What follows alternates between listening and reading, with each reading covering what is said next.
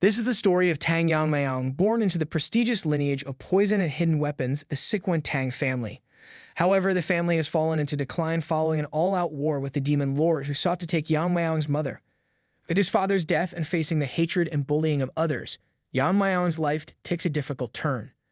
Yet one fateful day, he suddenly finds a glowing sword, awakening memories of his past life where he reached the pinnacle of swordsmanship. Now in this life, he harbors only one wish: to live normally. But to achieve that, he must clear the obstacles hindering him. Before we continue the story, please leave a like, as today's like goal is 1,500 likes, and hit the subscribe button for more videos. The tale begins as a voice echo in the darkness, announcing, "Behold the end of the sword." On the edge of the cliff, a man sits in a lotus position, hands resting on his knees, eyes closed. He is a towering figure with massive muscles, his body and face covered in scars, his hands wrapped in gray bandages, and his dark hair is pulled back into a bun. Before him, a sword is embedded in the ground, its hilt adorned with a long red ribbon that flutters in the wind, gracefully hovering above his head. He reflects that before his master passed away, this was the testament he left him along with the sword. After training with the sword for over a century, he has reached the end of his journey with it. The man coughs and drops a blood spurt from his mouth, landing on his wrinkled chin. He sighs heavily, feeling that everything seems futile in the face of approaching death. Opening his eyes, he stares sternly at his bandaged palm, regretting a life spent obsessed with the sword. If only he had spent as much time perfecting his pancake-flipping skills as he did with this sword. At least then, he'd have something tasty to show for it. Meanwhile, a young boy with his red hair tied up like a samurai's top knot gone wrong is being mercilessly beaten by some bullies. Lying on the ground, he wishes he could live a normal life. One of his attackers, a boy with white hair and blue eyes, pauses in surprise and asks what he means, then gleefully resumes kicking him, mocking the very idea of normalcy. He's getting more beatings than a dusty rug in a cleaning frenzy. The poor red-haired boy grits his teeth in pain, groaning as the blows land. His tormentor continues to kick him with sadistic delight, declaring that the son of the woman who destroyed their clan should consider himself lucky not to have been cast out, while the poor boy desperately covers his head with his hands, trying in vain to shield himself from the relentless assault. Not long ago, the well-known Tang family of Sichuan, renowned for their mastery of poisons and hidden weaponry arts, fell.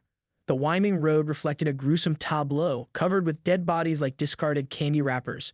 In the distance, houses were on fire, sending black smoke into the sky. Among the chaos, a towering structure became a beacon of destruction, with sparks flying everywhere. In front of the house lay the bodies of men felled by swords and arrows alike, victims of the emerging power within the Murim, which had laid waste to approximately 9 of its fellow sects. Yeon-myeong, the demon lord of heavenly radiance, stood amidst the chaos, a walking contradiction of awe and terror, with hair as fiery as a dragon's temper and a kimono that seemed more action than a popcorn machine at a movie marathon.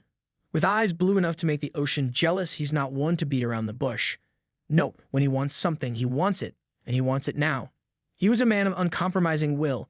If his proposals were rejected, he would not hesitate to use force. If he fancied a woman, he would ask for her hand in marriage, and if refused or ignored, he would take her away by force. Such eccentricities of Yeon-myeong extended to the Tang family in Sichuan. In the poison phoenix Tang Yeon-myeong, a girl with a long red braid becomes his target. Facing the heavenly radiance demon lord who has come to take her away, the Tang family from Sichuan fights with all their might and won. But as a result of pouring all their resources, the Sichuan Tang family walked a path of downfall. Meanwhile, the 3 bullies continue to beat up the red-haired boy. He is taking hits like he's auditioning for a stunt double in an action flick. He is punched in the face and blood starts trickling from his nostrils. He tries to get up from the ground, one hand flat on the dirt behind him, while his bullies, smiling cheerfully, watch him suffer. The white-haired boy raises his fist, asking how can he give up now, indicating that there's still a long way to go. The poor boy grits his teeth angrily, his dirty face covered with cuts and bruises, and glares at his bully, who violently kicks him in the face, questioning what he is looking at. The poor boy covers his face with his hands and falls back to the ground. The boy with the white hair sneers, suggesting if he doesn't like something, he should blame his mother. After a while, as the 3 teenage tormentors saunter off into the sunset like they're auditioning for a cliché Western movie, our poor red-haired protagonist is left sprawled on the ground like a rejected extra in a low-budget action flick. With a heavy heart and heavier bruises, he ponders the cosmic injustice of his situation. All because dear old mom caught the eye of the demon lord of heavenly radiance and accidentally set off a family feud worthy of a soap opera plot twist. Later, when a round and bright moon appears in the dark sky, with his shoulders slumping lower than a deflated balloon and his head hanging like a droopy sunflower, our hero trudges toward the distant glow of a house like a sad puppy seeking shelter from the storm. He reflects on the insults and outrages hurled at his mother and himself. In the lighted room, a door opens a crack. His mother, Tang Ji, anxiously asks why he is so late. Seeing her son's condition, she is shocked. She quickly runs to him, shouting his name, Yamayang, worried about what has happened to his face. Yamayang laughs in embarrassment as he rubs the back of his head, telling her that everything is fine. Just then, he coughs up blood. With tears in her eyes, she asks Yamayang if the kids were bullying him. Faking a smile, he denies it and tells her that he fell on his own while playing with friends. His mother asks what if he scars his face. He assures her not to worry and says he will be more careful next time, then quickly rushes into his room. His mother asks if he has eaten as if a full stomach could somehow mend a broken spirit, but he replies that he doesn't have an appetite. Lying on his bed, Yamayang knows it's not his mother's fault, but there's no one he can complain to. Raising his voice will only cause retaliation, just like what happened to his father, who was assassinated, and if they leave the family, there will be no one to protect them. Well, that's about as appealing as jumping out of a plane without a parachute. There's just no safety net to catch them if they fall. He wonders if things would have been different if his father were still alive. The next day, the same group of bullies starts beating Yamayang again. One of them taunts him that he should stop exaggerating and stop being a drama queen, as it is just a beginning. As the intensity of the beating increases, the only girl among them, Yeongryeon, tells them to stop as she has prepared hard to play with Yamayang. She then takes out a set of needles, eager to test poisons on Yamayang before the upcoming clan leader competition. The ugly gorilla Tang Yeon-myeong sits on top of Yamayang, holding him down. He tells Yamayang that a wrong needle might cripple him and that he should be thankful for being held down firmly. As Yeongryeon begins her experiments, she reassures Yamayang that the poison won't kill him. Once the effect of the poison is confirmed, he will be given an antidote. Then, with an evil grin, she injects him with the poison, telling him that he can't die. As Yamayang suffers, she finds it amusing to watch his skin react painfully to the toxins. After a few hours, it starts raining, and Yamayang thinks that if he closes his eyes, he would be free, but suddenly realizes then that there would be no one to protect his mother. He wishes he were stronger so he could take care of them. His deepest desire is to become strong enough to protect his mother and to live a normal life. Just then, Yamayang notices a glowing sword nearby. He didn't realize it had been there all this time. For some reason, the sword feels familiar to him. Getting a hold of it, Yamayang realizes that it is his sword, the one he had trained with for over 100 years.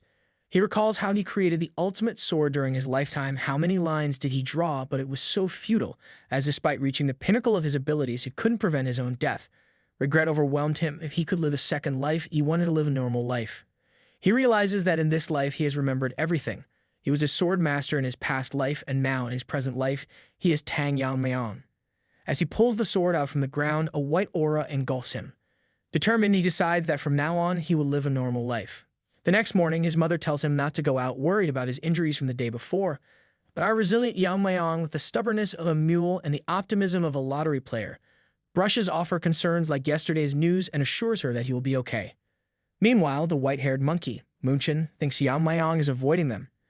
Jungle remarks that if Yamayang doesn't want his mother to see him in his sorry state, he will come to them. Munchin shares that he will beat him thoroughly if he shows up today. A few seconds later, Yamayang arrives. Yeongryeon falls from a tree, pretending to be cute, but Yamayang doesn't react. Munchin starts mocking Yamayang, questioning why he looks unharmed. Yamayang confidently assures Munchin that his attacks won't faze him, addressing him by name and leaving the bullies bewildered. Mistaking his boldness for madness, they tense up, with Jungle ready to unleash his pent-up frustration. Suddenly, it's the bullies who are left scratching their heads, wondering if they stumbled into the Twilight Zone. Yamayang then shocks them further by addressing each of them by their names, which offends Yeongryeon, and she contemplates killing him or doubling the poison dosage. When Jungle attempts to strike, Yamayang swiftly grabs his head and thrusts it into the ground, stunning the group as Jungle topples over. Panic sets in as Yamayang approaches, taunting them about their feeble abilities despite their aspirations to compete in the clan leader competition. Munchin perceives Yamayang's changed demeanor and charges toward him. However, Yamayang swiftly grabs onto Munchin's hand and with a powerful twist, breaks it into pieces. He then confidently declares that the competition for the clan leader is pretty much decided. Inside the hidden poison hall, where the clan leader once resided and major family decisions were made, but now it's just a glorified boardroom for the elders to hash out their clan drama over tea and finger sandwiches. They are discussing the participants for the upcoming clan leader competition, particularly wondering if Poison Phoenix's son will participate, as he hasn't announced his intention yet. The elder chief considers excluding him from the competition due to his ongoing bullying without showing any retaliation. One of the elders expresses concern, stating that it is not Tang Yeon-myeong, the son of previous clan leader. The other elders disagree. Despite being the son of the previous clan leader, they cannot allow an unskilled participant to lower the competition's level. Even though he is the patriarch's son, at present he is nothing but a burden to the family. At that moment, Yamayang barges into the room like he's auditioning for a WWE SmackDown, dragging poor Yeon-myeong along for the ride by her hair. The Grand Elder warns him, questioning if he understands the implications of his actions. Giga Chad informs them that he is aware, silencing the courtroom. He then reveals the disfigured face of Yeon-myeong, shocking the elder. Yamayang, cool as a cucumber in a snowstorm, lays down the law. He's done playing nice, and he's not about to take any more punches without throwing a few of his own. The elder questions how he can harm someone who is going to participate in the clan leader's competition. Yamayang got an answer hotter than a chili pepper in July. He tells them he's well aware of the clan's rulebook, and it just so happens that fights between participants are fair game. The Grand Elder asks if Yamayang is implying that he will participate in the competition. Yamayang retorts, asking the Grand Elder if that's not enough. He reveals that outside the main hall, Munchin and Jungle, who used to bully him, are buried in the ground. He emphasizes that he has merely followed the clan's rules, repaying kindness twofold and revenge tenfold. Yamayang asserts that he has proven his qualifications, and they cannot stop him. Despite some objections about how he exploited the competition to exempt himself from serious crimes, the Grand Elder allows him to participate, given his confidence. However, he warns Yamayang that he had better win the competition, or else he will bear the consequences. With that, the meeting regarding Yamayang's participation in the future clan leader competition concludes. Later, his mother scolds him, questioning his decision to enter. Yamayang defends his choice, insisting it's not a mere whim but necessary. Despite his youth, she senses the potential for greatness within him. She refrains from delving into his techniques or how he overcame those bullies. Instead, she simply asks if he's confident about the competition, urging him to answer honestly. Yamayang replies in a cute manner, questioning who she thinks he is. He is the son of the Poison Phoenix, which brings tears to her eyes as she expresses her pride in him. His mother hugs him, and Yamayang reflects that a mother's embrace is so warm. He is determined to continue protecting his mother and his normal life. He vows to eliminate anyone who disrupts his peace. A month has passed, and the day arrives for Yamayang to leave home to participate in the competition. Yamayang's uncle, Jekwai, expresses concern to Tang Jihai, questioning whether they should intervene, noting that the competition is not child's play and that she understands this better than anyone else. Tang Jihai, emphasizing the preciousness of every moment, insists on letting Yamayang be, noting his remarkable demeanor, composure, and courage for his age. Jekwai agrees but remains concerned about Yamayang's current attitude. Tang Jihai expresses gratitude to Jekwai for the support from him and the Dark King family. Jekwai acknowledges that the situation Yamayang has created demands his involvement and admits to having high expectations for him. However, he ponders whether it is wise for Yamayang not to train separately. Meanwhile, as Yamayang continues his training alone, he concludes that his methods have sufficed so far, emphasizing the importance of balance. He eats the healthy meals prepared by his mother, gets plenty of sleep, and uses internal breathing methods to correct his twisted blood vessels. Yamayang realizes that simply honing his strength and skill is not necessary at this moment. Instead, it is essential to fortify the vessel that contains the power of his body. At the tender age of 12, his full-body meridians and pathways aren't heavily blocked with impurities. As his level increases, a natural transformation will occur, but maintaining a strong foundation is crucial for balance. Yamayang deepens his contemplation, understanding the need to focus on proper nutrition and rest for physical growth. Later, Yamayang bids farewell to his mother, telling her to take care. Jekwai also says his goodbyes and expresses that it was nice meeting her. They then depart for the competition. His mother, realizing his determination is unwavering, recalls his father and murmurs to her late husband that their son has grown well, wishing he could have seen him. At the Dark King Hall, where the participants of the competition gather, Yamayang arrives early and sits quietly in a corner, eating a rice cake. One of the participants notices him and remarks that he is the Poison Phoenix's son. Another bystander confirms this, noting that he is Tang Yeon-myeong, the one who bested Munchin. Another participant questions if it's just a rumor, mentioning that Yamayang could not even learn martial arts. Hearing this, others murmur that the standard has plummeted since he is competing with them. Overhearing these comments, Yamayang furrows his brow in concern. One of the participants then suggests taking him down right there and then. At that moment, a peculiar object strikes that bully squarely on the head. Another participant, sounding accusatory, claims that Yamayang is using a hidden weapon. However, another one, confused, points out that it's just a half-eaten rice cake. Maintaining a calm demeanor, Yamayang addresses the mob, reminding them that Muchen only went around with 2 others, but they are quite a big group. However, did not they hear how Muchen and his group got beaten up? He then taunts them that it doesn't matter if they did not hear it and tells them to experience it firsthand. Yamayang tells them that even with a crippled hand, Muchen didn't run away. He then challenges them, asking if they will run away. The group of bullies, unable to tolerate the insult, is ordered by their leader to teach Yamayang a lesson and take him down immediately. Not long after, one of the bullies goes flying through the gate, landing where the Jikwi stands with a confused expression. Jikwi, realizing something happened while he was away, questions whether the person lying there is one of the participants and expresses his concern. Arriving at the scene, Jikwi is shocked by what he sees and spontaneously shouts, demanding to know the cause of the commotion. Yamayang, sitting calmly, remarks that he was getting bored. In the courtroom, everyone begins to express to the Grand Elder that they can't ignore this situation. One of the elders emphasizes the gravity of the matter, questioning how so many injuries could occur just before the competition. Reflecting on the situation, the Grand Elder realizes that if such a person becomes the young clan leader, worse things are likely to happen. He suggests amending the rules of the competition. Later, the elders decide to return to the competition ground where the participants are gathered. Meanwhile, in the training area, a girl asks how the competition works.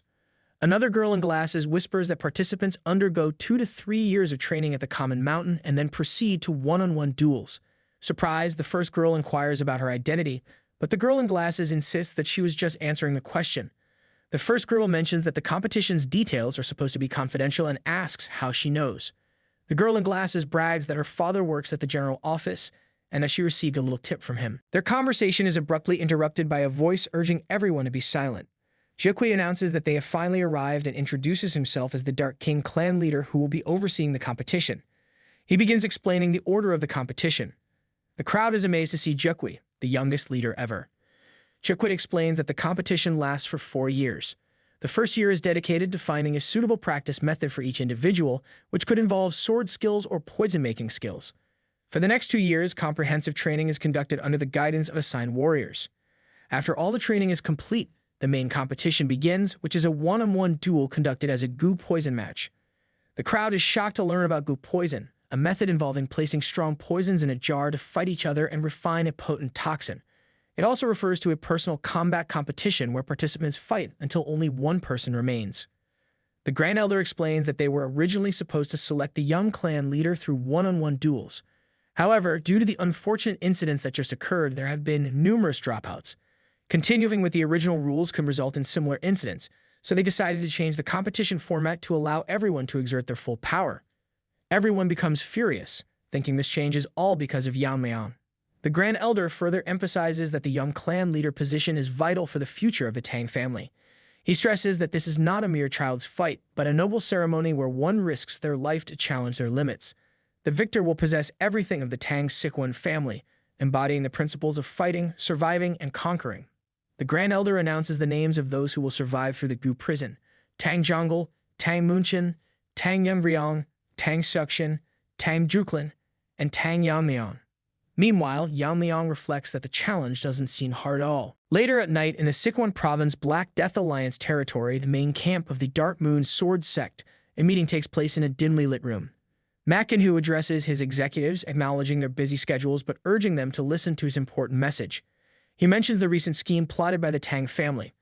Another executive asks if he is referring to the young clan leader competition, and another adds that their spies reported the competition was declared a few days ago. Macken explains that right after the announcement, the children of the Tang family who have the potential to become the young clan leader left in carriages. He notes that the current state of the Tang family is precarious, with their leader, Yu Giljan, holding the power to eliminate them anytime he wishes. Macken continues, stating that for now, Yu Giljan is leaving the Tang family alone because they still have some use. He emphasizes that it is as clear as day that those children are the future of the Tang family, and if anything goes wrong, it would deal an irreversible blow to the Tang family. The words of the elder of the Dark Moon Sword sect are indeed true, prompting smiles from some executives. However, another executive cautions that despite their decline, the Tang family remains an entity to be wary of. He asks Macon when they should act. Macon responds that for now, they will do nothing. Tracking the carriages and eliminating the potential future leaders of the Tang family would be easy, but it wouldn't truly deliver a significant blow. Since the young clan leader competition runs for a total of 4 years, Macon imagines the potential consequences if, after all that effort and nurturing, all the carefully groomed children of the Tang family were to die at the climax of the competition. He concludes that for now they should track where the carriage is heading and make their move after the 4 long years have passed. One of the executives informs them that the tracking has already been arranged, and not only that, they have also planted a seed to ensure that the Tang family will fall entirely into their hands. Meanwhile, at the Common Mountain, the venue for the Sichuan Tang Family Young Clan Leader competition, the instructor addresses the participants. He informs them that although the competition rules have changed, the schedule and procedures remain the same. During the competition, participants will be called by numbers instead of names, with each group consisting of 4 members, and they are in Group 7. The instructor explains this clearly and authoritatively. However, the instructor proceeds to call their numbers, revealing that Tang Yuri is number 25, Tang Yeon-myeong is number 26, and Tang Yeon-myeong is number 27. He then realizes that number 28, Tang Yeon-myeong, is missing from the group. With a touch of panic in his tone, he scans the surroundings and realizes that number 28 is lagging behind the rest of the group. In a sharp tone, the instructor calls out to number 28 and asks why he is lagging. However, Tang Yeon-myeong apologizes and explains that he was lost in thought for a moment. The instructor responds with agitation, reminding him that there's no time for idle thoughts and instructs him not to fall behind. Yamayang's frustration is evident, and he questions whether the person leading them can sense it. Yamayang can feel a presence from behind, sensing that they are being followed. After a while, the group arrives at the front of a cliff, leaving Tang Yuri puzzled. She asks the instructor if this is the correct place, her voice tinged with uncertainty. Before the instructor can answer, a voice emanates from the cliff, sending shivers down everyone's spine. It asks that Group 7 give the password. The participants are shocked, and the instructor answers firmly that Poison King of Hidden Poison. Despite the surreal situation, the password is confirmed by the cliff, its voice booming with authority. A man emerges from the cliff, introducing himself as Jigul Changshin. He greets everyone and explains that he is here to assist them in their competition. His voice resonates with a sense of reassurance as he speaks. Jigul Changshin explains that the Jigul family was once one of the 5 great families, like the Sichuan Tang Family and masters of formations. However, they have now fallen due to the invasion of Heaven's Brilliance Demon Lord, but thanks to the support of the Tang family, their family barely managed to survive. Jigul Changshin continues, his voice carrying the weight of past struggles, explaining that in return, they prevent external forces from intruding in this competition. As he leads them inside the formation within the cliff, he emphasizes that the Jigul family will assist the proceedings through their formation techniques. He then uses his formation technique. Startled at the brilliance of Changshin formation technique, Tang Yuri remarks with determination that this is the formation technique of the Jigul family. Tang Yeon remarks with awe that one can't tell the season or space here, marveling at the possibility. Meanwhile, Tang Yeon wonders about Tang Yeon-myeong, noticing that he isn't concentrating at all. She recalls that he was the same in the carriage, her concern growing as she ponders his behavior. Thinking back to when the participants were on their way to the cliff, the instructor had mentioned that once they arrive, they will be moving together for 3 years and asked them to introduce themselves. Tang Yuri, her voice brimming with excitement, asks Yamayang if he is Tang Yeon-myeong. She then introduces herself, looking eager and animated, saying that she is Tang Yuri and has heard a lot about him. She mentions that everyone at the competition knows about the fight he had that day. Then Tang Yeon introduces herself, saying it is nice to meet everyone. With a polite and friendly voice, she tells Yamayang that he is quite famous and adds a hint of admiration to her tone. She inquires if he is the one who left Tang Yeon-myeong in that state. Yuri chimes in, noting that Yamayang surely has some nerve, and mentions that Tang Yeon-myeong's great-grandfather is one of the 3 elders. She remarks that while Yamayang might be safe during the 4 years of the competition, he might face trouble once it is completed. Yamayang gets mad and tells Yuri that it is not his responsibility now that it has turned into a goo poison match. The nerdy Yuri, taken aback, says it is surprising that the rules have changed and insists she is not looking to blame anyone. Tang Yeon interjects, telling Yuri that she really wants to argue about it, though. As they arrive at their destination, they all start walking. Tang Yeon keeps glancing at Yamayang, thinking to herself that she won't let anything he does slide. She then bumps into the other girls as they both stop, realizing that instructor Jiggle Changshin has disappeared. They start to panic, wondering how he vanished when he was right in front of them a moment ago. Tang Yeon-myeong remarks that getting lost in the formation could trap them in a spatial lift. She wonders whether instructor Jiggle himself got caught in his formation. She questions what they will do and how they will get out of there. Tang Yeon-myeong comments if they stay put, maybe someone will come to rescue them. Suddenly, Tang Yeon-myeong notices Yamayang heading somewhere and can't understand what is on his mind, why he is so calm, and what he plans to do. Meanwhile, walking in a different space, Jiggle Changshin realizes that the children have probably started to panic by now. He knows there is no way to get out of the Jiggle family's phantom dome of 7 castles without a spell. He reflects on the pettiness of the Tang family elders, who would kill an entire group just because of one child. Grand Elder Tang himself had asked Changshin to eliminate participant number 28. While this serves localized purposes, it would also strengthen the relationship between the Jiggle and Tang families. However, Changshin cannot ignore the inherent unfairness of the competition. He recognizes that this will hurt the Tang clan in the long run, even if it allows them to achieve their immediate goals. Despite this, he understands that the Jiggle family's position will only improve through these actions. While pondering this, Jiggle Changshin feels the entire space shake and hears a strange sound. Turning around to see the source, he is startled to find contestant number 28 staring at him eerily through a spatial crack. The old man cries out in fright, unable to comprehend how this is possible. Smiling, Yamayang asks Master Jiggle why he ran away so quickly. He explains that their steps don't match because they are inexperienced, making it difficult for them to keep up with him. Yamayang humbly requests him to be more careful in the future and not leave them behind. Jiggle Changshin acknowledges that a mistake was indeed made. He looks suspiciously at Yamayang, trying to figure out how he managed to find himself here since there was no apparent gap. Yuri asks how he did it. Yamayang replies that he simply cut through space. In awe, she cannot believe that Yamayang managed to cut the incarnation.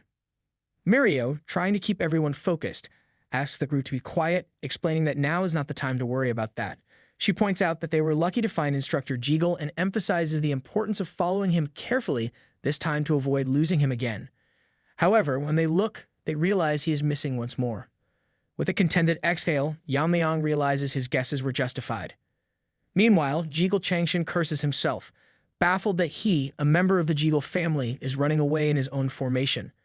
He reflects on the boy's piercing eyes and realizes that simple tricks cannot deceive him. He wonders how a child could barely 12 years old show such spirit.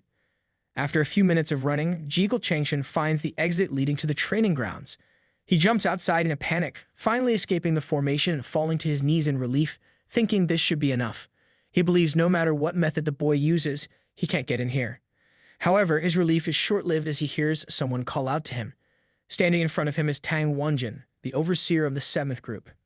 Noting that the old man looked disheveled, Tang Yeon-myeong observes that the members of the 7th group are nowhere to be seen.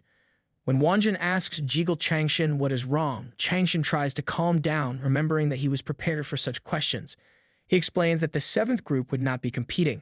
He explains that he waited for a long time, but the participants never showed up. He speculates that they might have been attacked by bandits or wild animals, further stating that such unfortunate events can happen without warning and cannot be predicted. Consequently, the competition will have to continue without the 7th group. As soon as Master Jiggle says this, the space behind him crackles again. Turning around in fright, Jiggle Changshin realizes that there's no way his formation would just crack like that. Grasping his sword, Tang Yeon-myeong asks the old man if intruders have broken through here as well. Locking the Yeon-myeong's way, Jiggle insists he will go and check it out himself. Just then, a dagger strike is heard on the other side of the formation. The space behind Master Jiggle shatters into pieces. He is startled, realizing that his formation, one of the highest forms of the Jiggle family's techniques, has been broken. He is shocked, as no one had ever been able to break the phantom dome of the 7 locks so easily. Seeing the face of the 28th participant on the other side, Jiggle Changshin is taken aback. Meanwhile, after stepping out, Yamayang smiles grimly, expressing relief and concern for Master Jiggle's well-being. Tang Yeon-myeong is astonished that Tang Yeon-myeong has broken the phantom dome with such ease. She is even more amazed that he managed to create an opening using an ordinary short sword. She questions how this is possible. Yamayang explains that he hadn't destroyed the formation, but had only made an opening. He urges them to leave quickly as the opening will close soon. Their discussion is interrupted by the voice of the warden, who points his sword at the children and asks if they are from the 7th group. Confirming this, Tang Yeon-myeong asks the warden who he is. Yamayang points out to the man's hood, noting the Tang family crest painted on it. Lowering his sword, Tang Wanjin expresses that he was worried that they might have been attacked, as Instructor Jigel had suggested, but is relieved to see they are safe. Master Jigel Changshin looks terrified, while Yamayang mentions that it seems they were mistaken for being lost. He adds that thanks to marking the entrance of the formation, they were able to find their way back easily. The girls, surprised and confused, realize Jigel Changshin might have had a reason for his actions. Yamayang realizes that Jigel Changshin is likely acting under the Tang family's orders. For now, he decides to let it be, as his suspicions are not yet confirmed. However, he resolves that if it is revealed after the competition that Jigel Changshin collaborated with the elders against him, he will take action to root out the Jigel clan completely. Jigel Changshin quickly apologizes for his mistake and rushes off to check the broken formation. Meanwhile, Wanjin addresses the participants, explaining that there was some disturbance and welcoming them for arriving safely. He apologizes for the lapse in their escort's performance and introduces himself as Tang Wanjin, a member of the Bongu Brigade responsible for their training during the competition period. Mirio realizes that the Bongu Brigade, a direct military force under the former young clan leader of the Tang family, had disappeared years ago. Each member of the Bongu Brigade was as powerful as a great leader, making it one of the Tang family's most formidable elite forces. She further understands that the previous young clan leader was Yamayang's mother, the Poison Phoenix. Yamayang then asks Wanjin why he is not in the Tang family. Wanjin explains that years ago, they fought a desperate battle to protect their master, the young clan leader Poison Phoenix, against Heaven's brilliant demon lord.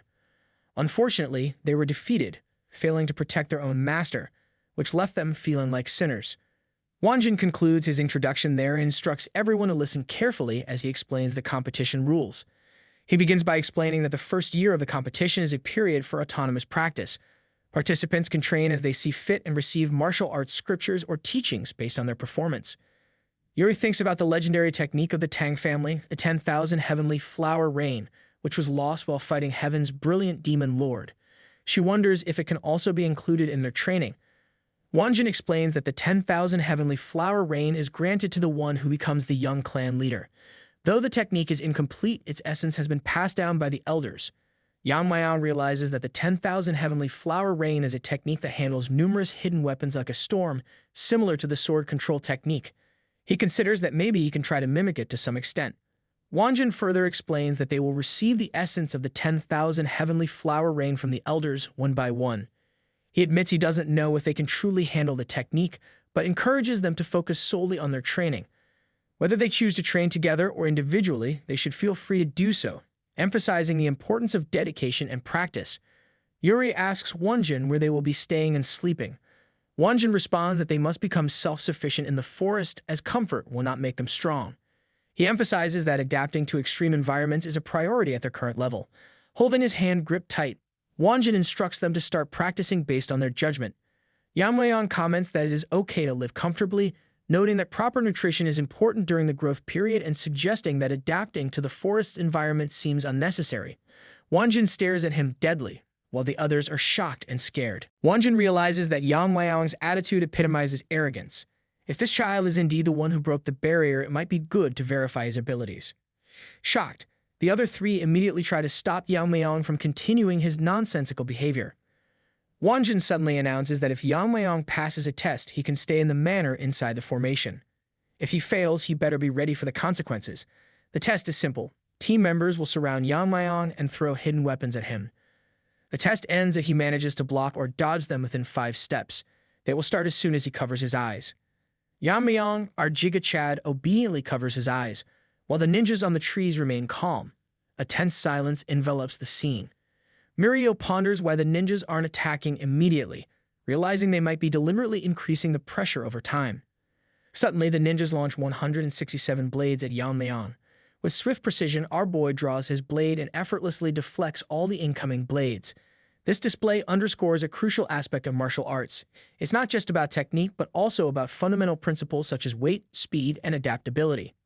The martial arts of Ascension encapsulate techniques like breaking, scattering, attaching, cutting, and sharpness. For Yamayang, who had already attained enlightenment through the sword in his previous life, deflecting the hidden weapons was a straightforward task. However, for those who had only trained without achieving enlightenment, it came as a shock. Wanjin observes that with just a single movement, Yamayang repelled all the hidden weapons, but upon closer inspection, he realizes they weren't repelled but attracted. After effortlessly neutralizing each threat, Yamayang removes his bandage and queries if he has passed the test. Wanjin, standing there completely stunned, manages to tell Yamayang while coughing that he has indeed passed and can go to the manor to rest. However, Tang Yeon-myeong interjects, reminding him that he shouldn't leave his team behind to enjoy comfort alone. Yamayang, with a mischievous grin, teases about the different taste of meals in the manor, but questions if they even provide meals in the forest, trying to make them jealous. Furious, Mirio tells him to stop right there, while the other two try to calm her down. Witnessing this, Wanjin feels relief seeing that the other members haven't lost their motivation. However, he realizes that the outcome of the battle may have already been decided before the competition even began. He acknowledges that Yamayang could be the one, maybe he can revive the Sichuan Tang family. Meanwhile, turning behind, Yamayang instructs his team members to make sure to include meat with every meal, mentioning that they need to eat well during their growth period. This time, they're hunting a pack of wolves for their dinner in the cave where they reside. Tang Yeon-myeong comments that it's fortunate the paralysis poison they prepared worked. Aijin adds that if they keep doing this, they should be fine. Later, as they eat, Yuri praises Tang Aijin's impressive poison-making skills, while Aijin notes that her rainstorm technique is not ordinary either. Tang Yuri continues reflecting on their journey. She mentions that it's been about 4 months since their first day, during which they were busy running away. She recalls their struggle with a bear encounter and the difficulty of finding prey, resorting to eating grass roots. They shed tears of relief when they finally succeeded in hunting. It was tough, but they somehow managed to find shelter. As they continue eating, Aijin expresses resentment towards Yamayang, speculating that he must be living comfortably by now. Hearing his name, Mirio becomes annoyed and firmly expresses her disdain for him. Aijin explains that she was merely curious, but Mirio dismisses her explanation, expressing annoyance. She asserts that Yamayang is probably idling around by himself, waiting and watching. With a hint of indication, she predicts that once he goes to the manor, he'll receive what he deserves. Aijin mentions that considering Yamayang's earlier performance, if he has continued to train until now, he must have become incredibly strong. Suddenly, Mirio realizes that all the meat has disappeared, not realizing her grave mistake. Tang Yuri admits that she ate it. Furious, Mirio and Aijin, holding knives to Yuri's face, lock the light, possibly planning to kill her for eating their food.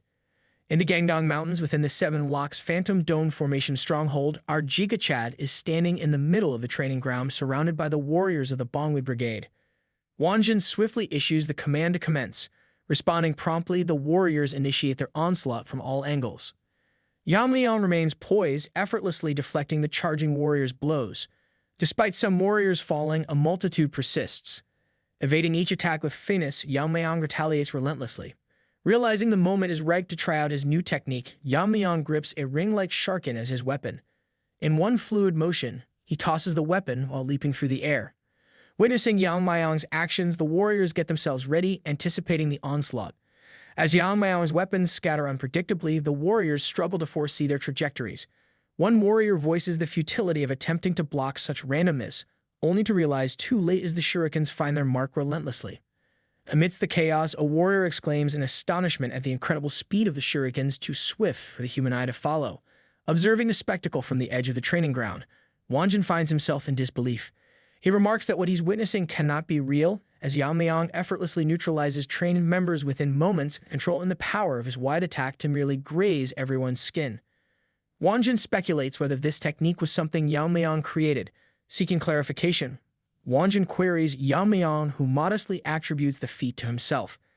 Acknowledging the difficulty of even blocking such a technique, Wanjin expresses admiration, prompting him to inquire about its name.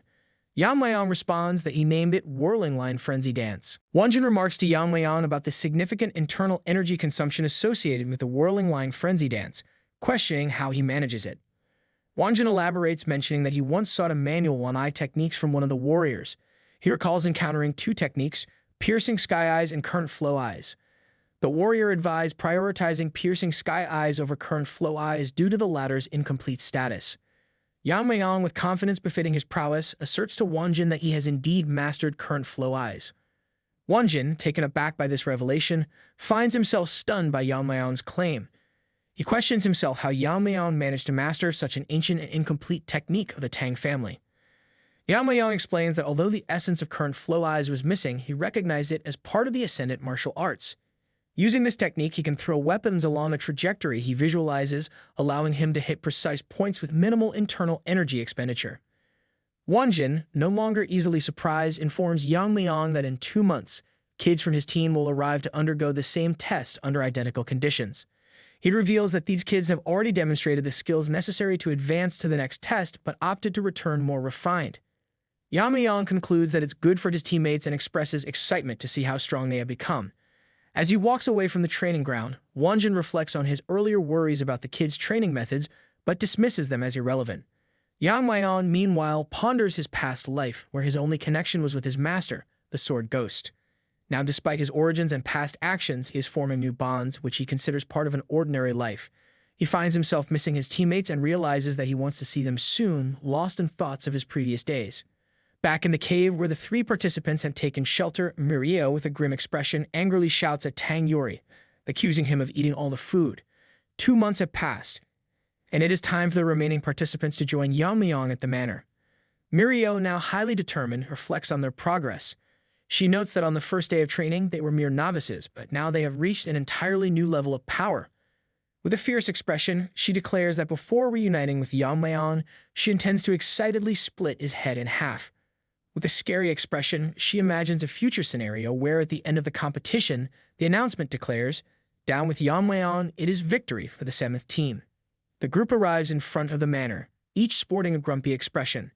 Tang Mirio shouts for Tang Yeon-myeong to come out immediately, but after a while there is no response. The manor is strangely quiet. Tang Mirio wonders aloud why it is so silent and speculates if he has run away. Clenching her fist, Tang Yuri laments that she wanted to smash his head. She joins in, sharing the same frustration. Tang Mirio then notices that only the 2 of them are raging and shouting. When she turns her head towards Aijin, who stands at the back, she is shocked to find Tang Yeon-myeong standing there next to her. Both are stunned, their jaws dropping in disbelief. With a relaxed expression, Yamayang reveals that he was hiding to surprise them and asks what they intended to do with his head. The shock on their faces is evident as they try to process the situation. Yamayang smiles and teasingly calls Mirio a cutie. Tang Mirio looks shocked as she tries to process what has just happened. Yamayang asks them what they are doing, further teasing them by recalling their talk about smashing head and splitting it in 2. He then asks if they will show him the results of half a year's training or if he should attack first, his eyes glinting mischievously. However, Mirio quickly becomes scared and says there is no way they were serious, insisting it was all a joke. With this unexpected turn of events, she ponders how they failed to notice him. Living in the forest should have sharpened their senses, but she wonders if this is the difference between them as she continues to contemplate the situation. Tang Mirio observes that he has grown taller and even his face has changed. Startled by her own thoughts, she realizes she is developing feelings for him, rationalizing that it's because she has only seen animals in the forest until now. Hugging his 2 friends, Yamayang reassures her not to be too discouraged. He acknowledges that from his perspective, Mirio has become incomparably stronger than before. With a teasing tone, he adds that she might seem less impressive only because he is there. In the meeting room where the Jiggle clan's elders hold their gatherings, Jiggle Changshin arrives. One of the Jiggle elder acknowledges his presence while another comments that it has been 6 months. It is hard to see his face. Jiggle Changshin, also famous as Jianju, taking his seat, suggests they get straight to the point as they don't have all day. He asks other elders if there is anyone of note in their group. One of the elders speaks up, mentioning that participant number 2, Aka Yeon-myeong, has shown a notable growth rate compared to others. He explains that rather than a will to become stronger or to survive, it seems she is burning with immense hostility towards someone and is feeding on that emotion. Another elder interjects, mentioning that if they are discussing potential winners, they can't ignore participant number 10, who passed the warrior's test in just a month. As the discussion continues, Jiggle Changshin dwells on his own thoughts, noting that participants number 2 and 10 have certainly stood out, but compared to number 28, they seem quite ordinary. With a grave expression, Jiggle Changshin recounts his observations of participant number 28, thinking that it was surprising enough that number 28 broke out of the formation, but when he spied on number 28's training later, he was utterly shocked as the participant demonstrated skills that even skilled masters couldn't perform. However, recruiting participant number 28 is too risky since he seems to have noticed his scheming. One of the elders, sensing Jianju is uneasy, interjects with concern, asking if he is all right. The old man, already startled, thinks to himself that it's probably better not to bring up his true concerns. He then dismisses it, saying that it's nothing and that he tried to find someone from his group but found nothing. Jiggle Changshin then addresses the other elders, expressing that hearing about participant number 2 has piqued his interest. He suggests recruiting number 2 and introducing her to his nephew, who is quite a character. He mentions that he heard number 2 has a disfigured face from a facial injury, and it should be hard to sway the heart of such a child. He proposes that if they help this child win the competition and become the young clan leader, then engage her with his niece, the Jiggle family will officially become the external family of the Tang family head. Jiggle Changshin continues outlining his strategic maneuver, explaining that this will grant them the authority to intervene in Tang family affairs. By increasing their influence within the Tang family and securing interests, it will eventually merge the Tang family with their main house. He further enlightens the council that this is why they supported the Tang family's competition. Jiggle Changshin elaborates, revealing the depth of his calculated plan. Jiggle Changshin then wraps up the meeting, his tone final yet his mind already plotting the next move. As he exits the meeting room, his thoughts churn with calculated schemes. He deems number 28 too valuable to lose and considers tempting him with revenge if he survives the competition. By adopting him as a son and offering him the position of Jiggle leader, Jiggle Changshin envisions a significant strategic advantage. Meanwhile, back at the manor where the participants reside, Muriel reflects on their intensified training regimen. Despite the increased demands, she acknowledges that nothing compares to the comfort of a good night's sleep. Turning her attention to Tang Yori, she inquires if Aijun and Yeon-myeong went to the lab today. Yori informs Muriel that Aijun stormed into the lab, grinding his teeth and vowing to kill. Muriel's eyes sparkle with excitement upon hearing this, acknowledging that Aijun is the best in poison-making after all. Inside the lab, Aijun displays the poison he meticulously prepared to Yeon-myeong, emphasizing its potency and significance. As Yamayang moves the bowl of poison closer to his mouth, Aijun demands an explanation, questioning what Yamayang is intending to do. With Aijun's attention fixed on the poison, Yamayang surprises her by swiftly ingesting the poison she prepared. Caught off guard, Aijun panics, shouting at Yamayang for ingesting the poison and labeling him as a maniac. She urgently requests him to spit it out and starts shaking Yamayang. Worried, Aijun wonders if the poison is already taking effect. Yamayang spits the poison all over Aijun and asks her why does she keep shaking the person's body like that. He then questions the potency of the poison, expressing surprise that it's weaker than expected. Furious, Aijun asks Yamayang what he is talking about. That is a poison that could melt even his insides, but then questions why he is still okay. In a moment of playful banter, Yamayang suggests that perhaps there's only one explanation. The poison is subpar. Offended, Aijun shouts, saying, "Why isn't he dying?" Outside the lab, Muriel realizes that their plan isn't working for some reason. Inside, Aijun urgently pleads with Yamayang not to drink the poison like it's a booze, her agitation evident in her voice. Despite her protests, Yamayang persists in consuming more of the poison, unaffected by its effects. Frustrated, Aijun voices her concern about running out of poison, questioning why it isn't working. She wonders aloud if Yamayang is immune to all poisons. Meanwhile, Yamayang inwardly contemplates that his resistance isn't just immunity to all poisons, but rather a result of the Tang family's core technique, the poison refining madness. Yamayang muses aloud about the paradox of those who work with poisons potentially becoming poisoned themselves. As someone titled the Master of Poisons, he questions whether he should be able to control even the poisons that enter his body. As expected, he notes that the poisons entering his body are transformed into internal energy and accumulate within him. Within a certain threshold, poisons become indistinguishable from elixirs for him. However, he reflects that this state can only be achieved through profound realization, not merely by viewing poison as a weapon. Yamayang further explains that weak poisons hardly increase his internal energy anymore. He now requires stronger poisons. He concludes by noting that there are many things to take care of before leading an ordinary life. Yamayang reflects that he could take on the elders anytime he wants. However, he acknowledges the potential threat posed by the Black Death Alliance or the heavenly brilliant Demon Lord, which could jeopardize the outcome. While he holds no personal grudge against the Black Death Alliance, he recognizes the significance of their influence, particularly since they've divided Sichuan City. He contemplates the leader of the Death Alliance, known as a genius of the era, who has already destroyed 3 of the 9 factions. Yamayang admits that if he were his former self, he could easily confront such a figure, but acknowledges he is not there yet. His words are laden with implications of the challenges ahead. To achieve the normal life he dreams of, he realizes he must become as strong as he was in his previous life. He considers the possibility of Aijun creating a poison several times stronger than their current capabilities. Just then, Aijin comments that if only he could create the Tang family's 10 poisons. Surprised, Yamayang inquires what is that. In response, Aijin questions Yamayang's claim to be the blood of the previous clan patriarch, wondering how he could have no knowledge of the Tang family's 10 poisons. These poisons are the 10 strongest ones passed down from their ancestors, with each subsequent poison being stronger than the last. However, most of their formulas have been lost over time. The 10th poison is so potent that even masters of the transcendent level were affected. She adds that the remaining poisons are managed and divided among the elders. Hearing Aijin's explanation, Yamayang's expression turns contemplative. The idea that even masters of the transcendent level can't handle the 10th poison makes it sound especially appealing to him. He asks Aijin if he can create the 10th poison for him. However, Aijin, clearly exasperated, reminds him that the formula for the 10th poison has been lost to time. Yamayang responds with a tone of disappointment, remarking that it's a pity since the current poisons no longer have any effect on him, leaving him without even a sensation. Meanwhile, number 2 Yeon-myeong, while getting choked by someone, explains that the 10th poison is not something to be taken lightly. Its use is normally forbidden due to its extreme danger. She tells her opponent that even he wouldn't survive drinking it.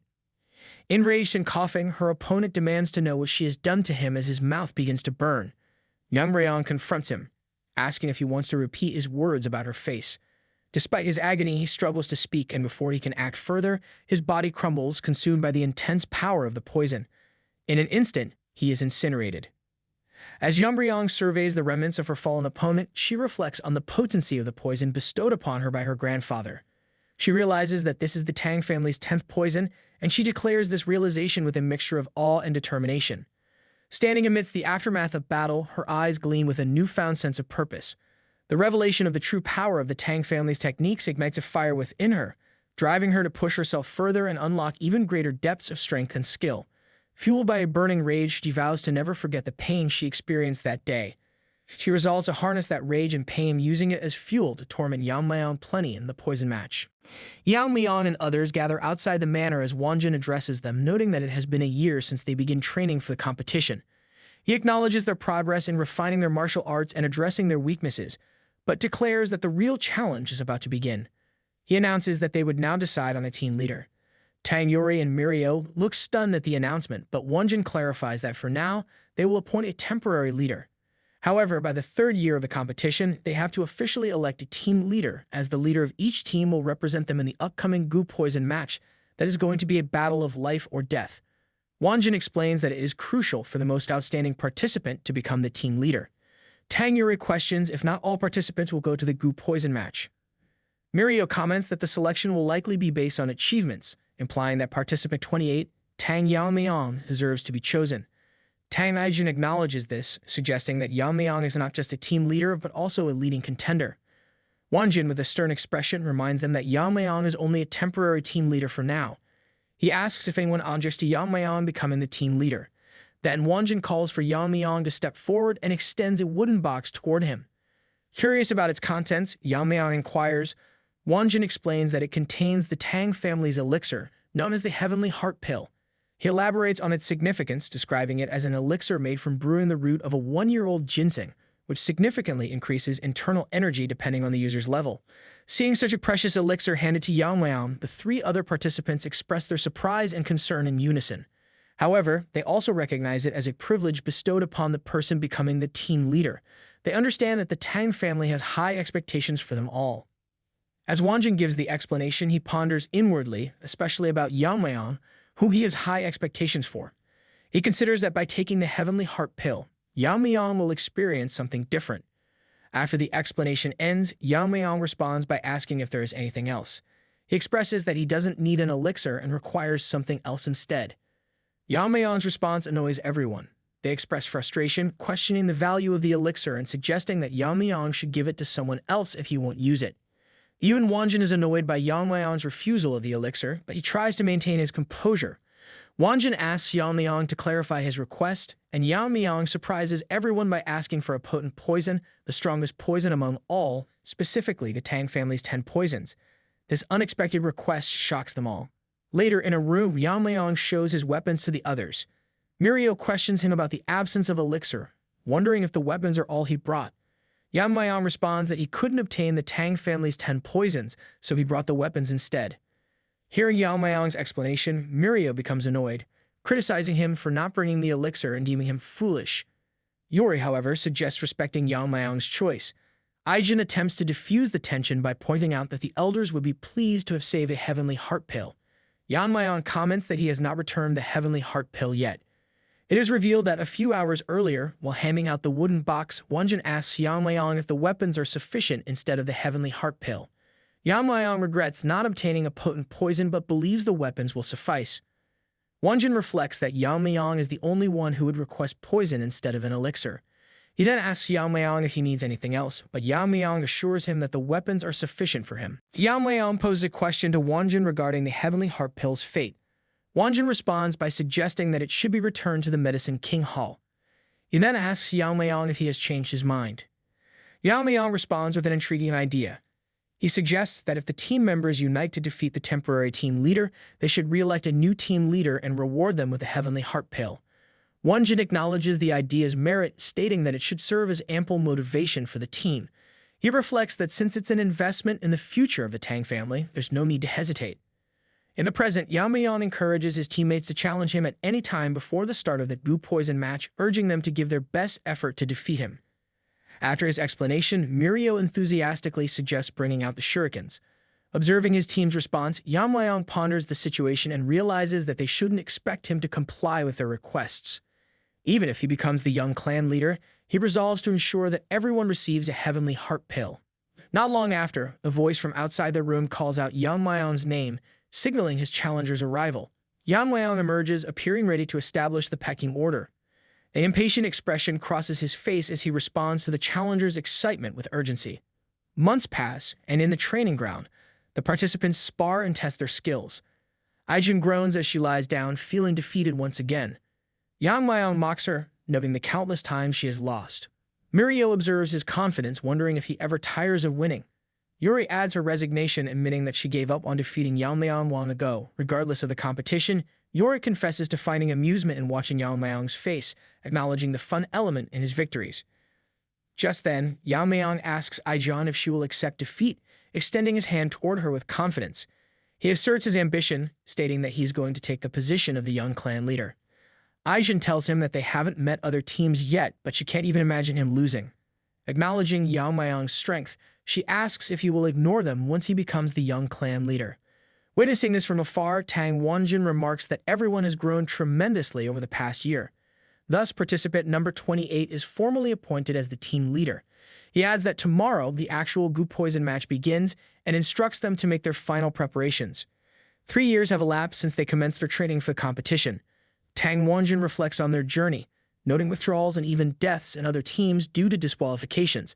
However, compared to them, he acknowledges the challenges they face with all members of their 7th team safe and having achieved growth comparable to their Bongu Brigade. He encourages them to take pride in this accomplishment. Having cautioned them repeatedly about the Gu Poison match, he does so one final time. In this match, the use of extreme poisons, except for the 10 specified poisons, is allowed, a departure from the previously prohibited use of poison in sparring. He emphasizes the gravity of this upcoming challenge, underscoring that the Gu Poison match is where individuals employ their deadliest means. He instructs Yamayang to maximize his capabilities. Wonjin then hands Yamayang a pouch bag containing various poisons, stating that they are the poisons he requested. Aijin reminds Yamayang that even a single drop of these substances can be lethal. She explains that the ocular poison is only effective if applied directly to the eyes, and she elaborates on the potency of the 9 sickness powder, cautioning him about its effects. With that, the poison instructions conclude. Aijin asks Yamayang to promise that he will win, to which he confidently agrees. Yamayang further asserts that by the end of the competition, the only ones who could have harmed him are his comrades. Then, with unwavering confidence, he heads toward the portal, bidding farewell to his companions. Meanwhile, in another area within the formation, Yamayang stands sternly, her resolve evident as she reflects that finally the day of the Gu Poison match has arrived. She tells herself that she is ready for the challenge ahead, feeling fortunate to have the 10 poisons her grandfather prepared and her new ally. Continuing, she subtly hints at her strategic edge, recalling her conversation with Jigel Chongshin. He had proposed to assist her in the match, emphasizing the significance of the Gu Poison match arena being arranged with their family's formation. He'd assured her that manipulating the formulation and positioning her favorably would be easy for them. When she questioned his motives and what he wanted in return, Jigul Chongshin honestly admitted that their Jigul family sought revival, a desire to maintain their sovereignty. They wished to join forces with the Tang family without relinquishing all their power. Yamayang inquires whether Jigul Chongshin wants to use her as a pawn to intervene in Tang family matters, expressing skepticism about his intentions. She asks him what he would do if she were to reject them all. Jigul Chongshin replies that this is precisely why he has come, to build trust. He urges her to share her desires with him. In the present, Yamayang reaffirms her determination, declaring that she has waited and endured for 3 years just for this day. She resolves to kill Yamayang and reclaim the life she lost, her determination unwavering. In another area within the formation ground, a figure holding a blood-stained sword expresses disappointment. He remarks that he had expected much from the Tang family's strongest military force, only to find them lacking. He reflects on the past 3 years, feeling that it was all just talk and wasted time. After eliminating all of the instructors and participants, he walks toward the gate leading to the area of the Gu Poison match. He expresses a wish for more interesting adversaries inside, anticipating more worthy opponents. Yet in another place, Yamayang arrives at a hill, his anticipation evident. He remarks that it's a perfect day for someone to die, his determination clear. Stating the vast surroundings of the Gu Poison match area, Yamayang remarks on its expansiveness, noting that it will take some time to encounter anyone. But just when he thinks he's all alone in this martial arts playground, his spidey senses start tingling because he catches sight of someone giving him the old stink eye from beyond the boundaries of the formation. The observer, a man with a plan and a whole lot of pent-up frustration to boot, notes that as expected from the 7th group, number 28 has appeared. He expresses frustration, saying that the more he sees, the more he realizes his potential is being wasted. But since the Jigul family has made its choice, he resolves to eliminate number 28 quickly before any variables arise. However, as he strategizes his next move, he realizes Yamayang is observing him from inside of formation. He feels a sense of tension as their eyes meet. Startled by the unexpected connection, the observer, who is actually Jigul Chongshin, wonders how such piercing could occur through so many layers to the reality of formations. However, he suddenly gets interrupted as the connection to the inside of the formation is disrupted. Simply waving his hand, Yamayang remarks that he felt an unpleasant gaze, wondering if it's from the Jigul family, recalling Tang Yeon-myeong's warning about interference in the match. In the Gu Poison match, no one except the participants should interfere, but Yamayang has heard that the Jigul family has been meddling since the start of the competition, and now even in the Gu Poison match. Whatever they're planning, he resolves to let them try, focusing instead on the match ahead, as he's not about to let anyone, not even the Jigul family, rain on his parade. Meanwhile, Jigul Chongshin can't believe what just happened. Pondering inwardly, he reflects that he was surrounded by several layers of formations, yet Yamayang recognized him. If he hadn't quickly withdrawn his true sight, which he involved in the world of formations, he would have been blinded. Acknowledging the danger of the situation, he realizes the peril involved as Yamayang's swordsmanship cuts through the space of the formations, reaching its essence. Chongshin realizes that he has never seen such a level of swordsmanship in his life. He admits to recognizing Yamayang's exceptional skill. Chongshin further thinks that this guy is not someone they can handle, and if he notices their intention, he'll surely seek revenge. He intends to stop number 28 by any means necessary. He resolves, understanding the gravity of the situation. In a far corner of the formation, a participant finds herself caught in a nightmare, her body a canvas painted with bruises and blood. Desperation claws at her like a feral beast as she scrambles for dear life, wondering how she stumbled into this living hell. Facing death head-on was never part of the plan, but the memory of that harrowing encounter refuses to fade, haunting her like a ghost in the night. With every step she takes, fear tightens its grip around her heart, squeezing out any semblance of hope. But in the depths of despair, a flicker of determination ignites. She'll surrender to anyone who crosses her path, driven by the primal instinct to survive at any cost.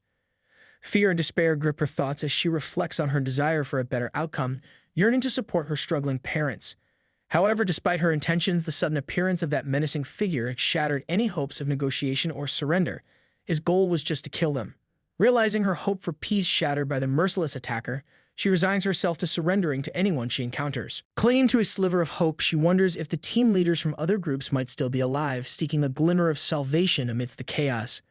However, her thoughts are interrupted by the menacing presence of another participant, known for his brutality, who taunts her with the heads of his victims. Despite her earlier resolve, her fate seems grim in the face of such relentless cruelty. The assailant acknowledges the swiftness of her lightness technique, but despairs at being caught so easily. Expressing her disbelief at the brutality unfolding before her, she pleads with her attacker, questioning why they must go to such extremes, especially considering their shared allegiance to the Tang family. However, her words fall on deaf ears as the assailant dismisses any association with their shared lineage and delivers a final fatal blow. Meanwhile, Yamayang finds a cave and realizes it's exactly what he needs. No human presence means no risk of being found by someone. Yeon-myeong notes that there is nothing that particularly alerts his senses, so he decides to quickly ascend to the transcendent level there. He sits down cross-legged and tells himself that now is the time, as his body has grown strong enough to avoid any side effects from reaching transcendent. The process to ascend to the transcendent level begins and mana starts accumulating in his belly. Yeon-myeong reflects that there are two conditions for reaching transcendent: enlightenment and the internal energy to open the I Am Poison meridians. He remarks that with his past life experiences, he has practically already attained enlightenment, and his internal energy has also steadily increased, thanks to the poison created by Aijan, so all preparations are already complete. Yeon-myeong feels the intense pressure of energy gathering around him. He explains that he has destroyed the barriers on his Im meridians and I Am Poison meridians, releasing the accumulated poison and refining his madness. Just then, his internal energy bursts out with explosive force. Normally, martial artists experience tremendous pain during this process, with joints breaking and reattaching countless times, literally rebirthing into a new body. Having experienced this in a previous life, the second time isn't difficult for Yeon-myeong. He remarks that it was wise for him to regularly cleanse the meridians of impurities, as if the impurities had remained during the shedding process, it would have been troublesome. Soon, the process of ascending to transcendent level gets completed. Coming out of the cave, Yeon-myeong realizes he can't go into battle wearing clothes that smell of filth. Feeling a surge of power within him, Yeon-myeong remarks that it is not bad. Preparing for the impending test of his newfound power, he acknowledges that this is just the beginning, but finds it promising. He then sticks out his two fingers and begins to test his newfound power. While doing so, he remarks that maintaining a clean and healthy body has always been a priority, even before participating in the goo poison match. While keeping his other hand behind his back, he adds that there are a few other noticeable physical changes. Yeon-myeong stops his thoughts and focuses on the task at hand. A small bright circle of light appears next to his fingers, and an inner force radiates mightily in all directions. Just then, he waves his two fingers, drawing streaks of inner energy in the air. The energy moves away from him at full speed, smashing into the rocks with a bright flash, causing pieces of rocks to fly around. Yamayang continues to stand in place, relaxing his arm as he reflects on the impressive efficiency of his internal energy. Around him, the rocks that flew through the air fall to the ground. He spins around to face the rock, which now has a huge hole in it from his attack, wondering if it is time for him to start moving properly. Meanwhile, in another place, Tang Yeon-myeong is sitting on a tree branch where he has stuck his sword blade. Below him stands Jungle, who is severely injured. Tang Yeon-myeong, displaying impatience, remarks on his boredom and directly asks Jungle what he's been up to for the past 3 years. He questions whether Jungle did not come here to become the head of the clan. Jungle, standing at the bottom of the tree with his arm completely cut open, remains silent. Tang Yeon-myeong rudely questions his silence and orders him to speak. He inquires if he has not trained, and if so, then asks why he is so weak. Jungle curses inwardly and desperately wonders why, out of all the people in this match, he had to run into this guy. Blood drips profusely from his head and mouth, gradually beginning to congeal. He closes his eyes in despair and clenches his teeth, reflecting that Tang Yeon-myeong was an orphan raised by the Grand Elder as his own grandson. Moreover, he is the favorite pupil of the Grand Elder, and the rumors said that he was monstrously strong. Tang Yeon-myeong, waving his legs nonchalantly, catches Jungle's gaze. Jungle reflects that he thought that he had a chance if he struck first, but he could not even touch his collar and ended up like this. Memories flood back of Tang Yeon-myeong furiously stabbing him with his sword, inflicting injuries to his arms and back, blood splattering everywhere. Inwardly cursing, he gazes upward with one eye and comes to terms with the possibility that he might truly be facing death. Jungle keeps his hand on his shoulder, glaring up angrily through gritted teeth. Suddenly, an image of Yamayang crosses his mind, and he wonders why he is thinking of that guy right now. Jungle grins, questioning his sanity as the thought that he hasn't run into Yamayang instead actually eases his mind. Tang Yeon-myeong asks him with a frown if he's in a position to laugh, questioning if he's hiding something, perhaps a secret technique. Jungle laughs again and denies it, replying Yeon-myeong that he just remembered something scarier than him. Tang Yeon-myeong stares down at him with unconcealed incomprehension, commenting that is a bit insulting, is not it? Tang Yeon-myeong says then he has to make himself even more scarier and inquires Jungle if he wants him to share something. Jungle frowns and remains silent. Tang Yeon-myeong slides down with his sword on his shoulder and pointing a finger at himself, reveals that he is actually a spy for the Black Death Alliance. Tang Yeon-myeong freezes in place, dumbfounded, not expecting to hear this, and after a moment, he only manages to utter, "What?" Tang Yeon-myeong grins and says that since Jeongil discovered his little secret, he can't be allowed to live, asking if he agrees with this. Jeongil's eyes widen in desperation and fear. Tang Yeon-myeong then addresses him, noting that since Jeongil is going to die soon anyway, he will tell him his real name. He then lifts his sword to swing and reveals that he's a member of the Great Darkness Silent Sword sect, and his name is Maek In-guk. With his other hand, he holds onto Jeongil's shoulder to prevent him from running away, and just when he's about to strike, he gets frozen, his entire body immobilized. Jeongil looks ahead blankly. Tang Yeon-myeong, now angry, demands to know what's going on. Black liquid that looks like tears begins to flow from his eyes. He clenches his teeth tightly, realizing that his body isn't moving. Suddenly, he hears footsteps behind him. It is our Giga Chad, Tang Yeon-myeong, who walks up to them, explaining that he sensed someone's presence and decided to check it out. Tang Yeon-myeong's eyes and mouth drip profusely, his gaze glazed over. Meanwhile, Yamayang recognizes a familiar face and identifies Jeongil, expressing gladness at their meeting and inquiring about his recovery from their last encounter. Jeongil, dazed and confused, looks up at Yamayang, struggling to understand what is happening and who is this person. Years ago, in the middle of the night, Maek In-guk inquires his father if he wants him to become a spy for the Sichuan Tang family. His father confirms this plan, explaining that with Maek In-guk's talents, merely a few days pretending to be an orphan will attract someone to take him in. He adds that within a few years, the Tang family will initiate the young clan leader competition, regardless of direct or collateral lineage. Maek In-guk must weaken their ranks by eliminating other contenders who arrive later. He assures him that if Maek In-guk returns after completing his mission, everyone in the family will acknowledge him. These words currently accompany Maek In-guk, who lies on the ground, bleeding profusely. He bites his lower lip, staring ahead in a daze. In his mind's eye, it feels as if his organs are melting. He looks at Yamayang's back and wonders what this guy has done to him. Jeongil, meanwhile, rises from the ground, still holding his injured shoulder. He stutters, questioning if he is Yamayang. Yamayang confirms this with a simple yes and frowns, asking if he should slam Jeongil's face into the ground like before to make him recognize it. Tang Jeongil, stunned, stutters that it really is him. Yamayang points a finger at Maek In-guk, who lies on the ground, and asks if not this guy confessed to being a spy.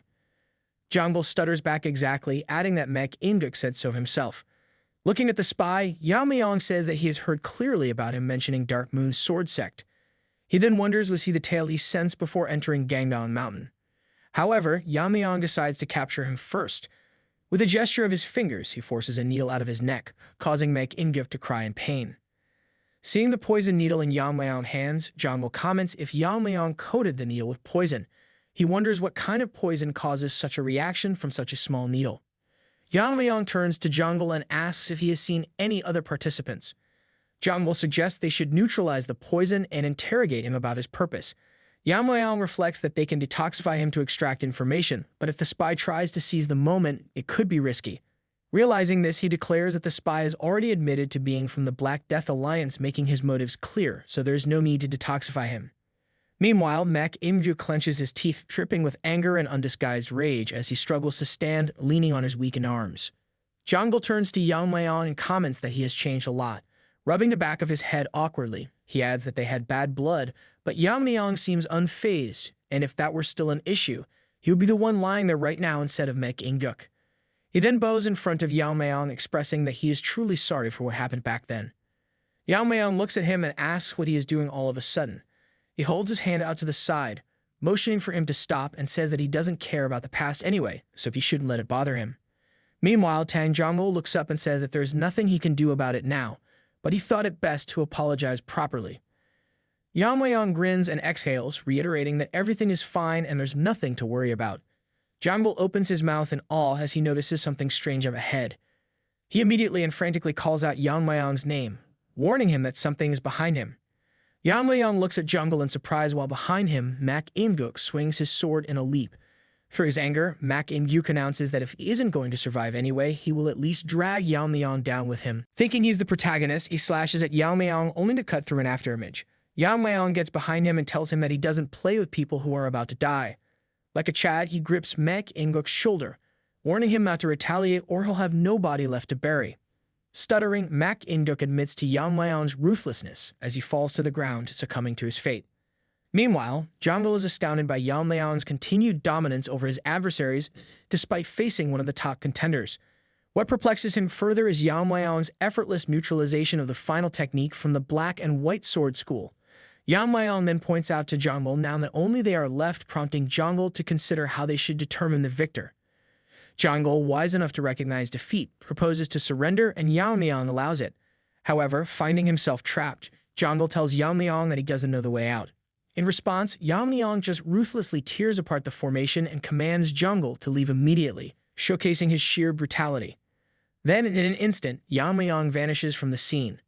Meanwhile, at the Dark Moon Sword Sect headquarters, hundreds of men are engaged in swordsmanship practice.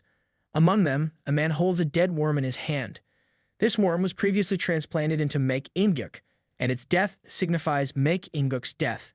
The man reflects that although Mek Imguk was an illegitimate child born between him and a servant, his talents surpassed those of his siblings, and after discovering this, his wife feared that he will take the heir's place and tried to kill him more than a dozen times. That is why he made him live as a spy in the Tang clan. He then clenches his fists in anger, regretting his inaction as a father. Determined to make amends, he resolves to avenge his child. He commands all of his disciples to gather and declares that they will soon destroy the Tang clan. He declares that from that day onward, no one bearing the Tang clan name will return alive from Mount Gangdong, where the competition is taking place. Later at night, Yamayang reflects to himself that something seems off as despite running throughout the day and light, he hasn't encountered a single human. He finds it difficult to believe that the formation world could be so vast unless the formations have been manipulated to prevent approach.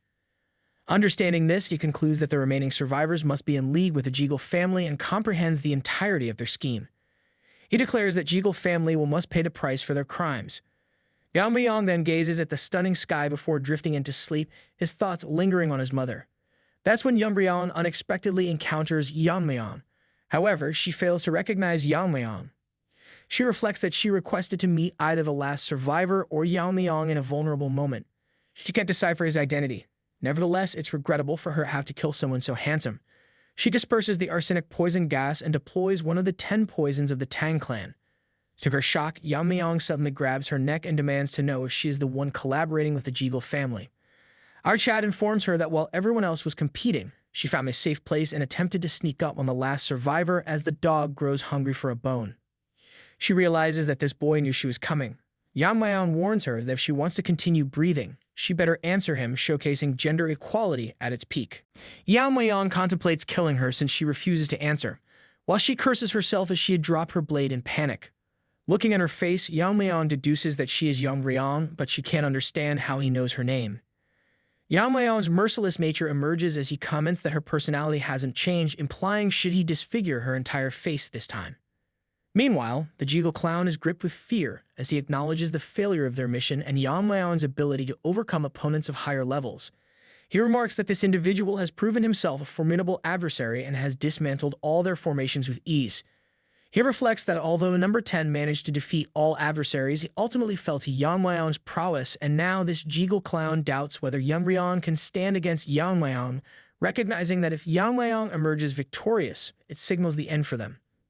That's when he notices a source of light within the formation. It's Mek Imguk's father, Dark Moon Sword Sect's leader, Mek Inhu. He is leading almost 300 soldiers, marching toward Mount Gangdong with the intent to eliminate what remains of the Tang family. Meanwhile, standing near Gangdong Mountain with a total of 300 soldiers, the Qianjin sect leader, Zheng Yansong, asks Mek Inhu if he doesn't believe that using full force against the newcomers of the Tang family is a bit excessive. Mek Inhu responds, acknowledging that facing the Tang family with such a force might seem excessive. However, he explains that since Gangdong Mountain is the Gangdong sect's territory, it was a necessary measure as the Gangdong sect's influence is incomparable to the now collapsed Tang family, and if their forces were fewer, they would certainly be defeated. He explains that with this many troops, the Gangdong sect would also be closely monitoring the situation. Moreover, once they realize they are not the targets, the Gangdong sect would likely choose to remain neutral. Zheng Yansong agrees with this assessment, but then asks about the spy Mek Inhu mentioned earlier. With a heavy heart, Mek Inhu reveals that the mission failed. The spy was someone he cherished, but he died in the attempt. Suddenly, he interrupts further discussion, stating that there's no time for more chatter, and they should set off immediately. Our Jiggle clown stealthily eavesdrops on their conversation, realizing that Mek Inhu is incredibly powerful. He deduces that unless involved in the competition, he should not have been able to find this place. He wonders if there has been a spy. Regardless, he reflects that he needs to instantly report this to the Bongu Brigade for action. Suddenly, an idea pops into his mind. He can use their hands to kill Yamayang, as it will help keep their plans hidden from the family. Meanwhile, our Giga Chad lifts Yeon-myeong by her neck into the air. Now recognizing Yamayang, she curses herself for failing to identify him sooner. Realizing she's facing death, she acknowledges that her only chance of survival lies in using the fire dragon's poison. With a sense of urgency, she retrieves it. Looking at the blade on the ground, Yamayang notices is coated in some kind of substance. Finding him distracted, Yeon-myeong attempts to throw the fire dragon's poison at him, but our Chad intercepts it. He takes the poison can from her hand and demands that she tell him what it is. Judging by its color, he deduces that it is the same poison as the one on her blade. He asks Yeon-myeong if she won't tell him, suggesting they revisit the old days for a bit. He then prepares to administer the poison to her. Just as he is about to do so, she speaks up, warning him that it's one of the Tang family's 10 poisons, called Fire Dragon's Poison. Yeon-myeong considers the poison special, thinking it would be as easy to consume as wine. He reflects that if he had let her consume it, it would have been a waste, like throwing pearls to swine. Yeon-myeong pleads for mercy, but Yeon-myeong becomes serious and demands to know if she colluded with the Jegal family. He warns her that if she hesitates to answer, he will feed her the poison. In desperation, she reveals everything, including their plans and the marriage proposal. Hearing this, Yeon-myeong realizes that they are trying to strengthen their family through this marriage offer. As he contemplates his next move against the Jegal family, he shocks Yeon-myeong by drinking the poison. Her face reflects utter disbelief as Yeon-myeong consumes one of the Tang family's 10 poisons. She starts laughing uncontrollably, convinced he has made a fatal mistake. Soon, Yeon-myeong's face starts burning, while Yeon-myeong brags that she is the only one who can neutralize the poison. However, she is bewildered when she notices that even after consuming a deadliest poison, Yeon-myeong's grip strength hasn't decreased. Just then, Yeon-myeong returns to normal and comments on how spicy the poison is, likening it to a bottle of naga sauce.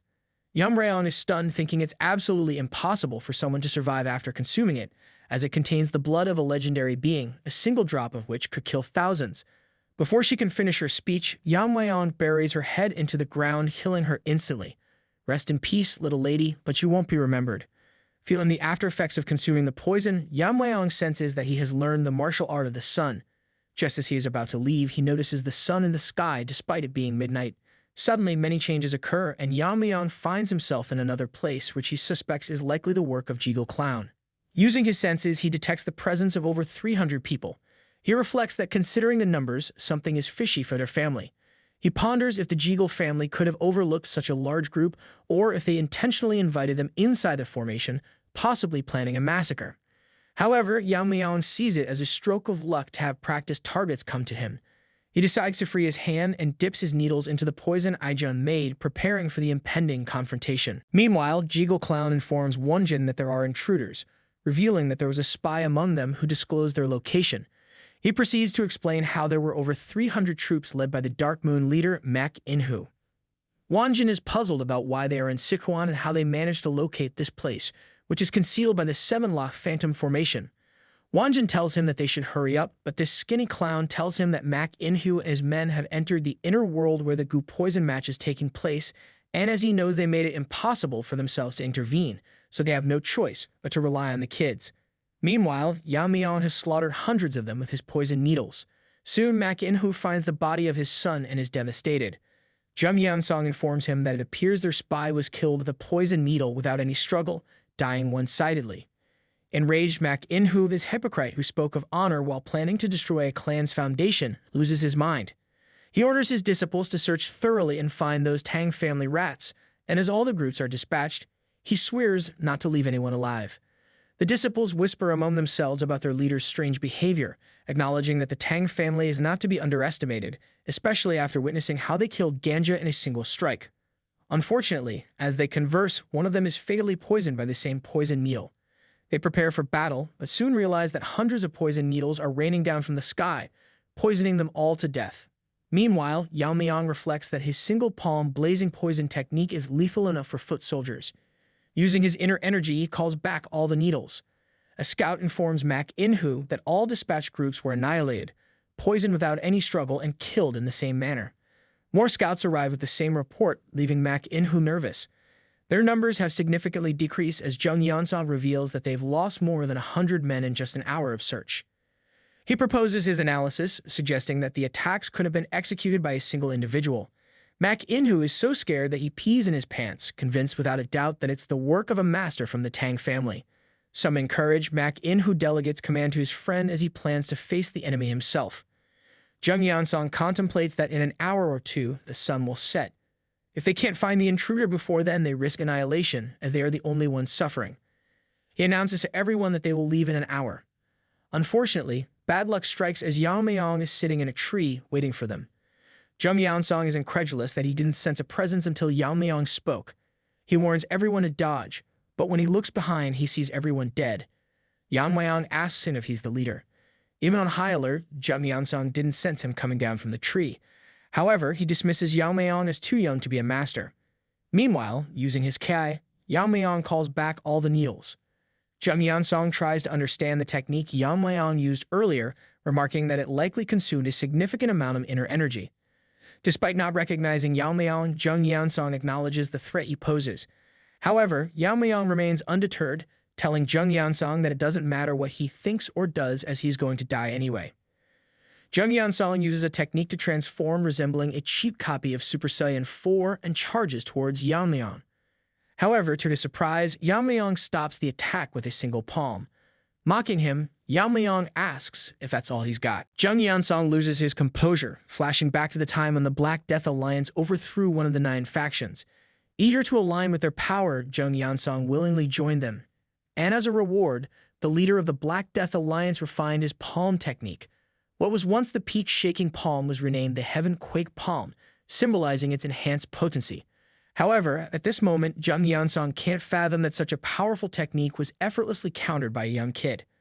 The poison Yamayang drank was the fire dragon's venom. When mastered, it becomes as deadly as Sword Ki. Sword Ki, imbued with the intent to cut down anything, is known as Sword Force. Similarly, Venom Ki, filled with the intent to burn anything, transforms into Venomous Force.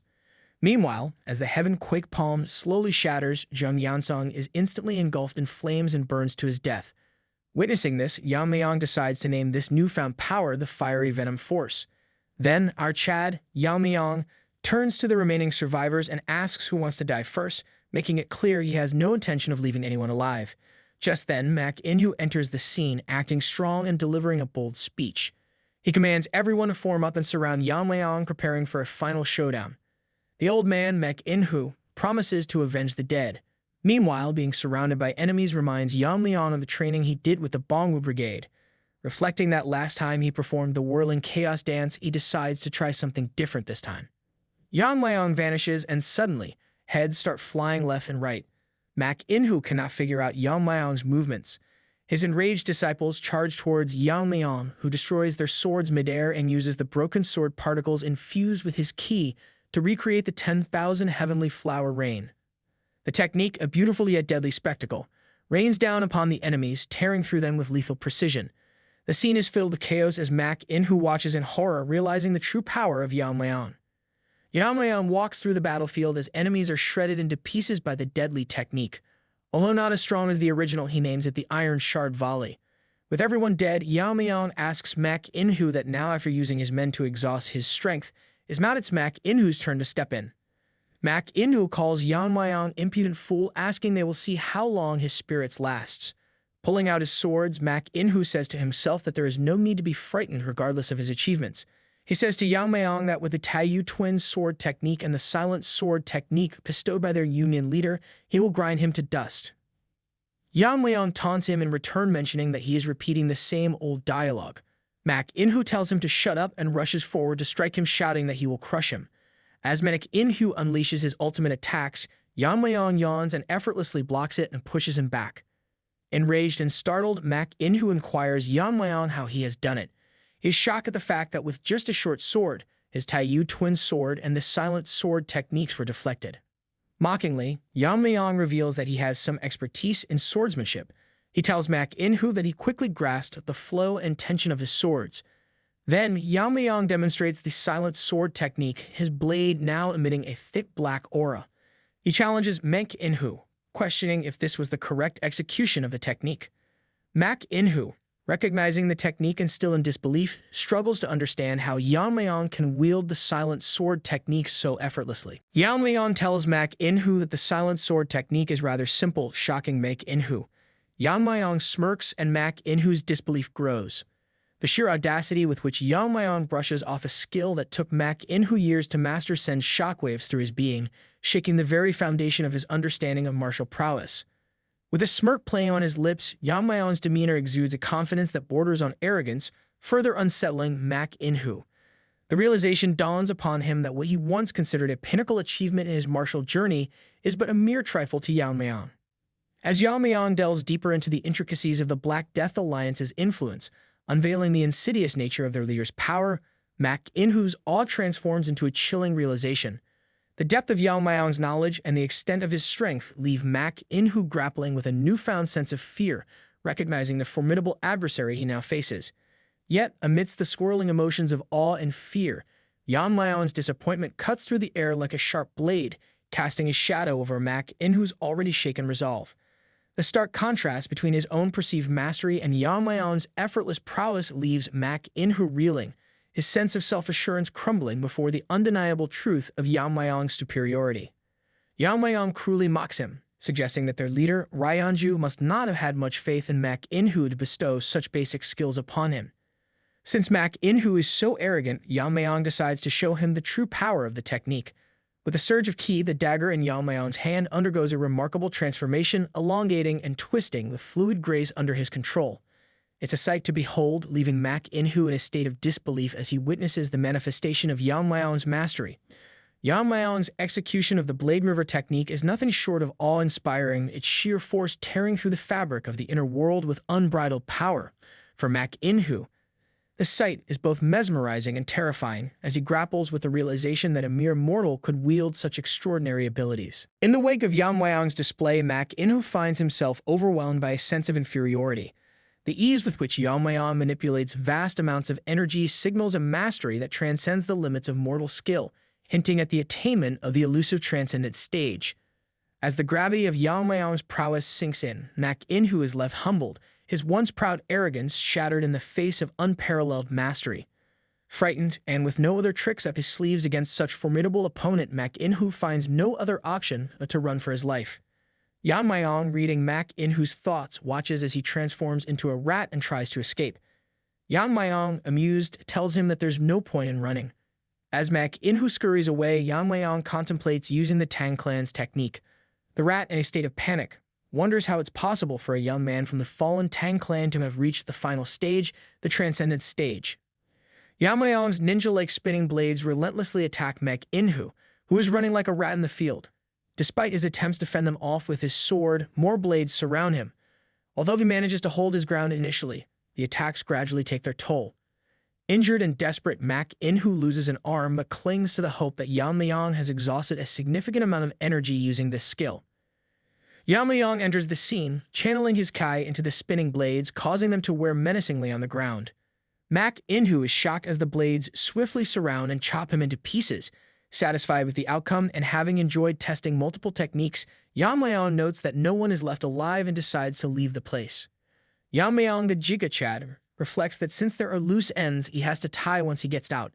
He then gathers mana around his blade while declaring that the elders who drove her mother to a corner and the Jeagle family who plotted to take over the Tang clan, he will set everything right. He resolves an eye for an eye, a tooth for a tooth. Then with a swift motion, Yamayang rips open the formation, a move that never gets old for him. Meanwhile, Jeagle Clown continues to deceive everyone, claiming they made it impossible to intervene to ensure the competition remains fair.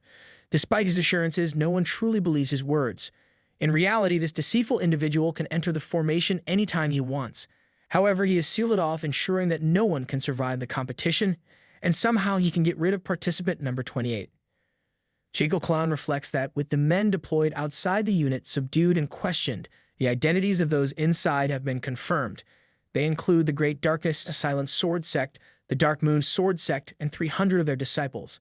He believes it will be impossible for Yeon-myeong to handle such a formidable force. Just as this Jeagle Clown continues his nonsensical talk, he notices suddenly everyone around him is making happy reactions. Turning around, he sees Yeon-myeong staring right at him. Yeon-myeong's friends rush to hug him, relieved to see him unharmed. With a smile, Yamayang assures them that he had told them that no one other than them could hurt him once he is inside the competition. He then locks eyes with the shocked Jiggle Clown, who cannot fathom how Yamayang is still alive and wonders if the 300 soldiers were completely useless.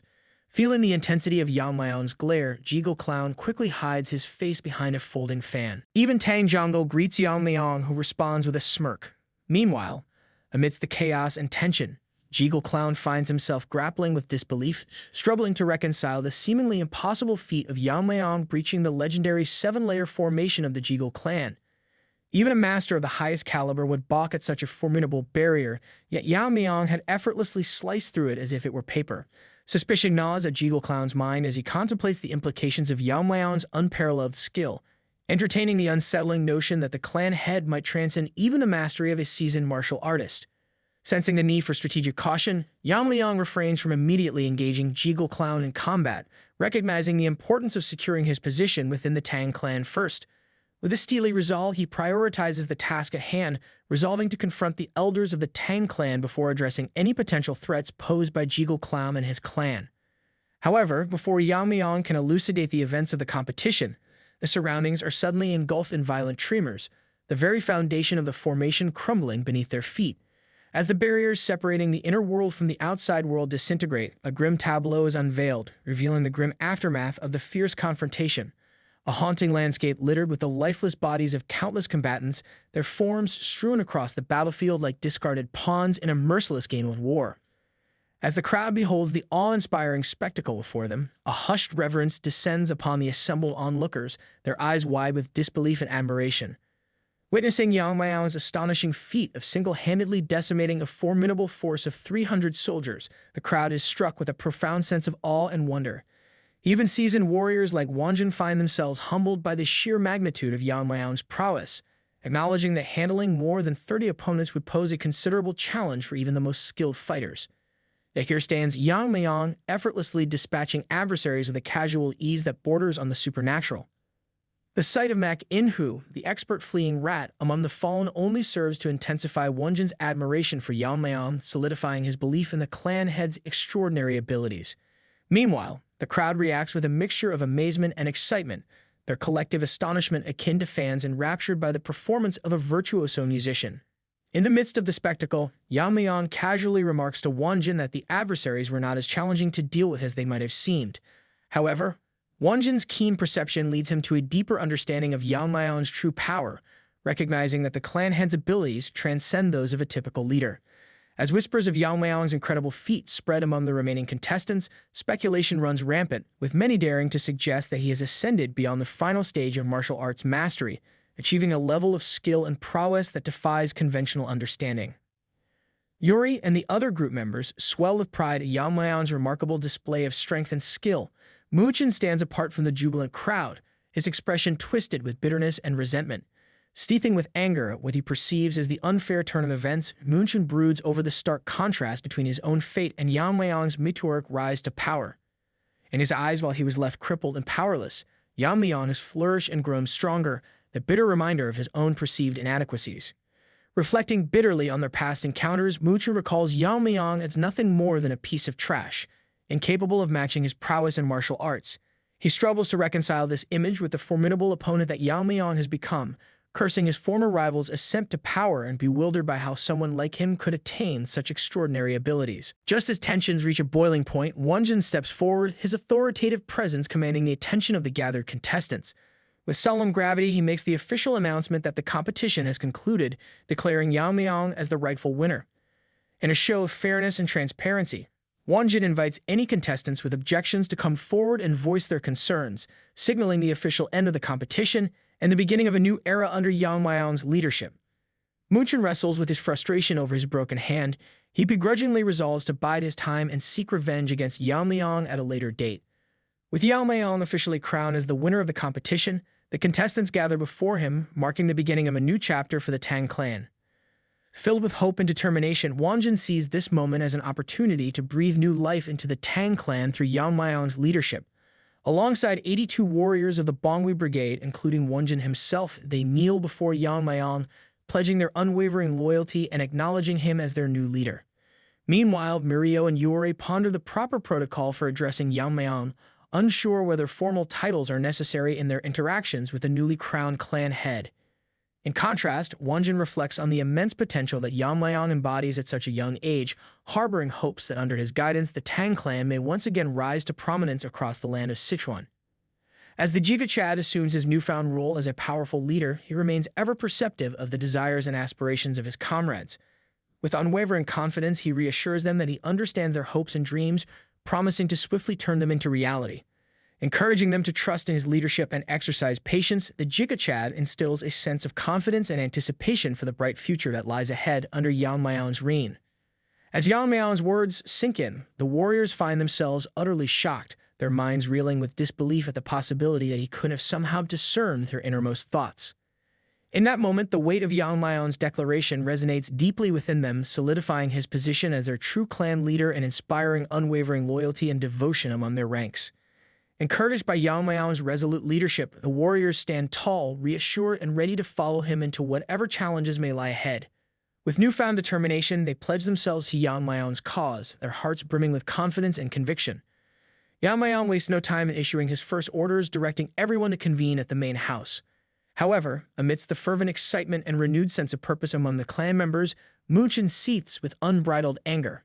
Consumed by rage and resentment at Yamayang's rapid ascension to power, he vows to exact revenge at any cost, even if it means forsaking his own soul in the process. As the commotion settles and the clan members disperse, the joint sect leader, Taehyo, accompanied by his stout assistant Hyunso, make their way to Gangdong Mountain. Taehyo wastes no time in addressing the grave situation, stating that he arrived promptly upon hearing the news. Hyunso, ever astute, remarks on the peculiar circumstances surrounding the massacre, noting the significant loss of life exceeding 300 individuals. Drawing on the wisdom of age-old adages, he muses that perhaps the prowess of an experienced elder surpasses that of a young upstart, likening the tragedy to the natural order of things. Despite the grim reality of the situation, he acknowledges that such a devastating outcome is not unexpected for a clan that once boasted great prestige and power. As they traverse the rugged terrain of Gangdong Mountain, Hyunso reflects on the dwindling numbers of the Tang family, noting that to his knowledge, there were fewer than 100 members remaining on the mountain. In the wake of such a catastrophic event, he can't help but ponder the uncertain future that lies ahead for the once venerable Tang clan. As Taehyo and Hyunso continue their conversation, Taehyo acknowledges the peculiarity of the situation, agreeing with Hyunso's assessment that it is indeed strange that news of such a significant event happening on Gangdong Mountain did not reach them sooner. He muses that perhaps the Tang family is deliberately avoiding contact with them, prompting Hyunso to question the motives behind such avoidance. Given the Tang family's previous gestures of sending valuables in honor of the tournament, Hyunso finds it puzzling that they would now be evasive. Taehyo considers another possibility, suggesting that the Tang family may be concealing something from them, though he admits that they cannot be certain of the true reasons behind their behavior. Meanwhile, Hyunso reflects on the decline of the Tang clan's blade technique, feeling a sense of shock when Taehyo reveals that the massacre was carried out using a short blade. According to Taehyo's analysis, the swift and efficient manner in which the victims were dispatched indicates that they were all killed by a single individual. Determined to uncover the truth behind the massacre and meet this formidable adversary in person, Taehyo resolves to journey to Sichuan. Despite Taehyo's reassurances of his own abilities, Hyunso remains apprehensive about the potential dangers they may encounter on their journey to Sichuan. While Taehyo exudes confidence, having honed his skills to the pinnacle of mastery, Hyunso admits his own limitations in comparison to his master's formidable prowess. In response to Hyunso's concerns, Taehyo dismisses the notion of engaging in conflict with the perpetrator hastily, expressing confidence in his ability to navigate any potential threats they may encounter. However, Hyunso remains cautious, suggesting that it may be prudent for them to visit the Tang family first, allowing Taehyo an opportunity to address their leader directly. Taehyo agrees, recognizing the wisdom in Hyunso's suggestion. Reflecting on the current state of affairs within the martial world, Hyunso contemplates the shifting alliances and power dynamics that govern their reality. With the Black Death Alliance entrenched in the south and the demonic cult holding territory in the west, the joint faction finds itself facing formidable challenges on all fronts. Recognizing the parallels between their own predicament and that of the Tang family, Hyunso realizes that Taehyo's decision to visit their leader may be part of a larger strategy to forge alliances and navigate the treacherous landscape of martial politics. Kanso ponders his master's intentions. He speculates whether Tagio plans to enlist the aid of the Tang family in confronting their adversaries, the Black Death Alliance and the demonic cult. However, he harbors doubts about the Tang family's capacity to fulfill such a pivotal role, considering their prolonged decline over recent years. Despite his reservations, he fervently hopes that their alliance won't necessitate resorting to the dreaded demon sword technique, a last resort that carries grave consequences. Meanwhile, at the main house, Elder Sam is engrossed in his scribbling when one of his aides interrupts him with news of the competition's conclusion and the return of all participants. Taken aback by the unexpectedly swift end of the competition, Elder Sam reflects on Yeon-myeong's proficiency with poison, harboring hopes of victory. However, his optimism quickly evaporates when the informant shatters his illusions, revealing that Yeon-myeong is conspicuously absent among the returning participants. Meanwhile, at the main gate, the guards engage in lively speculation about the outcome of the competition, their voices filled with anticipation and curiosity. Their conversation is abruptly interrupted as they notice the imposing figure of Art Chad leading a group of individuals towards them. Excitement ripples through the crowd as onlookers gather eager to learn the identity of the competition's victor.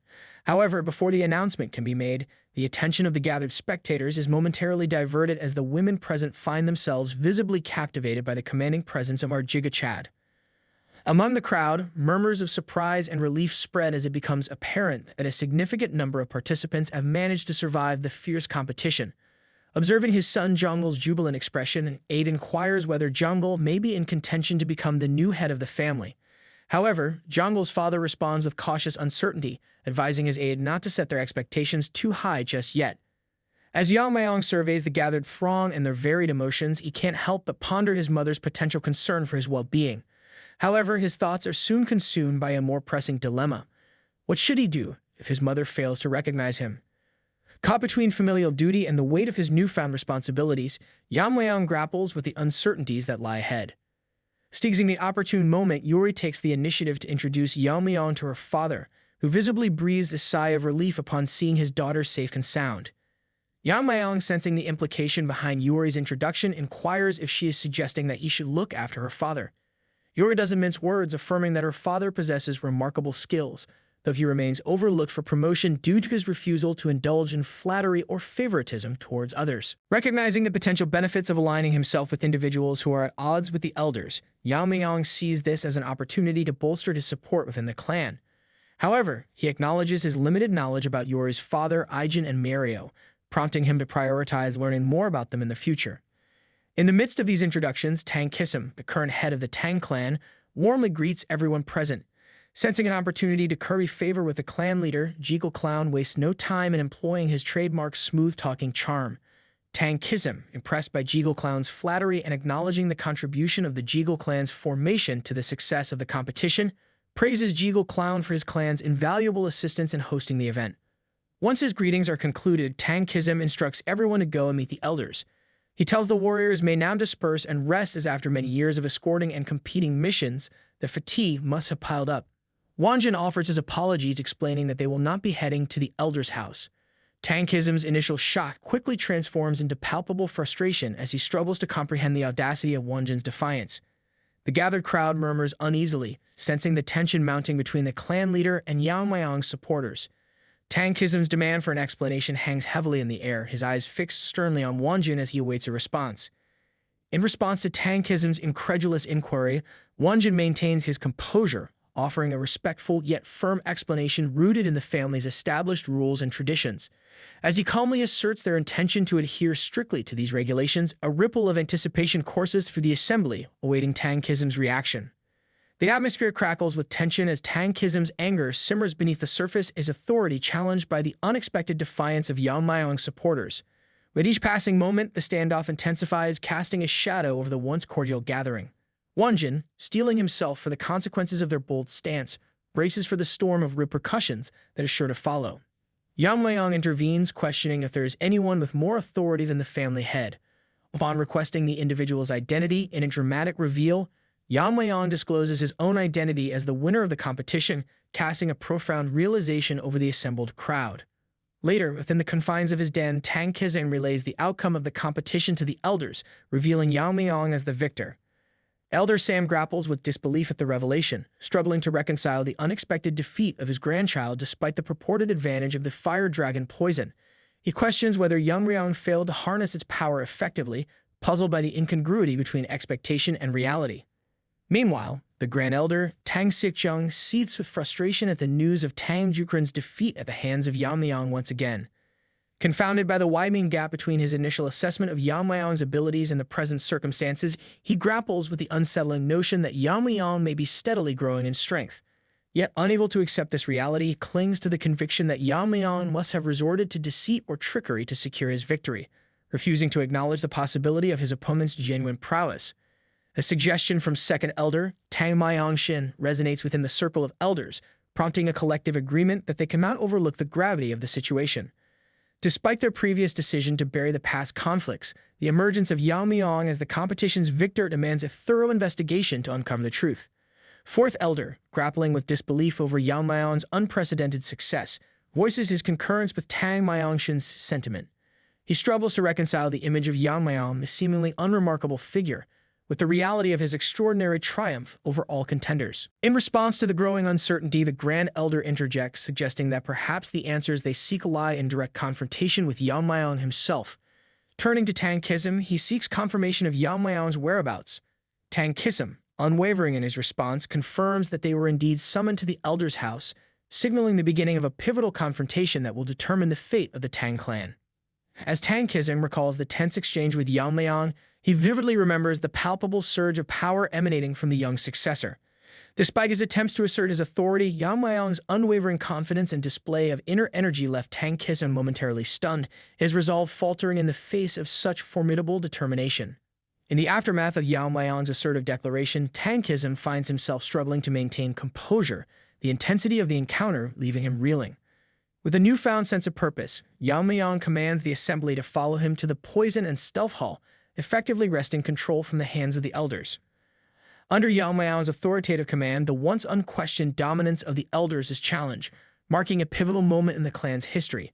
As Tang Yeon-myeong braces himself to convey the news to the elders, he realizes that their reign is indeed coming to an end, ushering in a new era under the leadership of Yeon-myeong. Tang Yeon-myeong, visibly trembling with fear, nervously echoes the words that Yeon-myeong had spoken to him earlier.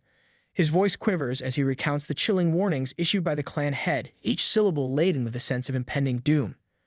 Driven to the brink of fury by the revelations unfolding before him, Elder Sam's rage erupts like a volcano, his emotions boiling over until he can no longer contain them. With a thunderous crash, he smashes a nearby table into splinters, his bellowing voice echoing through the chamber as he demands respect and deference from all present. In his fervent outburst, he likens their authority to that of the revered poison phoenix, emphasizing the need for caution and reverence in their presence. Meanwhile, the Grand Elder seizes upon the tumultuous atmosphere to assert his own authority and manipulate the situation to his advantage. With a calculated demeanor, he reminds the assembly that Yeon-myeong's status as heir has yet to be officially confirmed, insinuating that they possess the prerogative to question his suitability for leadership.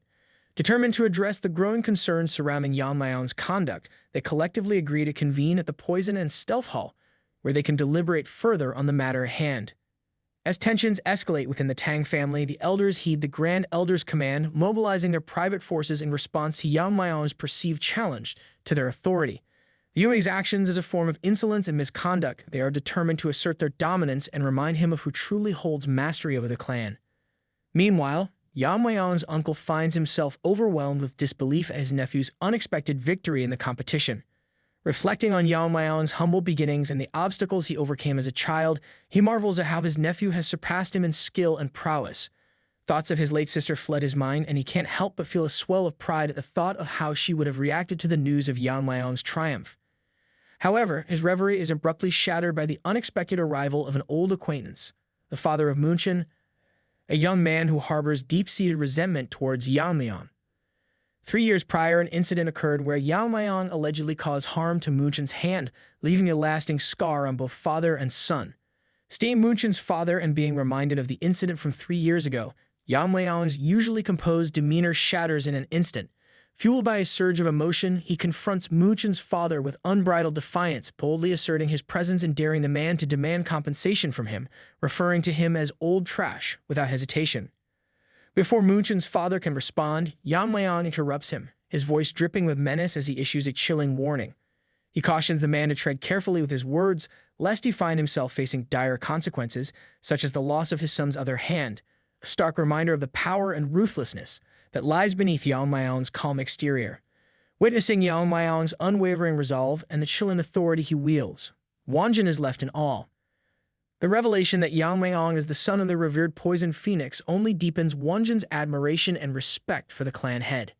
Yamayang, sensing Wonjin's curiosity, offers reassurance that he will divulge whatever information Wonjin seeks, but only when the time is deemed appropriate. As Wonjin contemplates Yamayang's true identity as the son of the poison phoenix, memories of past conflicts resurface, each one serving as a testament to the indomitable spirit of the Tang clan. He recalls the fierce battle against the Heaven's Brilliance Demon Lord, a formidable adversary who targeted the Poison Phoenix herself. In the face of overwhelming odds, the warriors of the Tang clan fought with unwavering determination, their resilience surpassing even the Demon Lord's expectations. Despite the Demon Lord's success in beheading the Tang clan leader, the clan's soldiers rallied with newfound courage, spurred on by their unwavering loyalty and determination. Even as they faced relentless onslaughts, they refused to yield, their steadfast resolve outmatching their adversaries despite the loss of their poison techniques. During this tumultuous time, Wonjin sought aid from the elders, hoping to bolster the defenses against the Demon Lord's forces. However, his pleas fell on deaf ears as the elders feared that any assistance rendered could potentially jeopardize the clan's survival. Despite their reluctance to offer aid, the Tang clan ultimately emerged victorious in the battle, their triumph a testament to their unyielding spirit and resilience.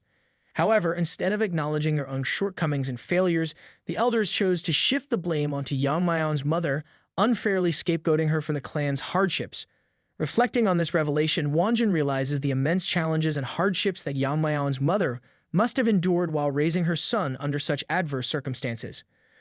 Wonjin's impassioned plea resonates with the assembled members of the Tang clan, and he reminds them of the significance of Yeon-myeong's lineage and the importance of safeguarding this second chance.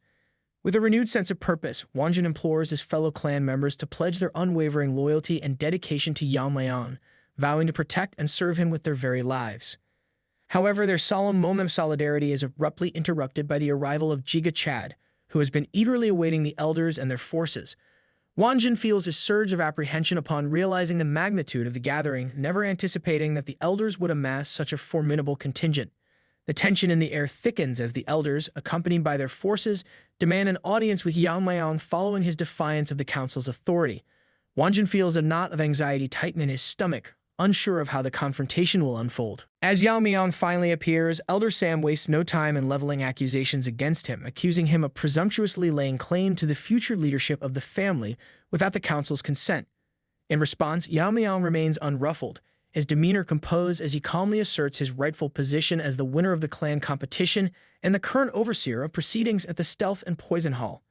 He challenges the elders, questioning what more they could possibly demand from him.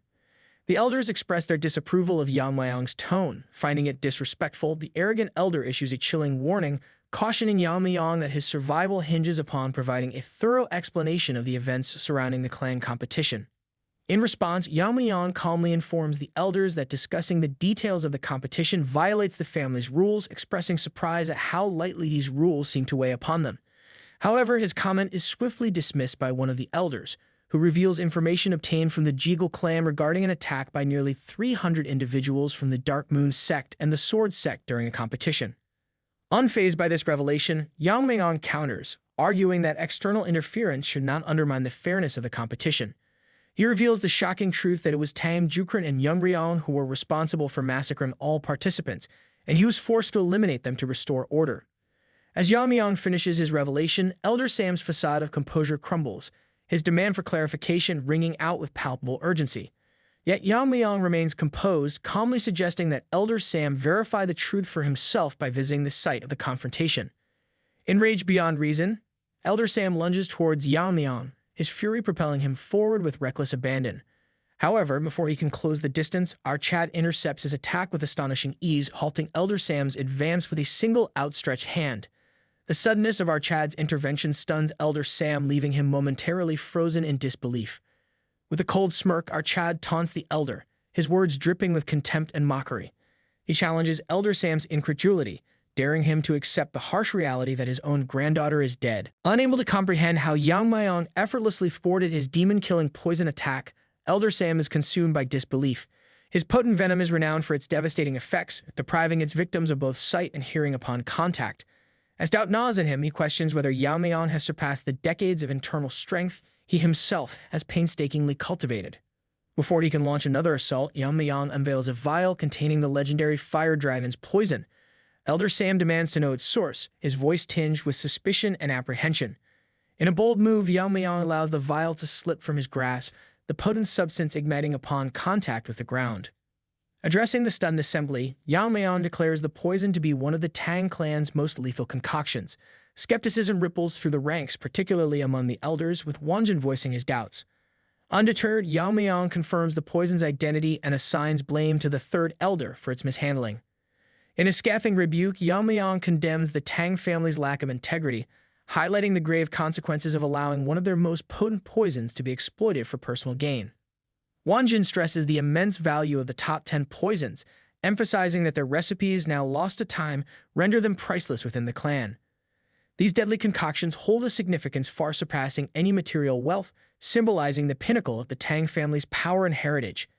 He issues a stern warning, declaring that any misuse of these poisons for personal gain will be met with swift and severe punishment in accordance with the family's strict rules. In response, Yamayang's smirk widens as he directs his gaze towards Elder Sam, the embodiment of defiance in the face of clan law. Despite holding the esteemed title of Elder, Yamayang reminds him that no one is exempt from the consequences of their actions within the Tang family's jurisdiction. Observing Elder Sam's haunted expression, reminiscent of a character from The Walking Dead, Yamayang discerns the depth of his remorse and suffering. In a display of mercy tinged with finality, he resolves to grant Elder Sam an honorable death. With a flick of his wrist, Yamayang unleashes a torrent of flames, reducing Elder Sam to nothing but ashes before the eyes of the assembled clan members. Amidst the hushed whispers and shocked gasps, Yamayang asserts his authority with unwavering confidence. He proclaims that none among them possess the right to pass judgment on the rightful seat of the family head. Henceforth, he alone will dictate what is just and what is unjust within the realm of the Tang family. As the Grand Elder shifts blame onto his subordinates for their failure to apprehend a lone individual, Yamayang's accusation cuts through the tension like a blade. He confronts the Grand Elder directly, condemning him for his negligence in allowing his disciples' treachery to jeopardize the safety of the family. With unwavering resolve, Yamayang boldly asserts that the Grand Elder's disciple was no ordinary traitor, but a covert agent of the nefarious Dark Moon sect. In response, the wicked elder attempts to deflect responsibility and demands concrete evidence from Yamayang to support his claim. In a dramatic turn of events, Jungle, the son of the director, steps forward as the sole witness to the disciple's malevolent actions. With a steady voice, he recounts the harrowing encounter, describing how the accused utilized a deadly combination of sword techniques, poison, and stealth tactics in their confrontation. Jungle's testimony serves as damning evidence against the accused, confirming Yamayang's suspicions and silencing any doubts cast by the wicked elder. As the accusations against the Grand Elder's disciple mount, another elder steps forward to corroborate the allegations. He recounts witnessing the accused employing a sword technique that inflicted wounds strikingly similar to those sustained by Jungle, further bolstering the credibility of Jungle's testimony. The wounds described were indeed consistent with the injuries Jungle bore on his own body. Additionally, a matured member of the council reveals that Tang Jukran, the accused disciple, had confessed to him about his clandestine allegiance to the Dark Moon sect. Approaching Jungle with a mixture of gratitude and admiration, Yamayang expresses his initial intent to utilize him as a crucial witness, but he admits that he never expected Jungle to bravely step forward of his own accord. In response, Jungle humbly acknowledges that he owes his life to Yamayang's intervention and guidance. Confronted with overwhelming evidence and the weight of his disciple's confession, the Grand Elder finds himself at a loss for how to proceed. In a desperate bid to maintain control, he instructs the other elders to block Yamayang's advances. However, met with resolute silence from his peers, the Grand Elder realizes the precariousness of his position. Remaining calm and composed in the face of adversity, Yamayang delivers a stark reminder to the Grand Elder of his limited authority. He emphasizes that the Grand Elder's status is merely that of a lightweight within the clan hierarchy, rendering him incapable of disregarding the orders of the clan head, particularly in light of the damning evidence against him. Without hesitation, Yamayang takes decisive action, severing the Grand Elder's hand as a symbol of accountability for harboring a traitor within the ranks of the Tang family. Despite the severity of the accusations, Yamayang ultimately decides to show mercy to the Grand Elder due to insufficient evidence of his direct collusion with the traitor. The Grand Elder expresses gratitude for this unexpected reprieve, though inwardly he harbors a mix of relief and cunning calculation. Privately reflecting on Yamayang's remarkable speed and agility, the Grand Elder can't help but wonder if the clan head possesses prowess in swordsmanship as well. However, a wicked grin creeps across his face as he cunningly conceals his true intentions behind a facade of gratitude. As he pretends to staunch the bleeding from his severed hand, the Grand Elder discreetly retrieves a vial containing a formless poison, a subtle yet potent weapon in his arsenal. While not as deadly as the top 10 poisons, its colorless and odorless nature makes it a lethal threat. With a sense of grim satisfaction, the Grand Elder contemplates how this insidious poison will silently exact its toll, eliminating Yamayang without the clan head ever suspecting foul play. Unbeknownst to the Grand Elder, as the poison spreads in the air, the Grand Elder thinks he's won with his sneaky poison plan, but Yamayang figures out what's going on. He moves fast, chopping off the Grand Elder's other hand like it's nothing. Some of the older folks start saying Yamayang's gone crazy, but one smart elder points out the Grand Elder's hand and a poison bottle close by. Yamayang's pretty mad about the whole thing. He's disgusted that the Grand Elder would try to poison the clan leader, seeing it as a big shame for their family. So he lays down the law. By the clan's rules, and because of how bad the Grand Elder's actions were, he's marked as a traitor. That means he's in for some serious punishment. He announces that according to the clan's rules and the severity of his crime, the Grand Elder is deemed a traitor and therefore will be punished severely. He then executes him in front of everyone. Yamayang sternly warns that none of them are above the laws of the Tang family, and if any of them disregard the family laws again by using their position, he will personally execute justice. He remarks that the Tang family has declined, and it would not be strange if it collapsed at any moment in this situation. However, there is one thing he can promise them here, that he will ensure that the members of the Tang family are not exposed to the threats posed by the evil sects or the lizard cults, and that they can live in peace in this land of Sichuan. Yamayang then talks not just to the elders but to everyone there, wanting to know if they see him as the true leader of the Tang family. Later, at Tang Jihai's house, Yamayang's mom is super happy to hear that her son won the competition to lead the family. She starts crying tears of joy because she's so proud of him and because the elders acknowledge how strong he is. She's filled to the brim with pride for her son, and the subtle upgrades to her appearance add an extra touch of elegance, enhancing her already stunning beauty. As she reflects on her son's remarkable growth and achievements, she can't help but feel a pang of bittersweet longing for his father. She imagines how his father would have been more than thrilled to hear such uplifting news about their son, and in that moment, she wishes he could share in this joyous occasion. Meanwhile, our Chad, yearning to share the news with his mother before anyone else, discovers himself buried under an avalanche of tasks. Following the strict directives of the family head, all future commands and challenges are to be managed exclusively through the Stealth and Poison Division, with critical judgments necessitating the direct approval of the family head. While the majority of the elders grumble at this new arrangement, Elder O voices genuine concern and proposes the notion that Yamayang could serve as a regent until our Chad reaches the age of maturity.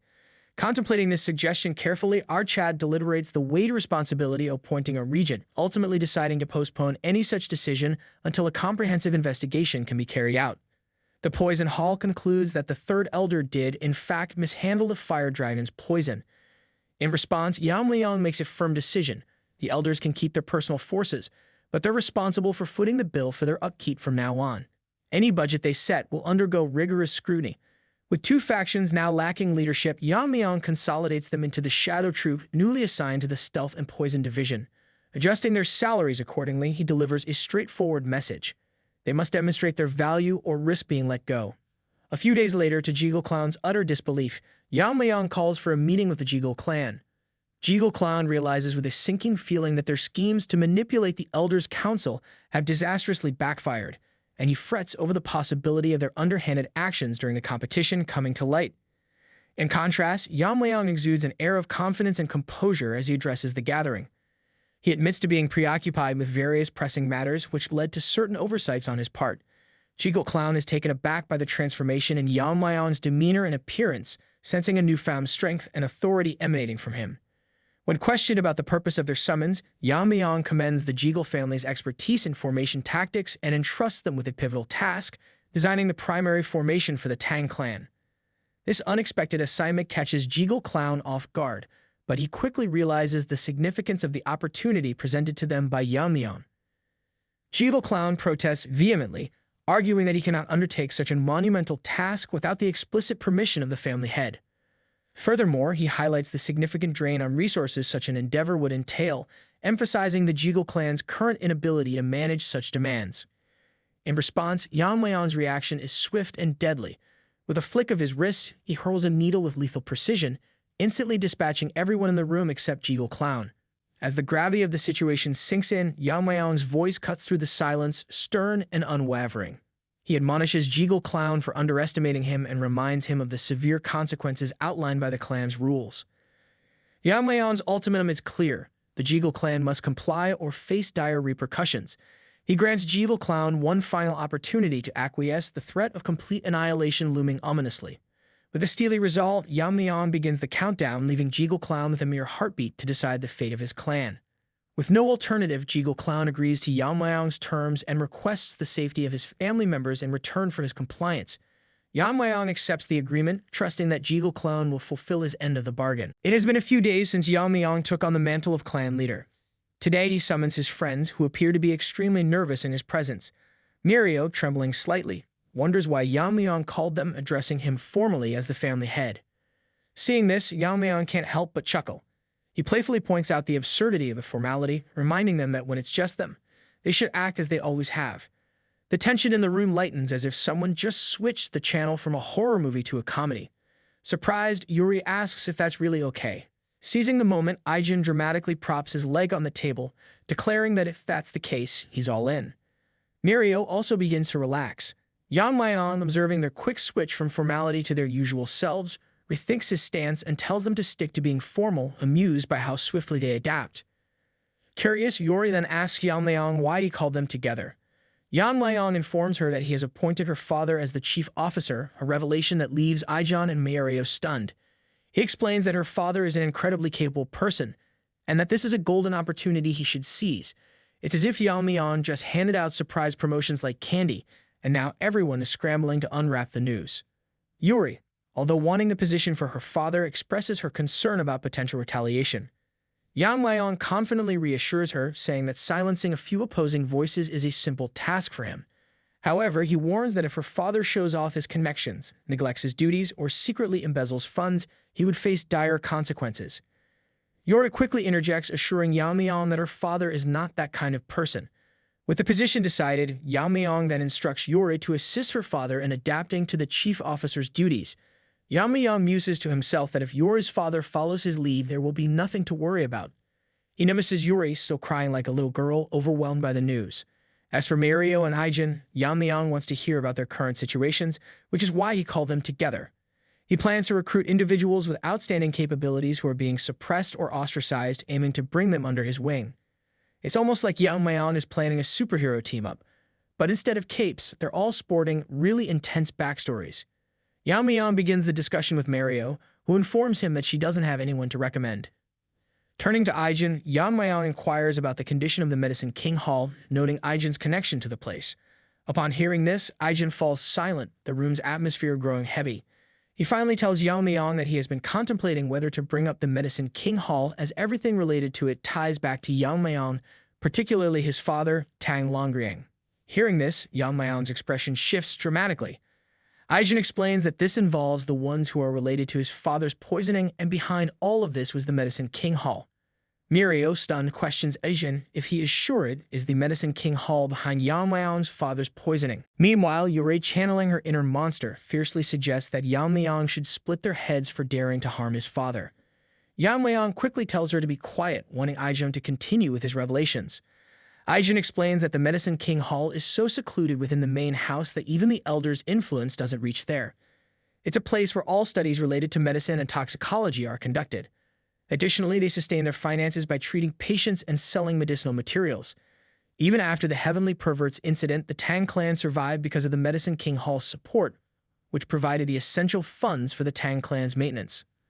Aijin shivers with anger as he reveals to Yeon-myeong that the leader of the Medicine King Hall was his grandfather. Mirio adds that he was dismissed for some reason.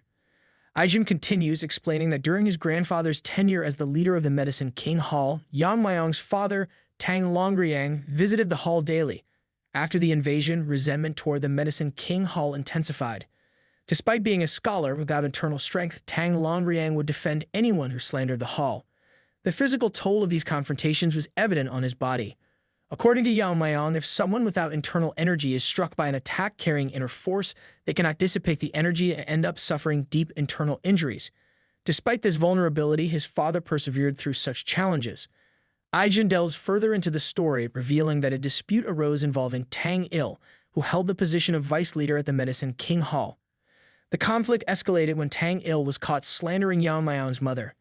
Instead of reflecting on his actions, this Tang Il tried to use martial arts. When he was losing the argument, it stopped only after his grandfather intervened. Because of this, Tang Il was excluded from being a candidate for the next leader.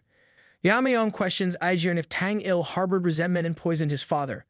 In tears, Aijin confesses that after poisoning Yamayang's father, Tang Il went further, killing Aijin's father and poisoning his grandfather as well. Furthermore, Tang Il had also imprisoned Aijin's grandfather. Hearing all of this, Mario is shocked that such events remain hidden all this time. Aijin explains that since his grandfather was poisoned and not in his right mind, explanations from him would not have been credible enough to prompt others to step forward. This drove Aijin to enter the competition, and during these 3 years, those involved in the incident refrained from killing anyone who knew the truth, maintaining a fragile peace built on silence and fear. Aijin, overwhelmed with emotion, tearfully explains that he's been afraid to visit his grandfather, apologizing to Yamayang that it will be difficult to find the talents he seeks in the Medicine King Hall under these circumstances. Yamayang questions why the vice leader still keeps Aijin's grandfather alive, suggesting it might be better to silence him permanently by killing him. As Aijin cries, he reveals to Yamayang that, in his understanding, there exists a secret division within the Medicine King Hall unknown even to the elders. Inside, there's an inner pill crafted from a mythical creature that lives in lava and is called the 10,000-year fire carp. Hearing this, Yuri is shocked, and Mario can hardly believe such a thing exists. Yamayang, usually familiar with inner pills as items that enhance internal strength, is confused by this revelation. Aijin continues, recounting a tale from 100 years ago where the Lesser Lord of the Fiery Sun Palace supposedly consumed the inner pill of a 10,000-year fire carp and ascended to the realm of fire. Aijin explains that the inner pill of the 10,000-year fire carp contains extremely potent poison. If consumed without neutralizing the poison, 9 out of 10 times it leads to death. However, if the poison is removed forcefully, it could diminish the effects of the pill. Hearing this, Yamayang asks if the efficacy of the inner pill be preserved without removing the poison by anyone, except his grandfather, the former leader of the Medicine King Hall. Aijin confirms that Tang Il's ambition is indeed to consume the inner pill of the 10,000-year fire carp and ascend to the fire realm. His ultimate plan is to lead his followers out of the Tang clan and establish his own sect. The revelation shocks everyone in the room, especially considering Tang Il's diminutive stature. Yamayang privately thinks that Tang Il's plan is foolish. Consuming an inner pill and reaching the fire realm may not lead to true enlightenment, but rather a lower state compared to the transcendent realm. Yamayang reflects on the 3 years spent with Aijin. Despite everything Aijin has endured, he never openly showed his worries and always managed to smile in front of others. Yamayang expresses gratitude to Aijin for sharing his story and then asks him a crucial question. If they were to purge the current members and cure his grandfather, could the Medicine King Hall function effectively again? He reassures Aijin that he's got the antidote situation under control, but he needs Aijin's expert opinion before diving into Operation Purge and Purify. Aijin expresses confidence that it's possible to restore the Medicine King Hall's functionality, despite feeling less capable than the current leader.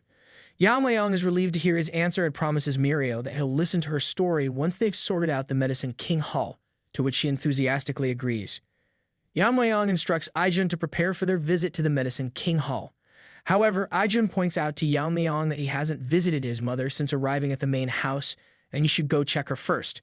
Yamayang responds, acknowledging that his mother would understand he cannot leave his duties as the family head. He adds that she wouldn't want him to stand idly after hearing what his friend has endured. Meanwhile, at the Medicine King Hall, the rotund Tang Il feels tense about Yamayang, the son of Tang Yeon-myeong, assuming the role of family head, an irritating twist for him. However, Tang Il reassures himself that whatever actions he took were before Yamayang was born, so he wouldn't know the details of what transpired with his father. Yet Tang Il is troubled by Aijin's prolonged absence from the Medicine King Hall. He knows Aijin wouldn't abandon his grandfather. Tang Il's grin widens as he contemplates Aijin's apparent prioritization of her life over her grandfather's. He's certain he could end her at any moment, but right now, his biggest headache is that darn inner pill. To harness its energy fully and ascend to the fire realm is the goal, but getting there means dealing with the stubborn old man. Even if the geezer snaps out of it, he clams up tighter than a jar of pickles, putting a major wrench in Tang Il's grand scheme. Tang Il contemplates removing the poison himself, aware that one wrong move could jeopardize the entire inner pill. As he ponders a safer approach, an attendant knocks on his door, telling him the family head is here. Startled, he nearly jumps out of his pants. Outside, chaos ensues as the Bongu Brigade rush up the people of the Medicine King Hall. The sound of bones crunching mixes with cries of pain echoing through the courtyard. Leading the charge with an imposing presence is none other than their family head, Yamayang. Yamayang's expression suggests he's about to unleash chaos upon everyone present. The Medicine King Hall's junior members are yelling nervously, perhaps realizing they've stirred up trouble. Aijin approaches Yamayang, her frustration palpable. She explains how she scored every inch but couldn't locate her grandfather. Desperate, she confronts a Medicine King Hall member, demanding to know her grandfather's whereabouts, but all she gets is silence, as if they collectively mastered the art of selective deafness. Yamayang commands Wonjin, who swiftly tears through their captors like a hot knife through butter. The remaining captured individuals are left in stunned silence. Yamayang asserts that only one of them needs to speak, silencing a protest. Recognizing the threat, one of them speaks up, recalling that when the contest began, Tang Il ordered the former leader to be imprisoned in a remote area of Noak. Hearing this, Aijin and Wonjin are utterly shocked. Noak, the place designated for isolating the possibly infectious, is infamous for its cold and damp conditions. It was shut down precisely because these conditions exacerbated the health of those confined there. Yamayang decides to proceed toward the ominous Noak with Aijin and Tao. He then instructs Wonjin to tidy up here and await them at the entrance. Wonjin wastes no time swiftly dispatching everyone in sight. The Medicine King Hall members, now pleading for mercy, find themselves on the wrong end of his fury. Just as they descend into a narrow cave, Yamayang reflects on the name Noak, a fitting moniker for this grim place. Upon reaching its entrance, Aijin breaks into tears, her fears mounting as she wonders if they've arrived too late. Yamayang reassures Aijin that her grandfather is still kicking, as he has located the prison using his uncanny senses. Finding the prison, he directs Aijin to stand back and swiftly cleaves through the gate. It looks like Aijin's grandfather's condition has worsened, likely due to the use of mountain-subduing poison. Yamayang notices Aijin's distress and urges her to stay calm, reminding her that they've come here specifically to rescue her grandfather. Looks like Yamayang's got a knack for both slicing through obstacles and delivering reassuring pep talks in the face of deadly toxins. Aijin informs Yamayang that besides the mountain-subduing poison, they've also administered the Thunderbolt idiocy poison to her grandfather. This poison directly targets the brain, intended to impair cognitive functions rather than causing immediate death. It's not potent, but its ability to penetrate the brain renders antibodies ineffective without swift intervention. To Yamayang, handling the situation seems like a walk in the park. He instructs Aijin to restrain her grandfather, placing his hat on him with a determined air. Channeling his inner energy, Yamayang initiates a frenzy of poison devouring, swiftly neutralizing all toxins within the old man's body. Aijin observes Yamayang's hand in motion, realizing he's opting to absorb the poison himself. Yamayang decides it's the most effective approach, having successfully neutralized even the most potent toxins in the past. Just as he absorbs the poison, the grandfather's complexion noticeably improves. Once Yamayang finishes purging the poison, he encourages the old man to rise. Opening his eyes, the grandfather sees his granddaughter Aijin before him. The old man's misunderstanding, mistaking Yamayang for Tang Yeon-myeong, adds a humorous twist to the emotional moment. Aijin steps in to clarify the situation, explaining everything that transpired, and now Yamayang is the family head. Yamayang feels relieved and proud to have taken care of his father's companion. The old man breaks down in tears, deeply moved by being saved by someone much younger.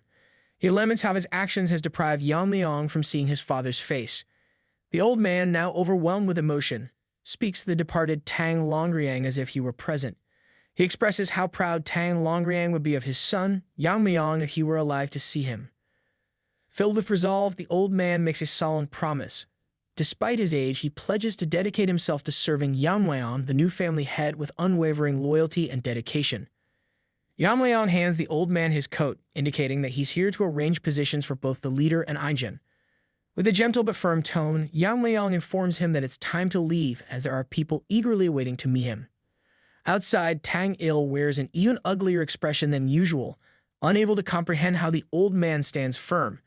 Realizing this decision came from the family head, Tang Il internally acknowledges that a direct confrontation would be unwise, recalling his ruthless actions against the elders. Nonetheless, the audacious Tang Il attempts to assert dominance over Yamayang, warning him of their crucial financial role within the clan and suggesting that without them, the clan would crumble. Yamayang, sensing Tang Il's misguided confidence, turns cold and tersely allows him his final words. He then turns to the old man, inviting him to speak, but Tang Il arrogantly ignores the offer, attempting to flee the scene to avoid potential consequences. However, as he tries to escape, his body suddenly seizes up. He's been struck by a poison needle.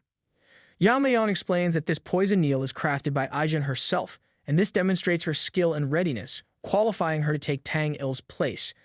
With a decisive move, Yamayang retrieves the needle and Tang Il collapses, meeting his end.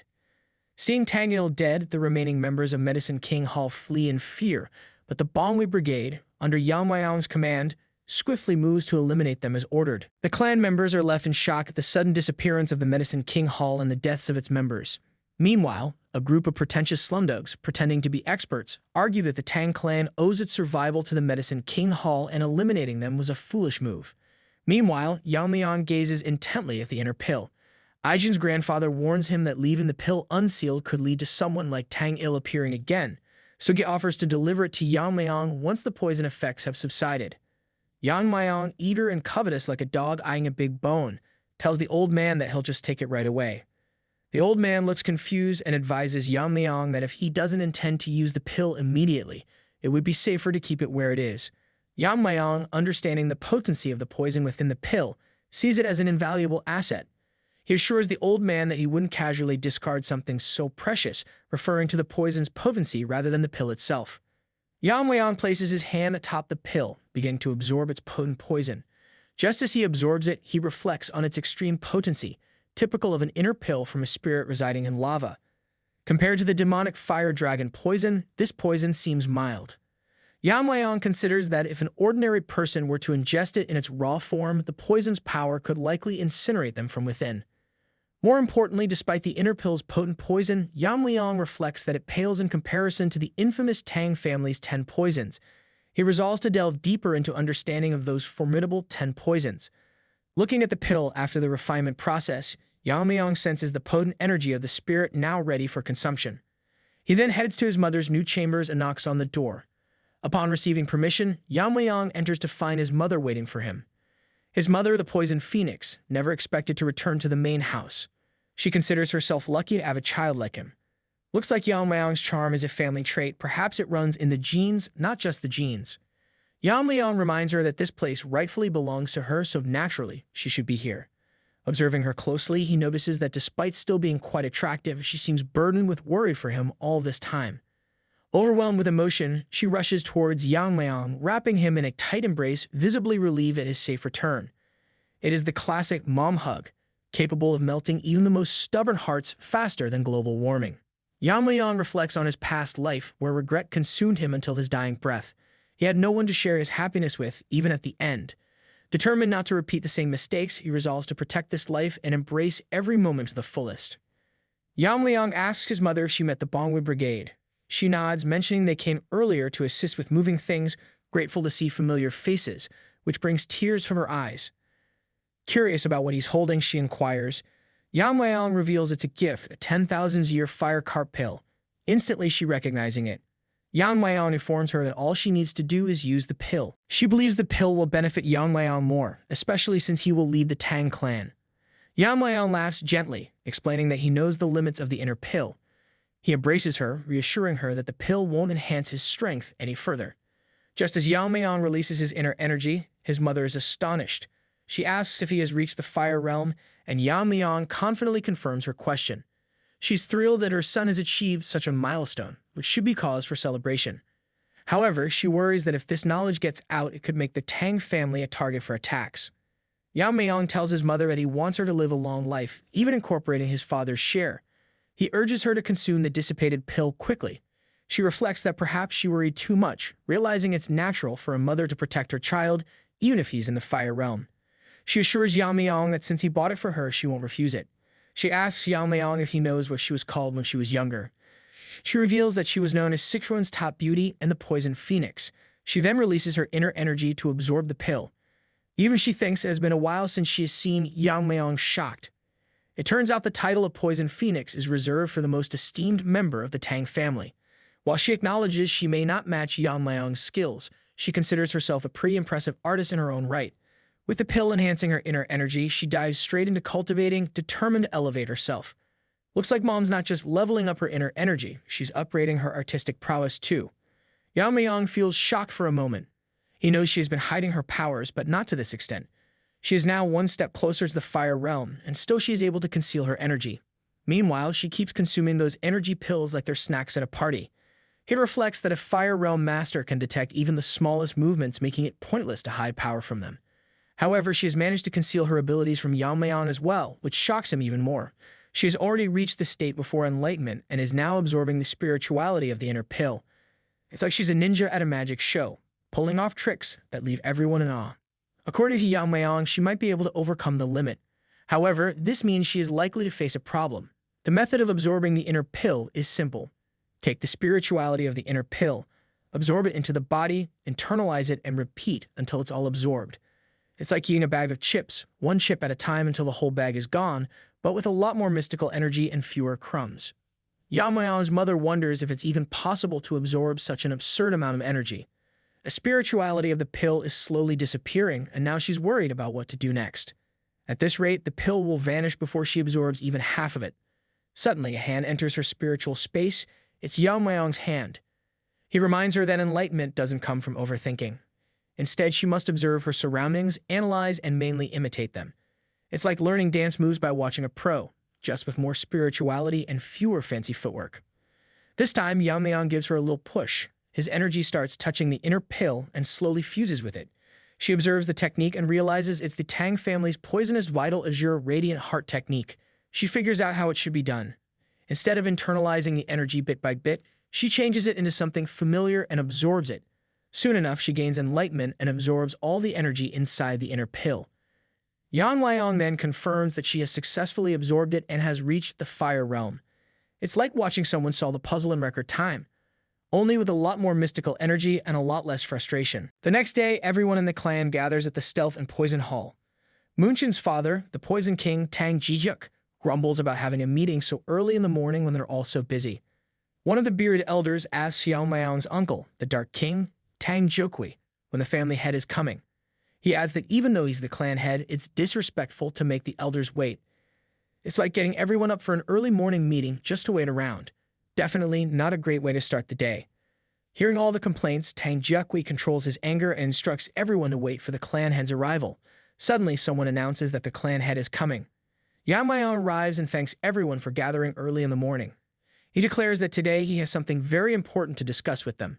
The bearded elder is confused, wondering what could be so important to gather them all here at this hour. Yamayang tells them he plans to appoint a proxy head until he comes of age. Hearing this, the bearded elder asks him who he plans to appoint among the heads, suggesting he's living his own dream. But as the Jiva Chad he is, Yamayang surprises him by asking why he assumes he would pick one of the elders. It's like everyone's expecting a pizza party and he suggests sushi. Definitely shakes things up a bit. All of a sudden, someone enters the meeting room. Yamayang's uncle Tang Yeon-myeong looks at the entrance and is shocked to see his sister, the Poison Phoenix, walking into the Stealth and Poison Hall.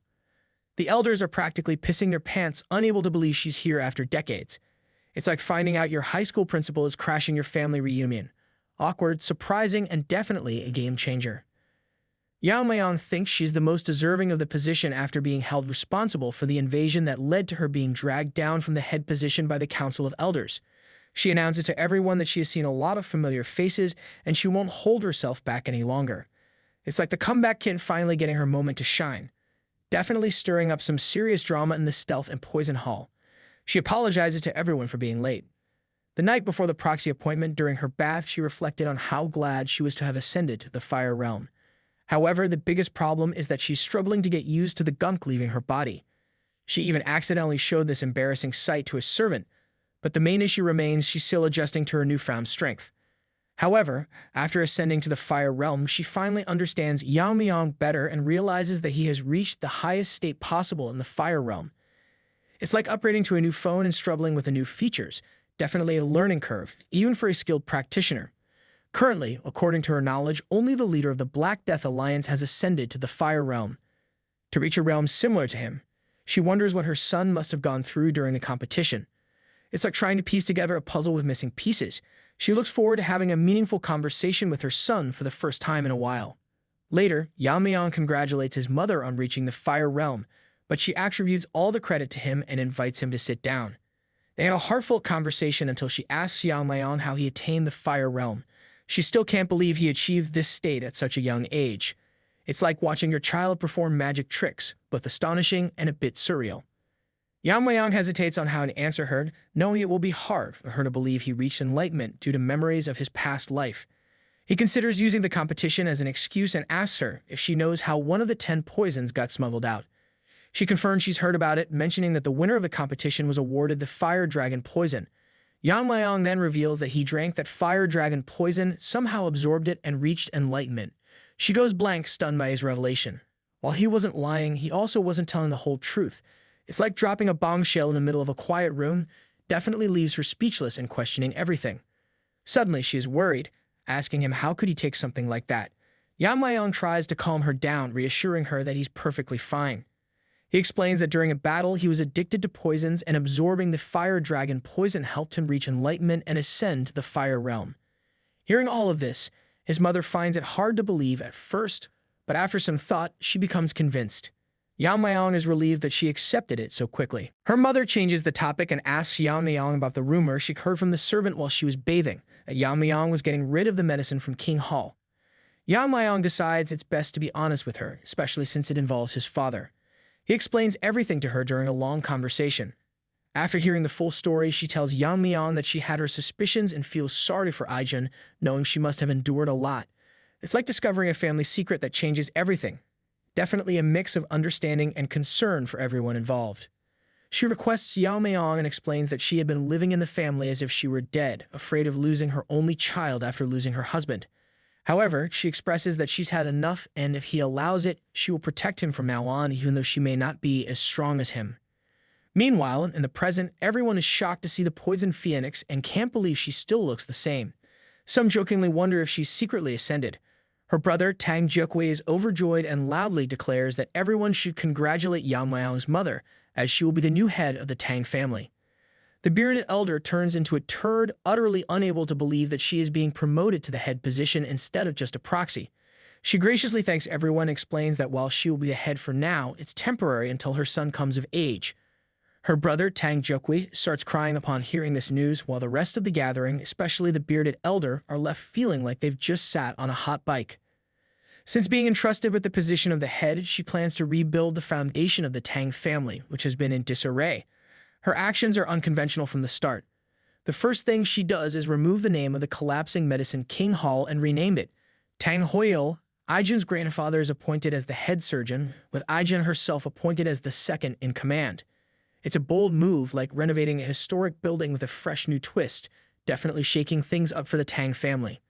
Moving on to Yuri's father, he is appointed as the general manager and is tasked with launching a full investigation into Gassen.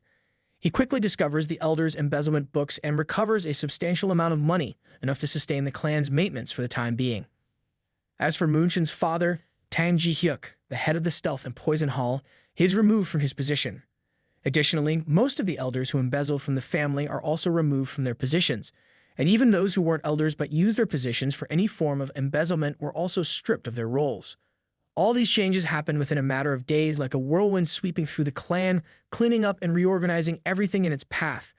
It's like a rapid-fire cleanup operation, definitely shaking up the status quo in record time. Yeon-myeong thinks his mother is truly an amazing person.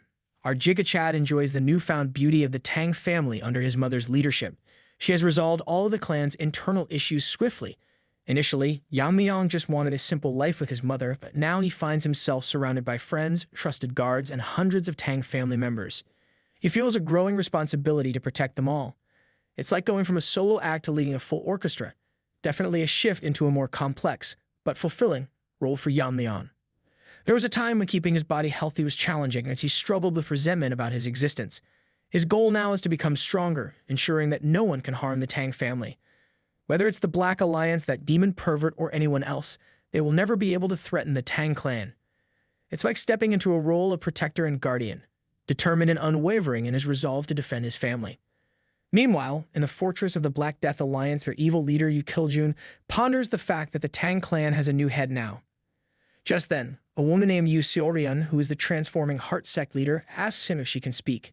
He gives her the go-ahead, probably hoping for some good news for a change. Yu tells him that Mak Inhu, the one who invaded the test, was defeated by the current head. Yu Kiljun sighs, thinking about how he needs better minions, maybe ones that come with user manuals. Yu elaborates on how Mak Inhu is quite famous and well-known for his strength, practically the celebrity of bad guys. She requests that the leader destroy the Tang clan before they can regain their old position, suggesting they strike before the Tang clan can start selling or back t-shirts. Yu Kiljun, ever the pragmatist, questions why he should bother with such a task. Yo, however, just won't let it go. She insists that killing Mak Inhu is the same as challenging him, the Great Black Death Alliance leader. Yu Kiljun starts wondering if he should invest in earplugs or a hobby that doesn't involve world domination. Yu Kiljun gets increasingly irritated by the constant chatter from Yu. Anger, he reminds her that he had warned her the other day to leave the Tang clan alone, as he has plans to use them one day. He points out that it was Mak Inhu who disobeyed his orders and attacked the Tang clan, practically putting a kick-me sign on his own back. Yu Kiljun emphasizes that it was actually Mak Inhu who opposed him. He expresses relief that Mak Inhu met his end at the hands of the Tang clan's head. After all, if Mak Inhu had returned alive after such disobedience, he would have faced punishment anyway. However, Yu Kiljun still finds it intriguing that the new head managed to kill Mak Inhu, considering Mak Inhu wasn't someone who would go down without a fight. He summons his guards and instructs them to invite the Tang clan head to the Sichuan meeting. Yamayang is having a conversation with his mother, expressing his gratitude for all the hard work she has done on the internal arrangements. She admits feeling nerve-wrackingly anxious after taking charge again after such a long time, unsure if she did well enough. Yamayang thinks she did a fantastic job, like a master chef effortlessly whipping up a gourmet meal after years away from the kitchen. However, there's one thing that confuses him. He asks if she suppressed her powers like last time, half expecting her to say she just took up knitting instead. His mother isn't surprised that he noticed it so quickly, knowing he's experienced it before. However, to Yamayang, her suppression is still impeccable, like a magician flawlessly hiding an elephant in a room. He points out that since she has reached the fire realm, she doesn't need to hide her powers anymore. With a hint of pride, our pretty mommy explains that it's not just about hiding powers. What she performed is the family's secret technique, the vein sealing concealment. She also hopes that Yamayang will learn to hide his abilities. To explain this to Yamayang, she embarks on quite a long story. As the founder of the martial art and the ancestor of the Tang family, she feels it's her duty to tell him about their heritage. Yamayang braces himself, knowing that family stories usually come with more twists than a soap opera. She begins with a tale from a certain village in Sichuan, where a plague broke out. People were dying and dozens of bodies were cremated without proper funerals to prevent the spread. Everyone in the village had already caught the plague and were just waiting for their time to die, except for one, a 10-year-old boy. His unharmed condition caused fear and suspicion among the villagers. In their eyes, the boy appeared to be a harbinger of the plague, and they labeled him as a child possessed by an evil spirit. The boy's immunity made him seem like the Grim Reaper's intern, and there was no time for rational questions in the eyes of the already infected. With nowhere to go, the boy ended up hiding in a cave to escape the rain. To feed himself, he started stealing food left at the shrine near the village. In the shadow of the plague, the boy survived, scraping by like a clever raccoon. However, after the third day, the villagers stopped performing rituals. When he ventured out to check, he discovered that everyone, other than him, was dead. It seemed he had outlasted the plague, but at the cost of becoming the sole survivor of a ghost village. The boy wandered, pondering why he was the only one unharmed. The question didn't linger for long, as a mysterious group soon came for him. According to their leader, the boy had an innate aptitude for poison. These people turned out to be the notorious Moon Shadow sect, the worst assassination group in the history of Murim. The Moon Shadow sect had a sinister reputation for kidnapping children from all over the world, trading them as assassins, and feeding them poison to prevent them from escaping. Furthermore, they administered antidotes periodically. The boy grew up within the Moon Shadow sect, becoming an assassin in no time. Before long, he witnessed the gruesome fate of his comrades who died when they didn't receive the antidote on time. It dawned on him that the plague in his village wasn't caused by him, as he initially feared, but by the poisonous sect itself. From that point onwards, the boy pushed himself to his limits, determined to become stronger. No matter how dangerous or difficult the mission, he completed it with unwavering determination. Soon enough, he achieved a feat so remarkable that even absolute masters couldn't match.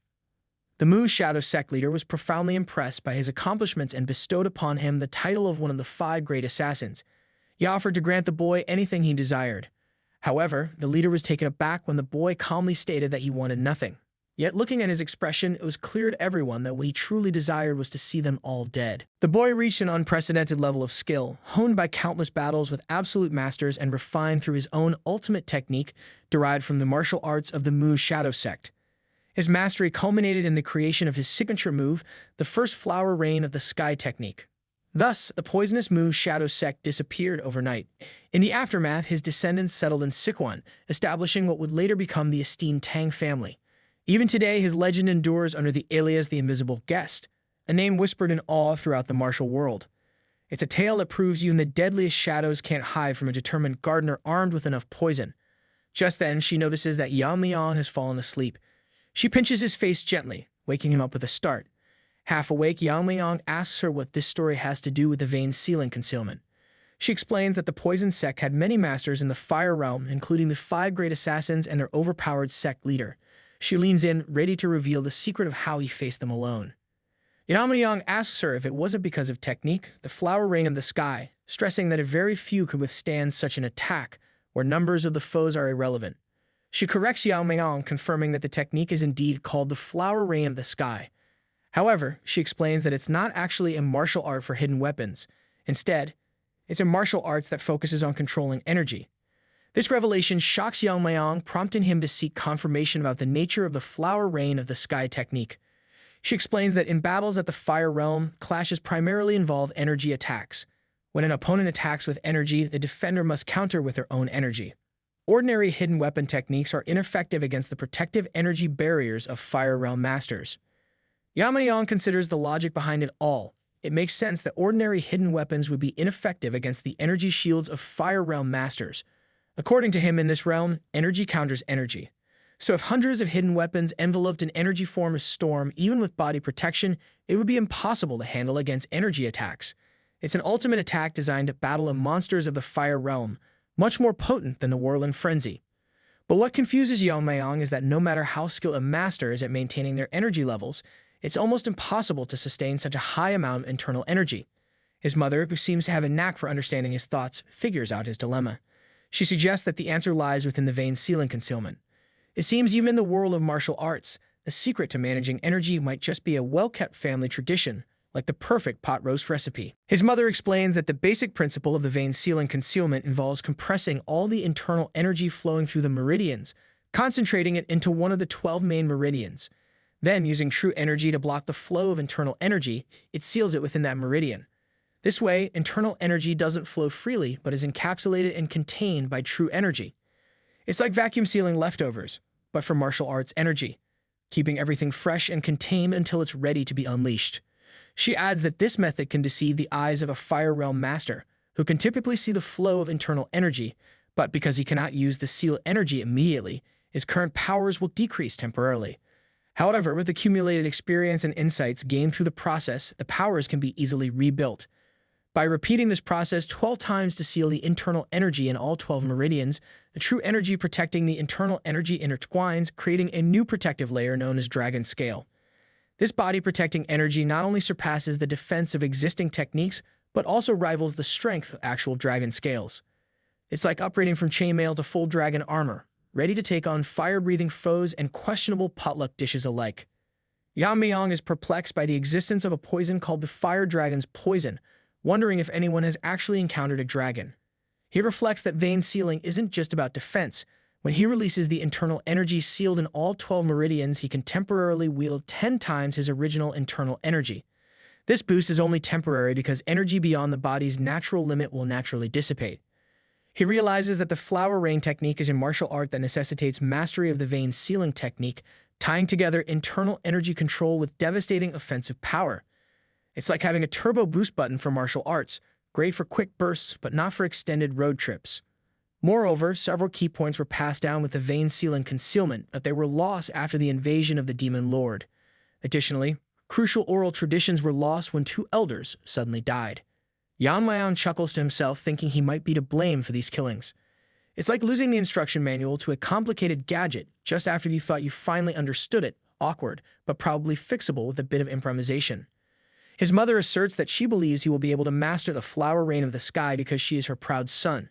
She then asks him if he is not. Yeon-myeong proudly declares to his mother that as the son of the poison phoenix, there isn't anything he cannot master. Thus, Yamayang receives the vein sealing concealment from his mother. He contemplates that after vein sealing, the most effective way to recover internal energy is by drinking poison. To others, it might be dangerous, but to our addict, Jika Chad, it's like a miraculous elixir. He reflects that there's no need for him to go through the rebuilding process. He decides to just ask Ijun to prepare some poison for him. Just then, a guard informs him that Yeon-myeong's friend is here to see him, and despite being informed that he was working, she insisted on meeting him. Suddenly, Mario bursts into the room out of breath but determined. Yeon-myeong, perplexed by her sudden appearance and breathlessness, asks what's wrong. Mario urgently explains that if this continues, her sister will die, leaving Yeon-myeong puzzled by her cryptic statement. Yeon-myeong's eyes widen in shock as he hears about Mario's sister's condition. Concern etches across his face, and he suggests urgently that they should have sought a doctor's help sooner. However, Mario's voice trembles with tears as she explains that they have already visited multiple doctors, her words heavy with the weight of resignation. She softly reveals that her sister's illness defies medical understanding and cannot be healed by any conventional means or techniques. Yeon-myeong's jaw drops in utter disbelief, a reaction akin to that of students encountering a particularly tough exam question. Just kidding, of course. He cautiously asked Mario if her sister's suffering stems from internal injuries. Mario, tears streaming down her face, shakes her head gently and confides in Yeon-myeong with a trembling voice. She reveals the devastating truth. Her sister is afflicted with the 9 yin severed meridians, a terminal condition. It is revealed that in the annals of history, alongside the renowned Blazing Sun Palace, there existed a lesser-known yet formidable martial arts sect, the Northern Sea Ice Palace.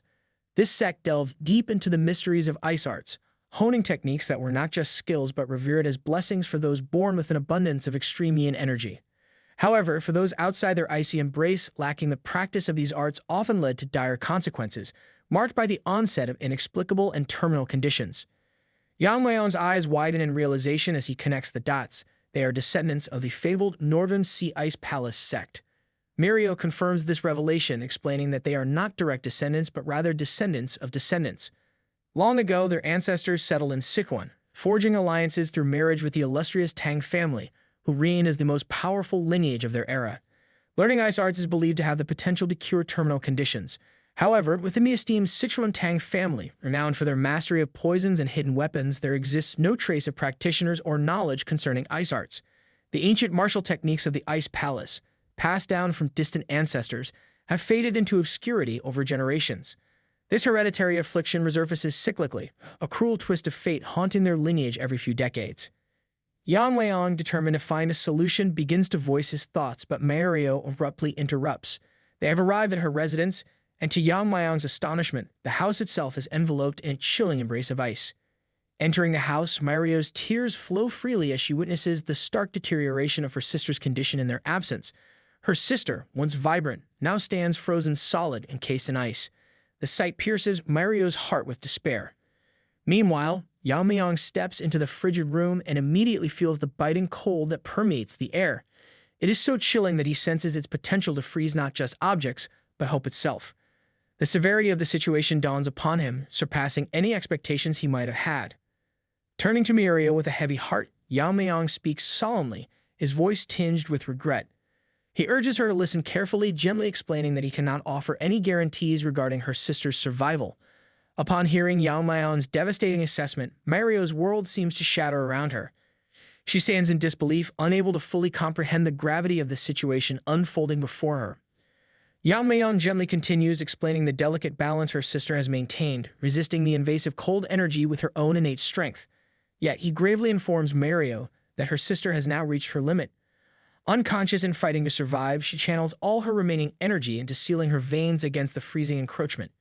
Mario, overwhelmed with grief and misunderstanding Yeon-myeong's intent, collapses into uncontrollable sobs. She mourns bitterly, convinced that there is no conceivable way to save her beloved sister from this icy fate. Mario's despair gives way to a glimmer of hope as Yeon-myeong reveals there is a way to artificially extract the cold energy from her sister's body. However, his cautionary words cast a shadow over their newfound hope. He warns of potential dire consequences if her sister cannot endure the process or if he himself becomes overwhelmed. Yamayang wrestles silently with his thoughts. He feels prepared to undertake the risky procedure, yet he knows the weight of responsibility rests heavily on his shoulders. He cannot jeopardize the life of a loved one of his friend. Therefore, he leaves the decision whether to proceed or not entirely in Mario's hands, respecting the gravity of the choice she must make. Filled with desperation and determination, Mario considers that she has exhausted every other avenue to save her sister and cannot bear to give up without attempting this risky procedure. Despite understanding the danger it poses to both her sister and Yamayang, Mario's love for her sibling compels her to make a resolute decision. She instructs Yamayang to proceed and save her sister at any cost. Yamayang, now committed to the daunting task ahead, prepares meticulously for the procedure. In the next scene, as preparations begin, Mario watches with a furrowed brow as Yamayang and his assistants move to undress her sister. She can't help but voice her skepticism, questioning aloud why such a step is necessary in their efforts to save her. Yamayang patiently explains to Mario that clothing can obstruct the flow of energy needed for the extraction process, leaving them with no choice but to undress her sister. With careful deliberation, he prepares to infuse energy directly into her sister's head, intending to methodically remove the cold from each of the 9 meridians, one by one. Initially successful in extracting the cold from the glabella, Yamayang shifts his focus to the heart meridian. As he proceeds, he senses a crucial point that demands his attention. Without hesitation, he continues with the extraction process. Suddenly, the cold's intensity amplifies drastically, enveloping Yamayang in a chilling grip that threatens to overwhelm him. The intensity of the cold shows no signs of relenting, transforming their home surroundings into a scene resembling a budget Everest expedition. Mario, gripped by fear, observes with alarm as half of Yamayang's body becomes encased in ice. Undeterred by the perilous conditions, Yamayang persists in his task. With unwavering determination, he successfully extracts the icy grip from the inner meridians of his upper body, one by one. However, the biting cold now exceeds the limits of what his own body can endure. Aware of the danger, Yamayang weighs his options carefully. Continuing the extraction risks freezing himself solid, a precarious situation likened to microwaving a burrito without a plate, a risky move indeed. Pausing amidst the icy turmoil, Yamayang takes a moment to gather his thoughts. Reflecting on the dire situation, he muses to himself that dealing with poison might actually seem simpler in comparison to the current predicament. Suddenly, a memory from his past surfaces vividly in his mind. The wise words of Aijen's grandfather from the Medicine King Hall. The elder had once imparted a profound insight that medicine and poison, despite their apparent differences, share a fundamental similarity. Both substances can become harmful if their concentration surpasses the body's capacity to handle them. It's akin to attempting to add just the right amount of spice to your ramen, only to accidentally create a dish fit for a dragon. Realizing the parallels between the excessive yang energy that transforms into fire poison and the overwhelming cold that can be likened to a cold poison, Yamayang draws on his extensive knowledge. He recalls the teachings of the poison purification technique, a method that could potentially counteract the effects of toxic elements within the body. With resolute determination, Yamayang begins to employ the poison purification technique. His body reacts instinctively, responding to the intense cold that threatens to freeze him to the core. Since a lot of cold has already been extracted, it is going to resist fiercely.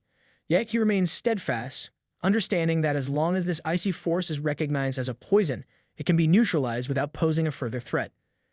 Drawing upon his expertise, Yamayang begins to consume the cold energy. Moment by moment, he absorbs the freezing essence, effectively purging it from the Ice Queen's body. Gradually, the relentless chill within her dissipates and her eyes flutter open, awakening from her icy slumber.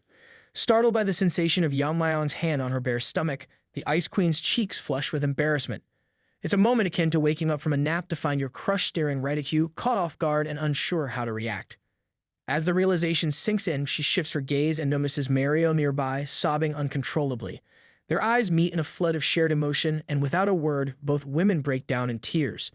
It's a release of pent-up fear, relief, and overwhelming gratitude for the miracle that has unfolded before them. The two sisters share their heartfelt moment, and the new girl, Miso, turns to Mario and asks if Yamayang is the one who rescued her. Mario confirms it, but Miso is puzzled as to why Yamayang is still touching her stomach. Mario explains to Miso that Yamayang is concentrating and suggests leaving him be until he wakes up. It's like trying not to disturb someone during their power nap, except this nap involves saving lives. Meanwhile, Yamayang regards the cold energy as a miraculous drug. The internal energy exceeds his body's capacity to absorb it, but if left untouched, it will naturally dissipate. Seizing this opportunity, Yamayang sees it as the perfect moment to absorb all the cold energy and open up his closed meridians. It's like finding a rare treasure chest and deciding it's time to unlock its secrets. While contemplating, one meridian is already filling with internal energy, prompting Yamayang to wonder how many meridians he can fill once all the cold is absorbed. After absorbing all the cold, Yamayang can't believe he has managed to fill 4 meridians, far exceeding his expectations. This achievement grants him 4 times the internal energy he originally had. However, it's unfortunate that his immediate strength has decreased because all the energy is currently stored in the meridians. He decides he has no choice but to supplement it by drinking poison. Maybe he thinks of poison like it's some sort of energy drink. It's like stocking up on batteries and then needing a quick recharge. Yamayang takes another look and notices both girls staring at him. Startled, Yamayang quickly removes his hand, feeling flustered. Miso assures him that he doesn't need to be concerned, as Mario has explained everything to her. Miso thanks Yamayang and he reassures her that it's his duty as the family head to take care of their family. Just then, their father enters the scene to see one of his daughters half naked and the other resisting her. Misunderstanding the situation, their father erupts like a furious gorilla, shouting at Yamayang. The girls quickly rush to the rescue, explaining to him how Yamayang saved his daughter. Later, their father kneels to the ground, feeling remorseful for being rude to his savior. Yamayang calmly explains to him that anyone in his place would have misunderstood the situation. Gradually shifting to a happier demeanor, the father expresses his deep gratitude for Yamayang saving his daughters. The father of the girls then proceeds to tell Yamayang that he settled in the Tang clan after falling in love with a woman who was part of the family. Unfortunately, his wife also suffered from a terminal condition and passed away. He spent all his savings searching for a cure to save his daughters, but it was all in vain. Overwhelmed by emotions, he tells Yamayang that from now on, if he needs anything, he will always rush to his side. Yamayang asks Mario's father why it's so quiet inside the trading company. Mario's father explains that since the Tang family weakened, the Black Death Alliance took over, and they rarely venture outside anymore. Yamayang tells him they'll need to discuss it later. That's when he notices someone calling for him. It's our 2 girls. Miso thanks Yamayang for saving her life, a favor they promised never to forget. Seeing her talk, Yamayang gets flustered. Mirio also thanks Yamayang and assures him they'll find a way to repay him for sure. As Yamayang leaves the scene, Miso asks him if he'll be alright, noticing his bewildered expression and wonders if something went wrong during her treatment. Mirio, not missing a beat, puts on a wicked grin and teases Miso, suggesting she might be feeling sad because Yamayang is leaving. Hearing this, Miso gets flustered and asks Mario if her behavior was that obvious. Mario, being a bit of a tease, tells her that it was very obvious and that such a reaction would be natural for anyone in her place. Mario reassures Miso not to worry, saying she's never seen a person more beautiful than Miso. As for Yamayang, she thinks that although he didn't say anything, his reaction spoke volumes and he is surely conscious of her. Yamayang finds himself lost in thoughts about a typical family one moment, and the next he's swept away in daydreams of marrying Miso, raising a future martial arts prodigy, and even witnessing their grandchild's wedding. It's daydreaming beyond one's wildest dreams, just like you guys dreaming of having a girlfriend in this lifetime. Yamayang can't believe how just looking at someone could make him so nervous in this life. As he gazes up at the sky, he muses that this must be what ordinary life feels like. He yearns to revisit that feeling again. However, the current problem lies with the Black Death Alliance. While they didn't directly bring down the Tang family like the demon lord Pervert, their underlings meddled in the clan head contest. Moreover, as long as they linger in the province, a clash with them is inevitable someday. It's like having an unwanted guest who just won't leave the party. Meanwhile, in the Sinwa Hall of the Black Death Alliance's territory in Sichuan, a servant receives a scolding from Yu Xiaorian. She's visibly displeased by his report that the Tang family's influence has been rapidly growing. She demands to know if is all there is to it. With a dismissive wave, she asserts that whatever fate befalls those people, it's of no concern to her. After all, why stress over other people's drama when you've got your own? Yu seized with frustration, fueled by the rejection of her plea to attack the Tang clan, well aware of her limitations. She recalls rising Phoenix sect leader Yap Inji's words that the leader's order is absolute, so it would be best to stay quiet until his anger subsides. She calls them cowardly bastards, and in a fit of rage, she hurls her apple at the servant, venting her pent-up frustration. Yo wonders if both the new head and family head are said to be at the fire mastery realm or close to it. She reflects that all he says is to watch and wait. With her current self, she can't even avenge Mak Inhu and Zhang Yansong. She feels stuck, unable to act. However, just then, she gets an idea. If she can't move herself, she can at least play puppet master from the shadows. She then recalls the Death Alliance leader's order to send a letter to the Tang clan inviting the family head to the upcoming Sichuan gathering. With a sly smile, she thinks to herself that she can make her move then. She just cannot sit still, even now. When she closes her eyes, she hears Mak Inhu's cries for revenge. She resolves that unless she eradicates the Tang clan, her anger will not subside. Looking at her servant with an evil grin, she plots her next move. Judging her by her look, the servant immediately starts pleading. He asks Yeon to please forgive him just once. However, Yeon, the strange light coming from her eyes, burns the servant to ashes. It's like she's got the world's hottest laser pointer in her eyes. She then asserts look forward to it, Tang clan's family head kid, resolving that she will prepare a stage for him. Later, at the second elder's residence, Munchen's father, Tang Yeon-myeong, asks what they should do about their current situation. Ever since Tang Yeon-myeong, the Poison Phoenix, became the head of the family, their position has weakened. It's like their family name became synonymous with please step on me. The second elder, instead of giving a solution, wonders why Tang Yeon-myeong is asking him. He points out that if anyone thinks about it, all their problems are because of Tang Yeon-myeong and his son. Tang Yeon-myeong, not expecting that answer, retorts back, questioning why the second elder is bringing that up now. It's like bringing up who forgot to put the milk back in the fridge during a family crisis. Priorities, people. Pointing towards Munchen, the second elder says the problem is that brat. Munchen couldn't even gauge the opponent's strength and kept making enemies. Now Munchen and his father are ruining everything the second elder has built his entire life. It's like watching your sandcastle get kicked down by the tide repeatedly. Munchen, listening to all this, looks down and murmurs to himself, calling the second elder a disgusting old man who cannot even stand up to the head of the Tang family. He believes all their troubles are because of Tang Yeon-myeong. Munchen resolves that he will definitely heal his arm and take revenge. Tang Yeon-myeong asks the second elder what he plans to do now, mentioning how even the other elders find it hard to maintain their influence. The second elder, looking like he's pondering the meaning of life, replies that he's well aware of the situation and has made a decision. They are planning to leave the family. It's like deciding to ghost your family reunion because the drama's too much to handle. Meanwhile, guards from the Bongu Brigade guide Yeon-myeong to the storehouse where the Tang family's extreme poisons and toxins are kept. This place is ominously named the Poison of Poisons Warehouse. Yamayang reflects that originally this place was managed by the third elder, but due to neglect, it fell into his lap along with the poison hall. It's like inheriting a haunted house but with deadly chemicals instead of ghosts. Just as he arrives at the gate of the warehouse, the guards standing there greet him. Maybe they're just excited to see someone who's not trying to steal deadly toxins for once. Yamayang thanks the guards for their hard work. However, before he enters, a guard hands him a small ball, saying he should take it before going in. Curious, Yamayang asks what it is. The guard replies with a straight face that it's a dead before you go in ball, a poison-repelling pearl. It's like having a tiny, life-saving poke ball in your pocket. The guard explains that just holding it in his mouth will filter out most poisons and keep them from invading his body. Yamayang declines the guard's offer of the poison-repelling pearl. The guard is surprised and asks why. Yamayang explains that since it's meant to be held in the mouth, many people, including the third elder, have probably used it before. It's like passing around a lollipop at a daycare. Germs, anyone? The guard reassures him that it is clean after each use, he promised. But Yamayang remains adamant, saying he doesn't need it because he's confident he won't get poisoned regardless. The guard argues that even if he's immune to poison, Yamayang should take it. Irritated, Yamayang gives a playful tap on the guard's head, and suddenly, the guard collapses unconscious on the ground. Yamayang then commands the other guard to open the warehouse gate. The other guard obliges, probably thinking it's safer not to argue with Poison Phoenix's son. Just as Yamayang enters the warehouse, he's pleasantly surprised to see that it's well maintained.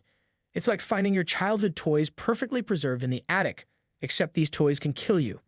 He wonders aloud if it's because this is where they store the 10 toxins, or maybe they just have a really dedicated janitorial staff. As Yamayang moves forward, he quickly realizes why the first guard was so hesitant to let him enter without the poison-repelling pearl. He reflects that if an ordinary warrior had entered without it, they would have been in serious trouble. It's like trying to navigate a minefield blindfolded, dangerous, and definitely not recommended for a casual stroll. Though his inner strength has decreased due to his meridians being sealed by the poison vein stimulation technique, the concentration of the poisonous air is markedly different. Fortunately, for someone like him who has mastered the poison-refining heart technique, it's as pure as a freshly sanitized room. He can already feel his inner strength replenishing, but it's clear he's far from being able to use his martial arts like before. It seems he needs to consume poisons equivalent to the 10 toxins. According to family regulations, he can't use the 10 toxins for personal consumption. However, if the recipe remains, he could ask Aijun to make it. As he ventures deeper into the warehouse, Yamayang gets a strange feeling and starts wondering what it is. He realizes the airflow in this part is distorted, like it's practicing its dance moves in a mirror. He wonders aloud why there's a formation in the Tang family's poison storage. It's not like they're hosting a poison-themed escape room. Drawing his dagger, he decides to investigate. With a dramatic flourish, he tears apart the formation, half expecting to find a hidden treasure trove or maybe a secret stash of ancient snacks. To his surprise, it reveals a passageway leading to who knows where. Looks like someone left the back door open. As he moves forward, Yamayang discovers a talisman labeled with prohibited and sealed. He realizes it's not the Jegal family's style, but rather a magician's formation. He scratches his head, wondering about the magician behind it. Recalling his past life, he remembers his master's fascination with swords while these magicians were all about sorcery. They were probably the type to try turning lead into gold or maybe summoning pizza on demand. In his master's quest for sword mastery and their obsession with sorcery, they sought to transcend human limits and achieve immortality. He recalls being tossed into a magician's formation for training, a place teeming with beasts whose names he couldn't even pronounce. He chuckles, remembering how magicians are usually selfish, only bothering with things that pique their interest. Like conjuring up pizza at 3 a.m., he scratches his head, wondering why there's a magician's formation tucked away inside the Tang family's poison stash. It's like finding a gourmet kitchen in a haunted house, unexpected and slightly confusing. In a flashback, his master teaches him about magicians, describing them as inherently selfish creatures obsessed with spirits and demons, all chasing after immortality like it's the last piece of pizza at a party. His master explains that building a relationship with magicians is straightforward. If someone beats them up every day for no reason, they eventually beg to have a conversation. It's like the weirdest form of friendship advice, maybe more effective than offering them a slice of pizza. In the present moment, Yamayang doubts anyone in the Tang family thinks like his master did. There must be something within the Tang family that intrigues certain magicians. If the poison is leaking out despite being sealed with hundreds of talismans, it must possess incredible toxic power. He reflects that initially he planned to transcribe the recipe for the 10 toxins if it was still available. But this discovery seems far more intriguing. With curiosity piqued, he moves forward to investigate further. It's like choosing between deciphering ancient scrolls or stumbling upon a live magic show. Sometimes the unexpected choice is the most exciting. Meanwhile, the magician has detected an intruder breaching the seal, and it's no ordinary guest. Nevertheless, this intrusion doesn't concern him much. His primary desire is simply to be released. Yamayang reaches a corner of the warehouse where he discovers a jar tightly wrapped in talismans. He wonders if this could be where the 10th of the Tang family's 10 toxins, rumored to be completely lost, was hidden. However, a sense of foreboding washes over him. He contemplates what kind of poison could warrant such extreme measures of protection. Just as he extends his hand toward the jar, Yamayang's hand gets rebounded by a tremendous force. He observes that the rebound force, backed by the main force, is tougher to crack than most formations. However, he realizes he can overcome it by meticulously slicing through each layer. With resolve, he decides to cut through the talismans on the jar one by one. Using his trusty dagger, he meticulously slices through each formation. It's like playing a high-stakes game of Fruit Ninja, except the fruits are ancient magical seals and the stakes are, well, deadly poisons. Soon, Yamayang begins to feel exhausted, realizing that his inner strength has significantly decreased due to the poison vein stimulation technique. Normally, he could have shattered these talismans with a single strike. Despite the challenge, he successfully removes each one, observing that the poison appears denser now that the talismans are gone. Now that the talismans have been removed, Yamayang places his hand on the lid to open it. Inside, a mysterious monster stirs, shocked to notice that the power of the talisman binding it has weakened. For the first time in ages, it can see the light of day. Yamayang becomes wary as the jar suddenly explodes, creating a massive blast. Fortunately, he manages to dodge it just in time, narrowly avoiding injury. The creature charges toward him, moving faster than anticipated, almost as if it had just been reminded of an urgent appointment. Yamayang quickly gathers his energy, preparing to strike first before it reaches him. However, before he can do anything, the monster zooms past his hand like wind. It speaks, telling him that his sharp reaction deserves a reward. The creature then introduces itself as the pinnacle of poison, the blue-horned white snake. The snake mocks Yamayang, declaring that it will kill him without any pain. Hearing this, Yamayang turns around and demands to know who it is. The snake explains that it is the ultimate poison, the poison of extreme suffering. To the snake's surprise, Yamayang isn't fazed.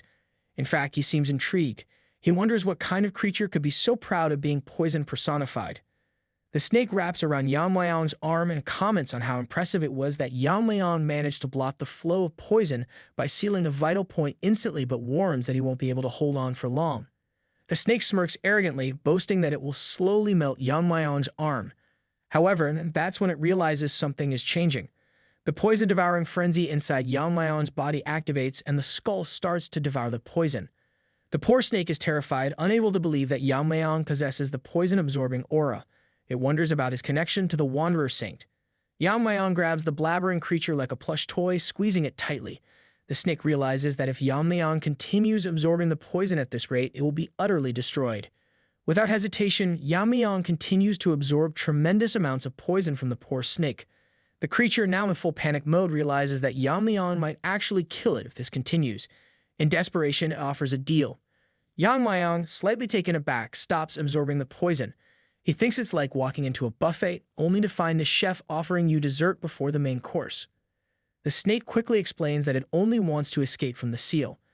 If Yamayang spares it, the snake promises to serve as his guardian spirit. Yamayang, confused by the proposition, listens carefully as the snake continues. It tries to convince him that the offer would be highly beneficial. Yamayang reflects on it. His internal energy has been rising at an incredible rate from absorbing the poison, far beyond what would be considered normal. The snake's poison is more powerful than the 10,000-year Fire Carpenter pill or even the Fire Dragon's poison, and by simply absorbing it, Yamayang's internal energy has already surpassed his previous levels. Apparently, he'd stumbled upon the ultimate energy drink, and it wasn't even on sale. Yamayang considers the offer, realizing that this new source of energy could make him more powerful than ever before. The poor snake, desperate beyond measure, offers Yamayang a tempting proposition. If it becomes his guardian spirit, it promises to provide poison whenever he needs it, claiming that this is far better than absorbing all of his poison now. It sounded like the snake was trying to start a lifetime subscription plan. Yamayang, however, remains unmoved. With a poker face, he tells the snake that he has no interest in keeping alive an enemy, especially one who cannot be trusted. He mentions that he can easily find another source of poison elsewhere. Hearing this, the poor snake begins to cry, its hopes fading. It begs Yamayang to spare it, arguing that it has been trapped in the jar for hundreds of years. This plea reminds Yamayang of his past life. The snake activates his ultimate cute soul killer face. The expression is so overwhelming that even Yamayang himself is taken aback, finding himself unable to resist it. Reluctantly, he agrees to believe the snake's offer just this once. The snake, eager yet nervous, asks if Yamayang is accepting it as his guardian spirit. Yamayang confirms this, adding a warning that if the snake tries anything funny, he will destroy it on the spot. The snake, now all nerves, promises it won't cause any trouble. Moving on, Yamayang asks the snake what needs to be done to become its guardian spirit, since he doesn't know anything about spirit arts. The snake assures him that no extreme measures are necessary. With that, an enormous amount of energy releases from his body, and a bead floats toward Yamayang. The snake explains that this is a spirit-binding seal. By simply holding the bead, Yamayang's soul will become bonded with the snake's, officially making the snake his guardian spirit. Following the instructions, Yamayang grabs the bead, feeling the immense energy surge through him. Outside the chambers, the guards begin to grow concerned as time passes and Yamayang still hasn't come out. Panic starts to set in as they wonder if something has gone wrong. One of the guards suggests they go in and check, but the second guard reminds him that they aren't supposed to enter carelessly. Rules, after all, were there to protect them from becoming accidental hero statistics. Guard number 1, not willing to wait any longer, grabs a poison-refining pill and pops it into his mouth, telling his companion that they can deal with the punishment later, but they cannot let a future leader like Yamayang suffer in a situation like this. Guard number 2 closes his eyes, taking a deep breath, and then opens one eye to check for any signs. To his shock, he sees a bright light shining from within the poison chambers. The light grows stronger and the vibrations intensify. It looked less like a chamber and more like an ancient rave party at this point. Guard number 1, now fully alarmed, calls out for Yamayang, wondering if he's safe. The guards are left in a state of confusion and concern, not sure what to make of the situation. Meanwhile, Yamayang emerges from the chambers, an aura surrounding him. After making the snake his guardian spirit, he gains the guardian spirit aura and dragon scales, which are different from the usual spirit aura. This one feels like a tangible outer layer. Thanks to absorbing the snake's poison, Yamayang is able to fill all 12 of his meridians simultaneously. He considers himself lucky, especially since he almost killed the snake just a few minutes ago. Realizing the power surging through him, Yamayang understands that he needs to suppress the aura and control its output. If he doesn't, he'll attract unwanted attention. After all, glowing like a celestial beacon wasn't exactly low-profile behavior. As the aura shifts, a small part of it manifests and the snake appears, asking Yamayang if he's concerned about the people below him. The snake points out that the Wanderer Saint had flaunted his power openly, so why should Yamayang hide his? Yamayang flicks the snake hard, scolding it for revealing itself recklessly. The poor creature bounced back, realizing that being a spirit didn't mean he was safe from quick discipline. The autonomous cute snake tells Yamayang that unless he chooses to reveal it, no one can see him.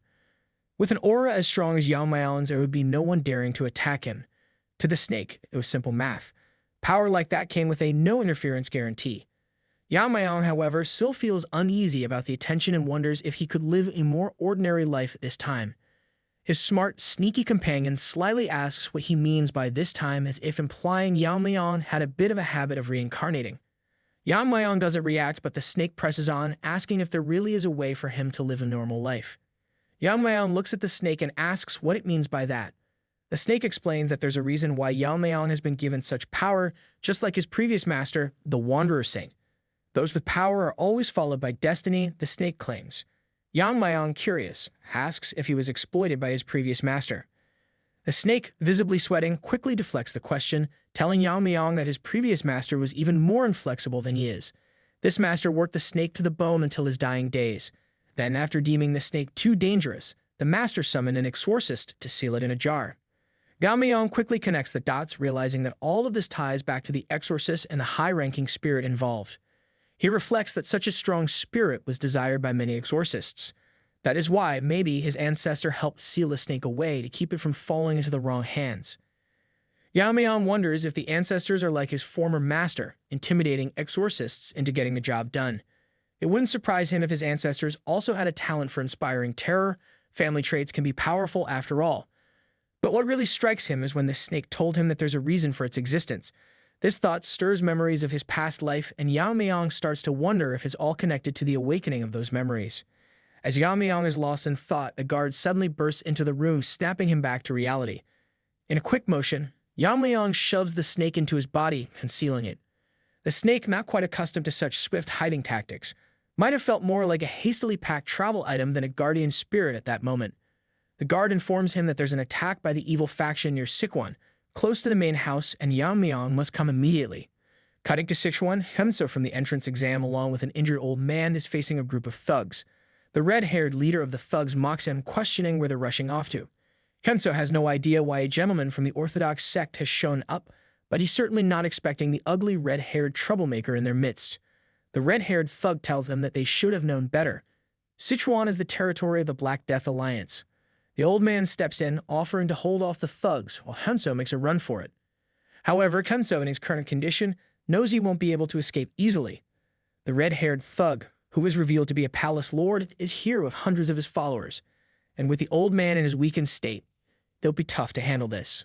The smelly monkey thug tells Hyeonso that now they've reached the capital of Sichuan, they must be seeking help from the Tang clan. However, he adds their leader has isolated the Tang clan, so Hyeonso is just daydreaming if he expects any help. He goes on to boast that he will capture them and offer them to his leader, hoping for the ultimate martial art in return.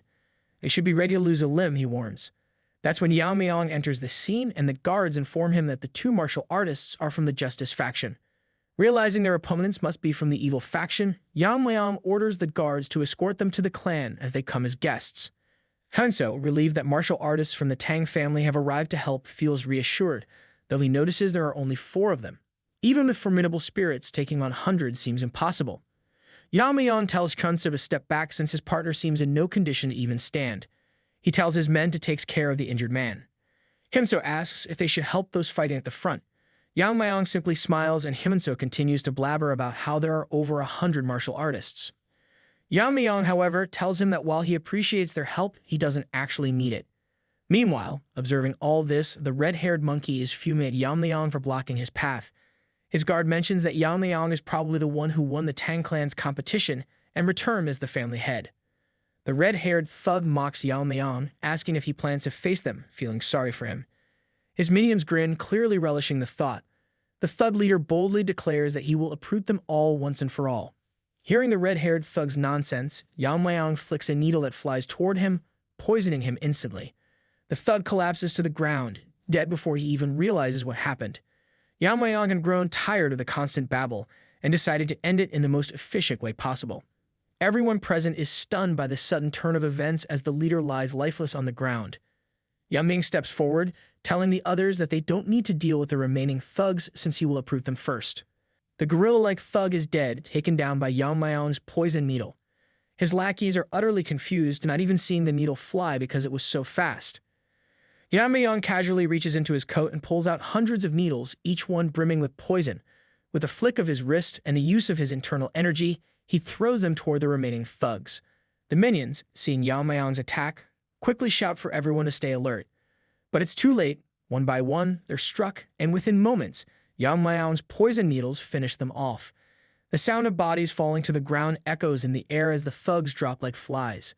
As the chaos unfolds, one side character turns around only to be met with the sight of hundreds of bodies hitting the ground, each struck by a single needle. Meanwhile, Kemso is getting overwhelmed by the sheer power of Yamayang's attack. Yamayang reflects that he rushed himself and did not even apply the poison on his needles, but it seems like they are doing the trick. Just then, his pet snake manifests itself, pointing out that it is the snake's poison that seeped into Yamayang's needles, and its poison is potent enough that only a few people in the world could withstand it. Yamayang smirks, clearly impressed. He remarks that the snake's poison is more useful than it looks, which seems to irritate his newfound unlimited poison supplier. Hyunso can't believe his eyes. He never imagined that Yamayang had such amazing assassin skills. He figures that Yamayang might be the one who single-handedly wiped out the 300 warriors from the Darkness Silent sect. Despite his doubts, Hyunso's guess is spot on. The remaining lackeys who had just witnessed the brutal efficiency of Yamayang's poison needles can't wrap their heads around it. They had thought the Tang clan was on the decline, but no one mentioned that they had a monster like Yamayang in their ranks. One guy with an axe tries to downplay the situation, telling the others not to worry, as it's just one guy. This junior gorilla type tries to assure them that if Yamayang isn't in the fire realm, he won't have the energy to use that technique multiple times. Clearly, the junior gorilla is looking for his moment of glory, so he charges at Yamayang, landing a heavy blow while taunting him about his bravado. But Yamayang doesn't even flinch. He grabs the axe effortlessly and breaks it with ease. The junior gorilla is left wetting himself, terrified as he realizes that what Yamayang just used was the dragon scale, which he obtained after contracting with the snake. The lackeys grow nervous, sensing that things are about to get even worse. Yamayang, now ready to unleash his full power, prepares for his next attack, the 10,000 Heavenly Flower Rain technique. Seeing the situation unfold, Hyunso grows anxious. He remembers hearing that the Tang family's secret technique was supposedly lost after facing the Heavenly Pervert's attack. But Hyunso quickly realizes that despite the setbacks, their strength is still very much intact. Guess the Tang family isn't as down and out as everyone thought, he reflects nervously, knowing that Yamayang is about to prove just how dangerous he can be. Yamayang stands over the aftermath, having finished off every single opponent. Hyunso, watching the scene unfold, briefly entertains the idea of leaving the Black Death Alliance's threat entirely in the hands of Tang clan. But before he can settle on that plan, Yamayang interrupts his thoughts, asking why is Hyunso still hanging around. Hyunso feels a rush of fear, as if his very essence might melt away, realizing that Yamayang's skill is something he couldn't look away from, even if he wanted to. Yamayang strides past him, mentioning they'll discuss things further at the main house. Hyunso takes another, longer look at the field now littered with defeated bodies. It's a potent reminder of the power of Tang clan, and he quickly realizes that making enemies with them is a path to certain doom. A few days before, Hyunso had been dining with the old man Sebek on the outskirts of Sichuan. He had felt relieved that they hadn't encountered any trouble from the unorthodox factions, especially since he'd heard that Sichuan was supposedly crawling with them after the Tang clan's supposed decline. Oddly enough, everything had been peaceful, almost too quiet. The old man Sebek suddenly seems tense. Hyunso notices the change and feels slightly baffled by the old man's abrupt shift in demeanor. Just then, a mysterious man approaches them, casually asking if they find the food satisfactory, mentioning it's a quaint spot he frequents. Hyunso considers the mysterious man before him, realizing that he was standing right beside them but went completely undetected. Clearly, the stranger is skilled. He asks who the man is, and Sebek informs him that this is none other than the leader of the Black Alliance, Yu Giljin from the Yu family. Hyunso, caught off guard, is shocked to find himself face-to-face with the infamous Alliance leader. They had come to this remote inn specifically to avoid trouble, yet their bad luck had brought them directly to Yu Giljin. Yu Giljin, exuding an air of arrogance, asks Sebek if the Justice faction has business with the Alliance, noting that Sebek's advancement to the Fire Realm indicates something serious.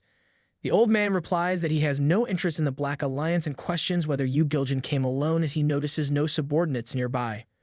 In true main character style, Yu Giljin taunts Sebek, challenging him to see if he thinks he can handle him alone and inviting him to a spar if he's so inclined. Sebek, irritated by the provocation, reminds Yu Giljin that he's lived twice as long and has the advantage of accumulated experience. But Yu Giljin, unfazed, asks if Sebek is here to show him respect, his tone dripping with mockery. Sebek, now visibly annoyed, releases his energy, making it clear he's ready to engage. He points out that in a clash between Fire Realm masters, years of accumulated energy make all the difference. Sebek's confidence in his refined techniques sends a message that he's prepared to make Yu Giljin regret his overconfidence. Kunso observes that Sebek seems more fired up than usual, sensing he might actually be ready to start a fight here. Suddenly, both Sebek and Hemso are taken aback as Yu Giljin releases his energy, reminding them that he once destroyed multiple sects with his own hands a decade ago. The only reason the joint sect survived was its distance from Sichuan. Yu Giljin makes it clear that if a fight is needed to prove his point, he knows a nearby place for a quick spar. Kunso, trying to keep a level head, advises Sebek not to act impulsively and dive headfirst into a fight. Yet a part of him also wants to prove a point to show Yu Giljin that the martial arts of their sect are unmatched. In the present, Hanso explains to Yamayang that this is how they ended up facing Yu Giljin. Yamayang, however, points out that it's different from the encounter he witnessed earlier. Hanso clarifies that the pursuers they encountered came later, after the initial confrontation. Returning to Kunso's recollection, the situation grows tense as Yu Giljin exudes an intimidating aura. On one side stands Sebek, ready for battle, and on the other is Yu Giljin, prepared to face him. Sebek unsheaths his sword, instructing Kunso to stand back. Yu Giljin, unfazed, readies himself as well. In an instant, Sebek vanishes, surging toward Yu Giljin with a swift attack. Yu Giljin meets the assault effortlessly, blocking the strike with his bare hands. He acknowledges that the sword technique is impressive, noting that it's fueled by powerful internal energy. Sebek's technique utilizes the resonance of his inner energy to dispel opposing forces. Meanwhile, Hyunso struggles to follow their movements, amazed by the sheer speed and intensity. This is what a true Fire Realm battle looks like. As they exchange blows, Yu Giljin manages to stop Sebek's sword with his hands, taunting him about his supposedly impressive internal energy, which to him falls short. Sebek, further provoked by the mockery, launches into the ultimate technique of the joint sect, releasing powerful waves of energy. Watching, Hyunso initially believes Sebek is overpowering Yu Giljin. However, he notices the faint smile on Yu Giljin's face, realizing with shock that Yu Giljin is blocking Sebek's strikes at the very last moment, almost as if he's testing him. Sebek, snapping back to reality, understands that Yu Giljin is deliberately assessing his skills, despite being from the unorthodox side. Determined to break through, Sebek decides to unleash the full power of his secret technique. But Yu Giljin, ever observant, has already begun to decipher Sebek's moves. When the attack lands, it creates a massive explosion, the impact resembling an atomic blast, shaking the battlefield with its intensity. Hyunso stands in shock, watching as Sebek unleashes the clan's secret technique. The old man rises, showing Hyunso how he seemingly managed to defeat the alliance leader. Hyunso, still wrapping his mind around the scene, is caught somewhere between awe and disbelief. He quietly suggests to Sebek that they should make their exit before anything more unfolds. Just then, Yu Giljin appears unscathed and speaks up. He reflects aloud that the precision is needed for the technique. He notes that it suits the joint sect well, which aligns with the major orthodox factions. Yu Giljin explains that the technique amplifies internal energy through focused intent. Even though its name is the demonic sword technique, it's basically a powerful internal martial art. He then starts using their technique on them. Kunso, realizing this, remarks to Sebek that the technique Yu Giljin is using indeed resembles their sect's secret method, though it lacks the usual mixed energy blend. Yu Giljin, exuding arrogance, questions their surprise. To him, understanding the fundamental principles makes the technique accessible, even if it's not strictly demonic in origin. Sebek nudges Hyunso aside as Yu Giljin launches a massive energy-filled attack, vowing to rename the technique as the Divine Subduing Energy. Hyunso can't help but think Yu Giljin is trying a bit too hard to give himself a dramatic rebranding. Later, Yamayang seeks confirmation from Hyunso, asking if Yu Giljin truly wielded martial arts from the orthodox faction. Hyunso, still processing the encounter, confirms it, wondering if Yamayang's strength and perhaps his poison-slinging snake might be enough to handle Yu Giljin if a confrontation arises. Hanso lowers his head, explaining to Yamayang that Yu Giljin had adapted the martial art to his own preference.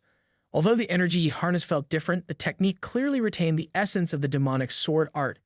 What's surprising, however, is that the altered version's power even surpassed the original technique. If the old man hadn't used the last of his internal energy to block the final strike, they likely wouldn't have survived.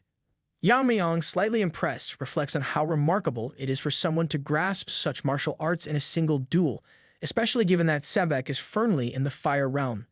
This level of comprehension isn't something he sees every day. As Yamayang ponders this, Hanso interrupts, reminding him that their purpose for coming to the Tang clan goes beyond mere observation. He requests Yamayang's cooperation in the upcoming martial arts competition, an important event for their sect. Hanso elaborates, explaining that the Heavenly Demon Cult, a powerful and militant religious group based in Xinjiang, once rivaled the combined strength of the 9 great sects and other martial factions. Despite numerous clashes, the orthodox faction still lacks the confidence to face them directly. The primary reason for this complex situation lies in the power structure of the faction as it operates under the command of a single figure, the sect leader. However, the dynamics shifted when the sect leader's son, known for his disturbing personality and innate martial talent, gained his own followers. This creepy pervert, as some call him, left the clan with his followers to establish the Heaven Brilliance Demon Cult. This departure has weakened the elite ranks of the sect, creating what could be the last viable opportunity to eradicate them. However, the Orthodox faction remains cautious about the Black Death Alliance to their south. They fear that if they deploy their elite forces northward to tackle the Heavenly Demon Cult, they'll leave themselves vulnerable to attacks from the south, risking heavy losses. Seeing Yamayang's formidable display of martial power earlier, Hanso realizes that he could prevent the Black Death Alliance from advancing north. Thus, he humbly requests the Tang family's support in holding off the Black Death Alliance while they focus on the Heavenly Demon Cult. However, to Hanso's surprise, Yamayang, unfazed and with a poker face, simply refuses. Hanso relays this response to Sebek. He explains that Yamayang declined and plans to consult the family head rather than make the decision himself. Hanso then asks Sebek what they should do if they fail to gain the Tang family's support. Sebek advises patience, instructing them to wait for the time being. Hanso mentions that their concerns extend beyond a single issue. The Tang clan itself is quite different from what they had anticipated. During their journey, he observed that the clan's buildings have expanded and their martial prowess has grown significantly. Even the clan members' spirits appear high, a stark contrast to the rumors suggesting that the clan had been weakened by the so-called evil loser. Sebek, slipping into his usual analytical mindset, agrees and speculates that there must be a powerful force behind the clan's revival. Determined, he concludes that they must secure the Tang clan's support by any means necessary. While they discuss this, Yuri and her father arrive, 2 martial artists with a reputation for being overly ambitious and slightly delusional. Yuri's father introduces himself as the head of general affairs for the Tang clan, sent by the family head to escort them. Upon reaching the main house, both Hanso and Sebek are taken aback as they meet the Tang clan's acting family head, Yamayang's mother, Tang Ji. Tang Ji formally introduces herself and immediately asks if they come seeking cooperation against the Heavenly Demon Cult.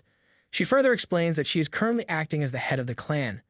What shocks Hanso and Sebek most is that she is in the fire realm, which likely explains the clan's resurgence in strength. Although they cannot sense Yamayang's full power, it's undeniable that the acting leader, Tang Ji, has reached the fire realm, giving the Tang clan an undeniable edge. Hanso, confident in his intelligence, attempts to appeal to the acting head, arguing that there is an urgent need for support. He insists that, since they are working to eradicate an evil sect, helping them would be the just course of action. He asks her to reconsider, but she remains silent, turning instead to Yamayang. She reminds him that he declined their request earlier and asks if his stance remains the same. To the shock of Hanso and Sebek, Yamayang's answer is still a firm refusal. Stunned, the two struggle to understand his reasoning. Hanso, trying to appeal to Yamayang's sense of duty, argues that if they don't stop the evil sects now, the martial world could spiral into chaos. But Yamayang, maintaining a stern expression, explains to the two that while he understands the threat posed by the Heavenly Demon Cult, the Black Death Alliance and the cult are entirely separate issues. Based on his investigations, he found that the Black Death Alliance does not harass common people.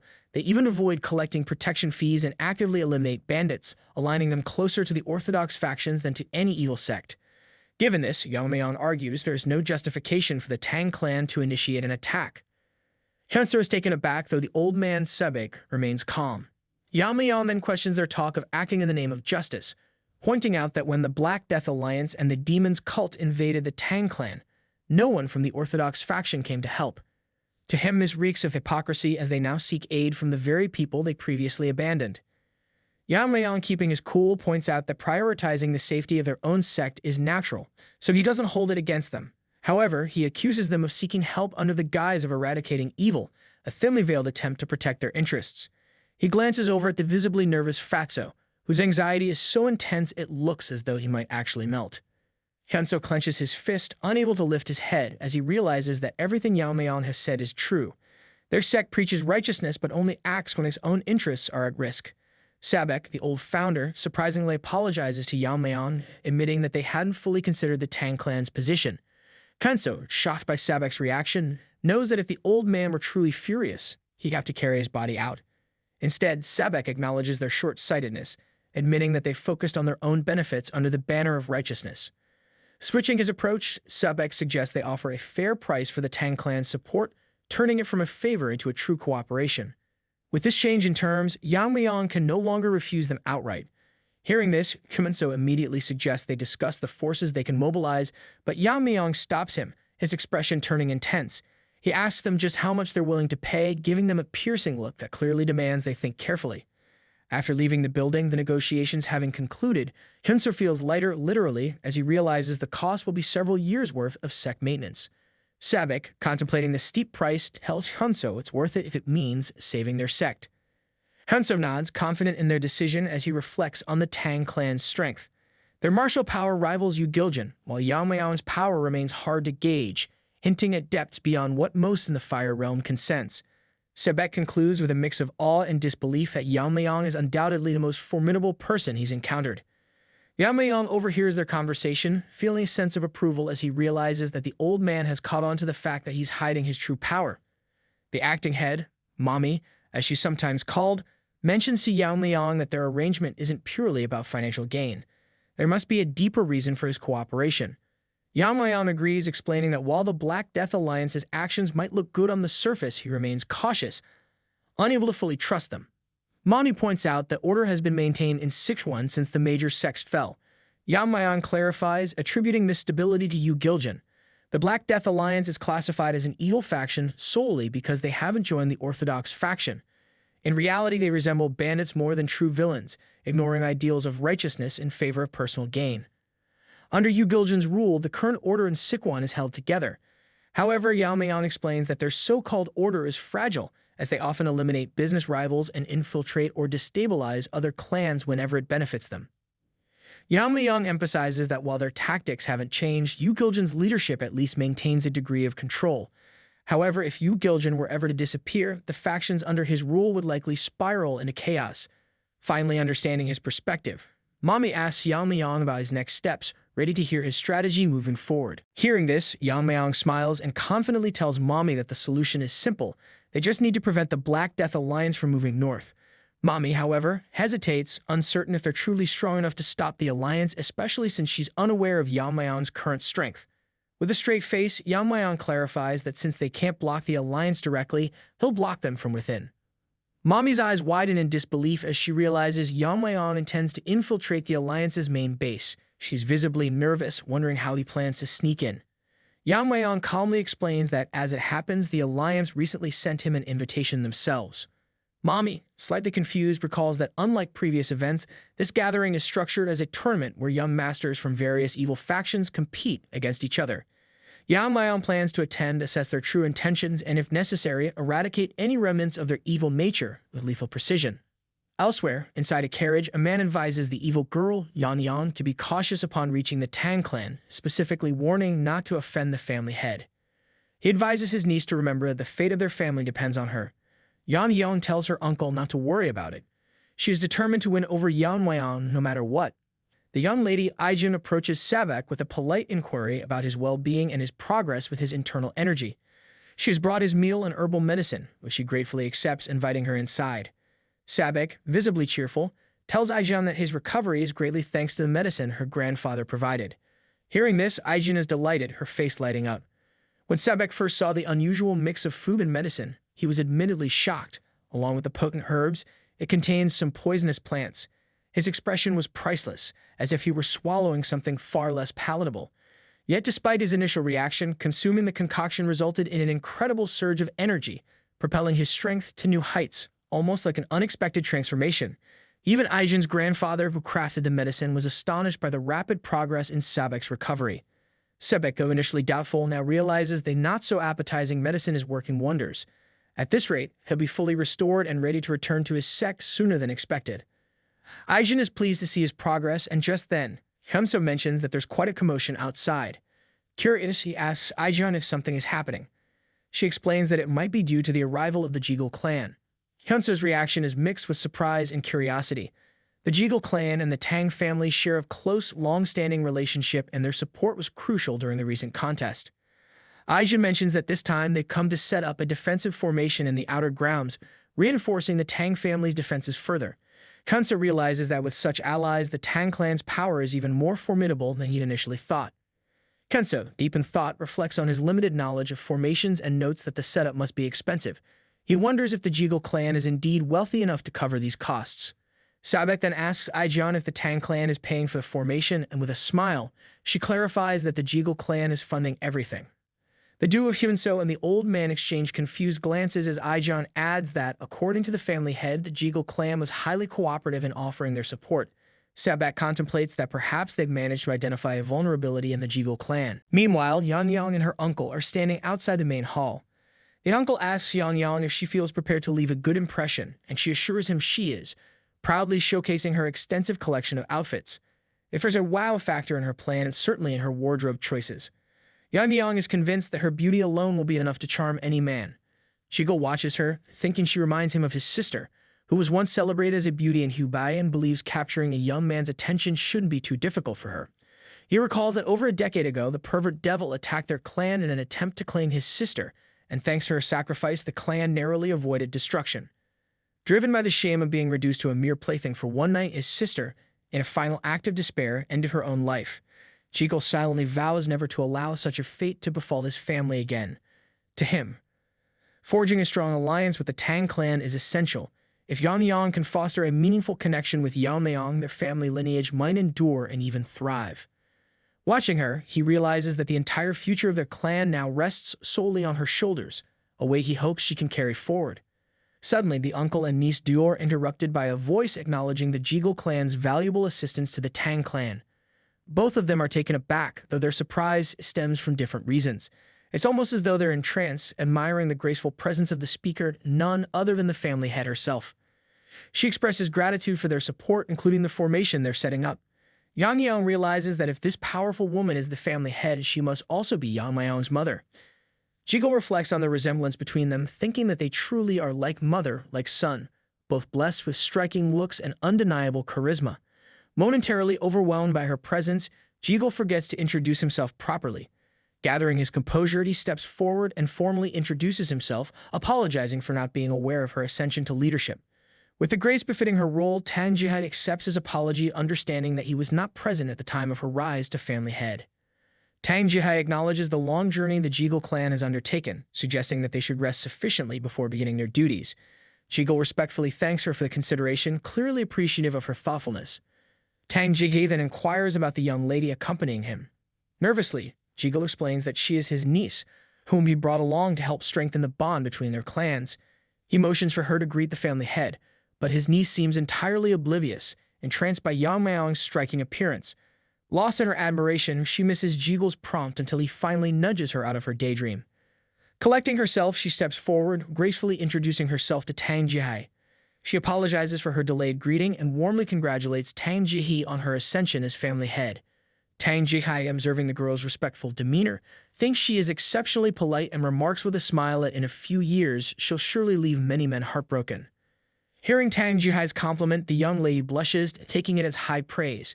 Tang Yeon-myeong, pleased, shares that she too was quite famous in her youth and notes how Jegal's niece resembles her.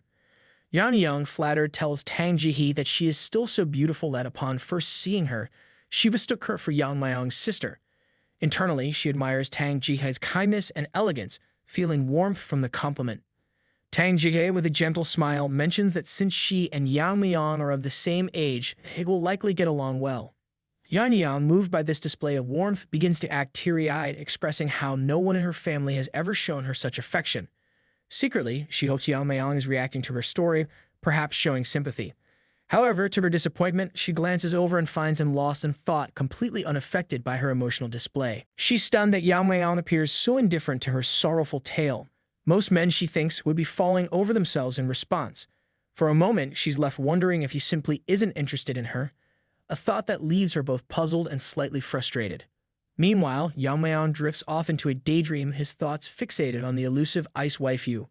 Jiggle, observing the scene, resigns himself to the notion that his matchmaking attempt has failed yet again. Yamayang, however, is not so easily deterred. She finds it difficult to accept rejection, especially given that it's the first time she's experienced it. Tang Yeon-myeong tries to snap Yamayang back to reality, playfully pulling his cheeks and urging him to pay attention. Meanwhile, in the Black Death Alliance territory, talks of the head of Tang clan stir the atmosphere. A little girl dashes through the area as murmurs spread about the young head of the Tang clan taking part in the upcoming gathering. In one of the meeting halls, the Alliance elders are gathered. They are reviewing the budget required for the upcoming gathering. The second page holds the list of participants, and a man, trying to look imposing by chewing on a twig, announces the report is completed for the day. Known as the leader of the 6 demonic lords, he offers congratulations to the Lady Yo, commending her on managing the task. She responds humbly, saying it's all part of her duty as a servant of the Alliance leader. One elder laughs that the Alliance leader merely tossed the report aside before stepping out, his disinterest evident. Apparently, even in the Black Death Alliance, keeping everyone focused on the task is a challenge. Another elder comments that their leader has always been a free spirit. Just then, a little girl enters the hall, and everyone is visibly shocked by her sudden appearance. The Lady Yo, in particular, breaks into a nervous sweat upon seeing who has arrived. This little girl is none other than the daughter of Alliance leader. The young girl declares her intent to attend the gathering in Sichuan this time as she climbs onto her uncle, curiously asking him about the rumors she's heard. She mentions hearing whispers that the head of the Tang clan might be participating in the gathering, a fact her uncle confirms. With a mischievous smile, she muses about the tales of the Tang clan head's charm, wondering just how handsome he must be if he has captured the admiration of all the local women. She jokingly remarks that if the rumors are true, she might just make him her husband. Her uncle thinks to himself that her father would be thoroughly shocked if he heard this bold declaration. The little girl asks again if she can go see it. Her uncle resigns himself to the fact that no one can oppose the will of the Alliance leader's daughter. He knows even if he said no, she would go anyway. Meanwhile, the Lady Yo listens to their conversation, growing increasingly irritated at the topic. She hides her annoyance, though, considering a sly plan. Perhaps she can manipulate this situation to her advantage. She smirks, thinking that using the Alliance leader's daughter as a way to trap Yamayang might just work. In this world of schemes and strategies, even the smallest player can turn into a powerful pawn. In one of the Tang family residences, Mirio is carefully combing Miso's hair, admiring their beauty. She teasingly asks Miso if she was really bedridden all this time. Miso, growing a bit shy, laughs at the compliment. Mirio recalls the last time when Yamayang was here, he couldn't hide his captivated gaze when he saw Miso. Being curious and playful, Mirio presses Miso to share her beauty secrets. Then, with a sudden shift, Mirio slips into what could be called her Power Ranger mean God mode and asks Miso what she thinks of Yamayang. Miso, visibly flustered, wonders aloud if Mirio is using martial arts to monitor her breathing, as the mention of Yamayang's name causes her pulse to change.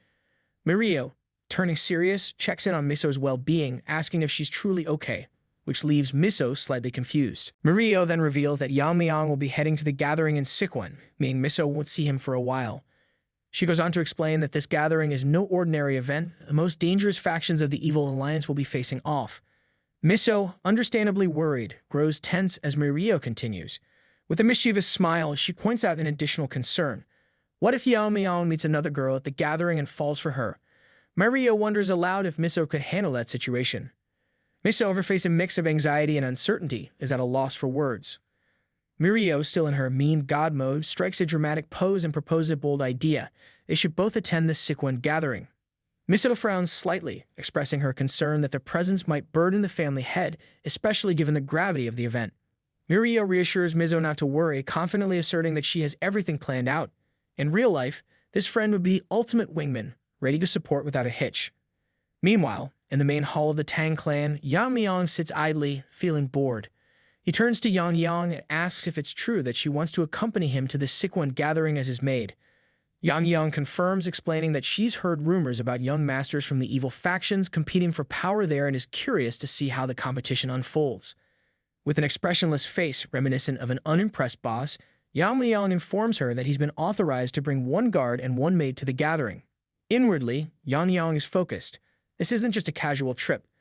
She sees it as a chance to win favor with the family head and is determined to make the most of it. Just then, the door opens and Mirio strides into the room with Miso by her side. Yamayang, looking a bit like a junior employee surprised by an impromptu meeting, notes their arrival, half expecting this gathering of determined women. Mirio, without hesitation, announces that Miso has something important she'd like to discuss with him. Miso, however, turns to Mirio, pointing out that her behavior borders on disrespect toward the family head. At that moment, Mirio notices Yamayang staring intensely in her direction as if sizing her up. Mirio asks who she is, and Yamayang returns the question.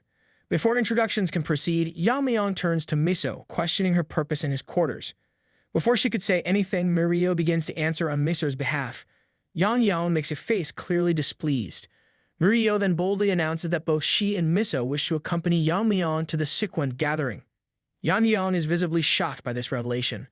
What's humorous in all this is that Yamayang, supposedly the one in charge, seems entirely uninvolved in the planning going on around him. Mirio suggests that she could serve as his guard while Miso would go along as his maid, given the limit of one guard and one maid. Yamayang, observing this impromptu scheme, is completely dumbfounded by what she views as nonsensical. While Mirio has a close relationship with Yamayang, her biggest worry centers around Miso. Miso's beauty rivals that of Yamayang's mother, who, as everyone knows, is unmatched in elegance and charm. No one, she firmly believes, can outshine the family head. But if Miso joins Yamayang on this journey, Yamayang realizes her own carefully laid plans could be jeopardized. Amidst the tension, Yamayang surprises everyone by agreeing to take Mirio as his guard. However, he firmly states that Miso cannot accompany him. Yamayang clarifies that he already has someone else in mind for the maid position. Hearing this, the ever-optimistic Yamayang wonders if she might be the one he's referring to. Meanwhile, Mirio, displeased, firmly states that if Miso isn't allowed to accompany him, she herself won't be joining either. Unfazed, Yamayang suggests selecting another warrior from the clan, a response that only fuels Mirio's frustration. Seeing the tension escalate, Miso, now emotional, tells Mirio to stop, tearfully insisting that if the family head doesn't approve, it's best not to force the matter. In a moment of dramatic resolve, Miso apologizes, her voice full of sorrow as she resigns herself to the decision. Mirio, her patience snapping, decides it's time for a heart-to-heart and drags the junior meme god outside with her for a lecture. In her unique style, Mirio makes it clear that she finds Yamayang not only impressive in martial skills but also in judgment and decisiveness. She, as the self-proclaimed senior in posting memes, reveals her true frustration, pointing out his cluelessness about the impact of his choices. Her real question, however, centers around why he won't allow Miso to accompany him. Does he truly not see what he's turning away? Yamayang, however, stuns her with his response. He explains that the gathering in Sichuan is no pleasure trip. It could easily escalate into a battlefield when confronting the evil factions. If Miso were to come along, she would be exposed to potential dangers beyond his ability to protect her from. Mirio feels a wave of concern as Yamayang firmly asks her who would bear responsibility if Miso were to get into trouble. The situation is even more precarious given that they're headed into Black Death Alliance territory, where you may have to face their formidable leader. Considering that Miso is still in recovery and not yet full strength, it would be incredibly risky for her to come along. This reasoning, straightforward and grounded in his sense of responsibility, leaves Mirio momentarily speechless, realizing he's pushing Miso away out of genuine concern for her safety. Mirio realizes the truth in Yamayang's words and reluctantly agrees. Yamayang, with characteristic calmness, thanks her for understanding his perspective. Unlike typical protagonists, Yamayang is almost refreshingly rational, no blind decisions or reckless attachment. Truly a rarity in his world. Mirio, however, isn't backing down entirely. She sweats slightly but firmly tells him that she'll still be going as his guard. Yamayang raises an eyebrow, reminding her that she had just declared she wouldn't go if Miso wasn't allowed to accompany them. Irritated, Mirio counters that she can't just sit back and leave the job to a fox guarding the henhouse, clearly referring to Yamayang. Yamayang, sensing the dynamics at play, wisely decides to let her have the final word. Meanwhile, Yamayang, perhaps intuitively, feels a twinge, suspecting she's the topic of discussion somewhere. Later, in another part of the Tang family estate, Jiggle is half asleep, watching over the defense formation. Suddenly, Yamayang arrives, catching Jiggle by surprise. Noticing his drowsy state, Yamayang questions why he's just standing there as if nodding off. Startled, Jiggle quickly denies it, explaining that he's simply making the final adjustments to the formation, which will be completed by tomorrow. Yamayang, activating his eye-discerning skill, scans the formations placed throughout the Tang family grounds, evaluating their protective scope. Jiggle explains to Yamayang that all key points have been secured with strong defensive formations. Not long ago, Yamayang had threatened Jiggle, warning him to complete the entire setup within a week. Now Jiggle assures him that he's on schedule and will meet the deadline. Yamayang, seeing the progress, offers a rare compliment, telling Jiggle that he has proven his abilities and should continue with the remaining tasks with the same diligence. Jiggle, feeling the weight lifted from his shoulders, starts to cry, relieved that his life are now spared. Yamayang is really impressed. He notes that even when he is away, the formation should provide ample protection for the clan. Then, with one more task in mind, he heads to the main hall. There he summons Elder Tang Yeon-myeong, a figure who exudes confidence. Tang Yeon-myeong, unflinching, reminds Yamayang that their relationship isn't exactly friendly, so why has he summoned him? Yamayang informs Elder Tang Yeon-myeong that he's heard of his skill with the sword, a talent that earned him the position of Elder. Since Yamayang also wields the sword, he thinks it's worthwhile to engage in a conversation. Elder Yeon-myeong, acknowledging the vast gap in their abilities, remarks that Yamayang's skill, as demonstrated in the recent competition, is far beyond his reach. Yamayang, with a straightforward tone, agrees, noting that Yeon-myeong's abilities aren't even close to his. However, to Yeon-myeong's surprise, Yamayang offers to provide him with some pointers in swordsmanship. But there's a condition: Elder Yeon-myeong must agree to follow Yamayang's orders from now on. Stunned, Elder Yeon-myeong listens as Yamayang points out that this is a rare opportunity, urging him to see it as a fortunate encounter. Yamayang then raises his hand, signaling that this is a pivotal moment, and asks if Yeon-myeong is prepared to switch sides and align with him. Later, the two guests, Kunso and Sebek, prepare to depart, their purpose in the Tang clan fulfilled. They express their gratitude for the hospitality they received. Kunso, on behalf of their sect, thanks the Tang clan for joining their cause. Sebek, expressing his own appreciation, mentions that his internal injuries have fully healed thanks to their care. He assures the Tang clan that should they ever need assistance, he'll return without hesitation. Tang Jihai expresses her gratitude for their kind words and informs them that the Tang clan will send some elders and warriors to support their campaign against the demonic sect. Stabek reaches out to shake her hand, assuring her that payment will be sent as soon as they return to their sect. He then turns to Yamayang, extending his hand to express sincere gratitude, acknowledging that if it weren't for Yamayang, they wouldn't have survived. Just as they shake hands, Sebek feels an unexpected surge of power radiating from Yamayang, making him realize the true extent of Yamayang's martial prowess. Sebek's composure falters as he begins to feel utterly dwarfed, as though his own strength were minuscule in comparison. The subtle shift in Sebek's face says it all. He looks as though he just realized the depth of the ocean he's been standing beside. Hyunso, noticing Sebek's sudden pallor, asks if he's feeling well. Sebek, with a slightly shaky voice, dismisses it as reluctance to part with their gracious hosts. Yet internally he knows what he felt was no illusion. It's almost unfathomable that someone could possess such power. Just as they prepare to depart, Sebek pridefully considers that the rapid rise of the Tang clan may not be solely due to the family head. He suspects that Yamayang, with his remarkable strength, is truly the one behind the clan's newfound influence. As the guests depart, Tang Ji gathers everyone and reinforces the Tang clan's core motto: they repay kindness twofold and settle grudges tenfold.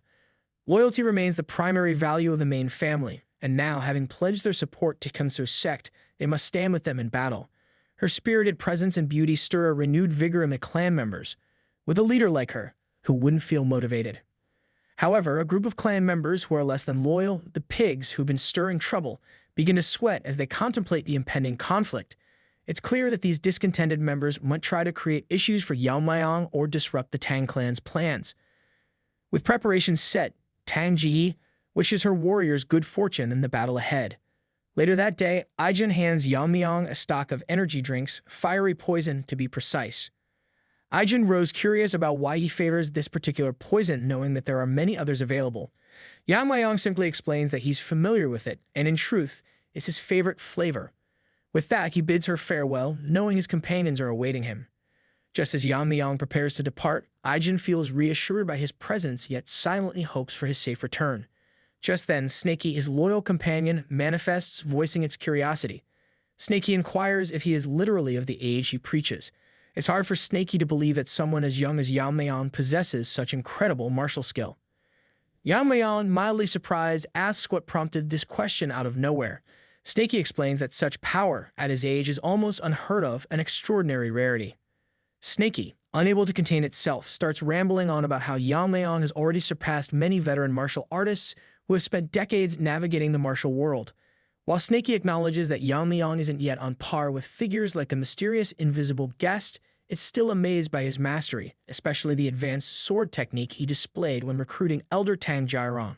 According to Snaky, that technique was leagues beyond what even seasoned sword masters could achieve. Yeon-myeong, ever quick-witted, replies that if figures like the Black Death Alliance leader can grasp martial arts at a glance, then it makes sense for a skilled warrior like himself to exist.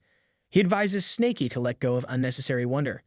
He teases Snaky that it is not some mythical dragon. Afterward, Yamayang heads to the main hall, where his team of side characters awaits.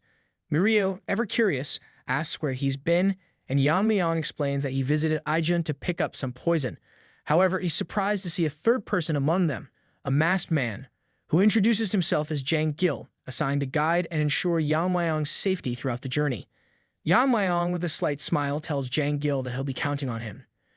Just then, Tang Jihai, Yamayang's mother, enters the scene. The side characters are taken aback, their expressions akin to seeing their crush. Observing this, Tang Jihai gently assures them there's no need for such formality.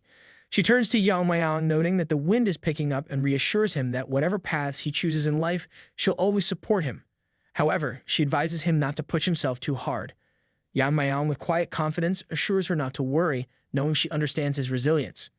Hearing Yamayang's assurance, Tang Jihai beams with pride, reminding him that he is, after all, the son of the Poison Phoenix. She then turns to the side characters, instructing them to stay safe and ensure they protect the family head. Like soldiers on duty, they respond in unison, vowing to carry out their responsibilities. Satisfied, she bids them farewell. They start their journey into the heart of Sichuan. Soon, the squad notices the bustling atmosphere around them. Mirio comments to Yamayang that it almost feels like a festival, unlike the last time she visited. Curious, Yamayang asks if she's been here before. With a sense of pride, Mirio explains that she had visited a few times when her father was still running a trading company.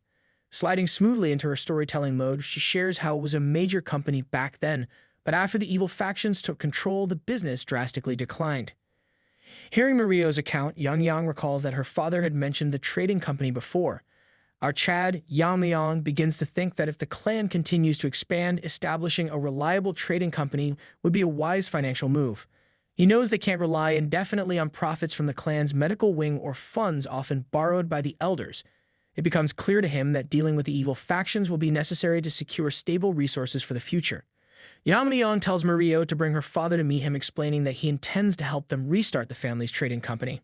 Mirio, delighted, lights up with excitement, happily reminding him that now he can't back out of this promise. Later that day, in a quiet part of town, a small dwarf of a man sits idly, resigned to another slow business day. Dressed neatly, his greatest wish is to find someone who truly appreciates swords. Just then, he hears a voice calling out. It's Yamayang, who asks if his shop is open for business, noting the absence of the usual sound of hammering. The dwarf, observing Yamayang's unique appearance, welcomes him warmly, directing him to his collection of swords and encouraging him to look around. He showcases his inventory with subtle pride, doing his best not to brag about their quality, even though he's convinced his work far surpasses that of other shops. Meanwhile, Mirio, curious, asks Yamayang why he's looking for a sword. According to Yamayang, it's wise to carry a weapon, even if it is just for show. Yamayang inspects the sword with a few taps on the blade, analyzing its quality. He's impressed by the sharpness and craftsmanship. It's clear that while the blade may lack ornamental beauty, its sharpness more than compensates, proving that it was forged and tempered with exceptional precision. He acknowledges this to the blacksmith, who stands in disbelief, surprised that Yamayang can evaluate the sword's quality with just a few glances and taps. Yamayang then encourages everyone present to choose a sword that suits their style. The blacksmith, still amazed, dashes into the back and firmly instructs Yamayang to wait. Moments later, he returns with a large, heavy case, which he sets on the table. With a sense of pride, he invites Yamayang to open it, mentioning that it's been quite a while since he's met someone who genuinely appreciates the art of sword-making. Yamayang opens the case and is taken aback by what he finds inside, a legendary demon-slaying sword. The blade shines so brightly that it reflects his image, showcasing not only its impeccable polish, but also the high level of craftsmanship. Both Mirio and Yamayang are equally mesmerized by the sword's presence. The blade is extravagant in design. Even Yamayang, who has little knowledge of swords, can instantly tell that this weapon is extraordinary, its elegance and lethal design combining into a rare, formidable beauty. Shorty explains that the demon-slaying sword was originally crafted by his master, a true expert in the art of sword-making. Sadly, his master passed away from illness, leaving the sword unfinished. Taking over his master's work, Shorty poured his heart and skill into completing the blade, and as he speaks of it, pride radiates from him. He eagerly asks Yamayang for his thoughts on the sword, confident that it's a masterpiece even by the highest standards. Yamayang examines the sword closely, acknowledging its exceptional quality. It's as remarkable as any weapon he wielded in his past life, and can feel the sharpness radiating from the blade, a testament to the dedication and craftsmanship poured into it. Yamayang praises the sword, telling Shorty it's a brilliant weapon. However, he adds that he won't be taking it. This surprises the blacksmith, who asks if the sword somehow failed to meet Yamayang's expectations. Yamayang assures him that it's quite the opposite. The sword is indeed a masterpiece, and he is grateful to have seen it. He explains that a weapon of this caliber would attract far too much attention, given its craftsmanship and presence. For his purposes, a simpler sword would be more suitable, allowing him to avoid unwanted scrutiny. Yamayang decides to take the simpler sword he picked up earlier. The blacksmith, visibly disappointed, agrees, though he can't hide his letdown. Just then, a group of rough-looking third-rate characters barges into the scene, clearly here to make trouble. Spotting them, the blacksmith's expression shifts.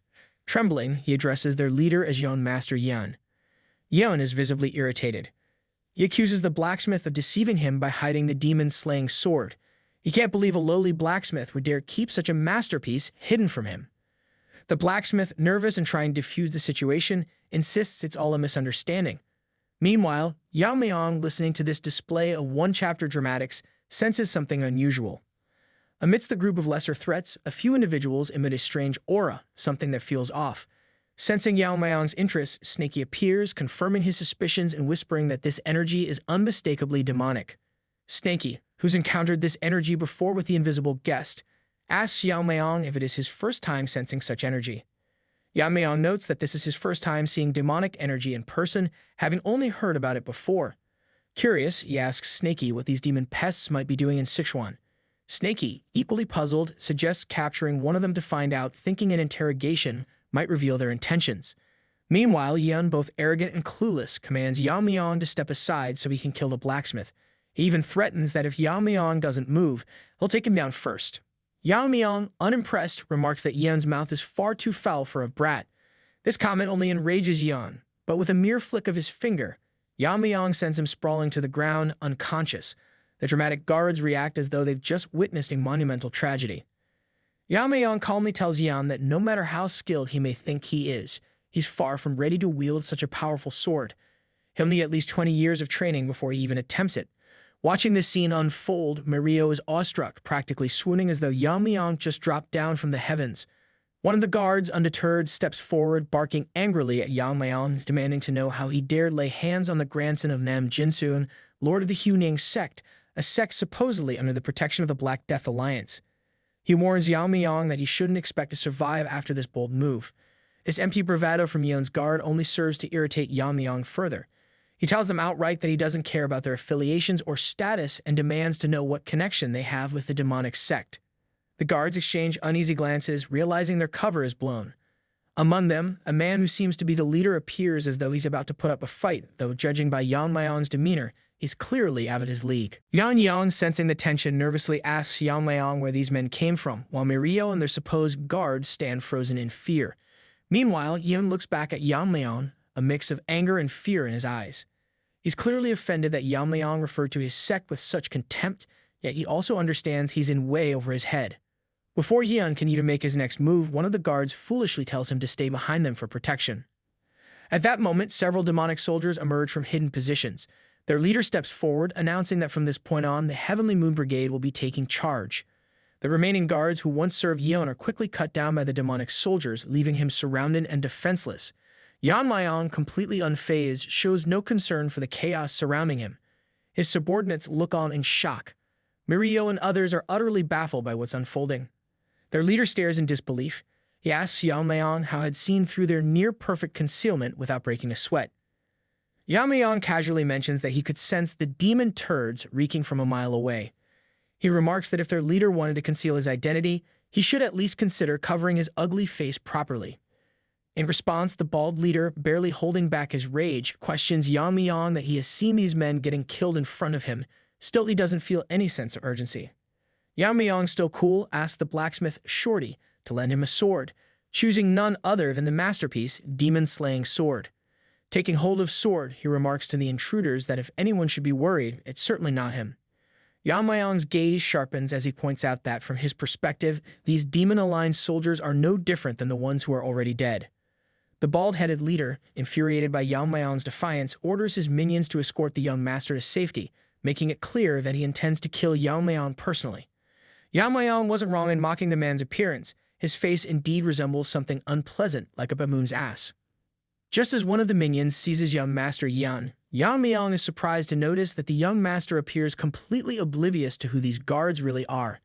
It seems likely, from his quick assessment, that the young master Yeon is entirely unaware of their true identities. Suddenly, a furious voice cuts through the air as the bald leader lunges at Yamayang, clearly incensed by being ignored. Without flinching, Yamayang effortlessly blocks the attack, resulting in a small explosion from the force of the clash.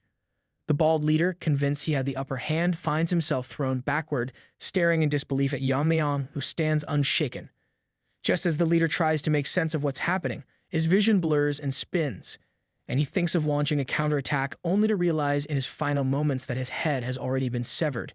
His subordinates watch in shock as his head rolls across the ground.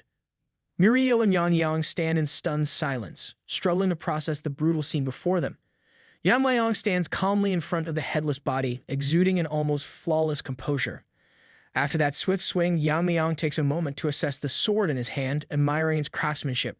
He notes how the weight between the hilt and blade is perfectly balanced, and the edge remains razor-sharp, untouched by even a drop of blood. He turns to Shorty, acknowledging that the sword is indeed a masterpiece, and praises him for carrying on his master's legacy with such skill. Hearing this, Shorty feels a swell of pride, his eyes tearing up as he recalls a memory of his master. In a flashback, Senior Shorty is shown carefully crafting the sword, telling the young blacksmith that every valuable object will one day find its rightful owner. He urges his apprentice to ensure this sword goes only to someone who truly appreciates its worth. Now, watching Yamayang wield the blade, Shorty realizes he has finally found the sword's destined master. Back in the present, Yamayang addresses the remaining foes, asking if anyone else wishes to challenge him and even suggesting they attack him all at once. Provoked, the remaining enemies rush toward him, shouting that he shouldn't underestimate them. Yamayang smiles, and with a single sweeping slash, he cuts through half of them. His movements become fluid and graceful, each strike precise and delicate, like a dance in water. In one smooth, continuous flow of attacks, he eliminates the rest with effortless, consecutive strikes. Witnessing the carnage, young Master Yeon decides to crawl back to his cave, realizing the fight is far beyond his abilities. Shorty the blacksmith is left speechless by Yamayang's swordsmanship, while Mirio and Yang remain in stunned silence. Mirio, especially, is exhausted from the constant surprises, amusingly wondering when Yamayang even learned such refined sword skills. Meanwhile, elsewhere, Nam Jin-soon strides with a sense of purpose, his thoughts laced with self-satisfaction. He reflects on his covered alliances, convinced that everything is progressing smoothly under the radar. Despite his position within the Black Death Alliance, Nam Jin-soon has secretly aligned himself with the Heavenly Demon Divine Cult, a betrayal known only to him. Interestingly, Nam Jin-soon is the second son-in-law to Hyunso, one of the key figures within the Black Death Alliance. Puffed up with pride, Nam Jin-soon deludes himself into believing that his son, Yen, is the epitome of their bloodline's virtues. In his mind, no peer can compete with his son's natural talent. Nam Jin-soon, caught up in his delusions, clenches his fist with confidence, imagining his son, Yen, making a powerful impression at the Sichuan Assembly. He envisions Yen showcasing incredible strength, securing a spot in the Black Death Alliance leadership, a position that Nam Jin-soon plans to use as a foothold to weaken the alliance from within. The irony of his scheme is almost laughable as he smiles to himself, thinking that by the time the Alliance realizes his true intentions, the forces of the demonic path will have already infiltrated Sichuan. Just then, a one-armed subordinate from the Heavenly Moon Brigade interrupts Nam Jin-soon's fantasy. Recognizing the man as one of his son's supposed guards, Nam Jin-soon asks with an edge of irritation why he's here. The one-handed guard informs him that the young master is under attack by an unknown assailant. At this, Nam Jin-soon's smug confidence begins to crumble and panic sets in. Meanwhile, Yamayang continues cutting down his opponents with ease, his skill making it look as though he's chopping vegetables rather than facing enemies. His display leaves the side characters dumbfounded, particularly Mirio, who worries about the aftermath, wondering who's going to clean up this mess. She muses that if she brought her sister along, the poor girl would have been completely overwhelmed. She then questions Yamayang, wondering why he allowed one of the enemies to escape, knowing full well that the guard could bring reinforcements. Yamayang, calm and strategic, explains that he intentionally let him go. Raising his sword, he points in the direction of Yan, stating that an oblivious fool like him wouldn't even recognize a connection to the demonic cult. There must be someone else behind the scenes, orchestrating this whole setup and placing these ants to protect Yan. Yan, desperate, tries to convince Yamayang that he's misunderstood, claiming he has no affiliation with the demon cult and doesn't even know who they are. Unfazed, Yamayang silences him, pointing out that soon enough the truth will reveal itself, especially with the reinforcements on their way. The side characters, once again, are left in shock, when a loud voice from outside demands that Yan be released. Nam Jinsoon arrives on the scene, bringing an entire contingent of followers with him. He arrogantly demands that the hostage be released, threatening to tear Yamayang to shreds and feed him to the beasts if he doesn't comply. Bold words for a man who's far from the threat he imagines himself to be. Calmly, Yamayang steps forward with Yan and Tao, pressing his sword against Yan's neck. With an air of challenge, he asks Nam Jinsoon just what he plans to do about it. The side characters, already reeling, find themselves questioning who the real villain is here, thrown by Yamayang's unflinching confidence. Mirio, the ever-analytical one, feels uneasy, noting that Nam Jinsoon's forces seem overwhelming. She wonders if Yamayang truly has a strategy for dealing with their sheer numbers, momentarily forgetting that he single-handedly defeated over 300 martial artists in the recent test. Nam Jinsoon, furious, barks at Yamayang, asking how he dares to defy them without understanding the extent of their power. Yamayang, unshaken, points out that the energy emanating from Nam Jinsoon reeks of the demon cult's impure and sinister aura. It's clear to Yamayang that Nam Jinsoon has been hiding his true identity, likely coming to Sichuan with the intent of stirring up trouble. Yamayang, activating his heaven-obliterating eye, confronts Nam Jinsoon, calmly stating that the Black Death Alliance is likely oblivious to his true allegiance. If they knew, they wouldn't let this treachery slide. Hearing this, Nam Jinsoon feels as if he's being roasted alive, inwardly panicking over how Yamayang could have sensed his concealed demonic energy. The fact that Yamayang remains unharmed even after confronting the Heavenly Ant Brigade adds to Nam Jinsoon's mounting dread, making him realize the dangerous opponent he's up against. In desperation, Nam Jinsoon invokes his family's authority, commanding the Heavenly Moon Brigade to unleash the reverse blood demonic technique. Mirio and the others look on, horrified as they recognize the name of this sinister technique. Mirio's mind races. This is the same dark technique the Heavenly Brilliance Pervert used when he attacked the Tang family. The Heavenly Moon Brigade members start to glow ominously, their bodies igniting with fury as they appear to burn from within, turning a blazing red like human-shaped torches. Recognizing the gravity of the technique, Yamayang questions Nam Jinsoon, asking if he is indeed connected to the Heavenly Brilliance Pervert. Nam Jinsoon, undeterred, dismisses Yamayang's inquiry with chilling indifference, asking if this is the last thing he wants to know. Yamayang tells Nam Jinsoon that he holds no personal grudge, but his family destroyed something precious to him. At this, Nam Jinsoon seems to shift into a full turd mode, laughing mockingly as he reminds Yamayang that his brother has already destroyed everything, be it the Jiggle family, the Murong family, or even the Tang family. Hearing this, Mirio's anger flares up, and she seems ready to charge in despite knowing she'd likely be a burden in this battle. Yamayang, however, quickly stops her, reminding her that interfering would only get them all killed. At this moment, their only choice is to trust Yamayang. Nam Jinsoon then commands his fiery army, the evolved chicken wings, to finish off Yamayang.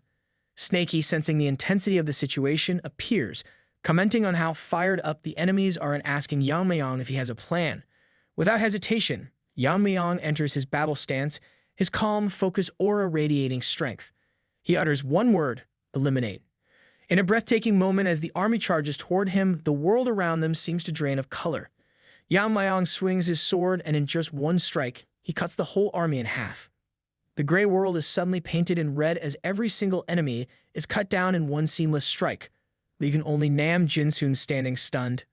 Mirio, Yamayang, and Shorty look on, eyes wide, taking in the battlefield that has now become a bloody canvas, a deadly masterpiece crafted in a single, perfect stroke by Yamayang.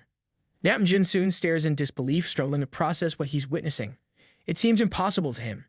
He wonders how could all 70 of his warriors, each using the reverse blood demonic technique, be cut down so easily. Even a master at the peak of martial prowess shouldn't have been able to overpower them with such ease. The scene reminds him of a memory from the past. In a flashback, a younger, more naive Nam Jinsoon had witnessed a brutal battle during the demon cult's invitation ceremony for the vice leader of the Heavenly Demon Church. He watched in shock as the left and right guardians of the cult, both in their prime, were beaten to a pulp. The victor of that match had been none other than the infamous heavenly pervert, Nam Jinsoon's own brother, whose power was unmatched even by the cult's finest. Nam Jinsoon recalls the suffocating aura that his brother emitted, an overwhelming energy he had not felt since that day. Now that same pressure fills the air emanating from Yamayang, who stands before him with a calm yet deadly intensity. For the first time, a one-chapter character like Nam Jinsoon shows some humility, dropping to his knees before Yamayang. Begging for mercy, he offers his own life in exchange for sparing his son, Yan. He explains with genuine desperation that Yan is just an ordinary kid, unaware of the dark schemes his family is involved in. Whatever grudge Yamayang has with his family, Nam Jinsoon pleads should not be taken out on his oblivious son. Yamayang's voice turns icy as he addresses Nam Jinsoon, pointing out that if Yeon were truly ordinary, he wouldn't have tried to kill a blacksmith simply for not handing over the best sword. As Yan tries to protest, Yamayang cuts him off, bringing an end to the theatrics. Nam Jinsoon watches in horror as Yamayang swiftly silences his son, leaving him no chance for redemption. Yamayang then turns to Nam Jinsoon, asking if he's angry, before adding that the families of the people they murdered must have felt the same pain.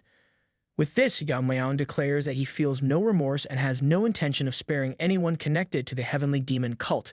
Nam Jinsoon, broken and transformed into an unrecognizable shadow of his former self, meets his end as Yamayang finishes him off. Later, back at the blacksmith's shop, Yamayang finds himself in an awkward situation as the blacksmith hands him the sword.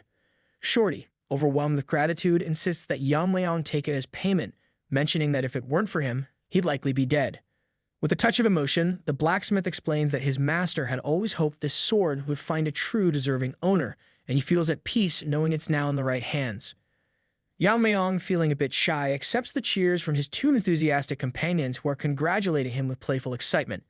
Deciding to take the sword, he turns to Shorty and requests a scabbard, noting how flashy the blade is. Snaky manifests, observing with growing admiration that Yamayang is even more remarkable than he'd realized. For a Tang family member to wield a sword with such skill is rare. If he continues this path, Snaky muses, Yamayang could one day earn the title of Sword King and perhaps become the strongest martial artist in the world. Meanwhile, outside a large gate, a crowd is gathered, bustling with anticipation.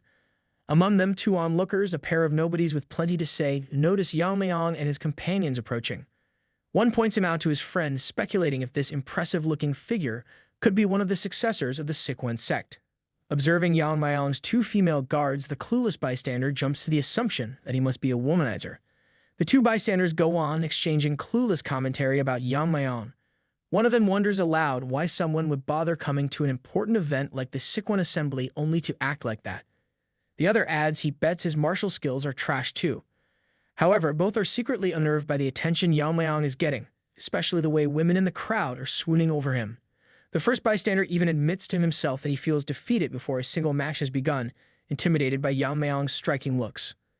Even the judges, seasoned from years of observing young martial artists, are quietly impressed, thinking that Yamayang's appearance is unmatched.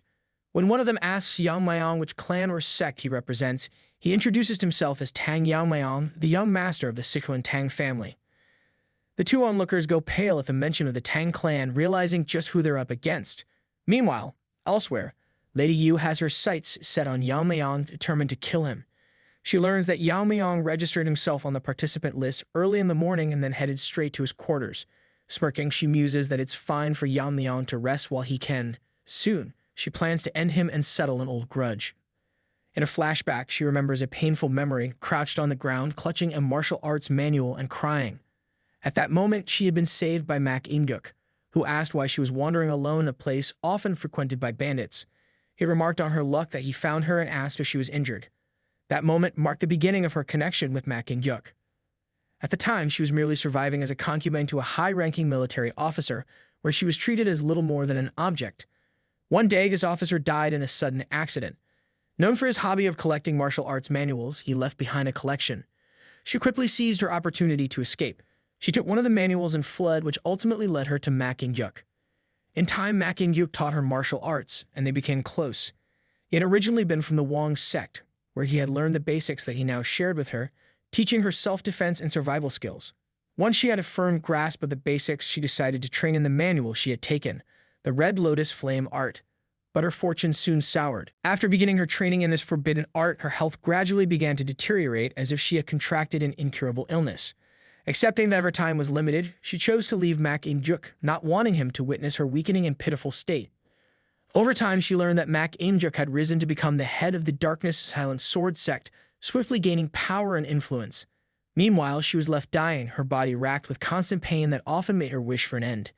Yet, a deep regret held her back. Her last wish was simply to see Mak In-juk once more. One day, as if by chance, she was discovered by none other than Mak In-juk himself, accompanied by the Black Death Alliance leader Yu Giljan. Mak In-juk expressed surprise, noting her remarkable talent but unable to understand why she appeared to be on the brink of death. Yu Giljan quickly realized the issue. She had learned martial arts from both the yin and yang paths, causing her vitality and energy to conflict and slowly destroy her from within.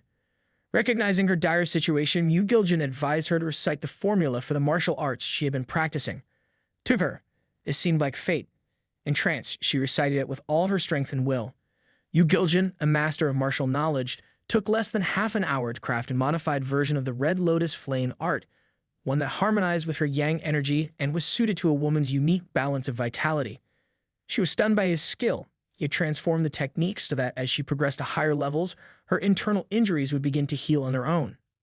To show her loyalty for having her life saved, Lady Yeo founded the Transforming Heart sect and aligned herself with the Black Death Alliance. With Mak In-juk also part of the alliance, she hoped to rekindle their old connection. However, he shut down her hopes, making it clear that he had sought her out purely for her talent, not out of any lingering feelings. He urged her to leave the past behind, revealing that he had drifted further away from her than she ever realized. Though hurt, she couldn't blame him, remembering that she was the one who had left first. Determined to keep her feelings hidden, she suppressed her longing, clinging to a faint hope that one day he would understand her sincerity. Then came the news that shattered her hopes. Mak In-juk's Darkness Silent Sword sect had been annihilated by none other than Yamayang, the young master of the Tang family. In that moment, she resolved to kill him, seeing his destruction as a way to settle her shattered dreams. Now, back in the present, her sole focus is tracking down Yamayang and putting an end to him. But she knows that he has surpassed even the peak realm, and her Red Lotus Flame art alone might not be enough to defeat him. Still, she smirks, plotting her revenge. She's devised a plan to trap Yamayang at the upcoming Sichuan assembly, a place from which she believes he'll have no escape. Just as she lies on her bed, her face twists with anger and anticipation, consumed by her dark hopes for Yamayang's downfall. Meanwhile, Yamayang is deep in meditation. Snaky appears, quietly observing him, marveling at Yamayang's intense focus. Snaky has been trying to disrupt his mental training for over an hour, yet Yamayang hasn't budged an inch. The level of concentration he displays is almost surreal for someone his age. It's as if he were an old master reincarnated. Inside Yamayang's mind realm, he's locked in a one-on-one duel with his master. They ready themselves, mirroring each other's sword stance before launching forward in a simultaneous attack using the Eliminate technique. Their swords clash with such intensity that a massive explosion erupts. As the blinding light fades, both remain poised and unyielding, until Yamayang's image is split in half. He expected this. He knows that fully manifesting the Eliminate technique is impossible with only the Green Heart Poison technique. Although he was able to cut down 70 foes with Eliminate, it was a degraded version, lacking even half its true power. At its peak, the technique could have split the entire battlefield in half. In his past life, Yamayang had used a powerful mental skill called Destructive Force to enhance the Eliminate technique. Only through mastering this skill could he unleash Eliminate's full potential. Destructive Force, however, came with a dark side. It weakens the body and can even cause sudden death in ordinary practitioners. But Yamayang and his master had been uniquely gifted with the rare ability to control this power. Now with his body strengthened and his martial prowess at the peak realm, Yamayang realizes that if he can once again master Destructive Force, he will finally reclaim the full strength he wielded in his past life. Yamayang reflects on his connection to the sword, wondering if he has become overly attached. Despite his degraded technique, he has still captured the essence of the Eliminate technique with his current strength. The problem, he realizes, lies in the misalignment between his mental technique and his swordsmanship. He considers modifying the Green Heart Poison technique to better suit his sword skills, hoping this adjustment will unlock the technique's true potential. Abruptly, Yamayang awakens to find his face marked with doodles courtesy of Mirio, who is gleefully drawing on him.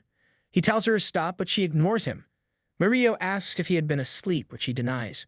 Mirio informs him they've been waiting for him, and he tells them to move out. Just as they prepare to leave, Yamayang tells Mirio to stop treating Yamayang like her friend. Mirio retorts, questioning why she would care if Yamayang himself hasn't complained. Their playful bickering quickly turns into a squabble, putting Yamayang in a tough spot. He attempts to mediate, telling Mirio that Yamayang does have a point. Mirio, now irritated, accuses him of taking Yamayang's side, but then agrees that there's no reason to tiptoe around the orthodox sect members. Yamayang smirks, remarking that in front of a pile of corpses, dignity isn't much of a concern. However, he's quick to remind Mirio that given her recent prank, he'll pay her back tenfold when the time is right. Meanwhile, at the heart of the Black Death Alliance's grounds, the crowd is buzzing with anticipation as the Sichuan assembly is about to start. The atmosphere is enhanced by a group of identical-looking musicians, their music filling the air. It seems the guest artist might have been a bit too inspired by copy-paste, as all the musicians look strikingly alike. The one with the unfortunate bangs, Lady Yeo, steps forward to explain the rules.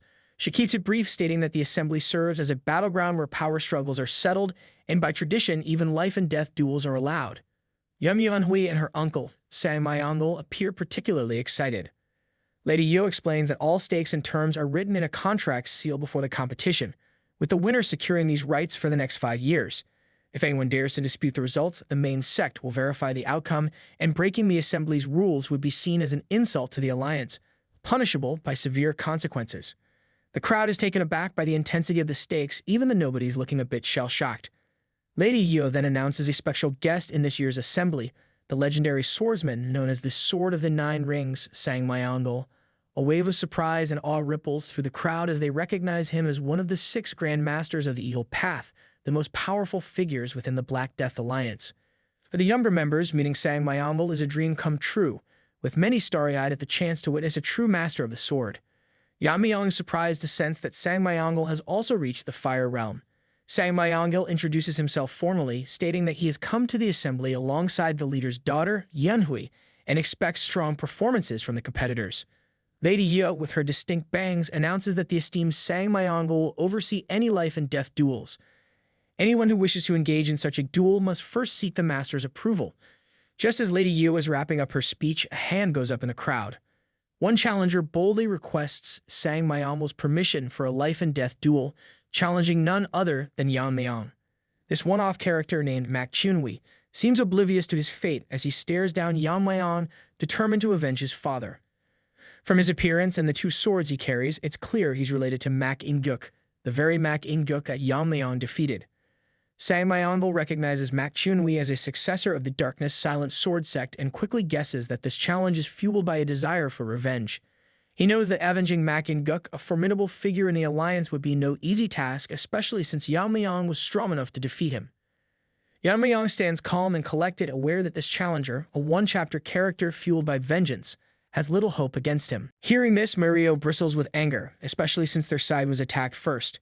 Yamayang, ever composed, quickly urges her to stay silent, cautioning that others might overhear her outburst. Sang Mayang grants permission for the duel and calls Yamayang to the stage. Both challengers step onto the platform simultaneously, each prepared to face the other with lethal intent. The crowd, however, finds its attention captured less by Yamayang's skills and strength and more by his striking appearance.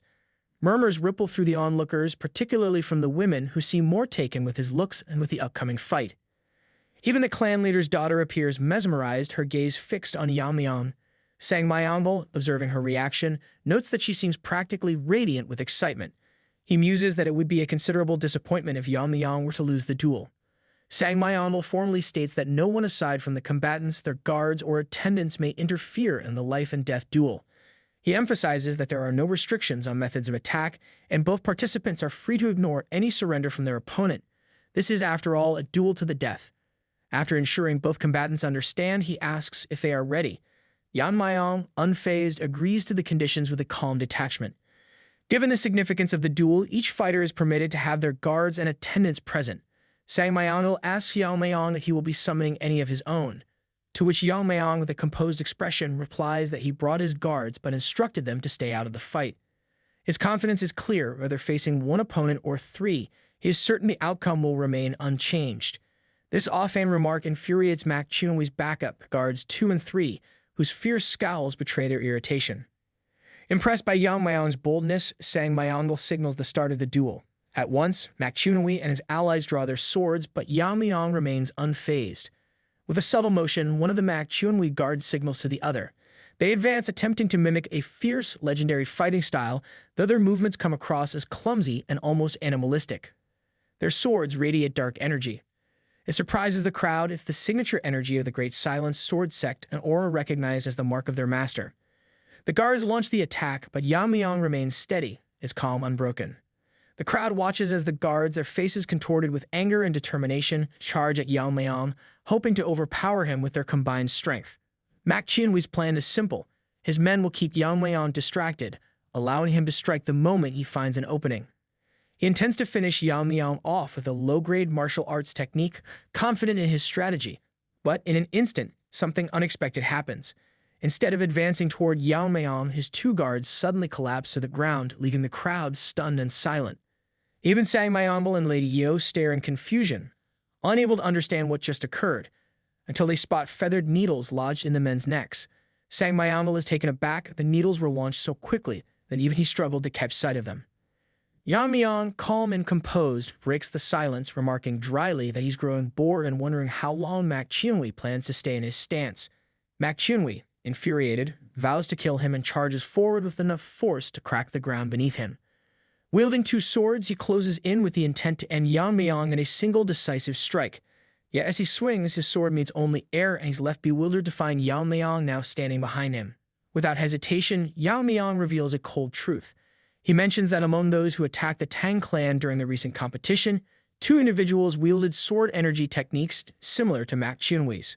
Calmly, he continues, injecting a needle into Mak Chunwi, explaining that one of those attackers was Mak Chunwi's father, the former head of their clan, and the other was a spy. Yet Yamayang notes Mak Chunwi falls drastically short of either of them in skill. Hearing this, Mak Chunwi's anger reaches a breaking point, and he begins to shout, overcome with frustration. For a moment, it almost seems as if he might unleash a surge of hidden power. Meanwhile, Yamayang, indifferent to the spectacle, starts to walk away, silently noting that it was Mak Chunwi and his allies who initiated this conflict, yet they endlessly talk of revenge. The crowd, stunned by how quickly the fight ended, murmurs among themselves. Some speculate that the skill gap is simply too wide, while others question whether the successor of the Darkness clan just lacks real strength. Mak Chunwi's rage, however, runs deeper, not because he failed to avenge his father, but because he feels weaker than his stepbrother. Suddenly, a voice in the crowd announces that the battle isn't over. Mak Chunwi's sword turns pitch black as he launches a desperate final attack on Yamayang, determined to prove himself better than his stepbrother and hoping to buy himself one more moment. Yamayang, momentarily surprised, stops as Mak Chunwi charges, the blackened sword aimed directly at him. In an instant, Yamayang grabs the blade with his bare hand, shocking Mak Chunwi, who had hoped for a longer moment in the spotlight. With a powerful grip, Yamayang shatters the sword into pieces, ending the battle decisively and leaving Mak Chunwi stunned and defeated. Yamayang's decisive victory shocks Sang Myeongle, Yeonhui, and Lady Yu, whose unfortunate bangs tremble as if she's about to cry. The crowd, too, stands in stunned silence, though the familiar duo of disinterested onlookers remains unimpressed, having seen far too much already. With this crushing defeat, Mak Chunwi meets his end. The crowd quietly accepts his passing, knowing he won't be remembered. Yamayang reflects that he intended to go easy on Mak Chunwi. What surprised him was the challenger's ability to exhibit such skill even after being hit by the poison needle, which numbs hearing, paralyzes the body, and drains energy. Sang Myeongle seems impressed by the rare blade technique Yamayang demonstrated in the heat of the moment. He remarks on the Tang clan's reputation for training their hands to handle sharp weapons or wear protective gloves, but he hadn't expected Yamayang to block a dark sword infused with energy bare-handed. Sang Myeongle muses that if others witness Yamayang's skill, they would clamor to become his disciples. Yamayang considers explaining that his dragon-scale armor helped him block the sword's energy, but decides to keep this detail to himself. Instead, he simply responds that the Tang clan possesses such capabilities. Sang Myeongle acknowledges the impressive display and announces Yamayang as the winner, adding that he has the choice to either continue with more duels or stop. True to his bold nature, Yamayang declares that he will continue, But he then surprises Tang Yeon-myeong by stating that even if everyone within the Black Death Alliance attacked him at once, the outcome would remain the same. It seems this challenge isn't limited to the participants alone. It extends to every member under the alliance. Yeon-myeong stands confidently in the arena, with the overconfident challenger lying dead at his feet. Among the crowd, a voice rises. One spectator scoffs, claiming Yeon-myeong must be crazy to challenge them all at once. Another heckler sneers, accusing him of arrogance, stating that just because he defeated a single opponent, he's acting all high and mighty. These detractors, oblivious to the real gap in skill, taunt Yeon-myeong, insisting he's nothing special, merely the young head of a fallen clan. They foolishly boast that they'll show him what real power looks like. Amid this commotion, a stern voice captures Yeon-myeong's attention. Lady Yeo, identifiable by her unfortunate bangs, steps forward. She firmly reminds him that while life and death duels are permitted, the Sichuan Assembly is not some street brawl. She stresses that this is an official event where sect representatives display their martial skills with honor, and as this year's hosts, they cannot allow them to ignore the rules and act recklessly. Tang Yeon-myeong intervenes, telling her there's no need to be so strict. He admits to being intrigued by Yeon-myeong's boldness and expresses interest in seeing just how far he can go. However, he adds that if the situation spirals out of control, he will step in to restore order, keeping the spirit of the Sichuan Assembly intact. Unable to defy her superiors, Lady Yu clenches her jaw, looking as though she might grind her teeth to dust, and announces that since the Grandmaster permits it, she has no objections. Tang Yeon-myeong addresses Yamayang, explaining that the Tang family's assassination techniques are built for large-scale destruction, and a chaotic, unstructured attack would only create confusion. To maintain order, he limits the number of attackers to 3, allowing Yeon-myeong to select his opponents. Tang Yeon-myeong adds that if Yeon-myeong finds these terms unacceptable, he may speak now. With a smirk, Yeon-myeong confidently accepts the terms, turning to Tang Yeon-myeong with unwavering assurance. Moments later, Tang Yeon-myeong watches in shock as his own expectations unravel.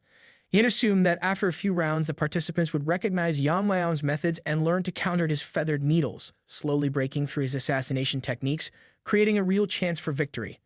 But this assumption proves drastically wrong. In less than an hour, over half the challengers lie defeated, their lives ended swiftly. What surprises Tang Yeon-myeong most is that Yeon-myeong has relied solely on his feathered needles and his technique for catching blades, yet none of the challengers could offer meaningful resistance. Tang Yeon-myeong grows increasingly concerned, judging by Yeon-myeong's internal energy. He should not be so overwhelmingly powerful. Yet the skill gap is undeniable, leaving Tang Yeon-myeong to question how the situation could spiral this way, with the very integrity of the Sichuan Assembly now at risk. The remaining participants start to flee, desperate to escape with their lives. Just then, a new one-chapter character boldly steps forward. While others scatter, this figure stands firm, as though he's an overpowered protagonist. He enters the arena with a loud stomp that shatters the ground, drawing the attention of both the fleeing fighters and Tang Yeon-myeong, along with the 2 ever-present trolls. This newcomer hails from the Rising Phoenix sect and challenges Yeon-myeong directly. He announces to the crowd that they need not interfere, claiming that he and his guards alone are enough to handle Yeon-myeong. Bold words, considering his appearance resembles a withered mummy. Mocking Yeon-myeong, he declares that his winning streak ends here. Although his name remains unimportant, but he is Yeon-myeong. Tang Yeon-myeong, impressed by this display of confidence, commends Yeon-myeong's bravery, noting that it aligns with the courage expected of the Rising Phoenix sect. He asks Yeon-myeong if he has any objections or if he wishes to proceed with the life and death duel. Yeon-myeong calmly agrees, though he notes to himself that this Yeon-myeong has a bizarre body, one unlike anything he's encountered before, even in his past life. With no further delay, Yeon-myeong launches his feathered needles at high speed. Yeon-myeong's 2 frog-like guards jump forward, using their bodies as shields. To Yeon-myeong's surprise, instead of piercing through, the needles shatter on contact. Eva Mario, the senior troll, is shocked to see the needles bounce off harmlessly. Yeon-myeong notices that their skin is rough and cracked, resembling tree bark, and feels a pang of disgust. It looks like they have turned Groot into a third-rate villain gimmick. Tang Yeon-myeong reflects on the nature of the withered tree divine art, understanding that it causes the practitioner's body to wither like an ancient tree. In return, their skin hardens to the toughness of bark, durable enough to resist even sword energy. Additionally, their muscles and bones become denser, increasing their strength. Tang Yeon-myeong considers that Yeon-myeong may now be facing genuine trouble. Just then, Yeon-myeong, the challenger, attempts a swift strike. But in less than a second, Yeon-myeong dodges the attack and maneuvers behind him. His movement is so fast that even Tang Yeon-myeong, for a moment, struggles to follow. Yemayang wonders if Yamayang has indeed mastered a high-level movement technique.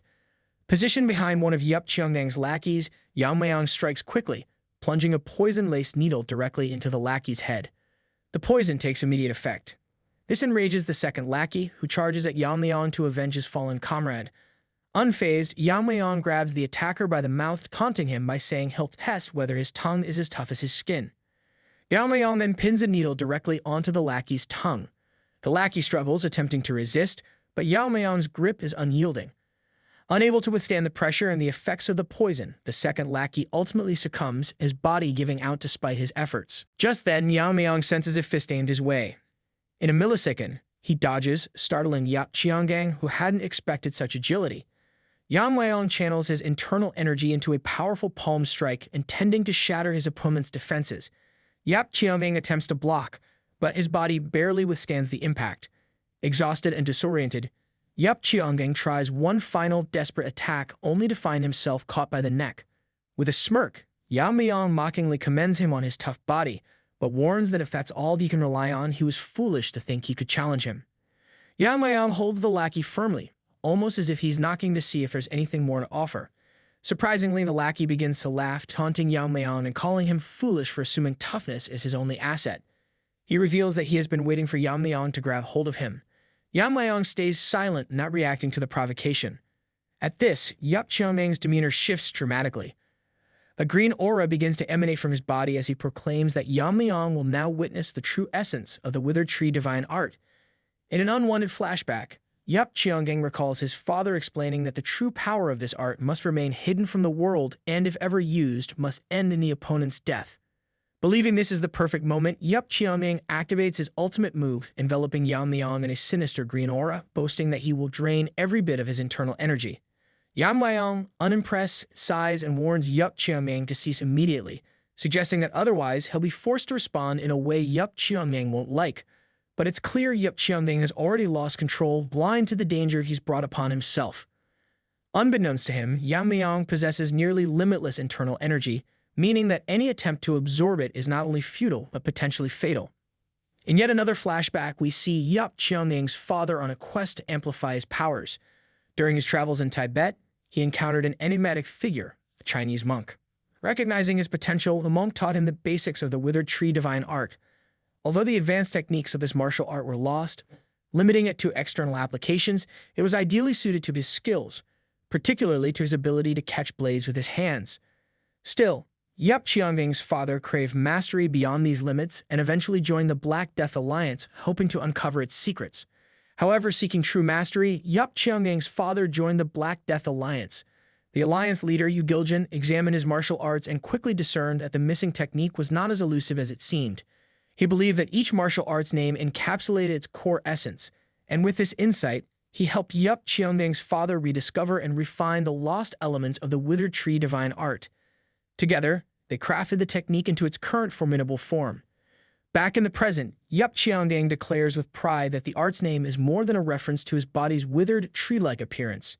He explains that his dried-out outer shell and internal energy are now rooted within his dantian, like a tree's roots, transforming his body into a true withered tree capable of absorbing an opponent's energy, just as a tree draws water from the earth. He laughs maniacally, taunting Yamayang, warning him that he will drain him dry. At that moment, Cheongdang begins to realize something is wrong. Nothing seems to be happening to Yamayang despite his energy absorption technique. Confused, he glances down and notices his arm starting to melt. Panic sets in as he cries out, demanding to know what Yamayang has done to him. Yamayang simply smiles, watching his opponent's distress. A flashback unfolds, taking us to Yamayang's past life. In the martial world, 3 individuals held the title of the 3 vicious stars of Kai absorption. Known as the most dangerous figures, these 3 were infamous for using a Kai absorption technique to drain their opponent's internal energy. Together, these ugly rats terrorized anyone they encountered. 2 of them had even reached the Flame Realm, making them nearly unbeatable. In the Alliance Hall, 3 severed heads rested on display belonging to the so-called 3 vicious stars of Kai absorption. The individual responsible for their demise stood before the Alliance, calmly requesting his reward. The Alliance members questioned the identity of the man who had single-handedly defeated all 3 formidable foes. To their surprise, it was revealed to be none other than Yamayang's master. Remarkably, his only intent had been to test a new sword technique, Yet the trio was so weak that they couldn't withstand even a single strike. Yamayang recalls his master's words from that day. His master had explained how the three vicious stars attempted to absorb his internal energy but failed disastrously. Unable to handle his unique weakened ki, they met their end, the technique backfiring against them. Now, Yamayang faces a similar fate, unable to endure the energy he sought to absorb, sealing his doom. Yamayang reflects that ordinary martial artists are unable to handle the unique energy known as weakness kai, which has a decaying nature. Though he has yet to master this energy in his current life, it doesn't concern him. Smirking, he taunts Yamayang, reminding him that he warned against doing anything foolish. With a hint of amusement, he asks if Yamayang's family ever taught him not to consume just anything, remarking that his internal energy is no less than pure venom. As Yamayang's arms throb in pain, Yamayang channels venomous kai, which quickly engulfs and burns Yamayang's body to ashes in front of a shocked crowd, including Sangmyeong. While Yamayang casually dusts his hands, Sangmyeong grows increasingly uneasy, recognizing that they are losing far too many men. Just as he contemplates stopping the fight, he realizes that Lady Yu is holding Yeon-myeong hostage. She declares that the battle must continue until Yamayang is defeated. Sangmyeong is stunned, unable to believe what he's witnessing. Lady Yu, with her unfortunate bangs, coldly explains that Yamayang's skills have far exceeded her expectations, ordering the Sword of the Nine Rings to kill him. Yamayang sighs as he shifts his gaze, sensing the sudden tension in the air. Sangmyeong confronts Lady Yu, demanding to know how she could take Yeon-myeong hostage and what kind of grudge she holds against a junior disciple to act so ruthlessly. Sangmyeong is taken aback when Lady Yu coldly reveals that Yamayang is far from an ordinary junior disciple. He has killed Mak Imjuk, and to her the death of the white-haired Mak Imjuk was a serious matter, one that she cannot simply overlook. She feels compelled to avenge him no matter the cost. Sangmyeong, visibly enraged, asks if she volunteered to oversee the Sichuan assembly solely for this purpose. She warns him, reminding him of her flame techniques, which give her the power to kill someone as fragile as Yeon-myeong with just a minor wound. Meanwhile, Mario, noticing the rising tension, asks Yamayang why they are fighting each other, but Yamayang has no answer, equally in the dark. Enraged, Sangmyeong releases his powerful aura, challenging Lady Yu by asking if she truly believes he cannot sever her head from this distance. Feeling the overwhelming pressure of his aura, she admits that given his advancement to the fire realm, he could likely succeed. However, she warns that if he loses his temper and swings carelessly, he might leave a scar on his precious niece, Yeon-myeong. In a tough spot, Sangmyeong sheaths his sword, telling Lady Yu to wait, promising that he'll deal with her after taking care of Yamayang. She responds with a cold gaze, assuring him that once Yamayang is dead, she will accept her fate willingly. The bystanders are in disbelief, whispering that it has come to this, that one of the 6 grandmasters must intervene personally to stop Yamayang. Sangmyeong enters the arena to face off against Yamayang. Yamayang remarks that he hadn't planned on fighting him today. In response, Sangmyeong apologizes, acknowledging the unfortunate circumstances. He explains that despite the shame, he has no choice, as Lady Yu's actions have left him with obligations he must prioritize over his own life. He hopes Yamayang understands, and inwardly, everyone watches with bated breath, hoping both Yamayang and Sangmyeong will survive the encounter. Just as they prepare to engage, the atmosphere is disrupted by a sudden melody filling the arena. Like a group of clumsy actors, the loser musicians begin to play, surrounding the space with their odd tune. Yamayang quickly senses that something about the music feels off, a melody carrying a strange, unsettling undertone. Sangmyeong, visibly angered, turns to Lady Yu, demanding to know what she is doing. He accuses her of using a sound technique that is not only affecting them, but also causing pain to the innocent heirs of other clans, who now tremble and suffer under the oppressive sound. Lady Yu quickly covers Yeon-myeong's ears, assuring Sangmyeong that she's helping him and that Yeon-myeong won't be affected by the sound technique, so he needn't worry. Sangmyeong, exasperated, questions how much shame she intends to bring upon herself, insisting that all of this is unnecessary. Lady Yu coldly replies that if she had intended to stop, she wouldn't have started this in the first place. With a disturbingly determined look, she insists that Yamayang must experience the terror of death, urging Sangmyeong to hurry up and kill him. Meanwhile, Yamayang listens to their loud, chaotic exchange, finding their antics rather tiresome. Suddenly, to the shock of everyone, including Sangmyeong and Lady Yu, Yamayang unleashes his whirling frenzy dance, hurling spinning blades across the arena.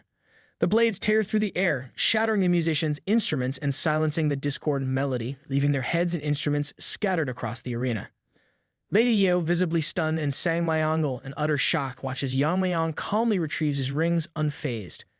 With all eyes on him, Yamayang turns to Sang Myeong, stating that he has taken care of the irritating noise. He calmly suggests that Sang Myeong will finish what he started. Sang Myeong, sword in hand, stands on the stage, taking in the sight of hundreds of bodies scattered across the area. His expression, though composed, reveals a flicker of bewilderment, wondering if such a destructive martial art truly exists within the Tang clan, given how fitting it is for their deadly reputation. Watching Yamayang demonstrate this technique so effortlessly, Sang Myeong feels a mixture of awe and uncertainty. He muses that if Yamayang continues to progress at this rate, he might one day surpass him.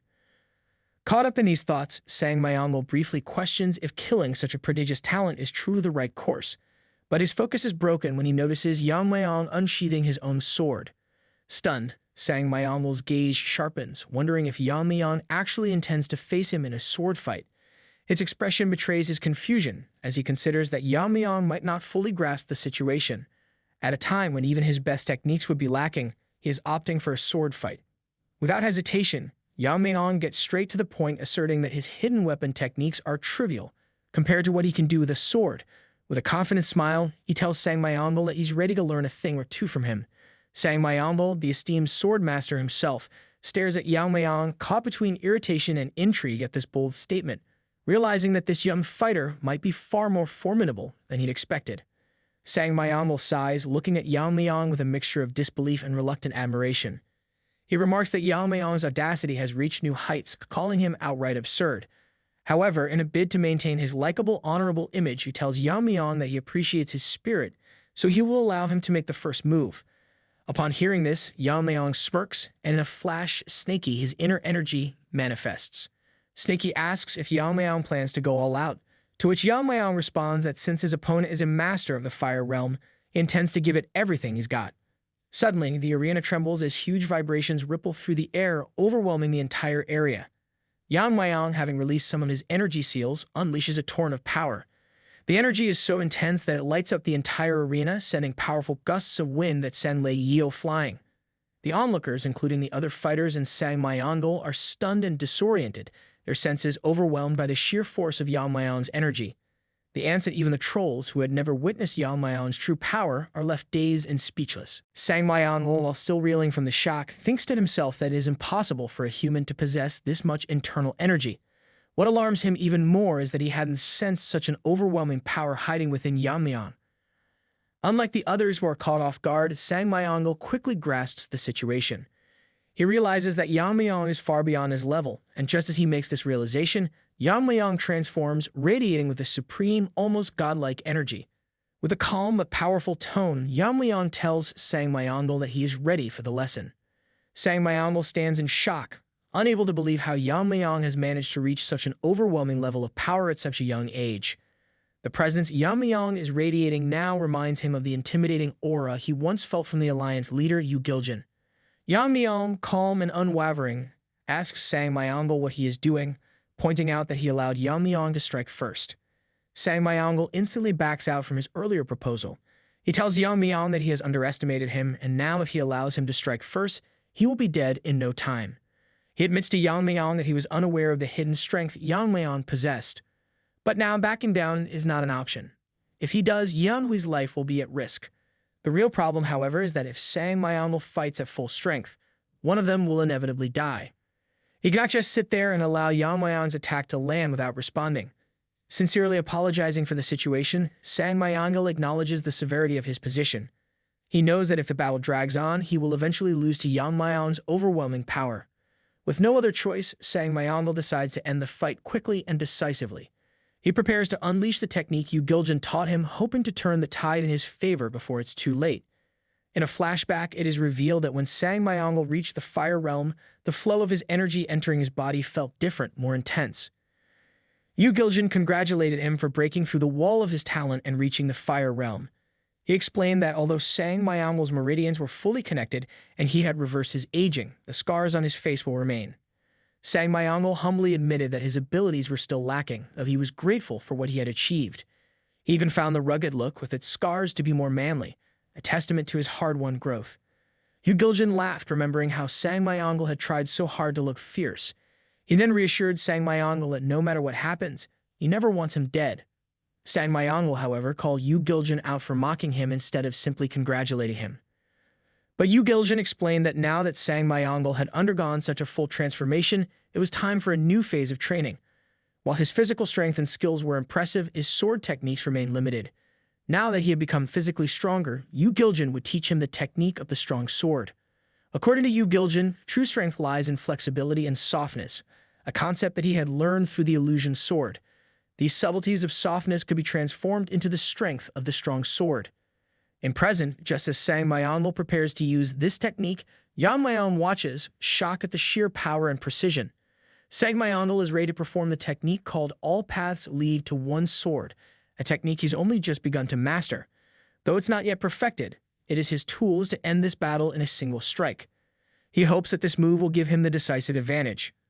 Yamayang, impressed, remarks that he had expected Sang Myeong to use the chaotic illusion sword technique, given his background with the sword clan. However, he's surprised that Sang Myeong managed to perform even a rudimentary version of the strong sword technique. Sang Myeong, shocked and growing increasingly nervous, asks Yamayang how he knows about the strong sword. Just then, Yamayang's sword begins to glow with intense energy. It's clear that this isn't just a display, it's an overwhelming surge of power. Instead of shocking Sang Myeong, the realization hits him. Yamayang isn't just wielding a version of the strong sword, he's mastered it to perfection. Sang Myeong, still struggling with his own incomplete version, is stunned to see Yamayang radiating such an advanced form of the technique. In a flashback, we learn that swordsmanship has always been based on several core principles: heaviness, speed, breaking illusion, scattering, severing, and sharpness. Each technique is developed by mastering one of these principles. Yamayang's master once told him that among all these principles, mastering strength is the rarest, as an ordinary body cannot withstand the force of its own sword technique. There's a cheaper and more common path where flexibility leads to strength, but that's typically the route ordinary people take. However, the path Yamayang is aiming for transcends that. It comes from the extreme end of decay, a breakthrough known as the ultimate strength. Back in the present, Yamayang exudes a constant flow of energy. He contemplates that his present body is different from his previous life. But the memory of using the strong sword remains clear. It's been a long time since he has used such strength. He recognizes that controlling this power might be tricky, so he warns Sang Myeong to brace himself. This battle is about to reach a new level of intensity. Sang Myeong realizes he is now in a tough position. His mind races as he faces the overwhelming power of Yamayang. The onlookers, Lady Yeo, the trolls, and the nobodies are all stunned by the intensity of the battle. Their purpose, it seems, is either to be shocked by the events unfolding or to face certain death. The next instant, both Yamayang and Sang Myeong will charge toward each other, their swords enveloped in brilliant sword energy. The clash is inevitable. Meanwhile, the elders of Black Death Alliance, who are busy in their routine work, sense the growing power emanating from the arena. One of the elders, sensing the energy, assumes that one of the 6 grandmasters must have released their aura to inspire the young prodigies. However, a senior one, more experienced and attuned to such energy, comments that the level of inspiration being exerted is overwhelming even for him. He can feel the power from this far away, and it's unlike anything they've witnessed before. The first elder dismisses it, stating that it's none of their concern as the assembly is supposed to last at least 10 days. But the senior, ever cautious, advises the others to keep their cups down, warning that the energy in the arena is intensifying to dangerous levels. Suddenly, a massive blast of power erupts into the sky, releasing shockwaves of energy that ripple across the entire area. The impact is so immense that it shakes other parts of Sichuan. This catches the attention of the leader of the Black Death Alliance, Yu Giljin, who had been resting quietly on his own. Noticing the energy waves, his concern grows, wondering what his brother, Sang Myeong, is up to in the arena. Meanwhile, in the arena, Sang Myeong suddenly collapses, coughing up blood. He realizes too late that he has been defeated in a single exchange of swords. However, despite his impending death, his thoughts are on the safety of his niece, his concern for her still intact. Ultimately, his body gives way and the light fades from his eyes. Rest in peace, Sang Myeong. You will be remembered for your strength and honor. Witnessing the shocking conclusion, Lady Yu is left speechless, her mind struggling to process the sight before her. Meanwhile, members of the main clan rush into the arena, desperate to understand what has just happened. They're left in stunned silence when they find Sang Myeong on the Sword of the 9 Rings lying defeated. He stands coldly, his broken sword is silent testament to his failure. Unaware of the details of the fight, the clan members turn to Lady Yu for an explanation. She, in her hysteria, starts to bark out that Yamayang, the young head of the Tang family, killed Tang Yeon-myeong. More people crowd into the arena, and it dawns on them that the Tang clan, led by Yamayang, was responsible for the annihilation of the Silent Sword sect and the Heaven and Earth sect. But what shocks them most is that Yamayang, despite his youth and appearance, has managed to defeat one of the 6 grandmasters. Lady Yo, now in a frantic state, declares that Tang Yeon-myeong was killed while trying to protect Yeonhui. She warns that if they do not avenge Tang Yeon-myeong's death or protect Yeonhui, the sect leader will be furious beyond measure, signaling that their failure would have serious repercussions. Hearing her frantic orders, the expressions of the onlookers shift to serious concern. The pressure mounts, and their nerves escalate as they realize the gravity of the situation. Lady Yo, in a desperate tone, commands them to kill the young head of the Tang family, Yeon-myeong, immediately if they want to protect Yeonhui. Though some of the clan members sense something strange in her words, they ultimately realize the truth. If they fail to stop Yeon-myeong, their own lives will be at stake. With that realization, they all charge toward Yeon-myeong, their swords raised in unison. One of them, acknowledging the sheer power Yeon-myeong displayed by defeating the Sword of the 9 Rings, warns the others that defeating him won't be easy. Nevertheless, they push forward, determined to overwhelm him with their numbers. Mirio, watching the scene unfold, is taken aback by the sheer number of attackers. Just as thousands charge at Yeon-myeong, she feels a mix of fear and awe. Yeon-myeong, however, is done with being shocked by their numbers. With a calm, almost indifferent demeanor, he puts his sword away, speaking to the fallen Tang Yeon-myeong, his voice heavy with respect. He reflects that, if not for the tricks Lady Yo played, this entire situation would never have occurred. Though Tang Yeon-myeong's swordsmanship was impressive, the outcome was always decided by the refinement of their skills and the vast difference in their abilities. Despite being his enemy, Yamayang admits that Tang Yeon-myeong earned his respect for dying without ever letting go of his sword, a death befitting a true swordsman. With that, Yamayang lifts Tang Yeon-myeong's sword and, as a final gesture of respect, tells the fallen warrior that in honor of such a great swordsman, he will ensure that his journey to the afterlife will not be boring. Lady Yo agitates the crowd by accusing Yamayang of holding Tang Yeon-myeong's sword, implying that he's somehow dishonoring the dead. In response, Yamayang remains calm and composed, but the chaos intensifies. He throws the sword into the air, using his internal energy to break it into shards. The sword shards fly through the air, hitting the charging attackers one by one, until they realize they're being struck by the shards. One elderly woman among the attackers, clearly frustrated, tells Yamayang that he's resorting to cheap tricks now, mocking him for thinking he can stop 2,000 of them with just sword shards. But the truth is, they're the ones using cheap tactics by gaining up on him. Yamayang remarks that for dealing with them, the sword shards are more than sufficient. With that, he swiftly slices one of the attackers in half.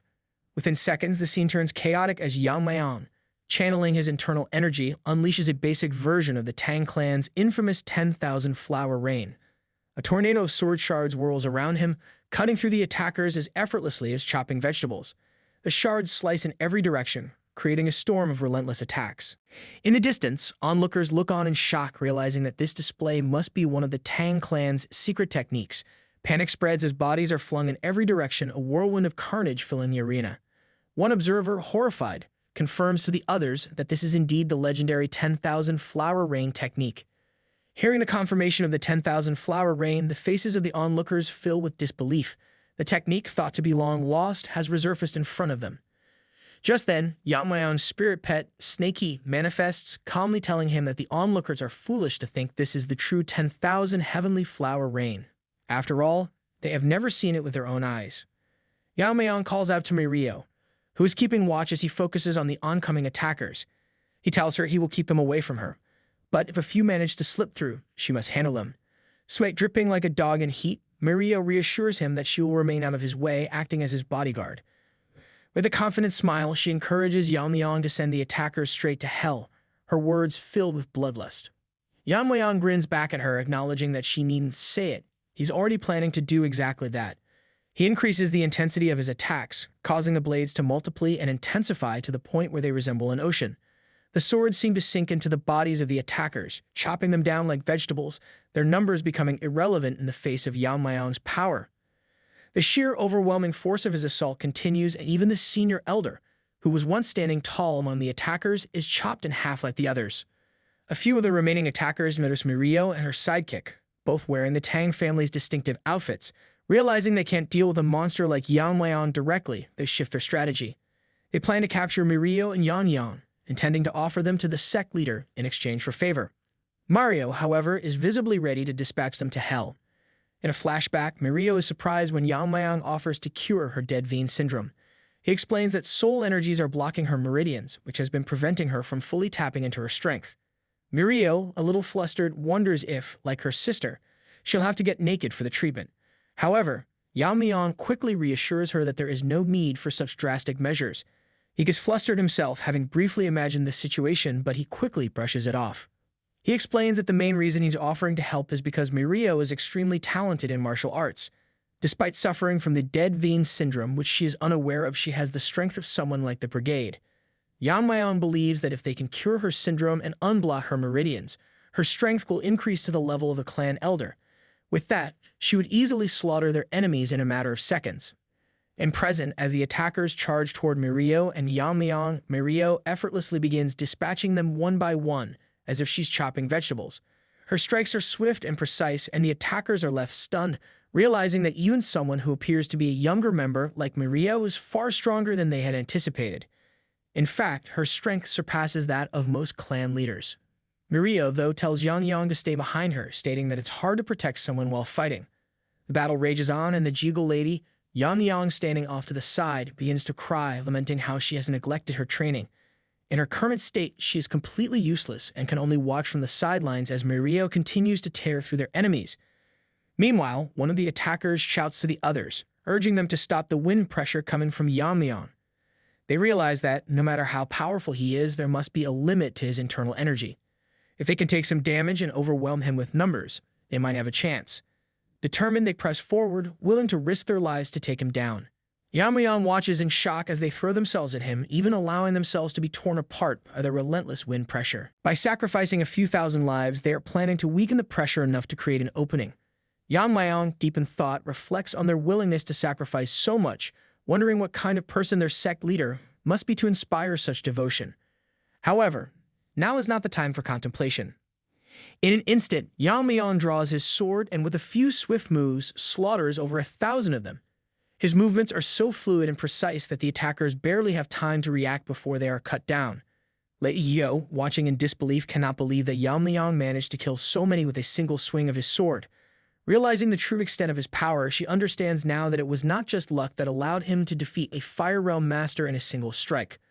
The number of enemies means nothing in the face of his overwhelming strength. With this revelation, she orders the remaining attackers to stop, telling them that no matter how many they are, they cannot win against him. She urges them to back off and save themselves, knowing that their chances of defeating Yeon-myeong are now impossible. Lady Yo, with a solemn expression, apologizes to Yeon-hui, her voice heavy with regret. She tells Yeon-hui that one day she will atone for her sins. Turning to Yeon-myeong, she announces that it is enough. No number of lives could ever stop him. If she wants to take him down, she will have to use the sect leader, though she had never wanted to go this far. The thought of witnessing all these deaths pains her, but she has no other choice. Her eyes begin to glow with a fierce intensity, and Yeon-myeong, sensing something is wrong, wonders what is happening. In that moment, Lady Yu uses the infernal lotus technique, and Yeon-myeong watches in shock as the little girl, caught in the technique, starts to burn in front of everyone. The flames consume her, and the scene becomes one of horror and disbelief. Lady Yu stands resolute, knowing that no one will survive once the sect leader arrives and sees his little daughter dead. She declares that she will be waiting for them in the afterlife, ready to face whatever comes next. Lady Yu has gone mad, consumed by grief and rage as she burns the young girl before her, leaving everyone in utter disbelief. The side characters, shocked by her actions, ask her if she is aware of the consequences.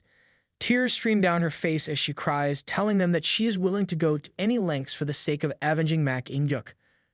Her one-sided love and obsession with vengeance have spiraled into a frenzy, pushing her past any rational thought. Yamayang, watching the scene unfold, can barely contain his frustration. Lady Yu's madness is irritating him, and her hypocritical words only fuel his anger. She regrets that she lacks the power to do more, pulling out a knife from her dress. She contemplates ending her life, thinking that the Lord will seek vengeance on her behalf. Her self-pity and misguided loyalty to Mak Ingyuk are maddening to Yeon-myeong, and he's no longer willing to let her continue her spiral. In an instant, Yeon-myeong rushes forward and chops off both of her hands with precise strikes, stopping her in her tracks. He moves to the little girl, absorbing the fire with his internal energy, and destroys it, ending the inferno. Yamayang then turns to Lady Yeo, his voice cold and resolute. He tells her that not only has she harmed innocent people, but she has also tarnished the honor and sacrifice of Sangmyeongo. Facing Lady Yeo, Yamayang delivers his harsh judgment. He tells her it's foolish for her to expect a peaceful death after all she's done. Yamayang knows that despite everything he has said, this is not his decision alone. He decides to leave her to Yu Giljin, realizing that no matter what happens, he cannot worsen the situation any further. Lady Yeo, lying on the ground, sneers at Yamayang, telling him that no matter what happens, the Lord will never forgive him. She believes everything he has done will be pointless because today, Yamayang will die by the Lord's hand.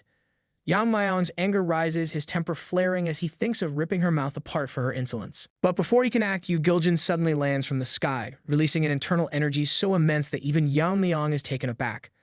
The energy is so overwhelming that it causes the surrounding onlookers to freeze as if time itself has stopped. Lady Yu is still barking in fury. Yu Giljin turns to see Lady Yeo on the ground, but his focus shifts when he spots Sangmyeongo standing lifeless. His eyes then fall to his daughter, burned and barely breathing. The sight of her in such a state triggers an emotionless, glowing response from him, his internal energy radiating with a chilling intensity. Yamayang, watching all this, realizes that all those subordinates who charged at him were not driven by loyalty, but by the overwhelming desire to die fighting, rather than face the wrath of the one who now stands before them. The amount of killing intent pouring from this figure is so suffocating that the side characters can't move, and Rio, holding her weapon, feels herself drop it, thinking to herself that for the first time, she wonders if this man is even human. Sensing the crushing power of Yu Giljin's energy, Yamayang finally feels the weight of the situation. He becomes serious for the first time, realizing that the little girl might not survive and Yu Giljin may go berserk. To keep things in check, Yamayang prepares himself to face Yu Giljin with the full force of his power. However, unexpectedly, Yu Giljin moves past Yamayang not out of fear, but because he is focused on his daughter, who is barely holding on to life. Yamayang, momentarily puzzled, wonders if Yu Giljin is ignoring him, but he quickly realizes that his focus is entirely on his daughter. Lady Yeo, now frantic with rage, begins barking again, demanding that Yu Giljin avenge the death of Sangmyeongo and his daughter. She accuses Yamayang of killing Sangmyeongo and harming his daughter, pleading with Yu Giljin to hear the cries of vengeance and kill Yamayang on the spot. However, Yu Giljin, stoically covering his daughter with his coat, turns and begins walking away, ignoring Lady Yeo's frantic demands. She continues barking, asking him why he is leaving the scene, demanding that he fight. He responds coldly, telling her that everything is meaningless. Lady Yeo, undeterred, continues her cries for vengeance, but Yu Giljin remains silent, not even acknowledging her. Yamayang, having heard enough, finally snaps. He walks over and shoves Lady Yeo into the ground, warning her to shut up. He tells her that even his patience has limits, and that if she continues her incessant barking, he will rip her tongue out. The situation, which had already escalated, has now become personal for Yamayang. Yamayang had originally planned to use this encounter to divert attention from the joint sect, which was busy dealing with the demonic cult. His goal was to make a scene, draw attention to himself, and shift the focus away from the ongoing battle. But with the death of Yu Giljin's daughter now imminent, the plan has shifted entirely. This situation has moved far beyond a simple tactical move and has instead become a personal vendetta. Now it's no longer just about strategy, it's about revenge. Mirio, sensing the tension, asks Yamayang if he plans to chase after the Lord. Yamayang responds that he has no choice. If he doesn't pursue the Lord, the Tang family could be in danger and he must see this through. Mirio, concerned, warns him that the Lord is incredibly strong enough to have even overwhelmed the heavenly pervert. Yamayang, however, tells her that he isn't going after him to fight. If the Lord has any reason left, he won't kill someone who came to talk. Mirio presses further, asking what will happen if they end up fighting. Yamayang clenches his fist, his face hardening. He replies that he will risk his life if it threatens the main family. It's a dangerous admission, especially considering Yamayang is so far weaker than he was in his previous life, not even at 1% of his former strength. Meanwhile, in the main hall of the Alliance, the doctor reports to the Lord, informing him that they did everything they could to save his daughter. Unfortunately, the flames had penetrated too deeply into her body, making it impossible to remove them, especially given her frail constitution. The Lord goes blank for a moment, processing the devastating news. As his thoughts drift, a flashback hits him. Memories of Sangmyeongo and his daughter, his mind racing through years of hardship and loss. In a flashback, a young Yu Giljin stands by the side of the previous leader of the Alliance, who is taking his last breath. In those final moments, the leader asks Yu Giljin to take care of Yeonhui as if she were his own daughter. That moment changes something inside Yu Giljin. He channels his grief and loss into strength, believing that if he became invincible, no one close to him would ever suffer such a fate again. He led his brothers into the fire realm, gaining the loyalty of power-hungry martial artists and building an incredibly powerful force. But now, as he faces this situation, he realizes that all this strength and influence are pointless when things like this, things beyond his control, can still happen. He now understands in that moment what she must have felt when her straw doll was torn apart. His grief transforms into an uncontrollable fury, so intense that it feels as though he could tear the very sky apart. His hands change, his body contorting with the power of his emotions as he struggles to control the overwhelming anger surging through him. In that moment, Yu Giljin sees everything as meaningless. But despite the despair that threatens to consume him, he refuses to repeat the same mistakes that led him down this path of regret. Driven by the thought of protecting his people, he becomes consumed by madness, swearing to eradicate anything and anyone that could possibly bring harm to them. The power surges within him as he is overcome with the desire for vengeance, willing to destroy all that stands in his way. Meanwhile, Yamayang is busy dragging the Lady Yeo. Just then, his spirit pet, Snaky, manifests out of nowhere and poses an unexpected question. Whether Yamayang knows that dragons are real. The question catches Yamayang off guard. He recalls that, to his knowledge, dragons are mythical creatures, legends often used to describe prodigies who disrupt the martial world. But Snaky clarifies that he isn't referring to humans with dragon-like reputations, he's talking about actual dragons as a distinct species. Intrigued, Yamayang presses Snaky for more details, wondering what he's trying to imply. Snaky explains that the leader of the Black Death Alliance is not human, but what he would classify as a true dragon. Snaky's form appears more majestic than ever as he speaks, and Yamayang, visibly surprised, mirrors Maria's expression of disbelief, questioning what Snaky is suggesting. Snaky continues, explaining that dragons are not born in their full form. Instead, they are created when the energies of heaven and earth converge, forming a human-like child.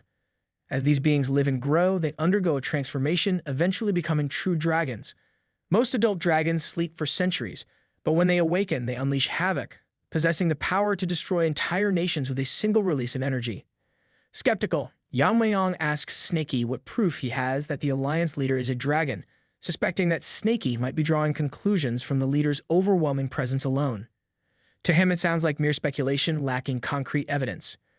Snaky gets exasperated by Yamayang's doubts and challenges him, asking if he's truly that delusional. Being a supernatural being, Snaky finds it absurd that Yamayang, despite his encounter with a mystical entity like Snaky, denies the existence of dragons. Snaky reminds him of his own past role as a familiar for the Tang family. He questions what Yamayang thinks motivated his ancestor to keep a supernatural being like him around. Snaky explains that humans cannot perceive dragons because their fundamental energy is entirely different, but as a supernatural creature, Snaky can detect a dragon's energy. This is why the ancestor made Snaky his familiar. They fought together, hunting down dragons that posed a threat to the world. Yamayang is stunned by this revelation, his mind racing as he tries to imagine how his ancestor could have hunted dragons. The idea seems almost fantastical, but hearing it from a 1,000-year-old being like Snaky gives it an air of undeniable credibility.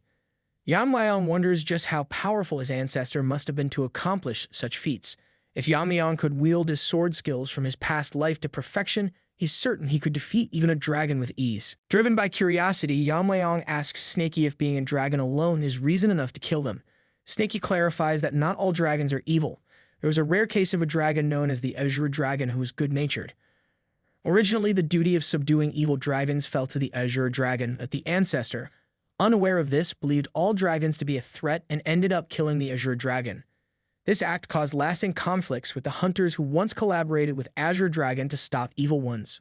Realizing his mistake, the ancestor eventually took it upon himself to hunt only evil dragons, seeking to atone for the killing of the Azure Dragon. Yamayang begins to piece together the events, gaining a rough understanding of what transpired. Snaky, in a slightly boastful tone, tells Yamayang that this all happened even before he partnered with the ancestor as a familiar. Then, adopting a serious demeanor, Snaky clarifies that this isn't the main point. As he'd explained earlier, dragons aren't born knowing they are dragons. They live among humans, often unaware of their true nature.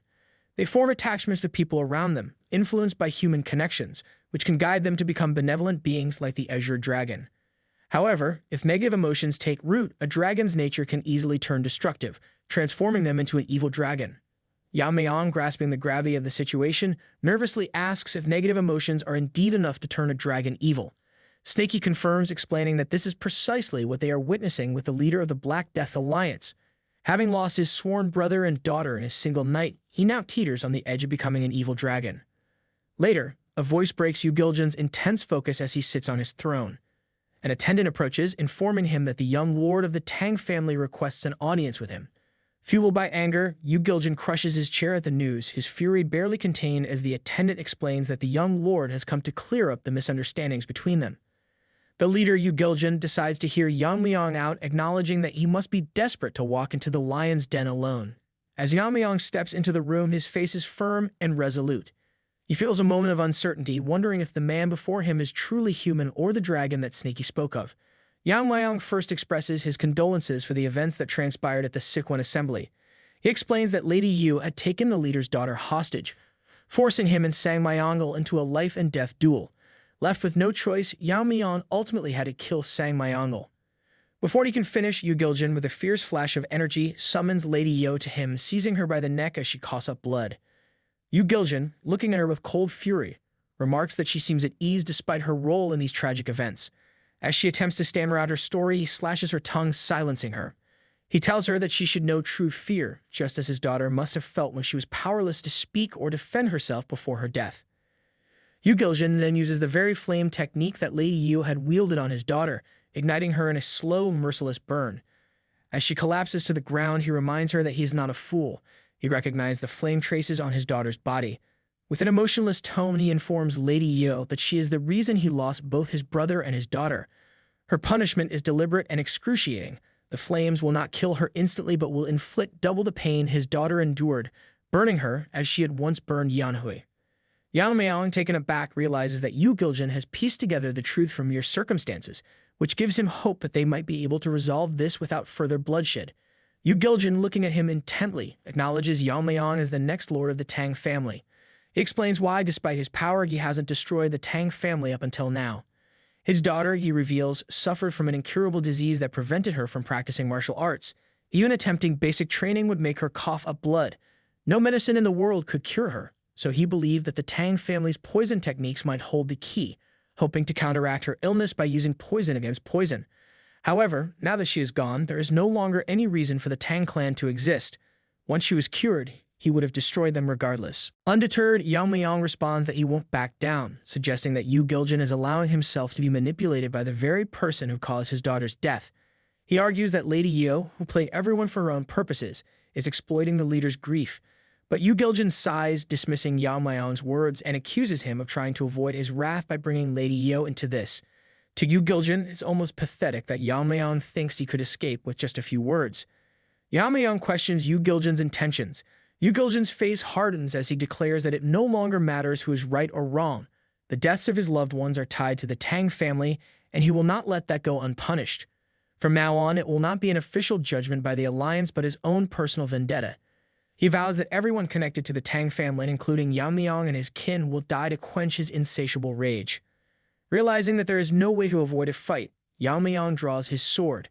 But before he can react further, Yu-Giljan reveals that every member of the alliance, including the 6 grandmasters, is already on their way to the Tang family. Once he finishes here, Yu-Giljan plans to catch up to them using the Lightfoot technique, ensuring that no one in the Tang family survives. Yamayang, panicked by the threat to his family, attacks in desperation. Their clash sends a shockwave through the room, creating a massive explosion. Yamayang's mind races. His thoughts are consumed with worry for his family. He realizes he must get back to them quickly if he hopes to protect them. Yu-Giljan blocks Yamayang's sword with his bare hand, stunning him. He recounts with chill and calm how after the loss of his eldest brother, he wiped out every so-called righteous sect that had accepted his brother's death. He didn't spare anyone.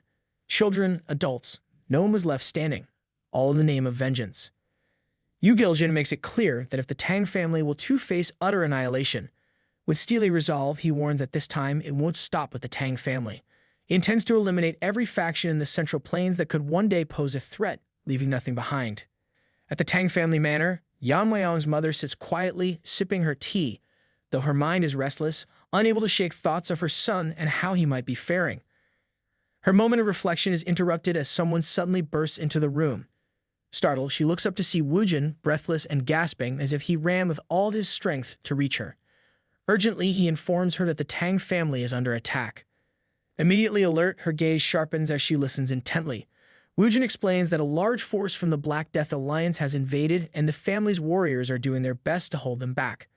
At the mention of the Black Death Alliance, a wave of worry sweeps over her, concern for Yamayang's safety. But with the situation at hand, she steels herself, knowing she must focus on protecting the family and dealing with the invaders first. Meanwhile, in the main hall of the Alliance, Yamayang launches a relentless barrage of sword strikes, each one landing with lethal intent against Yu Giljin. Every strike is infused with a strong sword technique, powerful enough that one particularly intense blow splits the building, causing half of its wall to crumble into debris.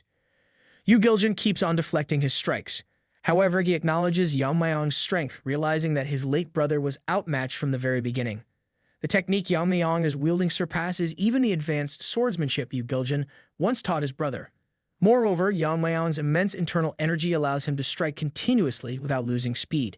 His onslaught is unyielding. On the other hand, Yamayang is surprised by Yu Giljin's resilience, noticing how he manages to block each strike and still has the time to analyze the power behind them even as he defends. Recognizing this, Yamayang decides to push the fight further, moving at a speed that Yu Giljin's eyes can barely follow. He shifts his grip on the sword, adjusting his stance to amplify the intensity of each blow. As he accelerates, each strike becomes more intense, the speed and force pushing Yu Giljin back with every hit. Despite Yu Giljin's skillful defense using his palm techniques, one of Yamayang's strikes finally breaks through, injuring him. Yu Giljin senses that something is unusual about Yamayang's technique. It's as though each movement of the sword follows a perfectly calculated path, optimized solely for killing. Yamayang senses that Yu Giljin may have already analyzed his sword path, which surprises him. Yu Giljin moves in closer, commenting on how unprecedented it is for someone so young to wield such an advanced technique, suggesting that there may be more to Yamayang's skill than meets the eye. As he reaches for Yamayang's eyes, trying to disrupt his vision, Yamayang reacts instantly, using his sword to push him back, creating some distance between them. However, Yu Giljin quickly counters, landing a powerful mid-air kick that sends Yamayang flying. Using his sword as an anchor, Yamayang digs it into the ground, slowing his momentum just enough to avoid injury. He swiftly gets back on his feet, but to his shock, Yu Giljin is relentless, giving him no chance to recover. Charging forward, Yu Giljin closes the gap again, forcing Yamayang into a rapid exchange of blows. Their attacks collide, Yamayang's sword against Yu Giljin's powerful palms, creating a massive energy wave that shatters the room, leaving the floor in ruins. Amid the chaos, they continue their assault, moving so fast that only the reflections of their strikes can be seen. Yamayang presses forward, beginning to push Yu Giljin back, when he notices a smile on Yu Giljin's face. Annoyed by his opponent's amusement, Yamayang channels more power into his next strike. Yu Giljin, finding a rhythm in the intense battle, mirrors the increased intensity, both fighters moving with blinding speed, their forms turning into beams of light as they clash. The manor trembles under the force of their attacks, each blow tearing through the structure, causing further destruction. So evenly matched, they reach a point where a simultaneous strike pushes both of them back, each feeling the weight of the other's skill and power.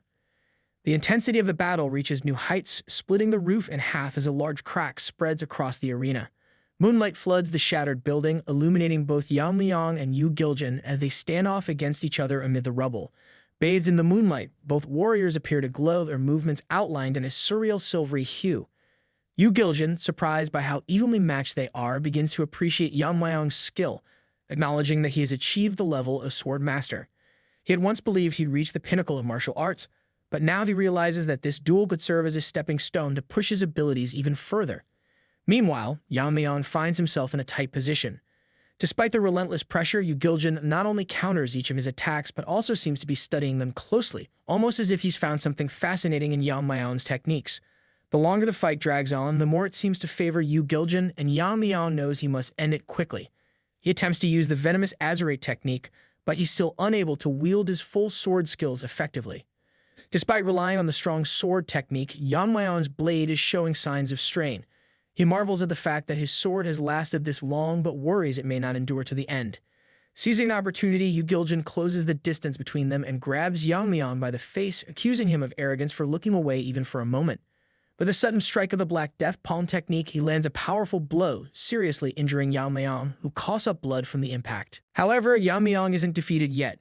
Gritting his teeth, he manages to block the onslaught of palms by positioning his sword between the attacks, using it as a barrier before launching a counter-strike. The look in his eyes reveals the severity of the situation. He knows that unless he fights with absolute seriousness, this battle could very well be his last. Yamayang's sword slices through the air only to find that Yu Giljin has used his coat as a decoy, slipping behind it to avoid the attack. From behind the cover, Yu Giljin, with a sly expression, mentions a recent enlightening experience. He raises his finger toward Yamayang, making him tense up in anticipation. Yu Giljin then unleashes the subduing righteous divine art, a powerful martial technique he picked up from his master. For a moment, the arena stands silent, but in the next instant, an immense explosion erupts, shaking the structure to its core. Yu Giljin confidently remarks that even Yamayang shouldn't be able to withstand the subduing divine art, as it is a supreme technique designed to amplify true energy to devastating levels. But as he watches, Yu Giljin's confidence wavers, the amplified energy he unleashed starts to dissipate, unraveling before his eyes. From the fading energy, two precise sword strikes slice through, creating energy rifts that engulf the remnants of his attack. The power of these strikes fills the arena, overwhelming everything in its path. Yu Giljin stares in disbelief, unable to comprehend what just happened. Above, Yamayang appears in the sky, wielding his sword with renewed strength. This time, his sword technique carries such lethal precision that Yu Giljin is taken aback, the ground itself splitting from the force of the strike. Yu Giljin is left seriously injured, unable to decipher what sword technique Yamayang is using, a technique he had not anticipated. Just as Yamayang lands back on the ground, a glint of triumph in his eyes, he laughs to himself, realizing that on the brink of death, he has managed to unlock a portion of his original sword technique. While Yu Giljin stands stunned by what has just occurred, Yamayang, resolute, informs him that his plan to use this battle as a stepping stone to new heights ends here. Today, Yu Giljin will face his end. Yamayang's last strike was so powerful that it has splitted multiple mountains in half, showcasing the sheer force of his unleashed technique. Yamayang then steadies himself with his sword, while reflects on his strategy, acknowledging that he devised this method on the fly, and to his relief, it has proven effective. He realizes that if he can reach a state of mastery where he can imbue objects in nature with his powerful intent, then he might also be able to manipulate the fundamental nature of his true energy. This discovery gives him hope, as the reason why he's been unable to use the true sword skill from his previous life is the immense strain it places on his body, often leading to severe complications. However, he speculates that by converting the iron essence within his energy into a poisonous form, he could partially unleash his true sword technique without risking damage to his blood vessels. His unique ability to absorb and withstand all types of poison provides him with the means to safely use this advanced technique. This new approach will be critical for future encounters, as it allows Yamayang to tap into his former power without the usual risks. While he contemplates this breakthrough, Yamayang continues to overwhelm Yu Giljin with his relentless strikes. Growing frustrated, Yu Giljin grits his teeth, asking Yamayang if he truly believes he can die so easily. Yamayang senses a shift in Yu Giljin's aura and immediately becomes more cautious. Yu Giljin then lowers himself to the ground, releasing an intense surge of energy that shatters the ground beneath him, catching Yamayang off guard and causing him to lose his footing. Surprised, Yamayang's expression hardens as he watches Yu Giljin, now visibly injured, who speaks in a menacing tone, declaring his defiance. His voice resonates with a chilling intensity as he challenges Yamayang's audacity to stand before him and boasting about killing him. With energy radiating fiercely, Yu Giljin propels himself into the sky, dark energy seeping from his hands as he launches powerful, inky black attacks aimed at Yamayang. Yamayang responds with multiple sword strikes, weaving between the attacks and steadily closing the distance between himself and Yu Giljin. Just as he gets closer, Yu Giljin makes a sudden, cheap move, shattering rubble from the destroyed arena to block Yamayang's vision. The debris, combined with the intense energy radiating around them, prevents Yamayang from advancing further. Each time he attempts to emerge from the dust, Yu Giljin lunges forward, wielding dark energy and a sword-like technique, aiming deadly strikes at him. Yamayang manages to block the first strike with his sword, but the force behind it is so immense that he has to put all his strength into holding steady. The impact sends him airborne and he barely lands on his feet. Without giving him a moment to recover, Yu Giljin charges again, his lethal intent clear as he prepares to end the fight with a powerful finishing move. He strikes with his palm imbued with dark energy. It is aimed directly at Yamayang, who realizes that if he can't counter it, his life will be forfeit. Somehow, Yamayang manages to intercept the strike in the nick of time. Ignited, Yu Giljin taunts Yamayang, vowing that he will die today and that the Tang family will be wiped from existence. Exhausted but unwavering, Yamayang only responds with a laugh which visibly shocks Yu Giljin. With a determined grin, Yamayang tells Yu Giljin that he's severely underestimating the strength of the Tang family. As the young lord, Yamayang has rigorously trained his clan, putting them on equal footing with even the most powerful factions. Meanwhile, back at the Tang Manor, his mother takes the lead, launching poison-laced blades that cut through enemies effortlessly. Commanding her people with fierce resolve, she urges them to fight with their lives on the line until Yamayang's return. Inspired by her words, the Tang warriors charge into battle with renewed strength and a lethal intent. Returning to the main hall, Yamayang boldly declares that it won't be the Tang family that falls today, it will be Yu Giljin. Enduring intense pain, he releases a powerful sword strike that forces Yu Giljin back, momentarily immobilizing him. Yu Giljin's eyes widen in shock as he realizes the strength Yamayang has gained. Now empowered by accumulated poison energy, Yamayang charges forward, his sword radiating with deadly energy as he aims for a final fatal blow. Sensing the danger, Yu Giljin goes berserk, barely managing to counter Yamayang's strike with his arm. Enraged, he accuses Yamayang, claiming that his brother's death was because of him, and even when his daughter died, Yamayang did nothing but watched. Yu Giljin, fueled by his distorted sense of justice, charges at Yamayang, landing a powerful palm strike. Caught off guard by Yu Giljin's words and the force of the attack, Yamayang is sent crashing to the far side of the arena, an explosion erupting as he impacts the ground, coughing up blood from the intense blow. Snaky, sensing the severity of the situation, manifests and urgently urges Yamayang to focus on the fight. Seeing Yamayang unresponsive, Snaky takes drastic action, feeding him a concentrated dose of poison to revive his energy, knowing that if Yamayang dies, Snaky's spirit, tied to him, will perish as well. With a surge of energy from Snaky's poison, Yamayang regains consciousness just as Yu Giljin hovers above, ready to deliver a finishing strike. But Yamayang stands determined to fight again. Just then, something shifts. Yamayang senses an ominous realization. Yu Giljin smirks, announcing that he sensed that Yamayang's sword technique, which cancelled out the subduing righteous divine art, has the power to weaken his opponent. And just seeing that once, he himself has mastered it. Yu Giljin shouts, asking Yamayang that now they will see if he can handle this one. Yamayang, realizing he's in serious trouble, braces himself. Their swords strike, and with that, their energies collide in a clash that shakes the arena. Meanwhile, the Alliance forces continue to suffer heavy losses as Yamayang's mother moves swiftly through the air, targeting the strongest foes among them. Despite her efforts, the Tang family remains in a precarious position. With half of their warriors deployed to support the joint sect, they are heavily outnumbered by Alliance forces, which exceed their own by more than twice. Adding to the threat is a bald man slicing through Tang family members with deadly precision. His strength is apparent, and she quickly realizes he must be one of the 6 Grandmasters of the Evil Path, likely her equal or even stronger. Understanding the gravity of the situation, she prepares to engage directly, determined to protect her warriors from further harm. But her attention is abruptly pulled away as she, along with the bald man who pauses his movements, witness 2 radiant strikes in the sky, blazing like a star descending to earth. A ripple of fear fills her heart, recognizing that the powerful clash is coming from where Yamayang is locked in combat with the Alliance leader Yu Giljin.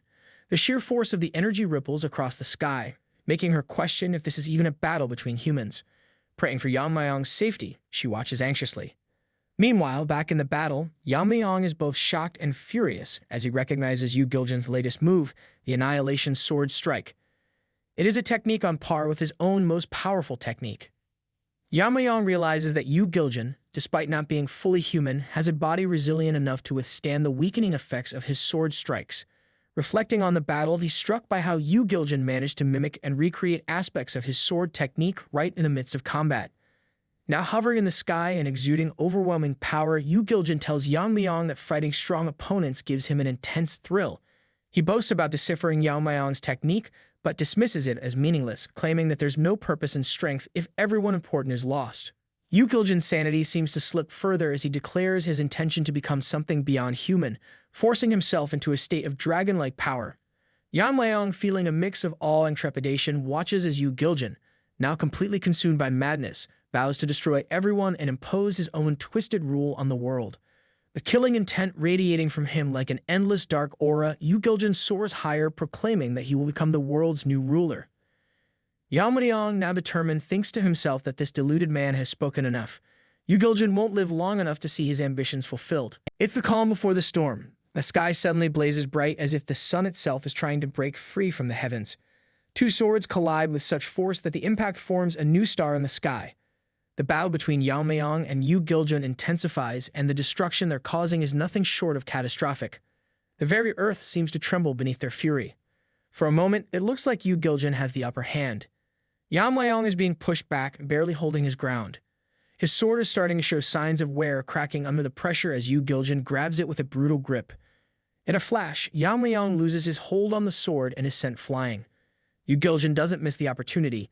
He hurls Yamayang through the air, and the impact sends him crashing straight through a mountain. The explosion of force creates a massive hole in the mountain, a reminder of just how hard Yamayang was thrown. He's clearly hurt, but knowing Yamayang, this isn't the end of him. Not by a long shot. But then Yu Giljun, fully consumed by his delusions, begins to channel the subduing righteous divine art like it's some kind of dragon's breath.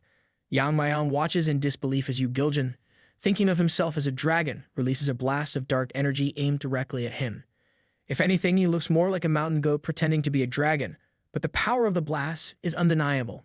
The breath lands with a direct hit on the mountain, and Yamayang is momentarily stunned. He realizes with shock that Yu Giljun isn't even operating within the realm of martial masters anymore. No, this man is in a whole new league, a realm above him. If Yamayang had been even a second slower, that blast would have ended his life. The mountain splits in half with a terrifying rumble, all from that ridiculous dragon breath attack. Yamayang grits his teeth, trying to get his mind back in the game. That fake dragon burp threw him off for a second, but he knows he needs to counterattack fast. It's a now or never moment. But then something strange catches his attention. Yu Giljun is nowhere to be seen. Snaky manifests and urges Yamayang to look up. Yamayang, stunned, tilts his head and can hardly believe his eyes. Yu Giljun is soaring into the sky like he's just been crowned the king of the world. Yamayang raises his sword, though it's barely hanging together at this point. Yu Giljun lands in the sky and with a smug grin reveals two dark snakes coiled in his palm.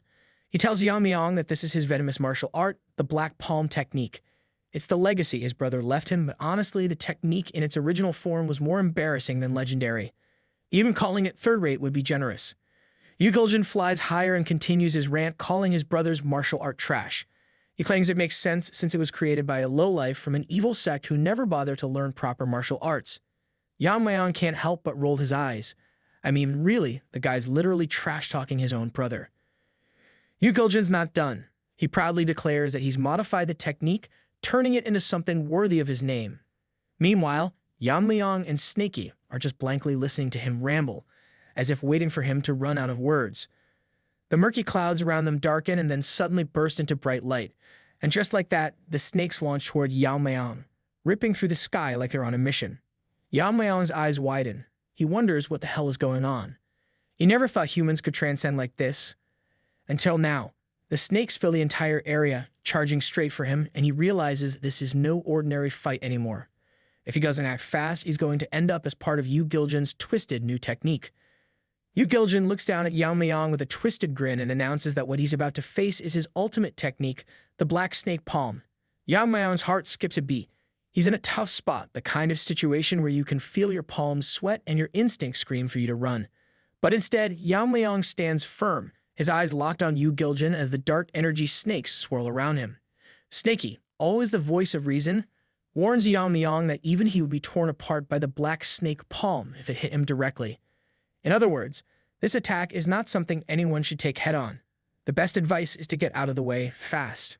But Yamayang isn't about to back down. He tells Snaky to gather his venomous energy, no hesitation. Snaky freezes for a moment, surprised by the audacity of Yamayang's request. Then, in a mix of disbelief and concern, he tells Yamayang that he's completely lost it. Taking that attack head-on? It's madness. Yamayang, however, doesn't flinch. He explains that if the Black Snake Palm were to hit the ground, it would devastate everything in its path, shaking the entire terrain, with countless innocent lives at risk. He has no choice but to break through it. There's no room for hesitation. He's in it now, and there's only one way out, by facing this attack head-on. Yamayang insists that he has a plan and tells Snaky to pass him the venomous energy. Snaky, still shocked, is at a loss for words. Snaky wonders where in the world is Yamayang getting this unfounded confidence from. But as usual, he doesn't argue and simply transfers the venomous energy to Yamayang. This is the only way to make the impossible possible. With the venomous energy coursing through him, Yamayang feels a surge of power from his past life, something ancient, something that could shift the tides. He thinks to himself that if these dark snakes are flying with some kind of martial technique, then he should be able to counter it with his true power. But even as the energy swells inside him, Yeon-myeong knows this won't be easy. To neutralize something this overwhelming, just using his Annihilation technique won't cut it. He'll need something stronger. One strike. One perfect final strike to pierce through Yu-Giljin's core and take him down for good. But there's a catch. He's not sure if his body can handle the strain. And then, of course, there's his sword. It's already on the edge, and with one more strike, it might just break apart. Just as the dark snakes close in on Yeon-myeong, he leaps into the air, bracing himself for the incoming storm. His technique, inspired by the image of a red sun against a blue sky, gathers all of his focus into one perfect, piercing strike. It is the perfect martial arts of piercing. He lands gracefully, the power of his perfected martial art surging as it pierces the air toward Yu-Giljin. Up in the sky, Yu-Giljin watches, his eyes narrowing at the devastation the snakes have caused. For a moment he's distracted, and that's when the flashback hits. He's suddenly pulled back to a memory from his past. It's a quiet scene. A young Yu-Giljin caught red-handed, stealing grain from the villagers. He is eating raw rice, his face hollow, gaunt. The boss, a gruff figure, tells the boy that someone his age should never resort to stealing. He calls him hopeless. But then someone else speaks up. An older man tells the boss to take a good look at the boy's condition. The thief is malnourished, barely holding himself together, hiding behind a log. The boss's eyes soften as he watches the boy, realizing that desperation, not malice, is driving him. They stare at each other, neither knowing what to say next. The old man breaks the silence, his voice warm but tinged with a bit of humor, saying that at this rate, people will think the Black Death Alliance is running a foster home. The boss sighs. He calls Yu-Giljin a brat, but then tells him that he doesn't need to steal, that he can eat to his heart's content, no need for petty crime. It's a rare kindness, a brief glimmer of humanity in a harsh world. Yu-Giljin remembers that moment exactly like it was yesterday. That same boss, despite calling Yu-Giljin a third-rate loser back then, took him in, gave him a name, made him part of his family, and even taught him the Black Snake Palm technique. Sure, it was crude, a trash martial art, as Yu-Giljin liked to say, but it was all he had. Even when the boss died, he left his most precious daughter in Yu-Giljin's care, asking him to be a support, just like he had been for him. But now in his twisted mind, that past felt like a lifetime ago. His anger at the world grew, but so did his resolve to become strong. His goal had shifted. He now sought to erase everything tied to his brother and daughter's deaths. His past, his family, meant nothing anymore. What mattered was the power he now sought to control, and nothing would stand in his way. Back in the present, from the dark swirl of his snakes, a sudden flash of bright light bursts forth, cutting through the venomous energy like a cross of pure force. The light rips apart the dark snakes, and Yu-Giljin is struck with disbelief. He stares in shock, unable to comprehend how Yeon-myeong managed to withstand the attack. Yamayang charges at Yu-Giljin with his sword raised high, and with a single powerful strike, he uses the sky-piercing sun strike, slicing through Yu-Giljin like a hot knife through butter. The impact is so intense that it nearly cuts Yu-Giljin in half. He stumbles back, looking down at his injured arm in shock. Meanwhile, Snakey can't help but feel a cold chill run down his spine.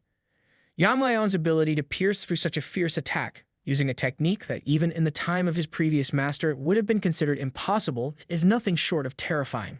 Yeon-myeong silently thanks his demon-slaying sword for its unwavering strength, though it's clear that even the sword is struggling to hold up. One arm. That's all Yu-Giljin has left, but he still has not defeated the Black Death Alliance leader yet. If he doesn't act now, he'll regret it. Leaping into the air, Yamayang draws his dagger from his jacket, ready to end it once and for all. Yu-Giljin, taken aback by the sudden surge of energy, watches in disbelief as Yeon-myeong launches a flurry of attacks. The strikes are so fierce that they create a tornado glowing bright blue. Yu-Giljin tries to block, but the air dagger cuts through his defenses with ease. Yu-Giljin is unable to comprehend how Yeon-myeong can break through his guards so effortlessly. He grits his teeth, frustrated and determined. He refuses to fall here, not without getting his revenge. Yu-Giljin screams in fury, completely losing control. Yeon-myeong sees the rage boiling over and, like the sharp strategist he is, notices the opening. Seizing the moment, he strikes, his blade landing with devastating force. Time seems to slow as Yeon-myeong takes a precise swing, severing Yu-Giljin's remaining arm. The severed limb falls to the ground with a thud. But even with both arms gone, Yu-Giljin doesn't fall. His rage only grows, and he continues to press forward, relentless as ever. Yeon-myeong realizes how close he came to being stuck in an endless cycle. If the demon-slaying sword's energy hadn't chipped away at Yu Giljin's ki, he thinks they would be right back at square one, trading blows like they've been doing for hours. Despite his wounds, Yu Giljin stubbornly declares that he hasn't fallen yet. But Yamayang, glowing with a deadly green aura, calmly tells him this is the price for messing with his family. With a grim determination, Yamayang unleashes his venomous force. The attack is so ruthless that it creates a massive hole right through Yu Giljin's chest. Yu Giljin is left flabbergasted, unable to comprehend what just happened. His body begins to decay slowly, his energy fading as the venom takes hold. The fight is over, and for a brief moment feels like peace, if only for a second. Snakey, who has been nervously watching from behind, can't help but ask if Yamayang just made up that last technique on the spot. Yamayang doesn't even blink. He's been making things up on the fly for ages. It's practically his side hustle at this point. He casually explains that in a past life, he used the intent of fire dragon poison to create the blazing venomous force. The technique is as fiery and deadly as it sounds, but in Yamayang's hands, it's just another day at the office. With a quick adjustment, Yamayang pulls back, weapon sheathed, and releases a long breath. He feels the familiar weight of the battle lift from his shoulders.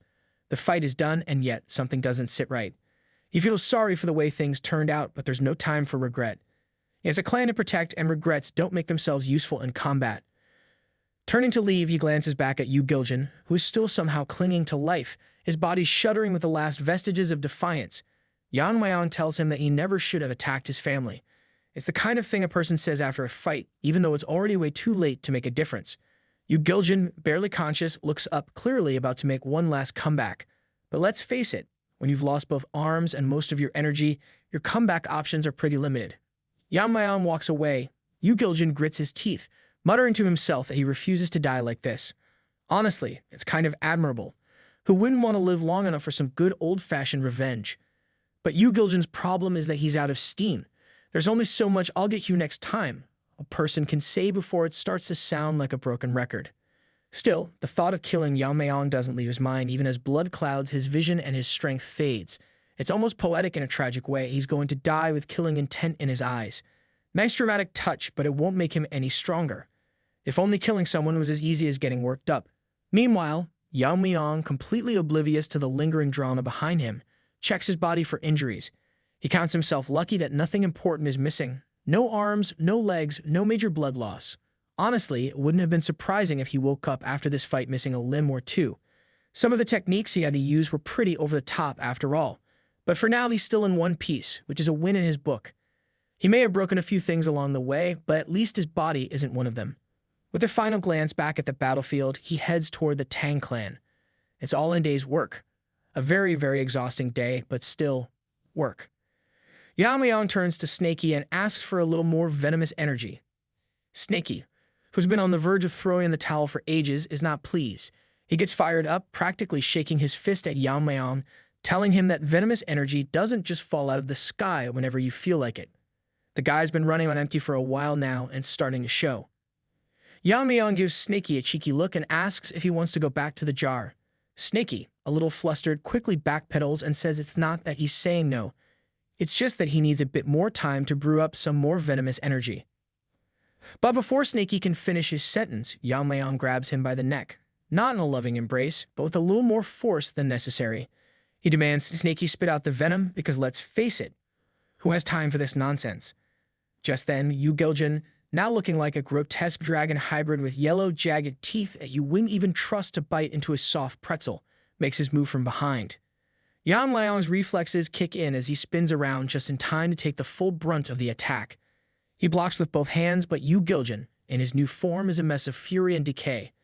It's like the dragon transformation went horribly wrong, like a before picture for a mythical creature makeover. Yamayang is floored. He's shocked that Yu Giljin survived the venomous force that pierced through his chest.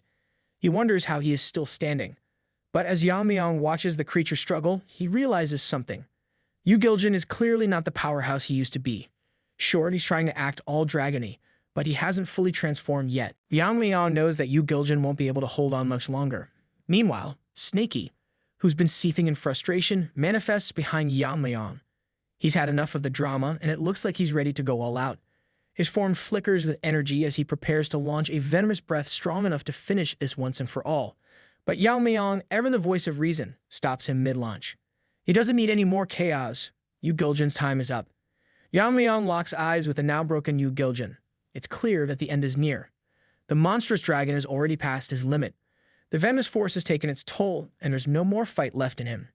His once proud form crumbles, and with his final moments, Yu Giljan apologizes to his fallen loved ones, regretting that he couldn't avenge them before his body gives out. Yamayang watches him fall, his expression unreadable. Another battle won, but it's not the kind of victory that feels satisfying. As Yu Giljan's final cries echo through the air, Yamayang's hard exterior begins to crack. His face, once steely and unwavering, falters, and the weight of the moment starts to hit him. He wonders if this is what real character development looks like, tears welling up as the situation hits harder than any battle he's fought. His body fades, and now, with Snaky growing even larger next to him, they both stare at the scene unfolding in front of their eyes.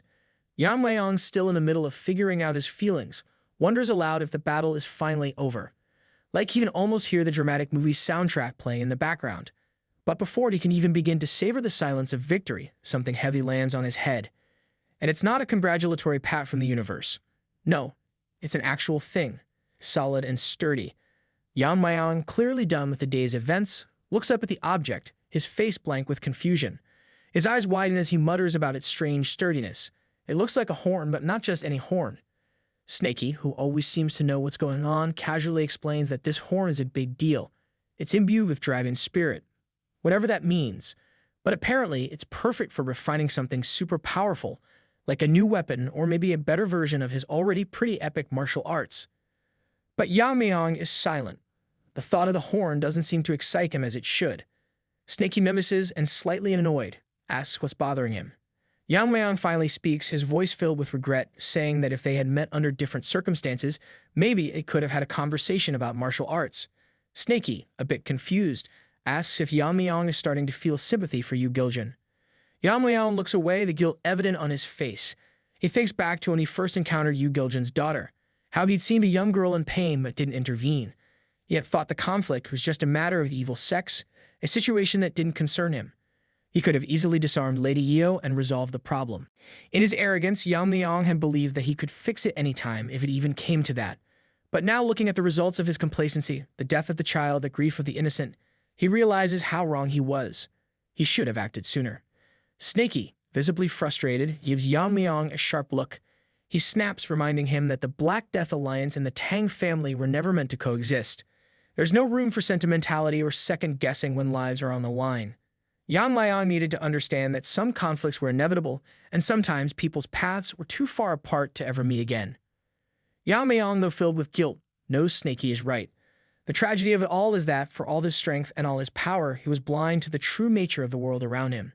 The battle might be over, but the weight of his decisions will follow him for much longer. Yamayang, still feeling the weight of his past decisions, tells Snaky that if only he had been more cautious of Lady Yo's flame art, he could have done something to avoid this mess. Snaky, never one to let Yamayang wallow for too long, waves it off. He tells him not to dwell on mistakes because, it's human nature to slip up every once in a while. Even his ancestor, the so-called Azure Dragon Slayer, had judged the Azure Dragon as evil and slayed it. Turns out that mistake nearly caused the entire continent to descend into chaos. However, after his ancestor took down the wrong dragon, he took its place and started hunting the evil ones and kept the peace. Easy peasy. The moral of the story is one can reflect on why they failed, but dwelling on it won't help them. What matters is what kind of person one becomes after their failings. Yamayang, still processing, looks a little stunned by Snaky's wisdom, or maybe he's just really tired of hearing about dragon-slaying stories. Either way, they start rushing toward the Tang family at full speed. Yamayang, trying to distract himself from the inner turmoil, asks Snaky what that powerful form earlier was. He wonders if Snaky had started with that form, the battle could have been much easier. Snaky shoots him a deadpan stare and explains that he had used every last drop of his venomous energy to keep Yamayang alive, so he couldn't use that form from the start. Yamayang, with an expression that can only be described as a mean face, reluctantly nods and saying okay. Snaky, with his usual flair for the dramatic, can't help but mutter about how ungrateful Yamayang is. He sarcastically remarks that a simple thank you would have been appreciated, considering all the trouble he went through to keep Yamayang alive. Yamayang, not one to back down from a challenge, turns to Snaky with a smirk and says, "Thank you." Snaky's face freezes for a moment, caught off guard by Yamayang's unexpected gratitude.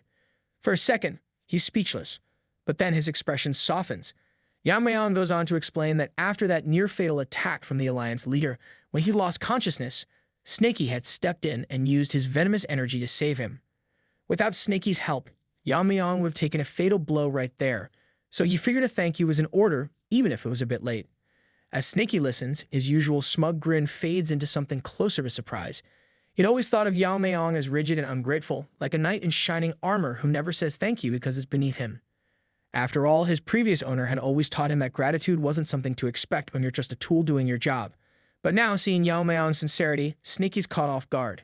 His mind races and he starts thinking maybe, just maybe, he's been wrong about this guy. He jokes asking if Yamayang has gone soft from all the recent battles. Yamayang, not missing a beat, shoots back asking if Snaky wants to be sent back into the jar. With a quick chuckle, Snaky plays it off, saying he was just joking, though there's a hint of warmth behind his words. Meanwhile, back at the Tang family's compound, things aren't looking any better. The ground is littered with hundreds of dead bodies, a grim testament to the chaos that's unfolded. Tang Yeon-myeong, Yamayang's mother, is locked in a fierce battle with a baldy, her sword clashing against his with equal force. She's holding her own, dodging and attacking with grace, but Baldy is relentless. With a swing of his sword, he catches her off guard, and Tang Yeon stumbles, almost losing her balance. She quickly regains her footing, scanning the battlefield for any sign of backup. She wonders where are the other Grandmasters. She knows she has to finish the fight quickly, before reinforcements from the other side show up. But just as she's about to make her move, Baldy takes advantage of her split-second distraction and lands a brutal blow to her back. Tang Yeon crashes into a nearby house, the force of the impact leaving her severely injured. Baldy, poised to strike, sneers down at the injured Tang Yeon, confident that victory is near. He taunts her, saying there's no point in worrying about his reinforcements. They are on the way and right now are busy to break through the formation. Once they do, along with other Grandmasters, more troops will arrive, and soon after that, their leader will arrive here after taking care of her son. But just as he swings his sword to deliver the final blow, there's an unexpected interruption. One of the guards, barely holding it together, sacrifices his arm to block the strike. The guard, wincing in pain, manages to stall Baldy's momentum just long enough. Tang Yeon, amazed at this selfless act, looks up, questioning why the guard would sacrifice himself like this. He explains with quiet determination that he's been serving the disgraceful elders for so long that now at least he can die with some honor. Baldy isn't impressed. He decides to kill them both. However, before anything else can happen, Baldy freezes, sweat suddenly dripping from his forehead. A sense of dread crawls up his spine. Someone is standing behind him, and this man has godly aura. He turns around, feeling an immense, suffocating pressure bearing down on him. The once confident warrior now looks more like a frightened little Barbie doll with a shiny bald head. The battlefield goes silent, and every single person turns to see the source of the overwhelming pressure. It's none other than Yamayang standing tall, his presence radiating pure killing intent. His eyes lock onto Baldy, and there's no mistaking it. This fight is about to take a very deadly turn. Baldy, eyes wide with disbelief, looks around in panic. He sees the dismembered heads of his fellow warriors rolling across the ground, their lifeless eyes staring at him like a macabre greeting. His mind races. What is Yamayang doing here? Standing in front of him like some unstoppable force of nature. Baldy can't help but think that this is some kind of sick joke, but deep down he knows it's not. Yamayang steps forward, his presence cold and unnerving. He grits his teeth, almost savoring the moment. With a mocking tone, he asks Baldy if he's taking another look around.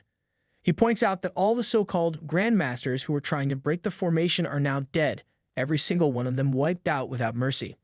Yamayang's voice hardens as he tells Baldy that while he'd love to take his head right now, he's feeling generous.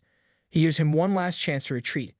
Poisonous energy pulses from his body, and it's clear that if Baldy chooses to stay, he'll meet the same fate as the Grand Alliance leader. Baldy's eyes go wide, his thoughts a jumbled mess. He can't even process what Yamayang just said. He wonders if he was losing his mind. Baldy frantically tries to convince himself that something went wrong. Maybe there's some mistake. He realizes that the massive wave of energy he felt earlier must have been from Yamayang's fight with Yu Giljin. But he's not ready to accept it. He stubbornly clings to the idea that Yu Giljin, with his terrifying power, could never lose to someone like Yamayang. His mind spins in denial, and his voice starts to tremble. But then reality hits him like a ton of bricks. Yamayang steps closer, his words ringing clear and cold. He confirms the truth.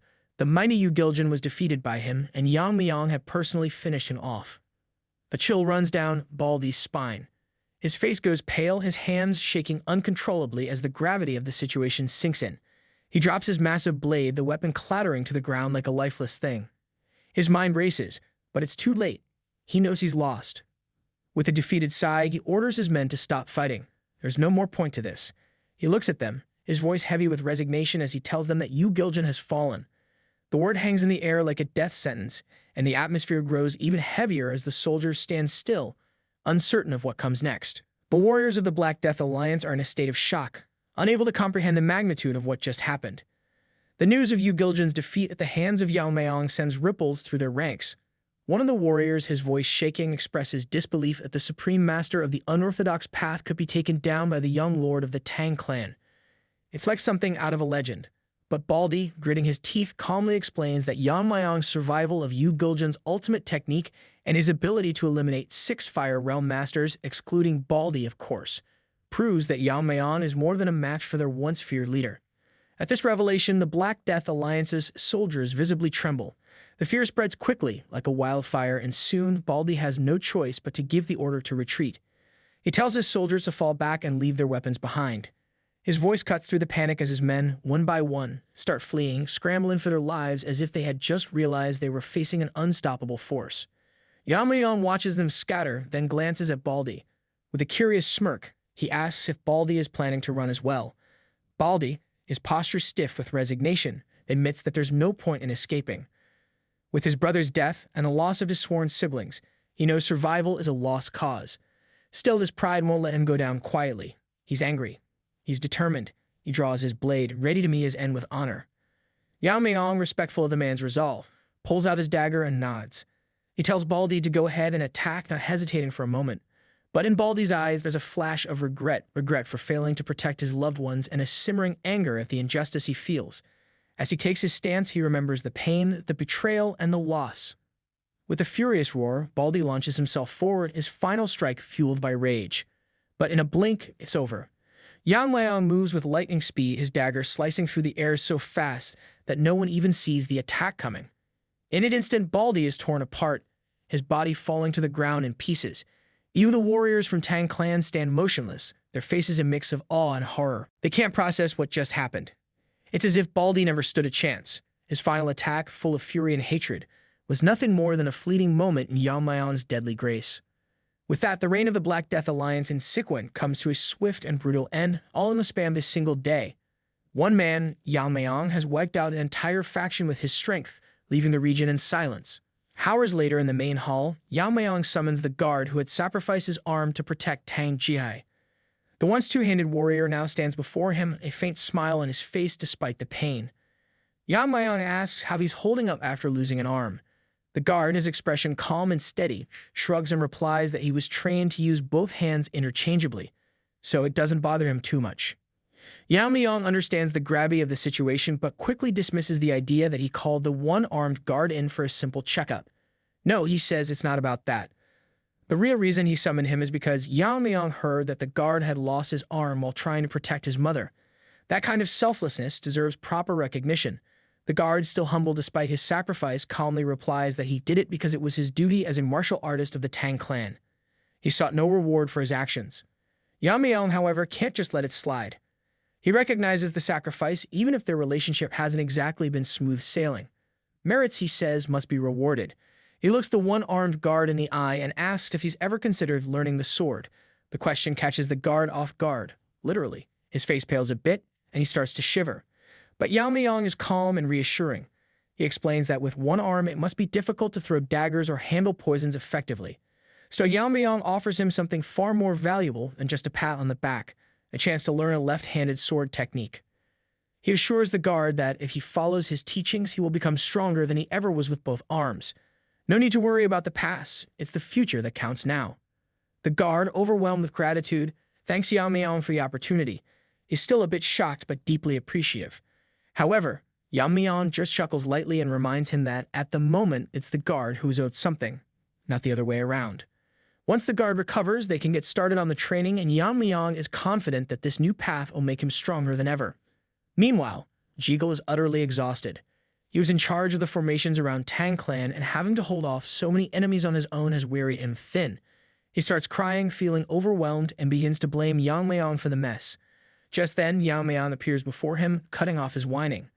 The moment Jiggle hears Yamayang's voice, he freezes, his tears suddenly stopping as he tries to compose himself. He puts on a forced smile and tries to act like everything's fine, telling Yamayang how relieved he is that he's back safely. Yamayang, unfazed, tells him to cut the formalities. Jiggle's face goes red with embarrassment as he starts crying again, apologizing for what he said earlier. But instead of getting scolded, he's surprised when Yamayang praises him for his tireless efforts in maintaining the formation and holding back the enemies. Inwardly, Jiggle feels a little proud of himself, though the truth is he just wanted to run away when things got tough. But his niece, Yeon-myeong, had made sure he stayed put. She had told him that in times of crisis he should focus on solidifying alliances, not just running off. Even Mireo had gone out despite her exhaustion, just to buy them some more time. Jiggle tells his niece that if what they said is true, and Yeon-myeong had faced off against Yu Giljan, his chances of survival were very slim. But before he can say more, Yeon-myeong quickly shuts him down. She firmly tells him that she believes in Yeon-myeong, no hesitation, no doubt. Meanwhile, Yeon-myeong tells Jiggle that they'll support the recovery of the Jiggle clan. Jiggle is stunned by this offer, his gratitude overflowing as he thanks Yeon-myeong repeatedly. Yeon-myeong then takes the lead, saying that he'll handle things from here on out. Jiggle is so taken aback by the warmth in Yeon-myeong's words that it feels like his personality has done a complete 180. Before leaving, Yeon-myeong adds one last thing. If Jiggle ever considers deserting them again during a crisis, there will be repercussions. Jiggle's fake beard, yes, fake beard, falls right off at the mention of that. He stares in disbelief as Yeon-myeong walks away, reflecting that Yeon-myeong knew it all along. Yeon-myeong, meanwhile, thinks to himself that he's resolved most of the clan's issues, but there's one final task left to deal with. 2 days later, the squad led by Yeon-myeong enters the Black Death Alliance fortress. Woojin is absolutely floored by the sight of the place. He never imagined such a hidden treasure trove beneath the fortress. The wealth here is unimaginable. Piles of treasure so large, they make the squad look like ants in comparison. Woojin wonders aloud why the Black Death Alliance never expanded beyond Sichuan. Yamayang, looking around, answers that it's because Yu Giljan, who ruled over the unorthodox sects, never needed to. He had everything he could want right here in Sichuan. He was living like a king, surrounded by wealth and power, and expanding would just be an unnecessary hassle. Yamayang thinks to himself that when Yu Giljan recruited followers, he must have demanded treasures as collateral for martial arts. But in the end, Yu Giljan wasn't greedy. It was more about maintaining control and keeping the people who wanted his guidance in check. The treasure to him was just a formality. Like, show me the goods, and I'll show you my skills type of deal. Yamayang then orders Woojin to take care of the place and move all the treasure to the main family's coffers. Woojin nods in agreement, ready to handle the load.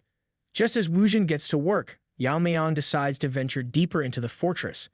In the depths of the fortress, Yamayang stumbles upon a library, but it's eerily empty. Not a single book in sight, except he spots a set of books with a snake symbol on them. Intrigued, he picks one up, wondering what secrets lie inside. Yamayang flips through the pages and finds that these are no ordinary books. They're Yu Giljan's martial arts manuals. And it's not just any martial arts. The first manual reveals a chilling philosophy Yu Giljan learned after years of ruling Sichuan. Repay kindness twice over, but grudges tenfold. Yu Giljan goes on to explain that he destroyed the Azure Fortress sect not just because they betrayed him, but also because he wanted to humiliate them by studying their martial arts and using it against them. Yamayang continues reading and realizes that the manuals are full of counter techniques designed specifically to defeat the martial arts once practiced by the Azure Fortress sect. It's almost like Yu Giljan kept their entire style alive just so he could dismantle it piece by piece. Yamayang stands in awe, marveling how Yu Giljan has managed to dismantle all those martial arts techniques using just a few manuals. His place was once the fortress of the Azure sect, home to countless books filled with knowledge. But through sheer arrogance, Yu Giljan has destroyed everything, every single book of theirs, and kept only his own martial arts manuals. To him, their books were filled with nothing but worthless techniques, so he modified them, refining and enhancing them until they became worthy of true mastery. After the battle with the Black Death Alliance, the Tang family begins restoring order to the chaos that has overtaken Sichuan. Meanwhile, a new conflict erupts in Qinghai, as the demonic cult seeks to push further into the Central Plains. The only force attempting to resist them is the Kunlun sect, which is currently engaged in a fierce battle with the cult. Leading the charge against them is one of the Kunlun elders, known as the demon immortal Gokun. A master of the fire realm, Gokun is notorious for his ruthless techniques, and he stands as the cornerstone holding back the demonic cult. However, the cult's forces are endless, vast enough to rival the combined strength of the 9 sects. Gokun fights valiantly, but the numbers of the demonic cult begin to overwhelm the Kunlun sect. Just when it seems the tide is turning in favor of the cult, the joint sect arrives with reinforcements alongside the Tang clan. The powerful forces of the joint sect, bolstered by the Fire Realm Master Tacheon, force the demonic cult to retreat, at least temporarily. The combined strength of Tacheon and Gokun tips the balance of the war in favor of the righteous factions. But as things seem to be going too smoothly, a treacherous plot unfolds. One of the elders from the Tang clan betrays them, poisoning those who opposed his scheme. The traitor is none other than Muchin's father. As the poison takes hold of one of the elders, he curses Muchin's father, calling him worse than a dog. In response, Muchin's father stands with his lackeys and his own crippled son, posturing as though he's some great power. With a snarl and gritted teeth, he apologizes, explaining that he did what he did because there cannot be 2 leaders in one group. Meanwhile, in one of the quarters of the Tang clan, the sound of loud hammering fills the air. The fatty blacksmith is hard at work, welding something into a weapon. His full concentration is on the task at hand, but as the rhythmic clang of the hammer echoes, his mind drifts back to a conversation he had earlier. Yeon-myeong had approached him with an offer to join the Tang clan as their official blacksmith. The fatty blacksmith, shocked and overwhelmed, struggles to process the offer. Sweat beads on his face as he stammers in response, telling Yeon-myeong that he would be honored to work for the Tang clan. But there's a catch. He's curious about what happened to the demon-slaying sword he had gifted Yeon-myeong. Yeon-myeong, now visibly nervous, admits that the sword broke. The moment the words leave his mouth, the fatty blacksmith's face contorts in disbelief, his eyes widening. Though it saddens him deeply to learn that his final masterpiece has been destroyed, the fatty blacksmith also understands that the sword had fulfilled its purpose. Its ultimate goal was to end the Black Death Alliance leader's life, and it succeeded. Despite the loss, the fatty blacksmith takes pride in knowing that the sword carried out its mission. Yeon-myeong reassures him that a sword of such caliber could only have been made by a craftsman of his skill. This, in part, is why he came to recruit him. Before the fatty blacksmith can begin crafting for the Tang clan, however, Yeon-myeong has something to show him. Later in the Tang family manor, Yeon-myeong presents a strange object, the horn of a Yu Giljan. The fatty blacksmith's jaw drops in shock as he stares at the horn. Yeon-myeong, sensing his astonishment, tells him that explaining its origins would take too long, so he gives a quick summary. It's the horn of a mythical beast. Yeon-myeong adds that he requested the Tang family smiths to forge a sword using this horn, but no matter how high they heat the furnace, the horn refused to melt. He wonders if the fatty blacksmith can handle the challenge. The fatty blacksmith, clearly confused and troubled, is momentarily lost in thought. Noticing this, Yeon-myeong asks if something is wrong. The fatty blacksmith apologizes, explaining that he was simply deep in thought. He then reveals that since the horn comes from a mystical beast, it carries spiritual energy, making it impossible to forge using ordinary methods. To work with such a material, it must be reimagined, as he puts it. Yeon-myeong, still not understanding, listens as the fatty blacksmith continues. The horn needs to be forged with cold, not heat, a concept that may sound absurd, but is rooted in the nature of mystical beasts. The blacksmith explains that while the horn is a material, it is also a living thing. Exposing it to extreme cold could provoke a reaction similar to extreme heat. The world, he says, operates on the principles of yin and yang. Yeon-myeong is taken aback as the blacksmith further elaborates. Just as a metal blade is tempered with fire, an element opposite to its nature, the horn with its yin attribute may respond to its complementary element, cold. Intrigued, Yeon-myeong decides to give it a try. He plans to infuse the horn with cold energy he has collected from Miso, thinking about how he hasn't seen her since his return and planning to check on her once this task is done. Yeon-myeong then channels the cold energy into the horn, and the temperature in the room drops dramatically, freezing half of it. The fatty blacksmith, in shock, watches in disbelief as the horn reacts to the cold energy. The horn seems to be alive, responding to the influence of the energy. When Yeon-myeong finishes, he instructs the fatty blacksmith to strike the horn with a hammer, but warns him to be careful not to touch it with his bare hands. The blacksmith, now cautiously holding a hammer, strikes the horn. To his surprise, the horn deforms, leaving a visible dent in it. Yeon-myeong, pleased with the result, tells the fatty blacksmith that the rest is in his hands. The blacksmith examines the horn and notes that it's too small to be made into a proper sword. However, Yeon-myeong isn't concerned with the length of the blade. He tells the blacksmith that a dagger of this size will be more than enough.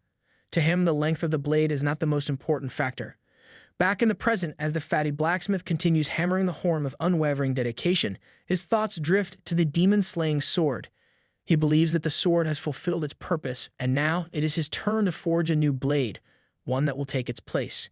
His eyes gleam with determination as the hammer strikes the horn, his resolve growing with every blow. Meanwhile, in Xinjiang, one of the old leaders of demonic cult is enjoying a drink while ranting arrogantly.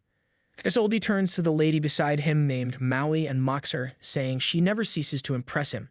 He tells her it is enough to make him understand Emperor Xuanzang's obsession with Yang Guifei. Maui tells him that this is a little disappointing as he is comparing her to a woman who ruined her lord and her country. She insists that she is fully devoted to him, not just in body, but in soul, as she has pledged herself to the divine cult. The oldie laughs, acknowledging his mistake and calling her devotion into question. He tells her there is something important she must do for him. Her eyes widen with surprise, and she listens closely as the oldie explains that she knows that the cult is currently at war with the Kunlun sect, and they are facing significant obstacles in their bid to reach the Central Plains. Although Kunlun's strength is formidable, the real threat lies in Gokun, a master of the Fire Realm. And with Tagyo joining forces with Gokun, breaking through has become even more difficult. But as they say, even in the drought, there is rain. He reveals that an Edler from the Tang clan has reached out to the cult and specifically requested her assistance. This revelation shocks her. She had not expected them to want her help, though it is clear that her skills are valued. The oldie continues, praising her medical expertise, which has even earned her a reputation in Sichuan. He mentions that the head of the richest merchant group in the region once offered a fortune to cure his son's incurable disease, but it was she who succeeded, healing him in a single day. Now, the merchant is one of the cult's most loyal supporters. Flattered by the compliment, Maui chuckles. The oldie adds that her potential is too valuable to waste, and even the Tang clan recognizes this. She winks one eye at the oldie and tells him that if the cult leader commands it, she will do whatever is necessary. Then she asks who it is she will be treating. The oldie responds that this elder has requested her to heal the permanently paralyzed arm of one of his grandsons. She leans closer, intrigued, and asks what they will receive in return for this favor. The oldie, smiling slyly, tells her that the Tang clan will offer them the 10 poisons of their family, a set of deadly poisons capable of killing even Fire Realm masters. Maui is taken aback by this offer, her expression turning serious as she asks if that's truly all they are offering. The oldie elaborates, revealing that the poisons are not his main interest. His true plan is to use them to eliminate the 2 Fire Realm masters currently standing in their way. With a wicked smile, he tells her that by killing them, he will secure an unchallenged path to the Central Plains. Meanwhile, at the main house of the Jibal family in Hubei province, Yeon-myeong, the Heaven Brilliance Demon Lord, is sitting on a chair with a calm, almost casual demeanor. Dead bodies of Jigul clan members lie sprawled across the floor, their blood staining the ground. Yeon-myeong looks at them with a sneer, calling them foolish for thinking they could escape their fate. He taunts them, saying there is no place safe for them, not even in the Central Plains. No matter where they try to hide, they will always be hunted. Even if they were within Wudang's territory, they were a bit too careless. They let their guard down, and now they've paid the price. Bloodied and bruised, he takes a swig from a bottle of alcohol. And as he drinks, he asks his subordinate across the room that he's heard shocking news. The leader of the Black Death Alliance is dead, and it was someone from the Tang family who defeated him. His subordinate, a man wearing an eye patch, explains that the person who killed the Black Death Alliance leader is highly skilled in poison, hidden weapons, and swordsmanship. Yeon-myeong scoffs, still unconvinced. He leans back in his chair, his eyes narrowing. He thinks to himself that simply mastering poison and hidden weapons wouldn't be enough to defeat someone as strong as the Black Death Alliance leader. The Tang clan member must have reached a level of swordsmanship so advanced that it rivals his own. Maybe this person can even wield sword techniques as effortlessly as he does. He puts his cup down slowly, contemplating. Maybe he had overestimated the Black Death Alliance leader. After all, this death seems almost pitiful. He had wanted to be the one to kill him. That was supposed to be his victory. But even though his dream of killing the Alliance leader failed, he realizes there's a silver lining. The troublesome foe he had been dreading to face one day is now gone. A wicked smile spreads across his face as he leans forward, thinking that maybe, just maybe, it's time to resume his killing spree. He glances at his subordinate, asking where the Myeong clan is located. With a look of determination, he knows his next move. His thirst for destruction has not yet been quenched. His subordinate confirms that the Myeong clan has been growing its power, operating under the guise of a merchant guild. However, suddenly, he stops speaking, focusing intently on something approaching. Addressing Yeon-myeong with respect, he warns that something is coming their way. Yeon-myeong, still calm and collected, responds that he can sense it too. His sharp instincts tell him that the approaching force is moving quickly, their aura heavy with power. He suspects that these are Wudang backup forces, perhaps sent to deal with him. With a cold smile, Yeon-myeong orders his subordinate to handle the Myeong clan. He will take care of the Wudang forces himself. Yan Zhengyuk then walks outside, and as the cool night air touches his face, he stares up at the bright moon. In his mind, he speaks to his father, mentally declaring that the era of a demon-ruled world is about to begin. Meanwhile, inside the Tang residence, Miss Yamayang is deep into her training. Sweat drips down her face as she moves with precision and grace, her martial arts practice nearing perfection. The moonlight shines brightly, illuminating her fan, who seems to radiate a divine aura. Every movement she makes is filled with determination, but inside, her muscles scream in pain. She's pushing herself to the limit, knowing that she can't stop.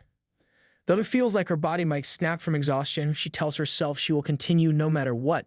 She forced her uncle to teach her the Jiggle clan's martial arts, and now she trains relentlessly. The memories of how difficult it was to convince him flood her mind. At that time, all she could do was watch, feeling a deep sense of helplessness. She had been desperate to learn, but the journey had been long and hard. She continues practicing. The pain is almost unbearable, and she can't help but think to herself that she never wants to feel that helplessness again. She won't stop until she masters the martial arts, no matter the cost. Just as Miss Yamayang prepares to practice one final time, her uncle Jiggle approaches her with a grim expression on his face. He calls out to her, and immediately she senses that something is wrong. His usual confident demeanor is replaced by a serious and troubled look. Miss Yamayang asks him why he is here, as he was supposed to be busy with other matters today. Jiggle doesn't answer immediately. Instead, he places a hand gently on her shoulder, urging her to stay strong. His voice is low and heavy with concern as he tells her that what he's about to say will shake her deeply. A sense of unease creeps up her spine as she watches him. Her heart begins to race and she nervously asks what he means. She's expecting something important, but not something like this. The news he delivers shakes her to her core. Her world tilts as she learns that the Jiggle family, her family, no longer exists. Her breath catches in her throat, and before she can process the words, tears begin to fall. She stares at her uncle in disbelief, unable to comprehend the devastation he has just spoken. The Jiggle clan, a powerful and proud family, wiped out in an instant. She wonders, how could this be real? Jiggle, seeing the shock in her eyes, explains that Yan Zhengyuk, the Heaven Brilliance Demon Lord, is behind this destruction. This ruthless figure had already wiped out 3 of the 5 great families before, and now with his arrival in Hubei, the situation has shifted dramatically. The Wudang Swordmasters, the so-called protectors of the martial world, had tried to intervene when Yan Zhengyuk launched a surprise attack on the Jiggle family. But Zhengyuk wasn't one to be stopped easily. He had issued a chilling warning to Wudang. If they dared to interfere, the entire Wudang sect would be erased before the sun set. Faced with this threat, the Wudang masters had no choice but to stand aside. Unable to fight against such overwhelming power, they watched helplessly as the Jiggle clan was utterly annihilated. Miss Yamayang's heart sinks as she absorbs the gravity of the situation. The family she knew, the people she loved, are gone. The Wudang, once a symbol of strength and justice, stood by, powerless to stop the destruction. Later, Yeon-myeong, holding some letters, struggles to comprehend the devastation that Yan Zhengyuk has caused. His face is grim as he reads the news. He knows that no one, not even the most powerful figures in the martial world, could stop Yan Zhengyuk. Of course, except him. He looks at Miss Yamayang and Jiggle, standing before him with teary eyes. Yamayang tells them that he is fully aware of the tragedy that has befallen them. Jiggle nods slowly, agreeing with the gravity of the situation. Jiggle says that Miss Yamayang's decision to flee from the Black Death Alliance was the right one. Had they stayed and fought, they would have been completely wiped out with no chance of survival. The mere thought of it makes him shudder. He looks at Miss Yamayang, shaking his head, and murmurs that it must have been heaven's mercy that they are still alive today. Tears begin to drip from Jiggle's eyes as he faces the harsh reality: the Jiggle clan, the family that once held power and pride, is no more. Yamayang remains silent for a moment, processing the pain in the room. Finally, breaking the silence, Yamayang speaks with surprising calmness. He tells Jiggle that they have not lost everything, a statement that shocks both Jiggle and Miss Yamayang. Yamayang explains that there are still members of the Jiggle clan alive within the Tang clan. If any of them survive, it's possible to rebuild the family piece by piece. His words, though unexpected, spark a small flicker of hope in Jiggle's heart. Yamayang then tells him that he hasn't forgotten his promise to Jiggle. He hasn't lost his word, and he will do everything in his power to help rebuild the Jiggle clan as quickly as possible. There is still a chance for redemption, and Yamayang is determined to be the one to make it happen. He adds that Jiggle shouldn't feel he is a liar or lose hope. The road ahead is long; they can rebuild. Jiggle listens, still struggling with the pain of loss, but the words seem to bring some comfort. Yamayang, however, feels a growing sense of unease. He senses that something isn't right, strange movements are happening as if everyone is making sudden, unexpected moves. He decides it's time to prepare on their side too. Just as Yamayang starts planning, a guard enters the room, interrupting the moment. He announces that a guest from the Wudang sect has arrived and is requesting to see Yamayang. The mention of Wudang sets Miss Yamayang off. Her anger surges and she can't control her emotions, feeling a mix of frustration and bitterness. Yamayang, however, remains calm. He wonders what the Wudang sect is doing at a time like this. He tells the guard to allow the Wudang representative to enter. Turning to Jiggle and Miss Yamayang, Yamayang advises them to rest for now. He knows that they are grieving deeply and they need time to process. Meanwhile, he will handle the guests from Wudang and find out what they have to say. Yamayang wonders about the identity of the guest from the Wudang sect. Is this person a genuine visitor or just another troublemaker trying to cause more chaos? He doesn't have to wait long for the answer as the figure steps into the room. The man introduces himself and immediately states that he's come to request the Tang clan's support. The visitor asks Yamayang if he's aware of the current chaos in Hubei. Yamayang, maintaining a calm demeanor, replies that he's heard a few things, especially about Yan Zhengyuk resuming his activities. The man continues, explaining that in a short period, Yan Zhengyuk had wiped out both the Jiggle clan and the Moyang clan, leaving nothing but destruction in his wake. But there's more. The Wudang sect has learned that Yamayang himself managed to annihilate the Black Death Alliance.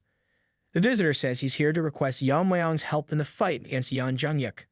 He wants Yamayang to lend his strength for the greater good, to drive out the demon lord and restore balance. Yamayang listens carefully but remains unmoved. His eyes narrow slightly as he responds, his tone cold. He tells the visitor that he doesn't appreciate people who come begging for help, especially when they're expecting him to fight their battles. He makes it clear that he will refuse the offer. The visitor is stunned by Yamayang's response. He stands there for a moment, trying to process what he's just heard. Clearly, he wasn't expecting such a refusal, and he's at a loss for words. Finally, he asks Yamayang why he is rejecting the request, arguing that the Tang clan has also suffered great losses because of Yan Zhengyuk. He goes on to play the victim card, reminding Yamayang that according to the rules of their family, they always repay grudges tenfold. Yamayang, however, is not impressed by his reasoning. He interrupts the visitor with a fierce look in his eyes and a growing aura of killing intent. He tells the man to mind his words carefully. He points out that the Wudang sect stood by and did nothing while the Jiggle clan was annihilated. Now they dare invoke the principles of family honor in front of him. Yamayang's aura is cold and menacing, a clear reminder of the kind of power he holds. The visitor falters, clearly sensing the danger. He hadn't expected Yamayang's response to be so sharp, nor the weight of the anger in his words. Yamayang isn't interested in playing along with the Wudang sect's demands. He makes it clear that he won't involve, especially since the Wudang sect itself had avoided direct confrontation with Yan Zhengyuk when they had the chance. Instead, they let the destruction go on, leaving others to deal with the consequences. Hearing this, the visitor begins to sweat, unable to find the right words to respond. Yamayang, unbothered by the man's discomfort, calls out his hypocrisy. He points out that the visitor's attempt to invoke his family's principles seems rather out of place, given how Wudang had stood by while the Jiggle clan was wiped out. In a frightened tone, the visitor admits that the righteous sect is in complete disarray. The collapse of the martial alliance base in Wudang has left a gaping hole, which Yan Zhengyuk's forces have swiftly filled. Now, a demonic faction openly operates in the heart of the Central Plains, making the situation even worse.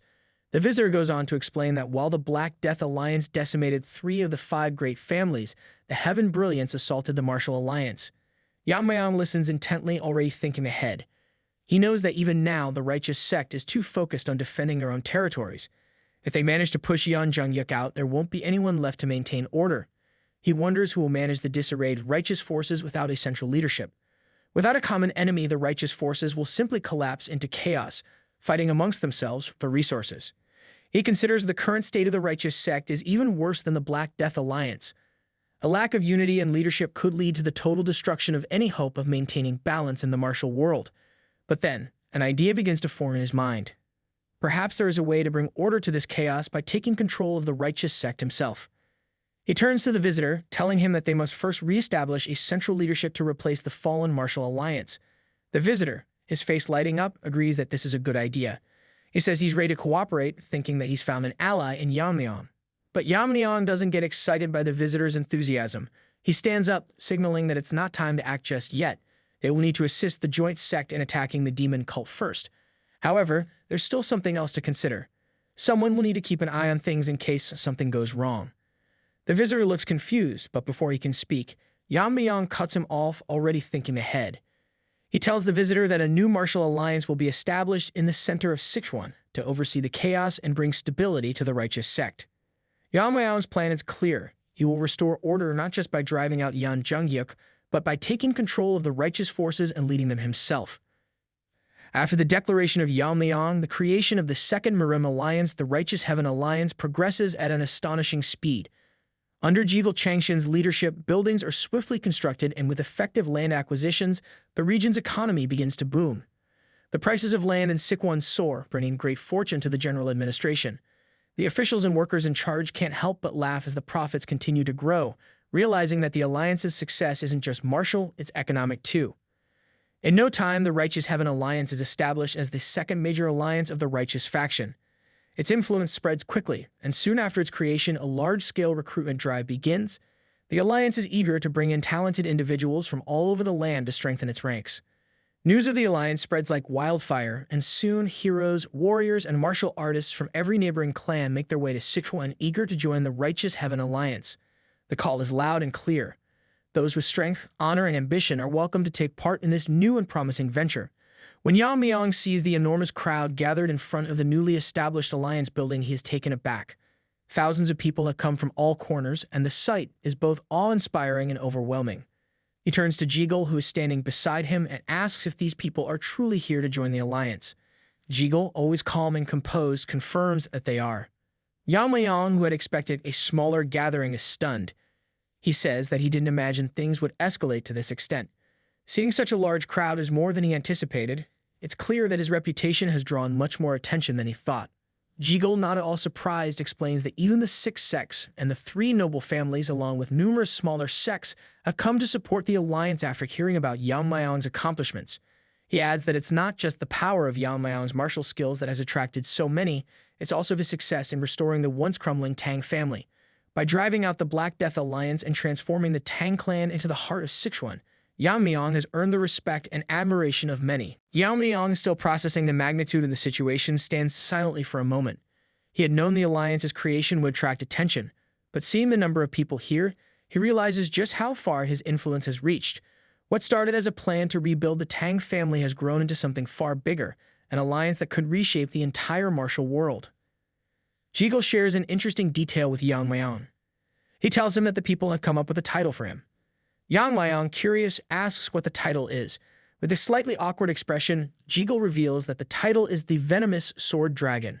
Yeon-myeong chuckles, amused by the name. It's certainly dramatic, but he admits it's not that bad. In fact, it kind of fits him.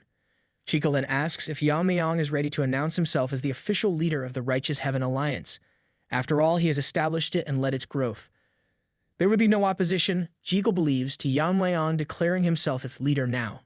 Yeon-myeong, however, is more cautious. He shakes his head and explains that it's not as simple as that. While the Righteous Heaven Alliance is focused on eradicating the demonic forces, he doesn't believe that everyone who has joined shares the same intention. Some may have other motives hidden beneath their loyalty. Yeon-myeong knows that in this world, not everyone can be trusted outright, no matter how noble their cause may seem. Therefore, before he makes any declarations about his leadership, Yeon-myeong understands that he must first make sure everyone recognizes his authority. There are those who may try to manipulate the situation for their own gain, and Yeon-myeong is prepared for that. He knows that power doesn't come easily, and that establishing true control requires more than just words. It requires action, and he must prove his strength to those around him. Jigul nods, understanding his caution. It's clear that the young lord is thinking several steps ahead, always mindful of the complexities of leadership. Jigul's sharp instincts tell him that Yeon-myeong's predictions about the situation were spot on. It feels almost as if Yeon-myeong had foreseen everything that is unfolding before them. Just then, the leaders of the major sects begin to approach them. One of the leaders, Jaon from Shaolin, steps forward. He looks like an old, bald monk. He joins his hands together in a traditional gesture of respect, saying, "Young lord, rumors tend to grow on their own, young lord." While they know he's exceptional for his age, no one has witnessed him defeating the Black Death Alliance's leader, so they would like him to prove it through a duel, putting the leader's position on the line of course. Hearing this challenge, Jigul can't help but feel a wave of frustration. He thinks to himself that it's almost laughable using a duel to challenge for leadership is nothing more than a thinly veiled attempt to seize power. It's a strategy that shows just how quickly ambition can cloud the judgment of these sect leaders. The suggestion is not only disrespectful, but also absurd. In this time of unprecedented chaos where the demonic forces have risen with unmatched force, Sichuan had been relatively untouched. The Black Death Alliance's leader had managed to keep the region safe from demonic invasions. But now that he is gone, Sichuan has become a coveted, unclaimed territory. Anyone who takes control of this land will not only inherit the legacy of the Black Death Alliance, but also gain the allegiance of countless disciples from the now leaderless sects. Jiggle reflects on this as he watches Jiaon stand there awaiting Yamayang's response. From the outside, it seems like a simple challenge. But the underlying motivation is clear. This is not just about a duel. It's about seizing control, claiming a powerful position, and building a new empire. And given the current situation, it's understandable why someone might take the risk. In a world where power shifts quickly, seizing an opportunity like this could change everything. He hopes that this duel will teach the overconfident sect leaders their limits. Jiaon formally introduces himself with a calm yet firm voice. He tells Yamayang that he should treat this duel as a real fight and suggests that Yamayang demonstrate all his skills, poison, hidden weapons, and everything he's known for. Jiaon believes that in order to avoid regrets later, Yamayang must show his full capabilities. Yamayang, however, remains composed. With a calm demeanor, he politely declines the suggestion. He says he appreciates Jiaon's concern but prefers to fight with just his sword. Using poison, he explains, could lead to unfortunate accidents, something he'd rather avoid. With that, both men step into the center and Jiggle announces the duel. The tension grows thick as he asks if both combatants are ready. They nod in silent agreement, and the crowd watches in anticipation as Jiggle declares the match officially begins. The people gathered are eager, knowing that this is not just a duel, it's a fight for leadership, a demonstration of true martial prowess. Jiggle's voice rings out, introducing the duel between the great Shaolin master Jiaon and the young lord of the Tang family, Yeon-myeong, also known as the venomous sword dragon. The stakes are high, and everyone is eager to see who will claim the title of leader of the Righteous Heaven Alliance. Jiaon, with a slight sneer, taunts Yamayang about his mention of accidents. While he acknowledges the young lord's swift progress, Jiaon's arrogance seeps through, hinting that Yamayang's confidence is far too grand for his age. He then takes his stance, his feet planted firmly on the ground, and the earth seems to tremble beneath him. The onlookers gasp as they recognize Jiaon's stance. It's the indestructible Vajra body, one of the highest forms of Shaolin martial arts. But this isn't just any Vajra body. No, it's the ultimate form, the one practiced by the very first Shaolin founder, a technique that has never been defeated. This is the true indestructible Vajra body, a martial art passed down through the ages, and its power is legendary. Jiaon taunts Yeon-myeong further, mocking the notion that he would be defeated by poison.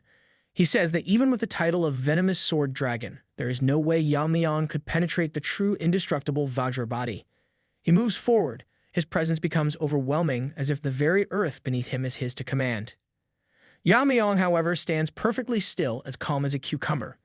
There's no sign of fear or uncertainty in his eyes. Jiaon tells him that this is nothing short of a declaration for him to surrender the leadership. In response, Yamayang put his hand under his robe. He grins, reflecting to think he would be tested by this one so soon. Earlier, during a meeting with his subordinates, Yamayang is asked if he plans to establish the headquarters of the Righteous Heaven Alliance on Mount Cheongshan. He nods, confirming that it seems like the most suitable place now that the Black Death Alliance has fallen and the land is vacant. One of his subordinates suggests they should purchase all the surrounding lands as well to secure the area completely.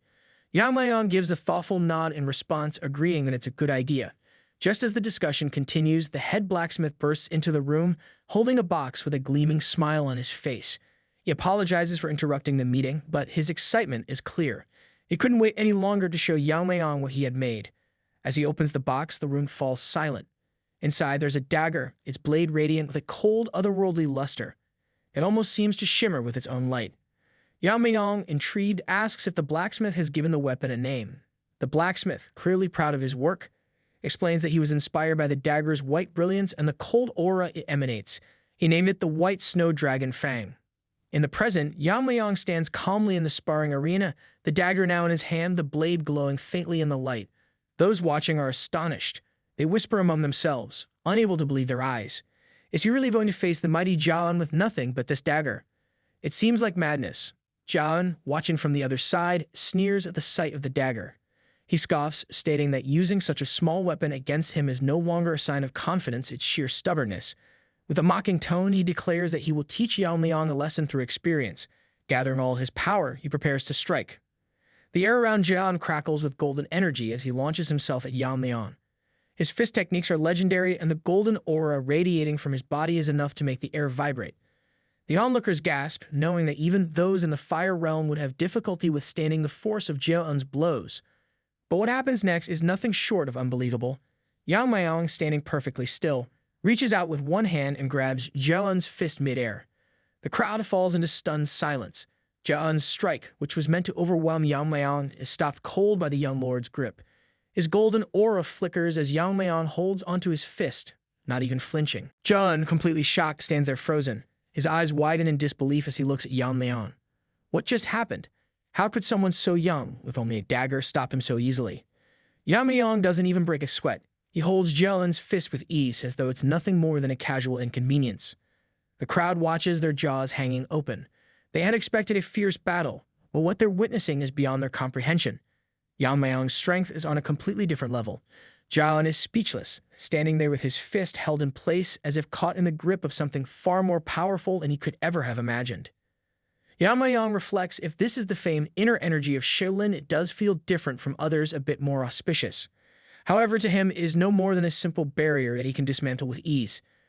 Sacheon, still in shock, stares at his own hand in disbelief. He can feel the infused energy in his fists being torn apart. The powerful energy he had summoned just moments ago seems to be unraveling. His grip falters and his once confident stance weakens.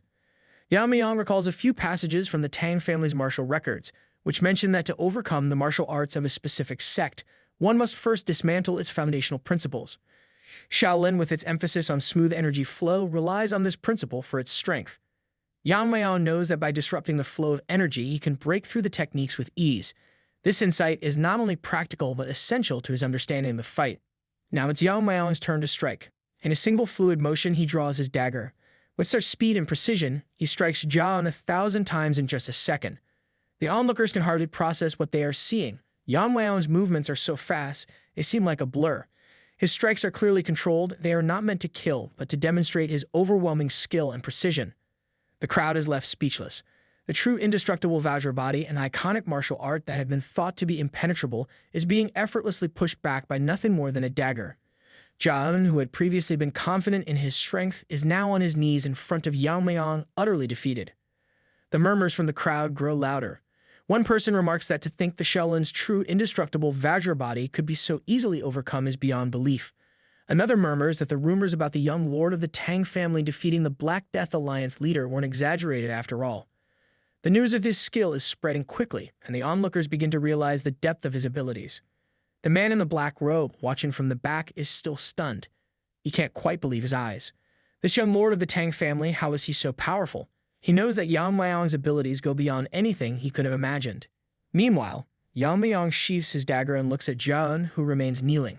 He calmly tells him to stand up. His tone is respectful, as if acknowledging. Yamayang stands silently under the tranquil moonlight at the Righteous Alliance headquarters, gazing at the stars above. His face shows calmness, but his thoughts seem deep. The peaceful night is broken when a familiar voice calls him, addressing him as the Lord of the Alliance. Yamayang turns and sees Jiggle approaching him. He feels slightly awkward and admits that being called the Lord of the Alliance feels strange. Jiggle smiles and reminds him how he earned that title after proving himself to many martial artists. He has earned this respect. He encourages Yamayang to accept the title, explaining that it is now a part of who he is. Jiggle then changes the topic to something serious. He tells Yamayang that someone from the Murong clan has come to meet him. Yamayang feels puzzled and curious. He recalls that the Murong clan was destroyed by Heaven Brilliant's demon lord and wonders why they would seek him, as he has no connection to them. Jiggle explains that the visitor insisted on meeting Yamayang and said it was urgent. The person also left a strange message that mentions sword ghost, Herculean body, and force technique. The mention of these terms makes Yamayang's eyes widen in shock. He feels a sense of urgency in the visitor's request and agrees to the meeting without hesitation. Later, in the quiet of his room, Yamayang meets the visitor, a red-haired man who introduces himself as Murong Hui. The man's respectful yet determined demeanor catches Yamayang's attention. Murong Hu carefully explains that he has come to ask an important question, even though it might offend Yamayang. With measured words, Murong Hui reveals that the swordsmanship Yamayang used during his duel strongly resembles the techniques of the sword ghost, a legendary swordsman known as the greatest of his time 2 centuries ago. He questions how someone from the Tang clan could wield techniques of such extraordinary caliber. Yamayang keeps a composed expression and responds with his own question. He asks how Murong Hui recognized these techniques and how he could identify the force techniques so accurately. Yamayang then asks if Murong Hui has mastered the force technique using the body of a normal human. This question astonishes Murong Hui, and he is left speechless at the remarkable insight of Yamayang. He reflects that to recognize the cultivation method at a glance, Yamayang must have some kind of connection to the sword ghost. Murong Hui begins to share the history of the sword ghost, revealing a truth that leaves Yamayang stunned. He explains that the sword ghost was once a member of the clan and was born as the illegitimate son of the clan's leader. Despite his lineage, he faced years of ridicule and neglect from the family. However, even under such harsh conditions, the sword ghost displayed unmatched talent. He mastered all of the clan's sword techniques before reaching the age of 20, something that had never been seen before. His incredible skills created tension within the clan, disrupting the established line of succession. This brilliance caused jealousy and discord among the clan members. Disillusioned by the constant infighting and the lack of love or support from his family, the sword ghost decided to leave the clan entirely. 10 years after his departure, he rose to fame, earning the title of Sword Ghost, a name that became legendary. In an effort to bring him back, the clan elders sought him out, hoping he would return to his roots. However, he refused their requests and told them that his sword was still incomplete, suggesting that his journey was far from over. Decades passed with no word of him, and many believed his story had come to an end. Eventually, the clan discovered his tomb, marked with the words Sword Ghost's Mausoleum. Beside the grave, they found texts that recorded his unmatched techniques, a treasure trove of his wisdom and skills. Desperate to harness the power left behind by the sword ghost, the clan began cultivating the force technique described in the ancient texts. Yamayang questions Murong Hui, asking if they chose to practice the force technique even though attempting it without the Herculean body could lead to death. Murong Hui tightens his fists, and his expression shows both pain and determination. He admits that the force technique placed a heavy strain on his body, pushing him to the brink. Yet despite the dangers, they could not bring themselves to abandon the cultivation. They believe that the sword ghost must have left behind a way to safely overcome its deadly risks. However, before they could uncover the solution, tragedy struck. The Heaven Brilliance Demon Lord attacked them. The Demon Lord did not come for wealth or treasures. Instead, he interrogated and slaughtered the clan members one by one, clearly searching for something.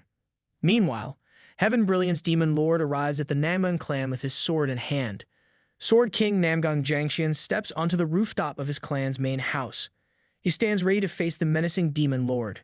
Heaven Brilliance Demon Lord sneers, recalling that in over 10 years of his rampage, the Namgang clan was the only place he failed to destroy. He declares with confidence that this time the outcome will be different. Namgang Jiangxian gazes at his opponent with calm confidence. He remarks on the deep wound the Demon Lord must have carried from his past defeat. Noticing the sword in the hand of the Demon Lord, Namgang points out he must be mad to confront the Sword King with a sword. Heaven Brilliance Demon Lord, unfazed by the comment, acknowledges that his previous loss taught him important lessons about swordsmanship. Over the years, he acquired remarkable martial arts skills, preparing for this very confrontation. Sword King Namgang descends gracefully from the rooftop to face his foe on the ground. He questions how the Demon Lord dares to challenge him with only 10 years of sword training. Heaven Brilliance Demon Lord smirks and reveals that he wants to see whether the techniques of Sword King or those of the Sword Ghost are superior. Namgang Jiangxian, unshaken, tells him to attack. Their clash begins with a thunderous display of power. Waves of immense energy collide, tearing rifts into the space around them, creating a battlefield where only the strongest can prevail. Back at the righteous Heavenly Alliance headquarters, Yamayang reflects deeply on the revelation that Heaven Brilliance Demon Lord had stolen the Sword Ghost's martial arts. He struggles to understand why someone like the Demon Lord, who was the young leader of the demon sect and had already mastered their ultimate technique, the Heavenly Demon Divine Art, would abandon it. The Sword Ghost's methods were extraordinary, but for the Demon Lord to leave behind the pinnacle of demonic cultivation meant there had to be a significant reason. Murong Hui interrupts Yamayang's thoughts by repeating his earlier question. He asks if Yamayang has any personal connection to the Sword Ghost. Yamayang answers calmly, saying he has never met the Sword Ghost directly. However, he recalls a memory from his childhood. During a moment when he was being bullied, a phantom sword appeared and protected him. He explains that this strange event might be the only connection he has to the Sword Ghost. Murong Hui looks baffled, struggling to make sense of Yamayang's story. Yamayang speculates that the phantom sword could have been a martial art left behind by the sword ghost, possibly something that responded to him in a moment of danger. Murong Hui then reminds Yamayang of an important fact. Only those with a Herculean body can master the sword ghost's techniques.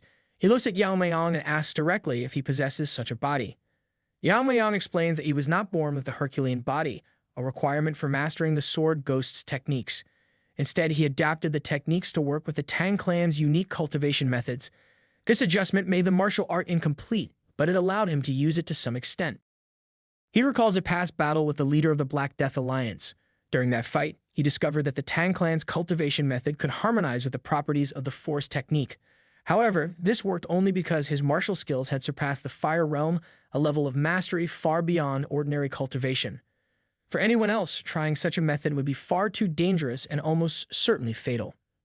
Murong Hui, standing in disbelief, admits that his purpose in coming here was to find a way to overcome the Force technique's limitations.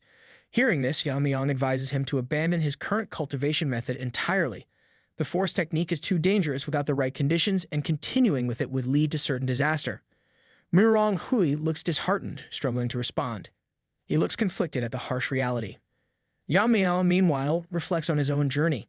In his past life, he knew very little about the sword ghost and his legacy. Now in this life, he finds himself uncovering not just the techniques, but also the origins of his master, a connection he never anticipated.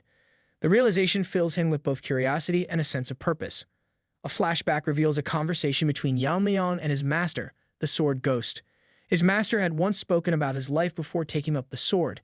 He described it as empty and without purpose, which led him to adopt the name Sword Ghost, a name symbolizing someone yet to define themselves. Despite the bond they shared, the Sword Ghost never revealed his real name, not even on his deathbed. Instead, he gave Yamayang the name Yang, a gesture that carried deep meaning but left many questions unanswered. Snapping out of his thoughts, Yamayang looks at Murong Hui and asks if he knows the Sword Ghost's true name. Murong Hui hesitates but eventually reveals something surprising. He explains that the sword ghost's name, though it might seem like a strange coincidence, was Murong Yamayang. Hearing this, Yamayang sighs softly before a faint smile appears on his face. The revelation adds another layer to his understanding of his master's legacy, but it also feels strangely fitting. Murong Hui prepares to leave, deciding to follow Yamayang's advice and abandon the Force technique. However, Yamayang stops him firmly. He declares that they are comrades, both having practiced the same martial arts. He insists that he cannot let Murong Hui leave. Yamayang points out that Murong Hui shares the same desire to overcome the Force technique and seek revenge against Heaven Brilliant's Demon Lord. He reminds him that this shared goal is the very reason the alliance was formed. Yamayang then invites Murong Hui to join the alliance, promising to help him to adapt the martial arts to suit his body. Meanwhile, at the Nangbang clan's main house, Nangbang Jiangxun lies defeated on the ground, his sword shattered and useless. He has been completely overcome by the Heaven Brilliant's Demon Lord. Nangbang Jiangxun struggles to move, his body drained and broken. He lies there knowing that death is near. In his final moments, he regrets allowing the Demon Lord to escape 10 years ago. Heaven Brilliant's Demon Lord looks down at him, laughing softly to himself. The Demon Lord reveals that he had held back during their battle. He admits it would have been a waste to end Nangbang's life with just his fist technique. He gives a begrudging nod of respect to Nangbang, acknowledging his strength. Despite everything, the Sword King had managed to endure this long. Reveling in his victory, the Demon Lord smirks, thinking to himself that with the death of Sword King, the biggest obstacle before him has been removed. He reflects that with this victory, the advent of the demonic world draws closer. The fall of the Nangbang clan is swift and complete. In a single night, the clan is wiped out by the Heaven Brilliant's Demon Lord. The news spreads quickly, reaching Mount Hua and Mount Jiangnan. It even reaches Wudang and Shaolin, warning all the righteous factions of the growing threat. The news spreads far and wide, sending shockwaves through the martial world. Meanwhile, Jiggle calls out to Yamayang, who is busy training the 2 minions he recently took under his wing. These 2 eager individuals are hoping to improve their skills. Yamayang remains laid back, enjoying the simple task of helping them train, until Jiggle interrupts him with shocking news. Yamayang listens in disbelief as Jiggle delivers the startling information, which completely catches him off guard. Later, Yamayang gathers the elders of the Righteous Faction Alliance for an urgent meeting. He informs them that in the span of just a few days, Heaven Brilliant's Demon Lord and his army have not only destroyed the Jiggle and Murong families, but have also wiped out the mighty Nangbang family. Yamayang is troubled, knowing that Heaven Brilliant's Demon Lord alone cannot have been responsible for such widespread destruction. He asks the elders if there are any other masters who have reached the extreme demon realm. One of the elders present speaks up, sharing what he knows. According to his intelligence, all the masters who have reached the extreme demon realm have been assigned to serve under the 3 demonic houses. Yamayang, with a skeptical look, asks the elder what the demonic houses are. He explains that the demonic houses are the families created by Heaven Brilliant's demon lord after overthrowing the existing clans. They include the Gizogu family, the Fusion Liu family, and the Shangxi Hua family. These are families that had voluntarily submitted to the Dark Lord and were reorganized under his rule. The Shangxi Hua family in particular stands out, having 2 Fire Realm Masters assigned to it. It is likely that they were positioned with Mount Zhonin and Mount Hua in mind. This means, including the Heaven Brilliance Demon Lord, there are at least 5 Fire Realm Masters working together. One elder shares his opinion, stating that it is unlikely there was any joint attack between these families. He believes the destruction was all carried out by Heaven Brilliance Demon Lord alone. The elder goes on to explain that the Sword King has mastered the mysteries of weight, a technique that makes it impossible for even the most formidable warriors to move when within his domain. The pressure within this domain is overwhelming. However, even without his domain, the Sword King is still the greatest swordsman of this era. A simple joint attack by 5 Fire Realm Masters would not have been enough to defeat him. This leads the elder to conclude that Heaven Brilliance Demon Lord must possess an extraordinary level of martial prowess to have been able to face the Sword King on his own. Yamayang realizes that the situation is far more dire than he had initially thought. The enemy now has 5 Fire Realm Masters, along with the overpowered Heaven Brilliance Demon Lord who has already defeated the Sword King. This might not even be the full extent of their forces. Originally, the plan was to help Kong Tong and Kunlun deal with the demonic sect first, and then combine their strength to take down the Heaven Brilliance Demon Lord. Yamayang wonders if the battle lines against the demonic sect have now solidified. Should they strike at the Dark Lord before things get even worse? But they need to hold out and gather strength if they are to face the Heaven Brilliance Demon Lord head-on. Losing the initiative from the beginning has made everything far more complicated. Yamayang thinks they need to distribute their forces more efficiently, but just as he is deep in thought, a voice interrupts his concentration. He realizes that everyone in the room is waiting for his orders and he cannot show any indecisiveness. Taking a breath, he prepares to speak as the Alliance leader, but before he can finish, someone barges into the room, urgently bringing shocking news. Yamayang is startled when he sees the newcomer. His clothes suggest he is a Taoist from the Kong Tong sect, and the look on his face hints at something serious. The injured man struggles to breathe, his body clearly exhausted. He lets out a heavy sigh, unable to speak clearly. One of the elders in the room questions what he is doing here, especially since the war with the demonic sect should be in full swing. The man looks toward Yamayang and asks if he is the leader of the Righteous Heaven Alliance. Yamayang confirms and tells him to take a moment to catch his breath, urging him to speak slowly. He then asks if something has happened to the Kong Tong and Kunlun sects. With great effort, the man pleads for help, begging Yamayang to save their sect. He explains that both Grandmaster Tahiyo and the demon immortal Kunlun have fallen victim to an unknown poison. Yamayang's face darkens as he listens, his thoughts racing. He cannot believe things have gone so wrong. He recalls that he had given poison to one of the elders earlier, telling them that it was the killing bird flower, one of the 10 greatest poisons. It was a precaution, knowing that the demonic sect had masters in the fire realm, and they had to be ready for anything. However, Yamayang had warned the elder to keep this secret from the 2nd and 5th elders. The 4th elder got confused, wondering why Yamayang wants to hide this from them. Yamayang explained that although they are quiet for now, he believes the 2nd and 5th elders are plotting something behind his back. Yamayang told the 4th elder that he trusts him to follow his commands because of a promise made, but he cannot say the same for the other elders. He stressed that the poison must never fall into their hands. Yamayang struggles to control his anger, and his poisonous aura begins to leak out uncontrollably. His intense killing intent fills the room, and waves of energy ripple through the space. The Taoist man can barely comprehend how a human can exude such overwhelming power. Snaky manifests itself, speaking to Yamayang. It warns him that his killing intent is so strong that if it continues, it might suffocate everyone in the room. Snaky suggests that Yamayang tone it down a bit. It then calmly tells him that if the Taoist and his people had come to cause trouble, they wouldn't be asking for help, they would be hurling insults instead. Snaky advises Yamayang to first listen to the full story before jumping to conclusions. Yamayang takes a deep breath and apologizes. He asks the Taoist to explain the situation in detail. The Taoist, clearly nervous from the sudden shift in Yamayang's demeanor, begins to speak. He explains that the Tianjin Mountains are known for their rugged terrain, making them a prime place for ambushes. The Tang family was assigned to guard the rear of the forces, but they lost contact with them. When they went to check, they found the Tang forces completely wiped out. The Taoist suspects that the attack came from someone at the Fire Realm, as only someone with that level of power could have wiped out the Tang forces so quickly and efficiently. Yamayang tries hard to control his emotions. Snaky reminds him to stay composed and listen to the full story. Yamayang tightens his fist as he still feels unconvinced. He asks the Taoist about the Sword Immortal and Demon Immortal being poisoned. The Taoist, his voice trembling slightly, continues his tale. He tells that after the forces of Tang family were completely wiped out, the demonic sect launched their attack. That left and right envoys, both masters from the extreme demon realm and trusted aides to the demonic sect leader, stepped forward to fight. On their side, Grandmaster Tacheon and the Kunlun Demon Immortal personally joined the battle. The Taoist explains that the clash between the two sides was intense. For a time, it seemed evenly matched. However, thanks to the demon's subduing sword technique of Grandmaster Tacheon, they were slowly gaining the upper hand by pushing back the demonic energy. But then an unexpected variable happened. Yamayang asks what this unexpected variable was. The Taoist reveals that, in the middle of the fierce battle between the Flowering State and Extreme Demon Masters, a new figure appeared. This person called himself the Poison Demon. He was the one who poisoned both Grandmaster Tacheon and the Kunlun Demon Immortal.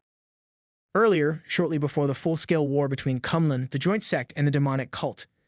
In an underground facility of the heavenly demon cult, Tang Yeon-myeong struggles, his body tied to chains and wrapped tightly in black cloth, leaving only his eyes exposed. He wonders how he ended up in this situation. He thought he was simply going to get his arm treated, but now he is helpless. Yeon-myeong curses under his breath, frustrated. He recalls the agreement made with his grandfather and the demonic cult. He hopes they aren't planning something underhanded. Suddenly, he is startled when a mysterious woman approaches. The woman introduces herself as Bak Soyeon, the demon healer. She asks if he's the Tang family kid who wanted his arm healed, and after a brief moment remembers his name, Yeon-myeong. Yeon-myeong, so surprised, questions her about being the famous demon healer. He expected someone older, not a young woman like her. Bak Soyeon moves closer, lightly touching his arm.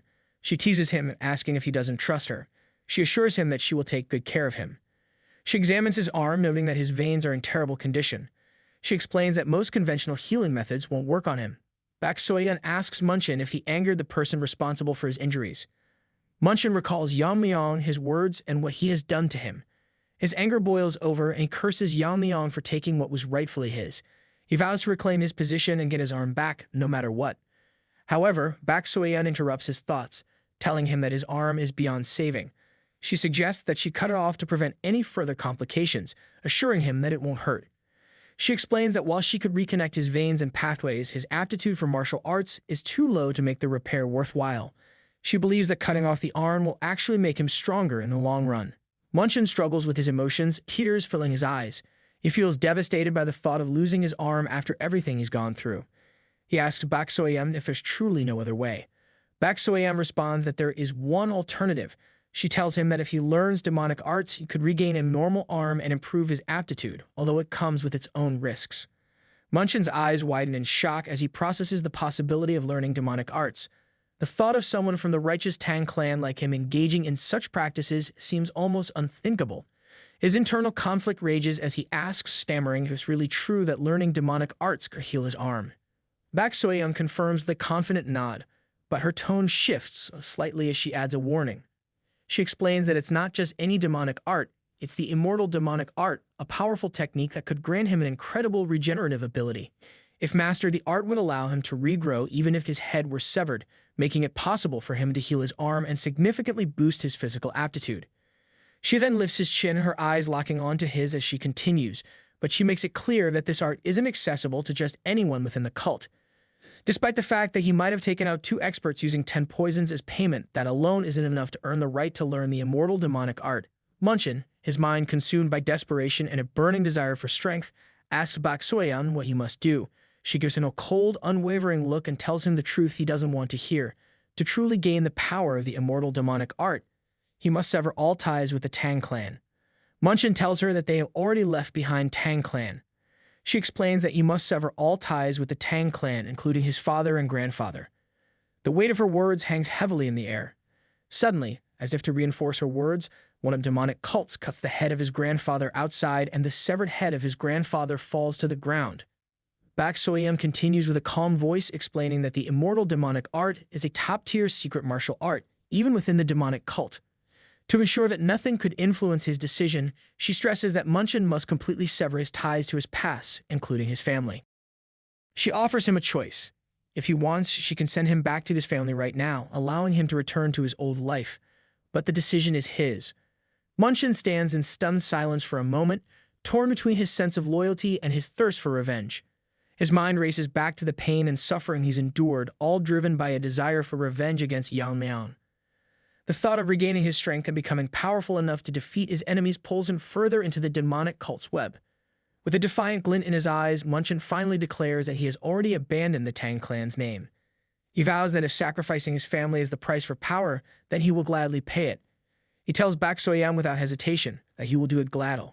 In present, after his battle with Kunlun and Taehyo, Munchen is in one of the battle camps of the demonic cult. He looks at his arm, now cut in half, and feels frustrated. The energy-imbued attack he received from Taehyo is slowing down his healing. Normally, he would have already healed and been back on the battlefield. However, the pain from his injuries is too great. Without taking a special pill to suppress the pain, it would drive him insane. He thinks back to how he used the blood from his severed arm to poison several Fire Realm masters. He is proud of that, but he is still upset that he could not do more damage. Munchen clenches his teeth, feeling the need to grow stronger. He knows that until he kills Tang Yeon-myeong, he will never feel satisfied. His eyes burn with anger, and he is determined to master the immortal demonic art. He pledges to use it to take revenge on Tang Yeon-myeong for the humiliation he caused. Earlier, Bak Soyam approaches Munchen, who is still handcuffed and has a collar around his neck, lying on the ground. She tells him that his arm is fully healed. She mentions that who would have thought he would have talent for demonic arts. She adds that the cult master didn't give him permission to learn the immortal demonic art for no reason. Munchen is surprised, reflecting that he never imagined such a martial art could exist. This is the immortal demonic art. Bak Soyam tells him that from now on, she will be feeding him poison. She explains that even if it feels like he is dying, he won't actually die. By constantly being poisoned and regenerating, his body will slowly be changed to take on properties similar to poison. She encourages him to keep going until he becomes immortal poison master. In the present, Munchen takes the pill, his face twisting in disgust. Later, prisoners from the battle are brought to him. His subordinate asks what should be done with them. Munchen calmly says that the joint sect and Kunlun sect are doomed to be destroyed anyway. He questions where the prisoners would even go if they were released. His words make his own subordinate feel terrified. Munchen orders him to kill them all, leaving no hope for anyone who stands against them. Meanwhile, those who survived the battle are running for their lives. Two men are carrying Kunlun and Taehyo. Kunlun tells them to run for their lives because if they are caught, it will be the end for them. The demonic forces keep chasing them. Kenso, who is carrying Taehyo, says that they are sticking to them like glue. At this rate, they will be caught. Kenso reflects on how the so-called Poison Master has turned the tide of the battle. He hopes that the messenger they sent to Sichuan is not late.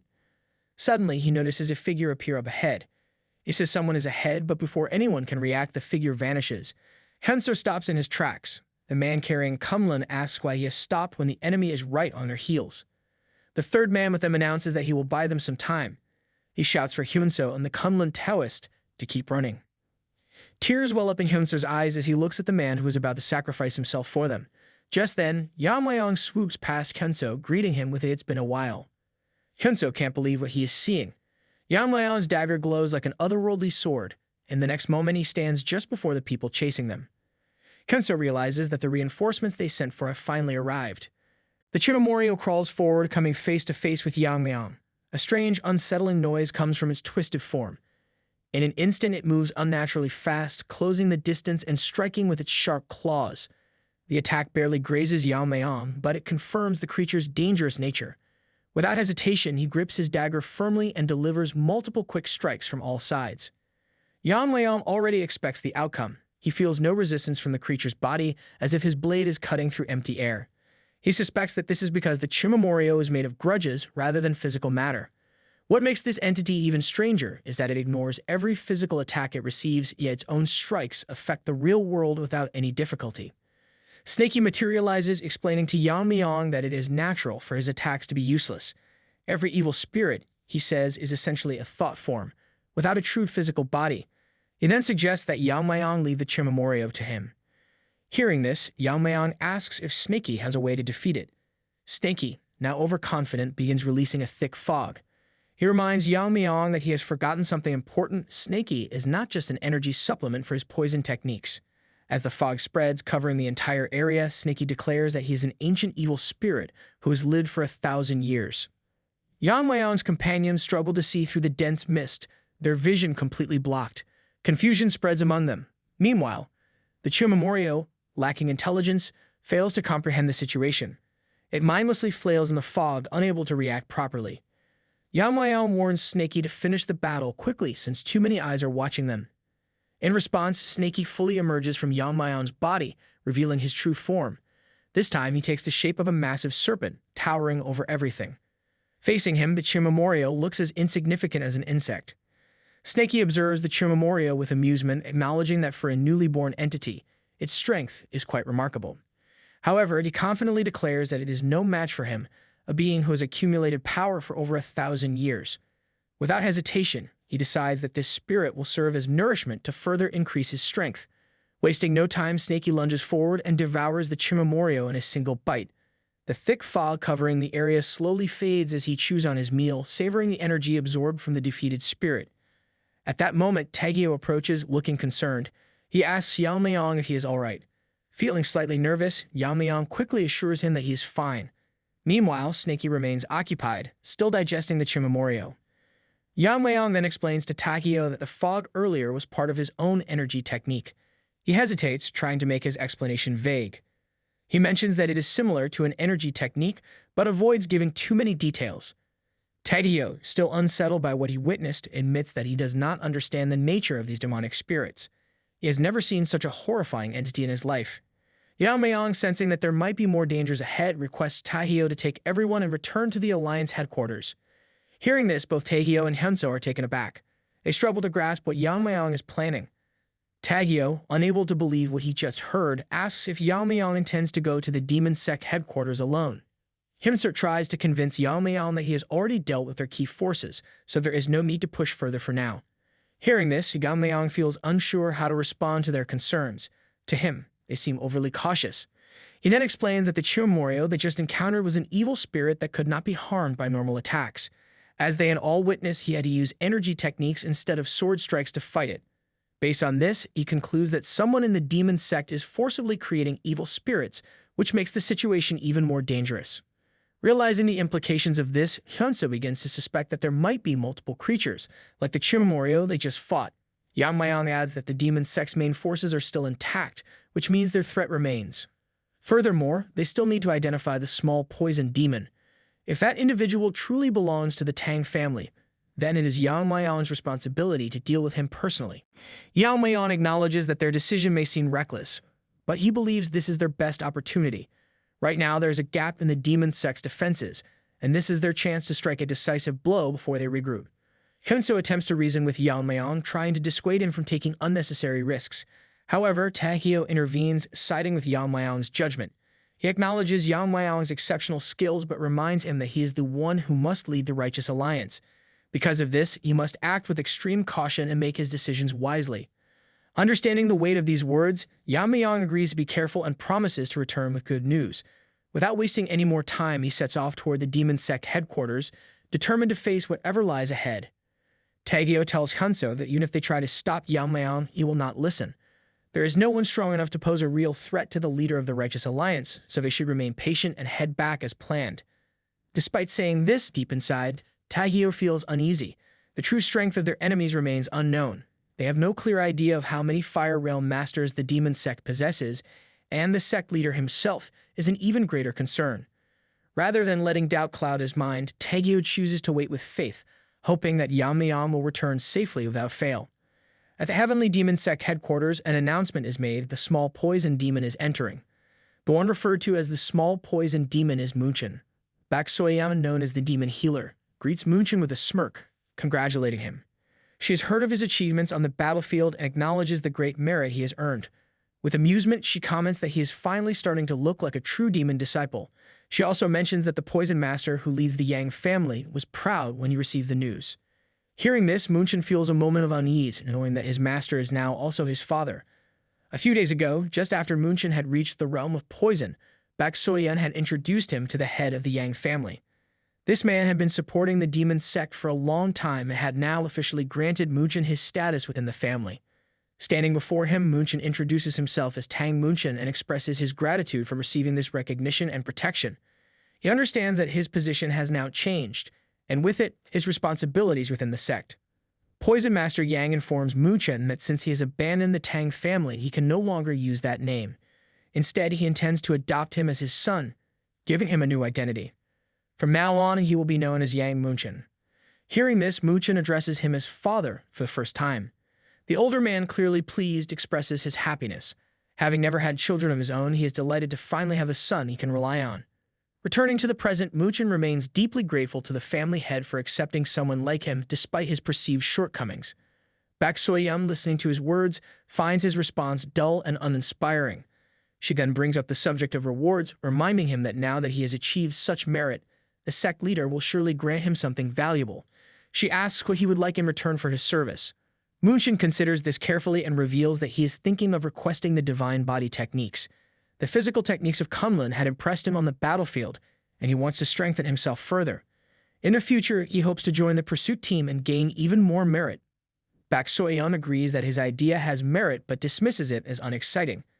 She points out that such techniques are so common in their library that he would stumble over them without even looking. Instead, she suggests something far more powerful, something truly fitting for his ambition. To his surprise, she recommends that he learn the original reverse blood demon technique. Munchen immediately recognizes the name. He has heard of it before. It was the very technique the heavenly demonic forces used when they invaded the Tang family in the past. This forbidden demonic art temporarily forces the body to explode with overwhelming potential, multiplying one's strength for a short time. Munchen hesitates and expresses his concern about the dangers of the reverse blood demon technique. If his internal energy were to run out, he would either die or fall into demonic possession, making it an extremely risky choice. Bak Soyan, however, reassures him. While it may be true for an ordinary demon disciple, she reminds him that he has already mastered the immortal demon technique. She then urges him to consider the possibilities. If the reverse blood demon technique, which drains life force, were to be combined with the immortal demon art, which prevents death, the results could be beyond anything imaginable. Hearing this, Munchen is left speechless. The idea is both shocking and tempting. Meanwhile, Bak Soyan bites her lips, unable to hide her curiosity. She is eager to see what would happen if these two powerful martial arts were merged. Meanwhile, at the Alliance headquarters, Jigel Changshin is busy making preparations for the upcoming war. As he finalizes the strategy, an elder approaches and questions what he is working on. Jigel Changshin calmly explains that he is simply double-checking the troop formations to ensure everything is in order. He expresses his gratitude to the elder, acknowledging that because of his swift organization, over 2,000 soldiers are now ready to move within just a few days. The elder then asks if he believes the Alliance leader has already encountered the demonic master of Kunlun. Jigel Changshin remains hopeful, wishing that they are not too late. He carefully analyzes the situation. If the Alliance leader manages to bring back the two Taoists, along with Tacheon and the warriors from Kunlun, their side will have a total of 6 Fire Realm Masters. In comparison, the so-called Heavenly Pervert commands 5 Fire Realm Masters. As long as their forces remain steady, they should be able to hold the enemy in check, preventing them from gaining the upper hand at least until Yamayang returns. For now, their priority is to maintain balance while conserving their strength. What Jigel Changshin does not realize, however, is that far more time will pass before they are reunited with Yamayang, and when he finally returns, it will not be as expected. Instead of simply regrouping, he will arrive after accomplishing something earth-shattering at the demon sect headquarters, something beyond anyone's imagination. Meanwhile, at the Heavenly Demon Sect headquarters in Tianjin, Xinjiang, Munchen stands before the sect leader, receiving recognition for his efforts. The sect leader commends him for his cooperation with the left and right envoys, emphasizing that his contributions have brought their plan one step closer to advancing into the Central Plains. Seated on a grand throne that radiates an overwhelming demonic presence, the sect leader's very existence exerts pressure on those around him. His voice carries an undeniable authority as he acknowledges Munchen's service. As a reward for such dedication, he offers him the chance to make a request. Whatever Munchen desires, he will grant it. Faced with this opportunity, Munchen feels his mind race. This is his first private audience with the sect leader, and the experience is far more intense than he had imagined. The sheer weight of the leader's aura makes it difficult for him to think clearly, and the pressure is suffocating. Sweat drips from his forehead as he struggles to control his breathing. Despite his unease, he forces himself to speak. With an unsteady voice, he finally expresses his wish to obtain the true version of the reverse blood demon technique. The sect leader's expression changes as he hears the request. His gaze sharpens and he repeats the name of the technique as if weighing Munchen's words carefully. Silence fills the room for a brief moment before he leans back on his bed, seemingly deep in thought. He then remarks that this cannot be mere coincidence. The fact that Munchen, someone who already possesses the immortal demon technique, is now asking for the reverse blood demon techniques suggests a greater influence behind his decision. The sect leader quickly deduces that Bak Soyeon must have been the one who encouraged this idea. A smirk appears on his lips as he reflects on her playful and unpredictable nature. Her curiosity and mischief have always been part of her charm, traits that often lead to unexpected developments. However, setting that amusement aside, he focuses on the matter at hand. Without hesitation, he reveals the truth. There is no such thing as the true version of the reverse blood demon technique. Hearing these words, Munchen feels his entire world crumble.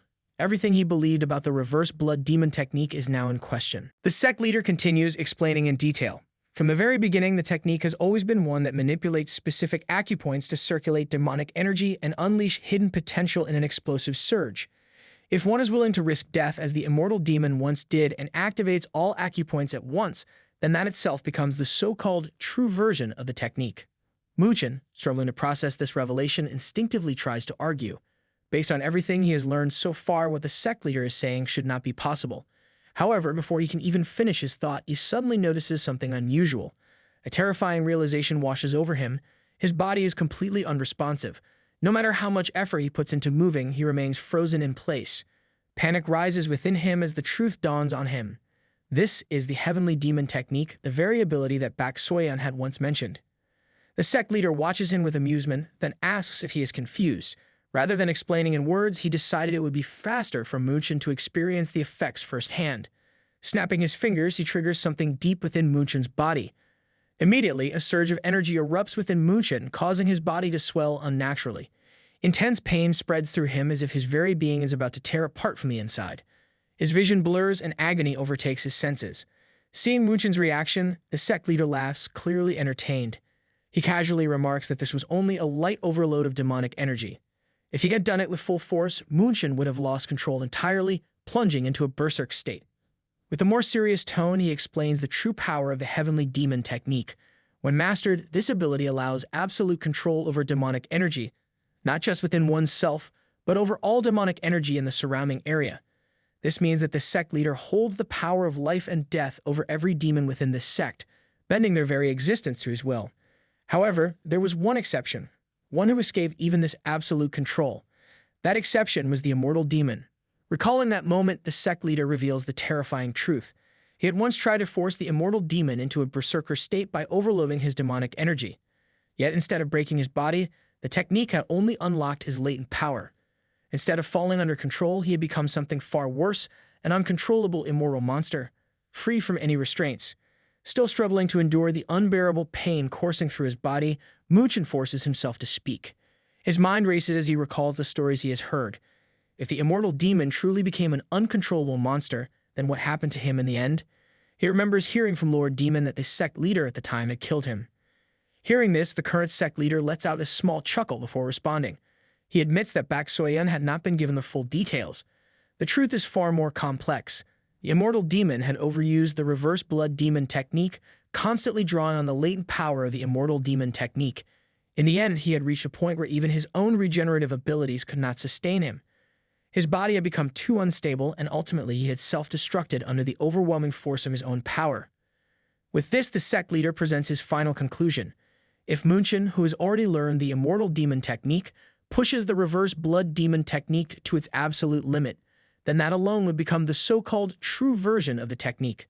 However, he warns that achieving such a state is no simple task. The sect leader then looks directly at Munchen, his expression cold and calculating.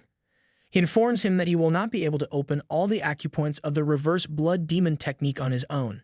If he truly seeks power equal to the immortal demon, then he must go through the same berserk state that once consumed his predecessor. Without complete mastery of the immortal demon technique, forcing this transformation would most likely lead to his own death rather than granting him ultimate strength. Pausing for a moment, the sect leader then asks him one final question, Does he still wish to pursue this path? Munchen does not hesitate. Overwhelmed by his thirst for power, he drops to his knees before the sect leader, bowing deeply in submission. His voice is unwavering as he gives his answer, fully committing himself to the risk. Deep inside, his thoughts burn with unshaken determination. If he can become far stronger than he is now, if he can gain enough power to finally take revenge on that wretch Tang Yeon-myeong, then he is willing to risk his life 100 times over without a second thought. With unwavering resolve, he makes his request. He asks the sect leader to grant him the true reverse blood demon technique, prepared to embrace whatever consequences come with it. Meanwhile, inside his camp, Jigul Changshin studies the map with a deep sense of unease. Something about the current situation does not feel right. The forces of the Dark Lord of Destruction, who had been launching attacks on martial arts families for a brief period, have suddenly stopped moving in an unusual manner. The inactivity seems unnatural. And as he reflects on the possibilities, a troubling thought crosses his mind. Could it be that the Dark Lord of Destruction sustained serious injuries during the battle against the Sword King? If that is not the case, then what could be causing this unexpected shift in movement? The uncertainty lingers, leaving him restless. Before he can think further, Yang, the master of the flowering state from the Huazhen sect, suddenly enters his camp in haste. His expression is tense and urgency is evident in his movements. Jigul Changshin immediately notices his distress and questions what has happened to make him rush in like this. The situation must be serious. Yang wastes no time and delivers the shocking news: there has been a major development. The forces of the Dark Lord of Destruction have begun to move once again. But more importantly, they have done something unprecedented. They have invaded Shaolin. Meanwhile, at Shaolin, the warriors of the Dark Lord stand face to face with the monks who guard the sacred temple. The air is thick with tension as both sides prepare for an inevitable clash. One of the Shaolin monks steps forward, his voice filled with righteous anger. He cannot believe the audacity of the invaders. To attack Shaolin, a place under imperial protection, is an act of madness. Do they truly believe they can commit such an offense without facing severe consequences? If they continue with their tyranny, this will no longer be just a matter of martial arts conflicts, it will escalate into a crime against the nation itself. In response, standing calmly with his army, Yan Jung-hyuk, the young cult lord of the heavenly demon divine cult, asks the monk if he really thinks so. The monk says what? Yan Jung-hyuk remains calm as he looks at the Shaolin monk before him. Without hesitation, he remarks that the esteemed emperor seems to value practicality and safety more than unwavering faith in Buddha. The monk, visibly shaken, stammers in confusion, struggling to comprehend what he just heard. Fear takes hold of him, his voice faltering as he tries to respond. However, before he can even finish his sentence, Yan Jung-hyuk moves with terrifying speed. With a single precise slice of his sword, he cuts through the entire army of monks in an instant. Blood sprays across the battlefield as bodies collapse where they stand. The once proud warriors of Shaolin are reduced to lifeless remnants in a mere moment. Standing amidst the carnage, Yan Jung-hyuk surveys the destruction with an air of absolute dominance. He then declares with unwavering certainty that neither the imperial court nor the righteous alliance will come to their aid. There is no force capable of saving them now. Even if reinforcements were to arrive, it would make no difference. From this day forward, not a single monk will live to witness the evening moon. Meanwhile, back at the camp, Jigul Changshin reads through an official document with growing disbelief. The words before him shake him to his core. The government has formally stated that it will not interfere in martial matters. A dreadful realization strikes him. Could it be that the imperial court has chosen to abandon Shaolin entirely? His shock quickly turns to urgency. Raising his voice, he calls out to Yang and orders him to gather troops immediately. Even if they are late, they must not hesitate. Shaolin cannot be left to its fate. Before anything else can be done, Hakon, the Swordmaster of Jongnam, suddenly enters the camp. He is not alone. A shadowy figure accompanies him, moving with an aura of quiet authority. Without waiting, Hakon speaks, firmly stating that rushing to Shaolin as they are will not be enough. Jigul Changshin turns toward him, his expression tense. He demands to know who the stranger beside him is. The figure steps forward, revealing himself. It is none other than Song Qinon, the revered Sword Saint of Wu-Tang. The presence of the Sword Saint here is unexpected. With urgency in his voice, Jigul questions why Song Qinon has come when he should be stationed at Mount Wu-Tang, leading his people. Song Qinon, maintaining his composed demeanor, does not waste time on pleasantries. Instead, he directly addresses Jigul Changshin, reminding him of his role. If he truly considers himself a soldier of the Righteous Alliance, then he must understand that they absolutely cannot send troops to Shaolin at this moment. Jigul Changshin, unable to believe what he is hearing, reacts with disbelief. The very idea of abandoning Shaolin is unthinkable. Surely Song is not suggesting that even the righteous alliance should turn its back on them. Song's face remains grim as he responds. He makes it clear that this is not what he wants, but the situation is far worse than they had anticipated. It is not just the Dark Lord of Destruction who is making a move. Demonic forces have also begun mobilizing in Shaanxi, signaling a much larger threat. Both Jigul Changshin and Yang freeze in shock at the revelation. The name Shaanxi alone is enough to strike fear in their hearts. Stuttering, Yang struggles to voice his realization, asking if it could possibly mean what he fears. Song confirms his worst suspicions. The three demonic families that serve under the Dark Lord of Destruction have now begun their operations. Among them, the Shaanxi Hua family has officially announced a grand dispatch ceremony, marking their participation in the upcoming war between the righteous and the demonic. Meanwhile, deep within the house of the Shaanxi Hua family, an air of anticipation fills the halls. Hua Yeon-myeong, the great madam of the family, sits calmly as she pours tea into a cup. Watching the steam rise, she acknowledges that the long-awaited day has finally arrived.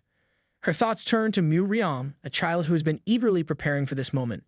He has always spoken of the need to achieve great merit, seeking to prove himself in the eyes of his father. Now, with the great war upon them, his opportunity has come. However, this war holds even greater significance. It is not merely a battle between righteous and demonic forces.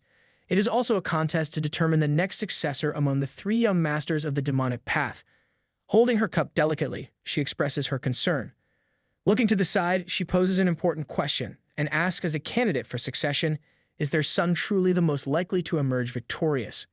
Seated across from Hua Yeon-myeong, Yeon-myeong, the guardian of the Dark Lord of Destruction, takes a slow sip of his tea. With an air of certainty, he responds to her concerns. He questions whether she still has doubts, reminding her that as the right hand of the Dark Lord, his support alone should be enough to secure their son's position. Hua Yeon-myeong, however, remains composed. As a mother, she considers it only natural to worry. She does not seek empty reassurances, but an honest and direct answer regarding her son's fate. Yeon-myeong sets his cup down and speaks with confidence. Among the three young masters of the three demonic families, their son is undeniably the most skilled. If he is able to achieve significant merit during this expedition, there will be no more uncertainty. His position as the next successor will be secured. Hua Yeon-myeong narrows her eyes, carefully considering his words. The concept of merit is broad, and she seeks clarification. To what extent must her son prove himself? Is complete annihilation of the righteous sects in Shaanxi the requirement? Yeon-myeong affirms her suspicion without hesitation. The destruction of both the Huisan and Jongnam sects is necessary. If those two strongholds of righteousness fall, then the young master's path will be clear. With such an achievement, he will no longer be just a contender, he will rise as the next Dark Lord. The Dark Lord of Destruction had launched an attack on Shaolin. The imperial court had officially declared its stance of non-interference in Murim affairs. Meanwhile, one of the three demonic families, the Shaanxi Hua family, had held a troop dispatch ceremony, signaling their participation in the coming war. The martial arts world was once again plunging into an era of chaos. Jigul Changshin struggles to grasp the enormity of these events. All of this has unfolded in a single day, shaking the very foundation of the righteous sects. As he continues reading through the reports, an overwhelming sense of urgency fills him. If things continue in this direction, there is no clear path forward. At such a crucial moment, they need Yeon-myeong more than ever. Meanwhile, far from the turmoil, Yeon-myeong sprints across an endless desert. The harsh winds whip against his face as he moves through the vast and desolate land. Doubt lingers in his mind as he questions whether this place is truly the Xinjiang Plains. He had expected rocky terrain, but instead he finds himself surrounded by nothing but sand. There is no water in sight, and the barren landscape is unlike anything he has ever seen before. Sensing his confusion, Snaky speaks up, revealing the truth about their surroundings. This is the Taklamakan Desert, an abandoned wasteland, no different from a land of death. It recalls a time long ago when he, alongside the shadowless wanderer, had exterminated an evil dragon known as the Earth Dragon that had once ruled over this place. In the distant past, there existed dragons born with the ability to control the energy of the five elements. Among them was the Azure Dragon, which wielded the power of lightning, while each of the other evil dragons governed a different elemental force. The Earth Dragon in particular ruled over earth energy, drawing immense strength from the land itself. During the battle against the Earth Dragon, the creature had absorbed most of the region's energy, draining the very life from the terrain. To prevent further devastation, a ritual master had intervened, setting up a powerful spell formation to divert the earth energy elsewhere. And as a result, the once thriving land had been reduced to this vast and lifeless desert. Snaky reflects on the nature of ritual master spells, explaining that the formation should still be active unless someone has interfered with it. The energy within such formations is long-lasting, designed to endure for centuries if left undisturbed. Yamayang, however, remains puzzled. If the Earth Dragon had already been exterminated, then there should be no reason to maintain the formation any longer. The land had already been drained of its energy, so why keep it in place? Snaky admits that he is not entirely sure, but recalls that one of the ritual masters had strongly opposed the removal of the spell. This individual claimed that dismantling it would create problems directly linked to the survival of the common people. Unlike the others, he was not an orthodox ritual master, but a member of the demon sect. Known as the Night Demon of Defying Heaven, he was regarded as the most skilled ritual master of his time. Despite his affiliation with the demon sect, his abilities far surpassed those of his peers.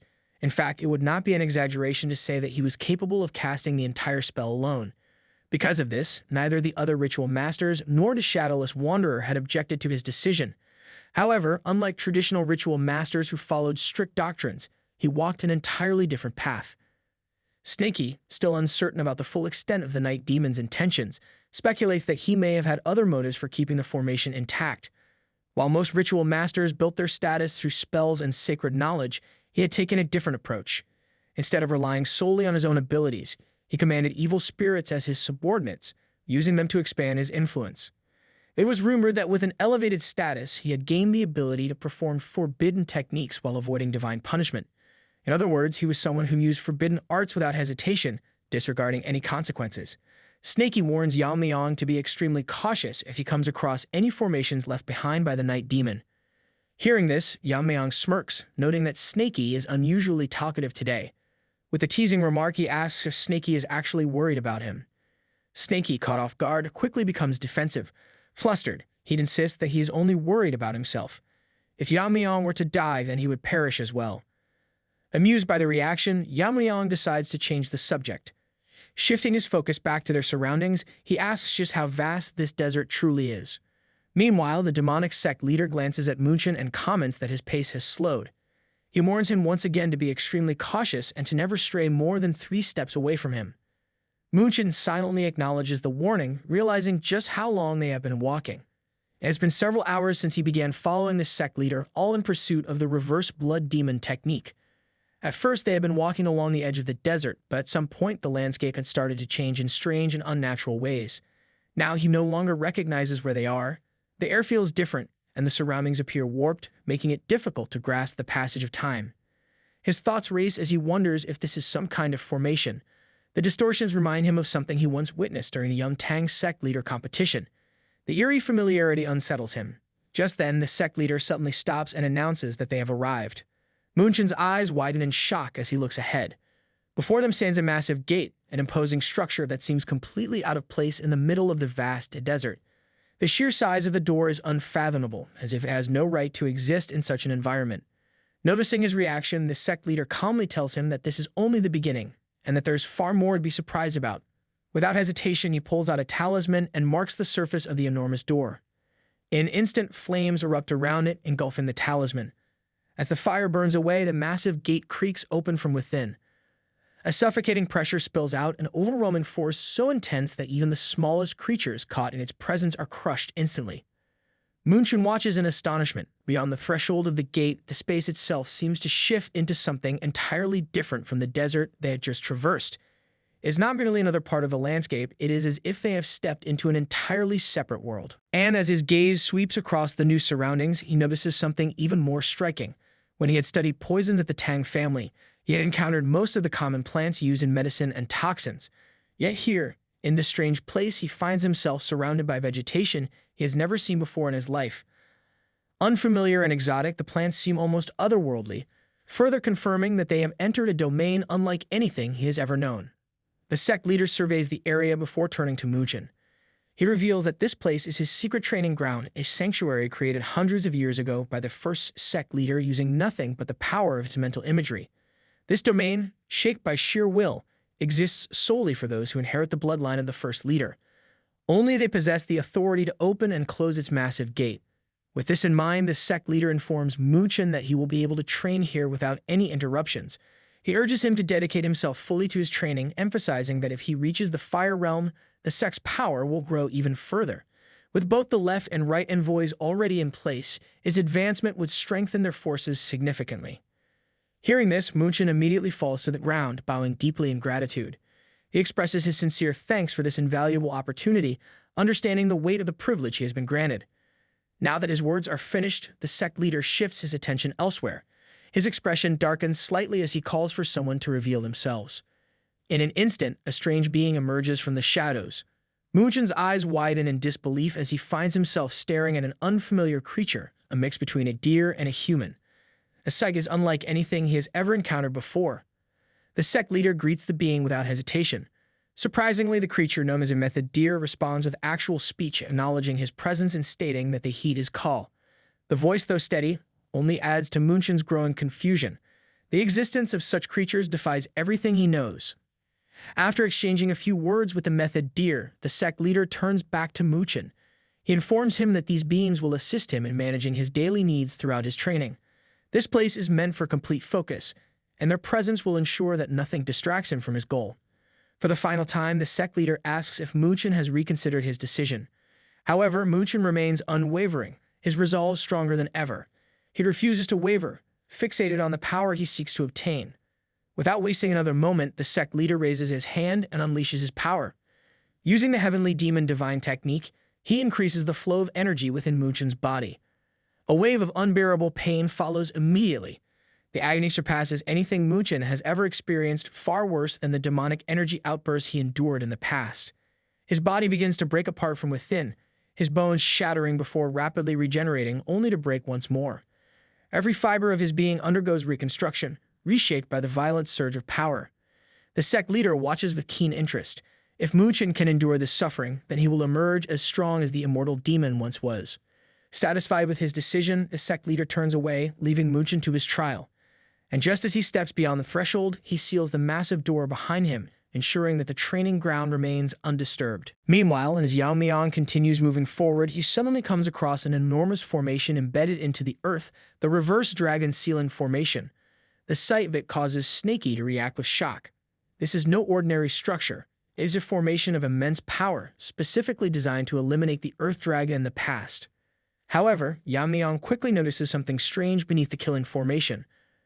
A dark, unsettling presence lingers underneath, something unnatural and ominous. His sharp senses immediately pick up on it. Snaky, now more intrigued than ever, is impressed by Yamayang's ability to detect the disturbance. Most people would not have been able to notice anything, yet Yamayang has managed to perceive it despite the formation's complexity. He quickly realizes the truth beneath the ceiling formation. Thousands of evil spirits are gathered, absorbing the remnants of the Earth Dragon's energy. It becomes clear that someone has been using these spirits to build up their power, treating them as mere tools to strengthen their influence. There is no hesitation in their methods. They are willing to manipulate and enslave these entities for their own gain.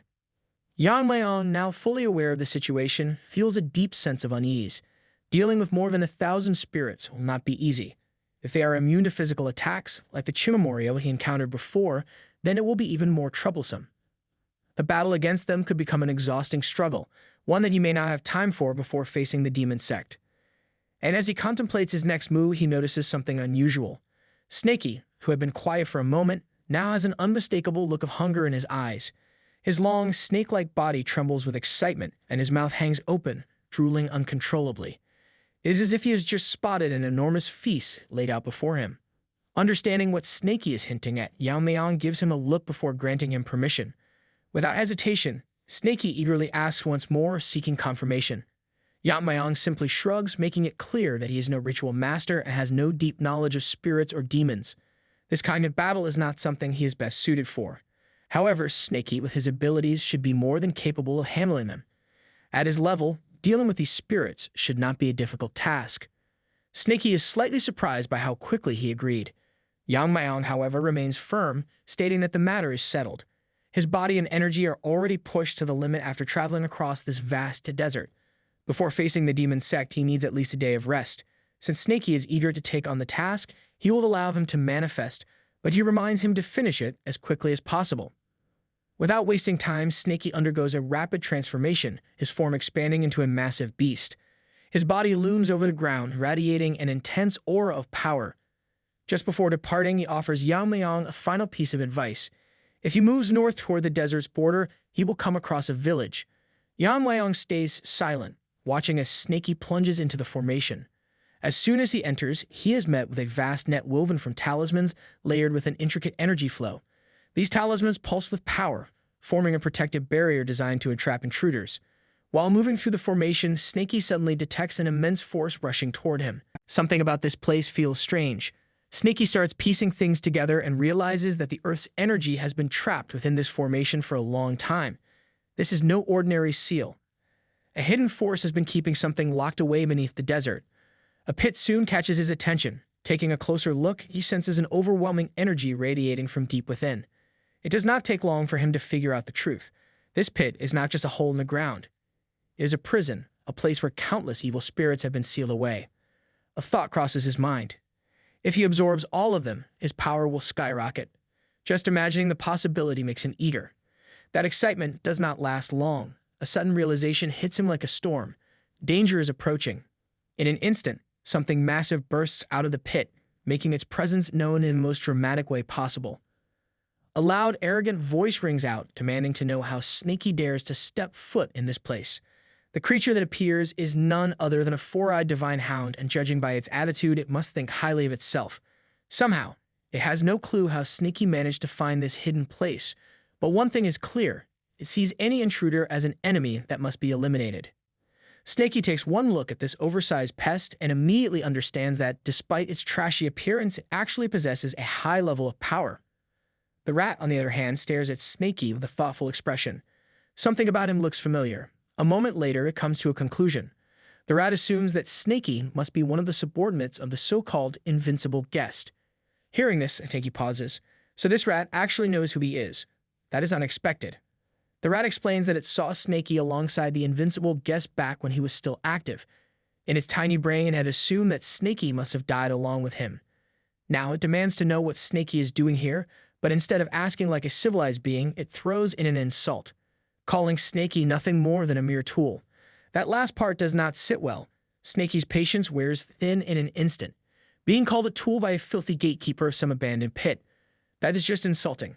His body coils around the rat at an alarming speed, his size growing larger to match. The difference between them becomes clear. The so-called guardian may have some strength, but in the end, it is still just a lowly doorman. A fierce battle erupts, with Snaky making it clear. This rat has made a terrible mistake. In the northeast side of the desert, deep within the Taklamakan Desert in Xinjiang, a small village remains hidden from the outside world. Following the instructions of Snaky, Yamayang arrives at this unexpected place. A place like this, existing so close to such a harsh wasteland, feels almost unnatural. Thankfully, he manages to find a modest place to rest. His mind, however, refuses to relax. Thoughts about Snaky linger. That so-called cleanup must still be ongoing, but there is a high chance that another clash with the evil spirits is inevitable. That possibility brings some concern. Relying entirely on Snaky is not an option.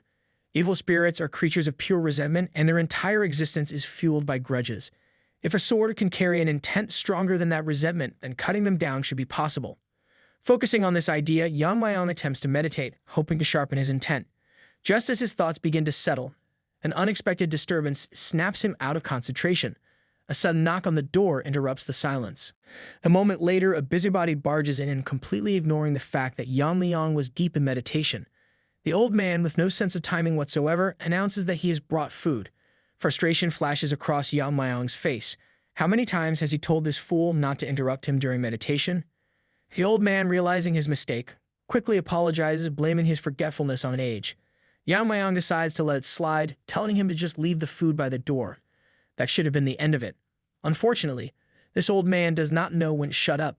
Before leaving, he suddenly turns back and, without any shame, asks if Yamayang needs a girl for the night. The words hang in the air, followed by an awkward silence. Only then does the old man realize he has been running his mouth too much.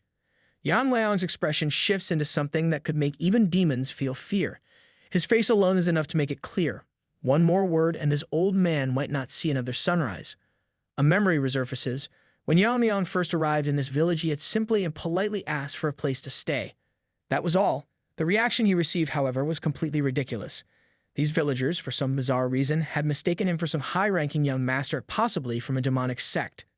Without hesitation, they had started bowing their heads, crawling on the ground as if he were some divine figure.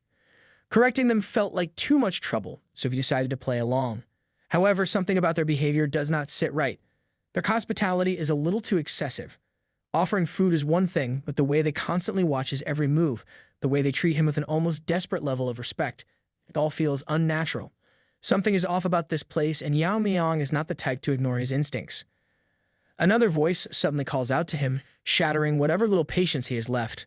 The constant interruptions are becoming unbearable. With clear irritation, he demands to know who dares to disturb his space this time. The figure standing before him is drenched in sweat, looking as if he has just run for miles. Nervousness is written all over his face. The man hesitates for a moment before speaking, but when he does, his words catch Yamayang's attention. The moment this man laid eyes on him, he became convinced that Yamayang belongs to the Tang clan. This man introduces himself as Jang Chun-il. Once upon a time, he was part of an evil martial arts family when the Black Death Alliance ruled over Sichuan. His story, however, is not one of loyalty or success. One day, while he was away, a so-called superior from the Black Death Alliance decided to show his authority in the worst way possible. His wife became the victim of that disgusting abuse. Humiliated and unable to bear the shame, she made a tragic choice that ended her own suffering. When Jang Chun-il returned and learned what had happened, rage consumed him. Revenge became his only goal. The one responsible did not get to live another day, but taking revenge against someone from the Black Death Alliance came at a cost. A warrant was immediately issued for his head, spreading across all of Sichuan. With no other choice, he was forced to flee to Xinjiang. However, his escape had another painful consequence. He had a young daughter, but because of the danger that followed him, he could not take her with him. Now standing before Yamayang, he desperately asks if the warrant has been lifted. If Sichuan is finally safe, he wants to return and bring his daughter back. Yamayang listens quietly before giving him an answer. He does not know where Jang Chun-il had been hiding all this time, but the truth is simple. The Black Death Alliance, along with the entire evil faction in Sichuan, no longer exists. If the ones who issued the warrant are gone, then so is the warrant itself. At first, the man stands frozen, unable to process what he just heard. Then something inside him snaps. He goes absolutely bonkers, unable to believe that such a powerful group could have been wiped out. Someone actually managed to defeat the Black Death Alliance? Yamayang watches the man's reaction with a straight face. The answer is obvious. That someone is standing right in front of him. He alone had annihilated the entire alliance.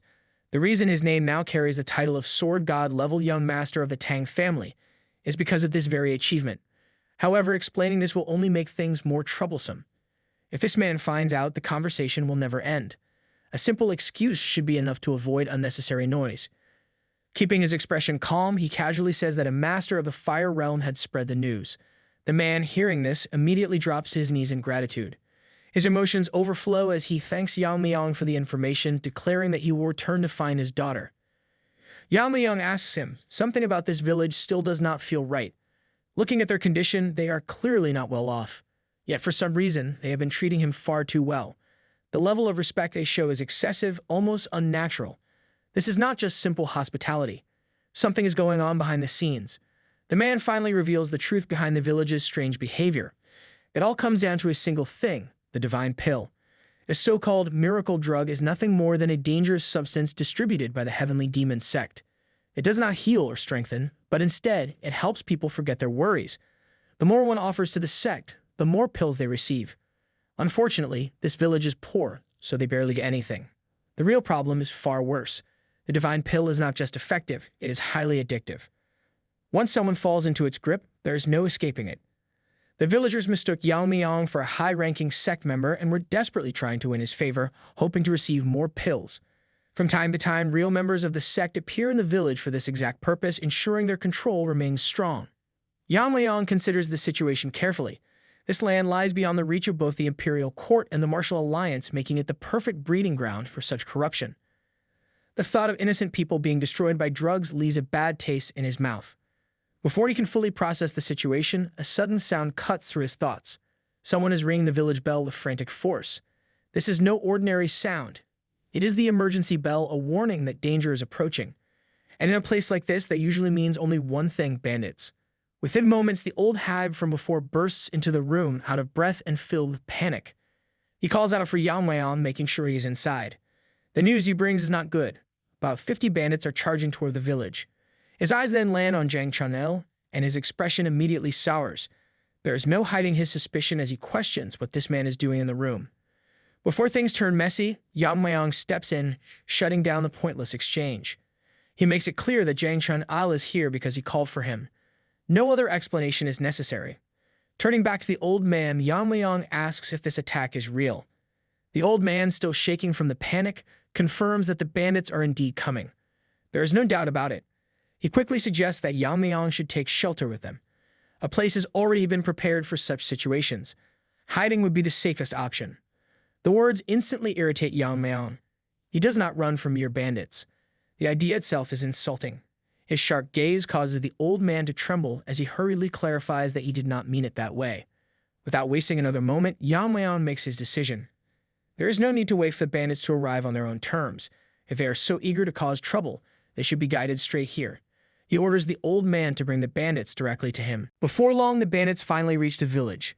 Their leader steps forward, his eyes scanning the area with practiced arrogance. But the moment he spots 4 figures standing in the center, figures who clearly do not belong to the village, his expression twists. Suspicion flashes across his face as he demands answers. He wants to know who these outsiders are and where they came from. Yeon-myeong does not respond immediately. Instead, his mind flashes back to an earlier moment when Jang Chun-il had given him some advice. If he ever found himself fighting bandits, it would be wise to claim an identity from the Yang family, a sect infamous for their research in poisons and medicines. The reason was simple. Anyone from that family was expected to carry poisons, making it easier to eliminate threats without raising suspicion. Remembering this, Yeon-myeong decides to use the suggestion. Without hesitation, he announces himself as a young master of the Poison Master Yang family. The bandit leader, clearly unimpressed, scoffs at the claim. If this was true, then Yeon-myeong should have divine pills on him, since members of the Yang family are known to carry them. At this point, Yeon-myeong exhales slowly, realizing that there is no way out of this without playing along. He reaches into his robe as if preparing to present something. The bandit leader watches closely, a smirk forming on his face. In his mind, this is nothing short of a golden opportunity. If this young master truly belongs to the Yang family, then taking him hostage could be incredibly profitable. The heavenly demon sect would surely pay a fortune in divine pills to get him back. However, before the bandit can savor the moment any further, he suddenly notices something shocking. His smirk vanishes instantly. Looking around, he realizes that something is horribly wrong. His entire group, every single one of them, has been wiped out. He cannot believe what he is seeing. His men, who moments ago were standing confidently, are now lying motionless on the ground. Not a single one remains standing. Meanwhile, Yeon-myeong frowns slightly. This entire situation is becoming irritating. Earlier, he had clearly stated that he needed rest to circulate his energy. Yet one thing after another kept disturbing him. And now, just as he was trying to recover, a group of bandits had appeared right on cue with the intent to kill him. His patience reaches its limit. His sharp gaze falls on the remaining bandit, his voice laced with deadly intent. Someone had clearly exposed his location, and he demands to know who it was. If the bandit refuses to answer, he might as well prepare to spend the rest of his life as a limbless decorative piece. The bandit's entire body trembles. The sheer ease with which Yeon-myeong eliminated his men has left him speechless. He had known that this man was strong, but not to this ridiculous extent. The moment he made a move, everything had ended in the blink of an eye.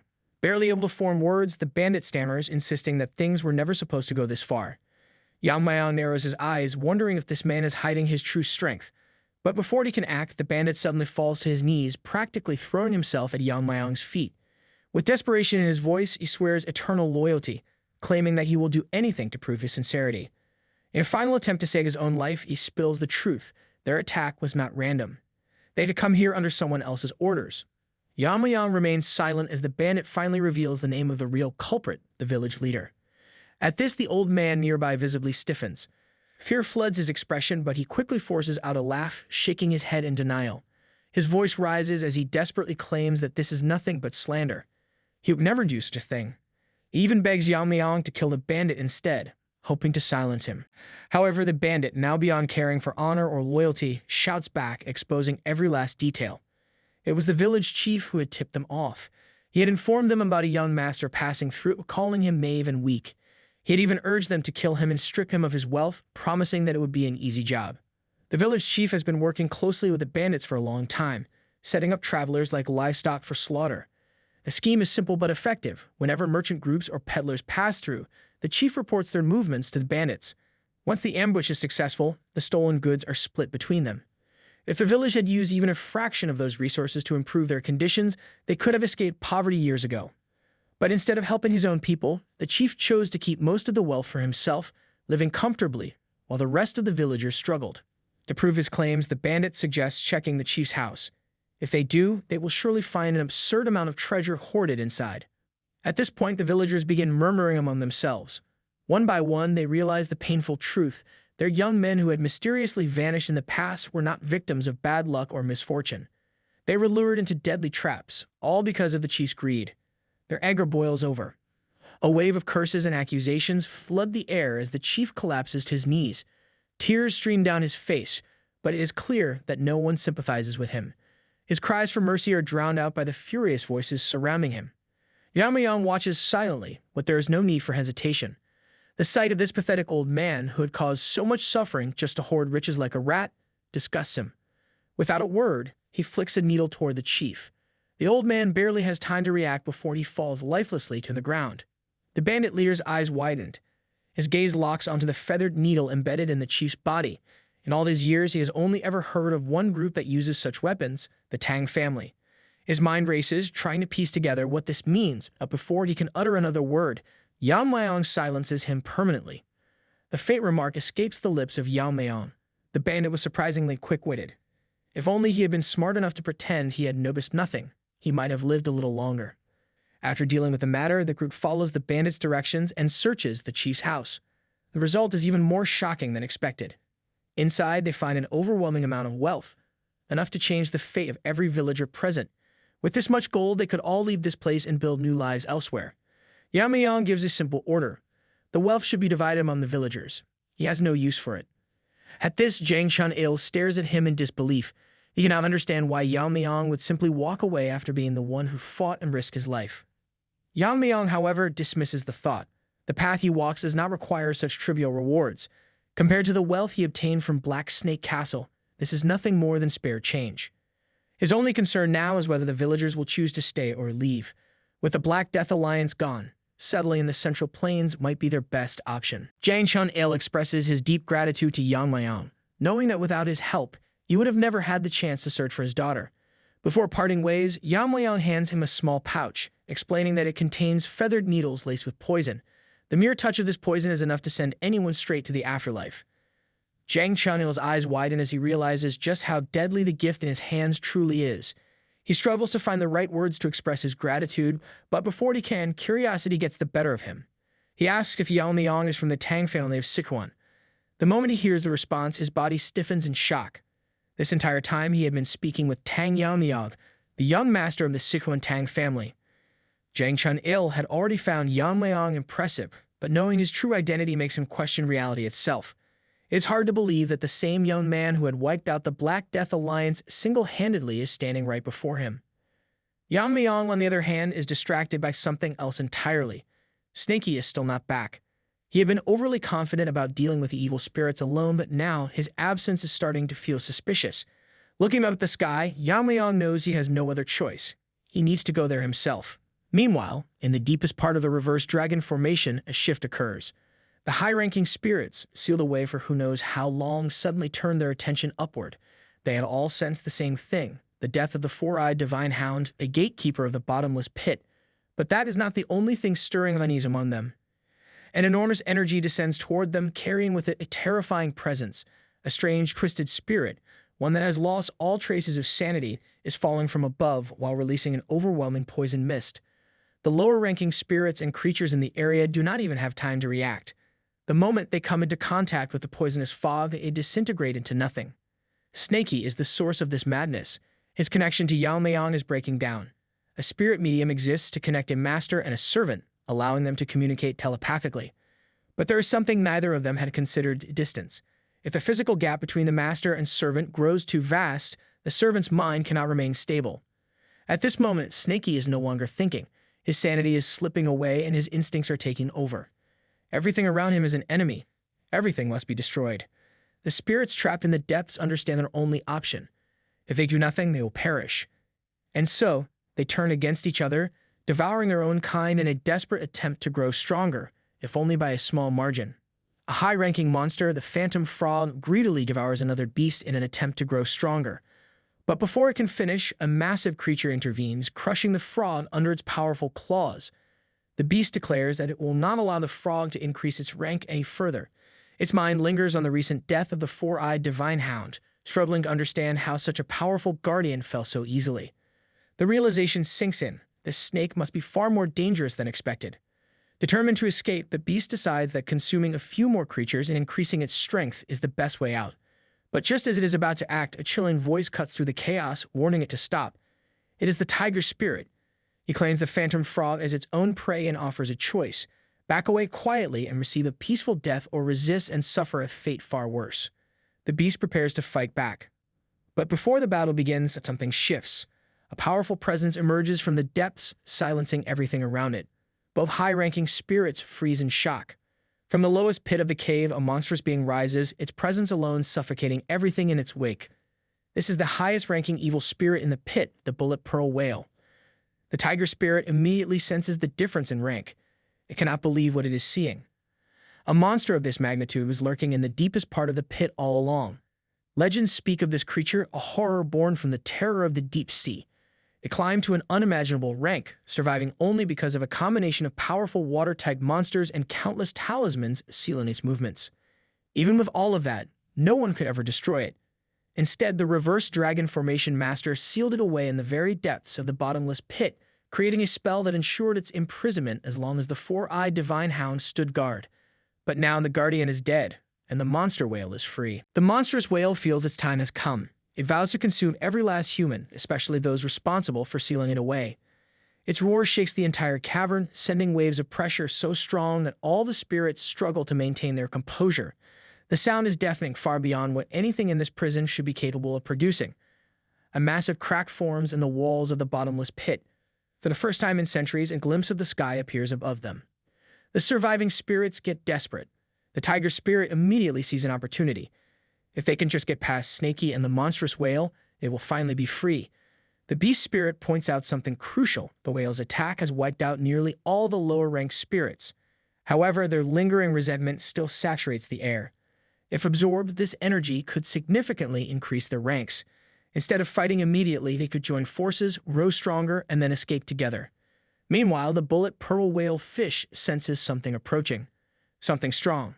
This is no ordinary opponent. It decides that before anything else, it must deal with a real threat, Snaky. If it can consume the snake's essence, it will gain the final push needed to break free. But before their battle can begin, reality itself seems to rip apart. A massive rift splits the formation in half, shattering the ancient seals that held back countless horrors. The stronger spirits pause in shock, but the weaker ones continue their desperate brawls, unaware of what just occurred.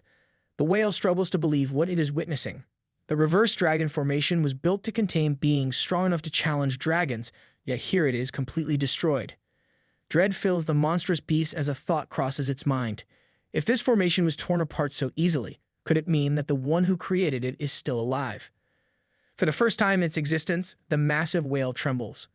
But its fear turns to confusion when it finally lays eyes on the intruder. It is not an ancient master, not a forgotten god, but someone far more terrifying in its own right. A single figure floats before them, his cold gaze piercing through the battlefield. He is none other than the venomous poison dragon, the young master of the Tang family, Yamayang. He looks at Snaky, who is still radiating wild, uncontrollable energy. Yamayang asks Snaky with a commanding voice why he is still not done yet and if he is slacking off. Yamayang soars through the sky, locking eyes with the massive whale-like creature. The beast shifts uneasily, realizing something crucial. Yamayang is not from the reverse heaven sect. Instead, he is using a completely different type of power. But that is not the most concerning part. The whale's attention snaps to the enormous crack in the formation above. Normally, a spell of this level would restore itself instantly. Yet the sky remains open, refusing to seal shut. A plan forms in its oversized head. There is no need to waste energy trying to break through the ceiling. If he can manipulate Yamayang, his ticket of freedom will come without effort. Yamayang, on the other hand, is not having a great time. Snaky has gone completely feral, thrashing wildly as if he has lost all sense of reason. But there is no time to deal with that. He focuses his energy and forcefully pulls Snaky out of the battlefield. A quick check confirms that his pet is not injured, just as troublesome as ever. Meanwhile, the giant fish finally speaks, showing an unexpected level of intelligence. Yamayang pauses for a moment, surprised that the creature is capable of conversation. Without wasting any time, the whale makes its demand. It wants the crack in the formation widened. The opening is too small for it to escape, and it needs more space. Yamayang glances at the sky, confirming the gap. The request is simple enough, but the way this bloated fish talks is beyond annoying. Every word drips with arrogance as if it thinks it is still in control. The whale laughs, it bellows to every spirit trapped below, rallying them with a single announcement: the sky is open. This is their only chance to escape. But to get there, they must first take down Yamayang. Yamayang watches in disgust. This creature is huge, but its pettiness is even larger. The moment the words leave the whale's mouth, thousands of monsters come surging forward, desperate to claw their way to freedom. He sighs. There is no point in trying to maintain order. If they want chaos, he will give them something far worse. The horde charges, an unstoppable wave of nightmarish creatures, but Yamayang remains still, gripping his dagger tightly. A low hum fills the air as energy condenses around his weapon. The change in the atmosphere is immediate. The sky darkens, the ground trembles, and the air thickens under the crushing pressure of the power being gathered. The whale, who had been so full of confidence moments ago, now feels an unbearable weight pressing down on it. Panic creeps into its massive body. It finally understands this is no ordinary blade. Yamayang has gathered an overwhelming amount of power, and now it is time to test it out. Yamayang is unwilling to waste more time on this battle. Victory must come in a single strike. His master once taught him that this technique targets not just the body but also the spirit. By harnessing waves of energy, it can bypass physical defenses and strike directly at an entity's essence. This method was specifically created to counter both martial arts and magic, making it a perfect weapon against any opponent. If you merges this wave with the decaying nature of defeated power, then even spirits, creatures that normally resist conventional attacks, will be powerless before it. The whale, still brimming with arrogance a moment ago, watches in horror. The weapon in Yamayang's hands is no longer just a dagger, it is a force of absolute destruction. The energy it has gathered is not meant for simple combat, it is meant to erase. Yamayang does not hesitate. The dagger leaves his hand, tearing through the air like a shooting star. The whale realizes its mistake too late. That power is not meant to cut or stab. Instead, it distorts, pulses, and devours. Waves ripple out as the attack compresses and merges into a single devastating force. The moment it collides with the crowd, everything disappears into pure light. The energy expands outward, engulfing thousands of spirits in an instant. Nothing escapes. For the first time, the whale truly understands fear. It has endured for countless years, trapped, sealed away in darkness. Yet in the very moment of its long-awaited freedom, it is wiped out without even the chance to fight back. Silence follows. The battlefield that once overflowed with monsters is now empty. Only Yamayang remains, standing amid the scattered remnants of spirit energy. He stares at the aftermath, his expression blank. After a while, he kneels beside Snaky, trying to wake him. His companion, who had been so confident before, remains unresponsive. Since gentle methods never work, Yamayang delivers a solid finger flick to his forehead. The result is instant. Snaky jolts awake, snapping to attention. Confusion fills his eyes as he looks around. The battlefield is unrecognizable, with thousands of spirit remnants floating aimlessly. The sheer number overwhelms him. This many spirits, this much lingering energy. The answer becomes obvious. Yamayang must have erased every single one of them while he was unconscious. Snaky cannot believe it. Yamayang, on the other hand, is less impressed. His so-called confident companion collapsed the moment the real fight began. Instead of a proud warrior, he ended up as a fainted snake, completely unaware of what had happened around him. Snaky struggles to explain. He had been fighting some kind of gatekeeper, but before the battle even started, he blacked out. That is all he remembers. Yamayang sighs, exhausted from this whole ordeal. It is not worth arguing about. And as long as Snaky is fine, that is all that matters. There is no more time to waste. They have already stayed here far too long. It is time to leave. Snaky panics at the thought of leaving without taking advantage of a lingering spirit energy. Desperation fills his voice as he pleads for just a little more time. He wants to absorb the spirits before they vanish completely. Yamayang, however, is not having any of it. He glares at Snaky, clearly furious. To get rid of those monsters, he had already used internal energy from 4 meridians. Now Snaky wants to delay things even more just to gain some extra power. That is not going to happen. They are leaving immediately. Hearing this, Snaky refuses to give up. Instead, he resorts to his most powerful technique, emotional blackmail. In an instant, he turns into a pitiful stuffed toy version of himself, eyes big and watery, as if the world is ending. It is a shameless move, but one he has perfected over time.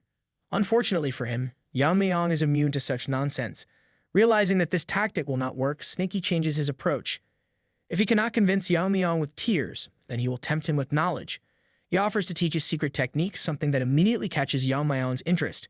This is not just any technique, the secret technique of Mancheonhau. Yamayang gets curious. He asks him, how does Snaky even know such a technique? Snaky quickly explains. Before being sealed away in the magic vessel, the shadowless wanderer himself taught him this ability.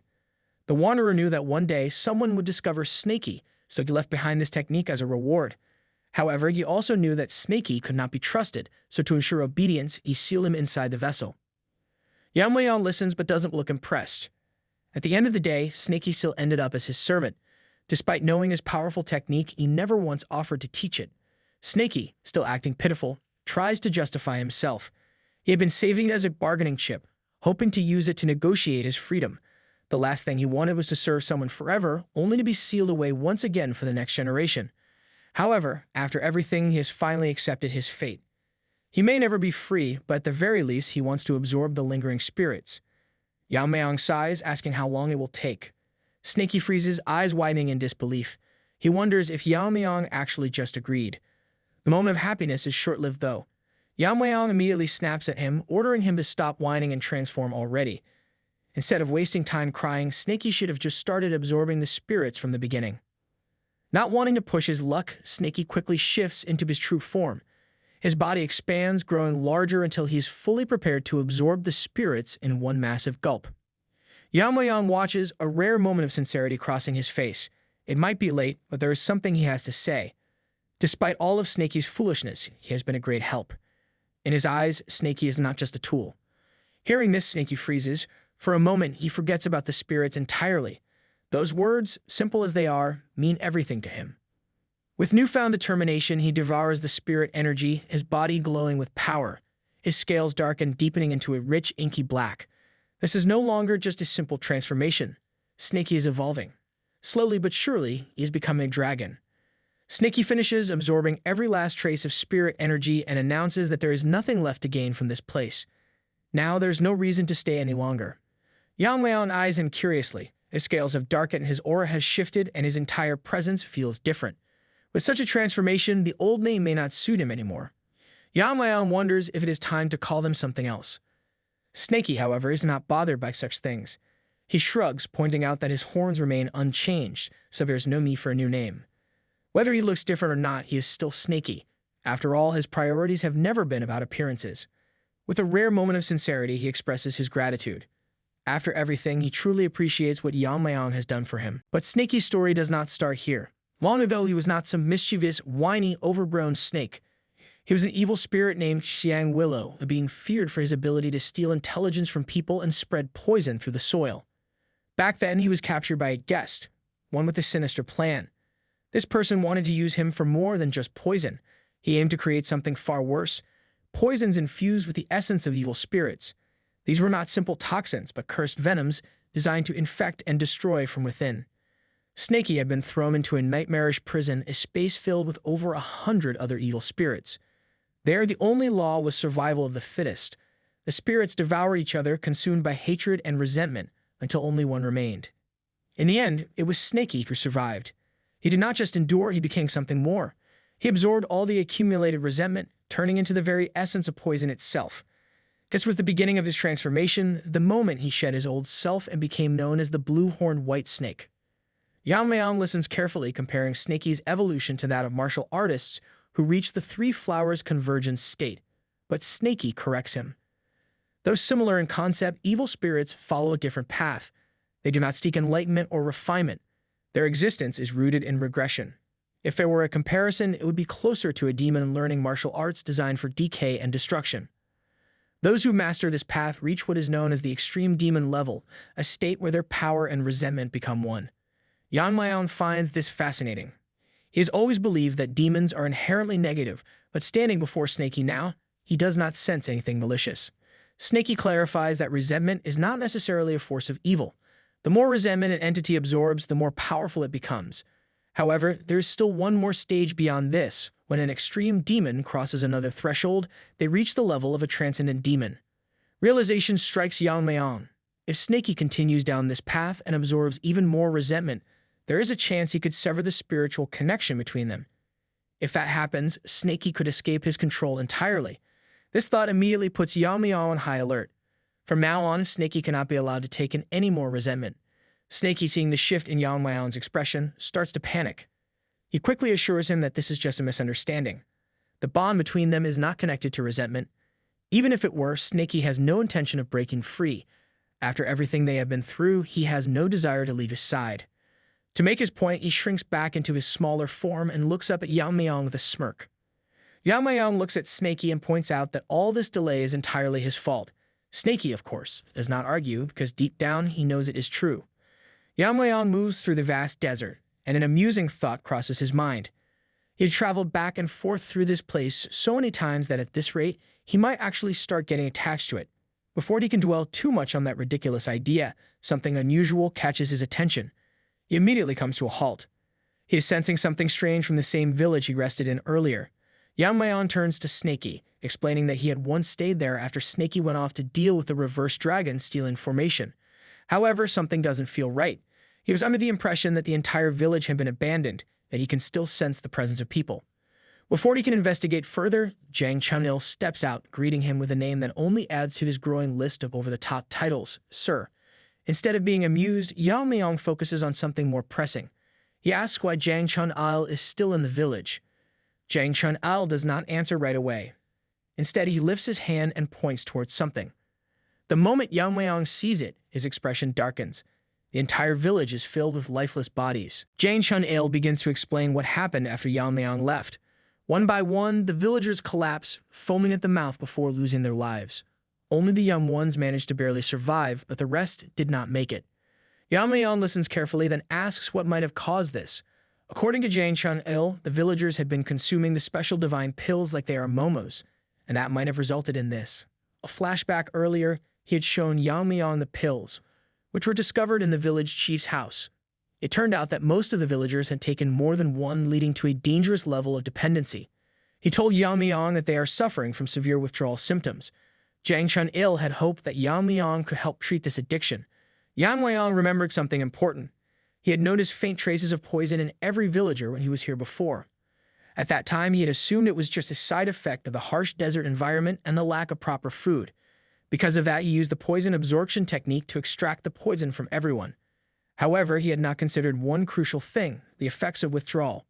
Snaky, watching the scene unfold, immediately recognizes how dangerous this situation is. He comments that this so-called divine pill is nothing more than a malicious creation. The poison itself is not lethal, but it messes with the body's senses, making the user unable to feel pain. Worse yet, trying to detoxify it only leads to something even more horrifying. Snaky goes on to explain the terrifying consequences. Once the numbness fades and the body regains sensation, all the pain that was previously dulled returns at once. For those affected, even the lightest touch feels like fire searing through their skin. The poison is a slow killer, offering two equally cruel choices: die gradually while addicted or die instantly from the agony of detoxification. Snaky then notices something truly unsettling, the face of Yeon-myeong. For the first time, Snaky sees an expression on him that he never expected. A cold, emotionless stare as if his mind is processing something deeply troubling. A bitter realization settles within him. What he had done out of goodwill with the intention of helping had instead led to the death of an entire village. Yamayang wastes no time in giving orders. He tells Jang Chun-il to gather the remaining survivors and take them to the Tang family. From there, they must head straight to the medicine hall and show the divine pills to Tang Yeon. If there is anyone who can figure out how to counter the effects of those cursed pills, it is her. Once they reach the medicine hall, all they need to do is mention Yeon-myeong's name. That alone should be enough to ensure they get help. Without another word, Yeon-myeong takes off, leaving the village and the man behind. His mind is already set on his next destination. He has just learned that the Yang family is responsible for all of this. That means there is only one course of action left: wipe them out completely. Meanwhile, at the main base of the Yang family, everyone is fully occupied with the mass production of divine pills. The entire operation is running at full speed, with workers being reminded that they must complete everything before the family head arrives. The workers are reminded that they must complete the pill production before the family head arrives. Time is running out, and they cannot afford to fall behind schedule. After some time, the family head finally arrives. He steps in, radiating authority, and acknowledges their hard work. However, he is not here to offer praise. He wants updates on the production. One of the men steps forward, confidently assuring him that they are almost finished. The leader feels a sense of satisfaction. Lately, everything seems to be going his way. The rising demand for the divine pills has strengthened his position, earning him the trust of those in power. On top of that, even his so-called adopted son has been making progress. Taking down 2 Fire Realm Masters was no small feat. Although the Yang family is still considered inferior compared to families with left and right envoys, things are changing fast. If they continue on this path, the Poison Master Yang family will be next eating demonic family. During the discussion, one of the production masters suddenly brings up an odd question. He wants to know how the young master, Munchin, is doing. The leader responds with pride, explaining that Munchin is currently under the direct guidance of the sect leader. That alone should be reason enough to celebrate. However, a thought lingers in his mind. Why is this man suddenly asking about him? The production master hesitates before revealing the real concern. The young master has not taken a pin pill in a long time. The leader's expression darkens. The pin pill is not just any ordinary drug. It's a powerful painkiller that completely blocks all sensations, making it possible for the user to suppress even unbearable pain. The divine pill itself was derived from the pin pill, though diluted and modified. Since the original version is so much stronger, its effects are far more intense. A realization hits him. His so-called son, Munchin, cannot function without the pin pill. That was the very reason they took him in, to use his abilities while keeping his pain suppressed. If he has stopped taking it, then that means something has changed. A wave of suspicion washes over the leader. If the boy has found another way to suppress pain, then it could pose a serious problem. He immediately decides that he needs to consult the Poison Master about this. Before he can act, a deep, rumbling noise spreads through the base. At first, it is subtle, but it rapidly grows stronger. The entire structure starts shaking from the vibrations. The noise continues to intensify, turning into a violent disturbance. A terrified subordinate suddenly bursts into the room, barely able to get his words out. An intruder has appeared. The leader, furious at the mere thought of someone daring to attack them, storms outside, ready to unleash his wrath. The moment he steps out, his breath catches in his throat. His eyes widen in sheer disbelief as he takes in the horrifying sight before him. Every single guard has already been slaughtered. Yamayang stands amidst the carnage, his expression cold and unreadable. His patience has already run thin. The entire day has been spent hunting down the faces behind this disgusting operation. The very people responsible for poisoning innocent lives with their so-called divine pills. Now, after all this searching, he finally stands before one of the masterminds. His sharp gaze locks onto the trembling man before him. The man's face turns pale, his previous arrogance crumbling under the weight of sheer dread. Without an ounce of hesitation, Yamayang demands to know if this worthless creature is the head of the clan. And that was it from today's video. I hope that you liked the video, and if you did, hit that like button as the goal for today is 1,500 likes. Comment next part down below to see what happens next. Also, consider subscribing with the notification bell on to get notified as soon as a new video drops onto the channel. You can also join the channel to support me financially and watch videos before public release. I'll meet you in the next video. Until then, thanks for watching.